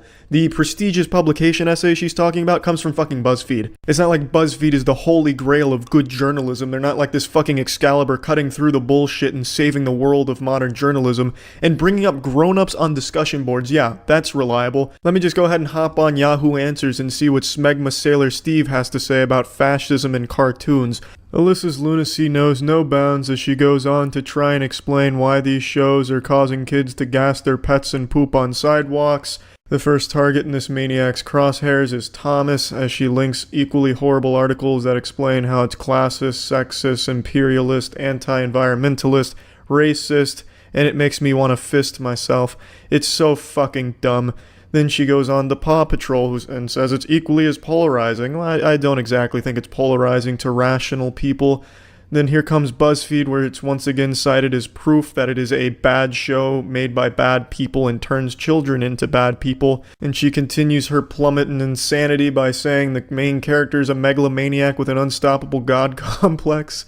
That just makes me laugh because it's clearly like written out of spite. She's very jealous of this character. And it's sad. It's genuinely sad, Alyssa. I feel sorry for you just even reading this thing. Then, you know, this is very tempting for us intellectual parents who are aghast at contemporary politics, as she takes a sip from her coffee mug in front of a fireplace with an open robe. And just really goes on, you know, this is a source of comfort for our children, but it shouldn't be because these shows are evil. Apparently the possibility that kids are just watching these shows because they're colorful and the characters are cool since it's a fucking train and it's fucking dogs, both of which kids like. They like fucking dog. Well, they don't like fucking dogs, I hope, but they like the fucking characters. It's cool to them. And this idea has just eluded Alyssa that kids aren't watching these shows based on any type of underlying messages, and I don't think they're being subliminally conditioned to want to start throwing up concentration camps or some shit. I don't think Alyssa was ever even a kid. I think she was just a robot designed to be outraged by everything and look for meaning where there is none. And if I'm wrong, Alyssa, feel free to try and prove me wrong, but I think I know what kind of kid you were. You were probably the type of kid to remind the teacher of homework if she forgot, and you probably told your parents that Santa Claus wasn't real because you didn't want to have any fun on the holidays, didn't want to be deceived by the fascist notion of Santa Claus existing. It continues talking about how children are sponges and they struggle with these ideas of good and evil, and they're at this constant battle with themselves. Am I bad? Am I not bad? And stupid shit like that. And then it goes here. On the other hand, children take comfort in the idea that someone is in charge. To them, Ryder isn't a megalomaniac, and Sir Topham Hatt of Thomas isn't a neo-colonial autocrat. What fucking stupid children, am I right, that can't even recognize those characters as megalomaniacs and neo-colonial autocrats? Raise your kids better. Jeez, man, everyone's getting dumber these days. And then to put the cherry on top of this ice cream asshole, we gotta finish it off with this. And the fact that these leaders, both white males, oh, you can't have an outraged, controversial piece without those white males thrown in there. That word's gotta be in there somewhere if you want to be taken seriously. Look like most figures in position of authority in the real world and is not lost on children. I am so certain it is lost on children, Alyssa. I'm not even going to go any further into that. You are so fucking off the mark there. It's fucking sad when the children in this story are smarter than the author. The children can look at the show and take it at face value the way it's supposed to be taken and recognize these characters aren't evil megalomaniac neo-colonial autocrats or shit like that. They're plot devices. They're just there to serve as something that's fun for kids and progress the plot of the show. Meanwhile, you have these lunatic parents that are sitting crisscross applesauce in front of the TV with a notepad, 10 iPads open, taking notes everywhere. They got a cork board in the background, little notepads and strings connecting all these dots and then leading to this overblown and way off the mark character analysis. It's just baffling to me. They look for everything to be controversial and they make everything controversial. It's the stupidest shit in the world. And then they can never understand why people don't take them seriously, and the people that do take them seriously are fucking scary, weird people. Alyssa, read the title of this article. Read your article. Who the fuck is gonna take this seriously? Why kids love fascist cartoons like Thomas and Paw Patrol. Are you fucking kidding me? That sounds like something that would have been a joke 5 years ago, but unfortunately in 2017, an article like this is like gospel to some people. I saw some people celebrating this shit. Oh, finally, Alyssa speaking out on the real problems in the world. Fuck the Hollywood sexual abuse epidemic going on here. This is what people should be talking about. These fascist cartoons. Unbelievable. Finally, someone brave enough to talk about it. It's so fucking sad. I have absolutely nothing to say about this pretentious part of the article here. I really just don't even know where to begin. This is so full of shit. You're welcome to read this on your own. And if you're a rational person in even the slightest capacity, you can see why this is just so laughably bad. I don't want to go into detail on it. It's just too fucking dumb, too. And then here's more dog shit from the article. They have Catherine DM Clover here, who has this moral conundrum that keeps her up every night in cold sweats. Should she judge Thomas the same way she would judge something she watches? And that makes no sense to me at all, Catherine, because if I turn on Nickelodeon and I'm watching Teenage Mutant Ninja Turtles, I'm not going to dock points or think less of the show because there's not blood and guts flying all over the place like the action movies I like to watch. So why am I going to grade it the same way? Just doesn't make sense. But at least she lets him indulge in Thomas every now and then when the full moon strikes. Then there's some more pieces from some other parents that I doubt even exist. I feel like Alyssa made them all up just to have both sides of this argument here, even though I don't even understand how there's a fucking argument made from this at all, but it's here. Finally, we reach the end of this nightmare and get to the end of the article, and man, do we get a nice way to send it home. Here's an idea for the creative team behind Paw Patrol and Thomas. Should they want to broaden their appeal to parents without alienating their fan base, I'm sure that's what they want. All of the creators out there with their billions of dollars is probably trying to look for ways to appeal more to the parents. I imagine that's what they want to do from a marketing perspective. Makes sense, Alyssa. Ryder and Sir Topham Hatt retire and are replaced by their equally domineering sisters. God, that's the saddest thing I've ever read, Alyssa. She's fucking calling for the resignation of these two characters. She's fucking jealous of them or something. And then she's okay with the way the characters exist as long as they weren't white males, because she's calling for them to be replaced by the females. And apparently then it's going to be okay. Then the show won't be fascist if the main problems here are replaced with females. Can't say I understand that, Alyssa, but hey, after all, it is your world. We're just defending you in it. This, in turn, boosts the social status of all non-male characters. Children would still get the satisfaction of immersing themselves in an orderly universe where rules are rules and everyone is in his or her place, just without the white guy on top. Oh, so there's the real problem with the cartoons. There's a white guy on top, apparently. I don't even think that's accurate for these shows, but according to Alyssa, the problem is the white devil. That's the real issue of these shows. Everything before this is useless. All you need to understand is the problem is the white guys. Fucking pathetic here, Alyssa. Really just sad. Overall, just so incredibly sad. She understands nothing about why kids like the shows, and she just looks for this controversial statement where it's a fascist show and the white males have ruined it and just converted their children to Nazism. It's the worst piece I've read so far this year. And I say that without exaggeration, and I've read a lot of Polygon articles, but this one I think is the most outlandish and laughably bad one. So yeah, that's it. So yeah. If you've ever gone into a YouTube comment section over the last couple months, the title immediately made sense to you what this video was going to be about. If you've ever wandered into the comment section on any of my videos or plenty of others across the platform, no doubt you have seen this at the very top about Isabella, a 15-year-old from California with cancer, and how the survival rate's really low. They're very scared, and they made a video talking about the struggle, and it'll be the last one they make. That has been the top comment on every one of my new uploads for a couple of months now. And it's also the top comment on a ton of other videos I've seen across the platform. It is always at the top because the likes are botted. It's always from different accounts because the accounts keep getting banned, because they're fake accounts. This is clearly a bot. I don't even think the most senile octogenarian would see that comment and start shedding tears about how it tugged on their heartstrings because they believed it. I promise you, the amount of people that have read that and actually, responded like they just got a fucking Amber Alert, like, no, Isabella! They fucking sprint out the door to try and support this channel to the best of their ability, is probably very low. You can probably count the amount of people that have fallen for it on one hand. But it's still very annoying. It's just a big headache that is also a symptom of a larger problem that the platform struggled with for years, which is bots. I've covered this at least once a year for the last 5 years because of how bad it's gotten, and it ebbs and flows. Sometimes it gets extremely bad, like where bots were sharing illegal material through the comment section, and then it seemed like YouTube kind of put the kibosh on it on the back end. But now those bots are back, and now even more bots seem to have infested the comment section with like the Isabella shit, and also the porn bots that'll just copy a real comment and paste it as their own.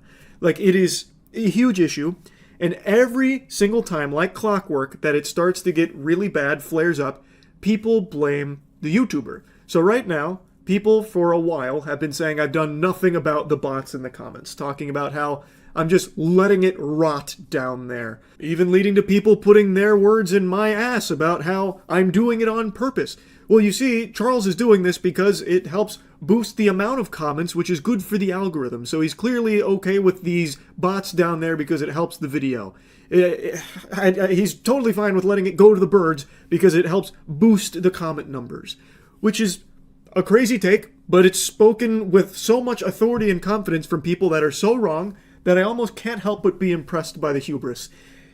This is something I literally talk about once a year, because there is only so much you can do. When these bots start getting this out of control, it's not as easy as just somehow banning all of them. There are tens of thousands of these accounts and new ones being made every second. That's just not feasible. Not even Queso could ban that many accounts. So what you do instead is you ban words and characters. So last time this was a huge issue, Matt and I did this massive repository of so many words and phrases and like characters that people use to try and get like around the like blacklist filter so they could like still spam all of the terrible shit. And we blocked those. But clearly, they have now found ways around it. Thus, a new solution needs to be brought into fruition here that I have yet to find. I could ban the word Isabella, but they'll just change the name. So it'll go from Isabella to Gertrude or something, but it doesn't actually solve the bot problem. It is a very difficult problem to tackle because of how widespread the issue is. YouTube itself would have to do something on its back end to try and make it more difficult to have all of these botted accounts making millions of comments all the time. It's difficult, and it's not something that I'm just like ignoring or unaware of. I clearly see it. It's just there's not a ton of ways for me to combat it beyond what I'm already doing and what I've already done. They are always getting more and more sophisticated and finding different ways around the protocol to stop them. So it's just tough. Also, another thing very interesting about the behavior of the Isabella bot in particular is you'll notice on almost all of the top comments from it, it is edited. So another thing it does is it doesn't always bot likes. It'll sometimes copy and paste a legitimate comment that was gaining traction, post it as its own, give it some kind of boost, and then people will organically like it, thinking that it was like a real person that made it. Then they edit the comment to be Isabella. So it's not always the same every single time. Oftentimes it'll be like a bait and switch, like, you thought I was just a normal bot copy and pasting? Actually Isabella. So these bots are not as simple as a lot of people make them out to be, and they are not as easy to stop as a lot of people say they are, with just like banning them or like blacklisting some of the words. That is what we have tried, and they are still finding ways around it. And you can't ban every single bot because, again, it takes less than 5 seconds for these bot farms to just make a new one and just start a new account. So it is a tricky thing to fix. And yes, despite what a couple people will lead you to believe, I am trying to do something about it, so it stops being all over the comment section on every video I post. It's just not easy. Anyway though, that's really about it. See ya.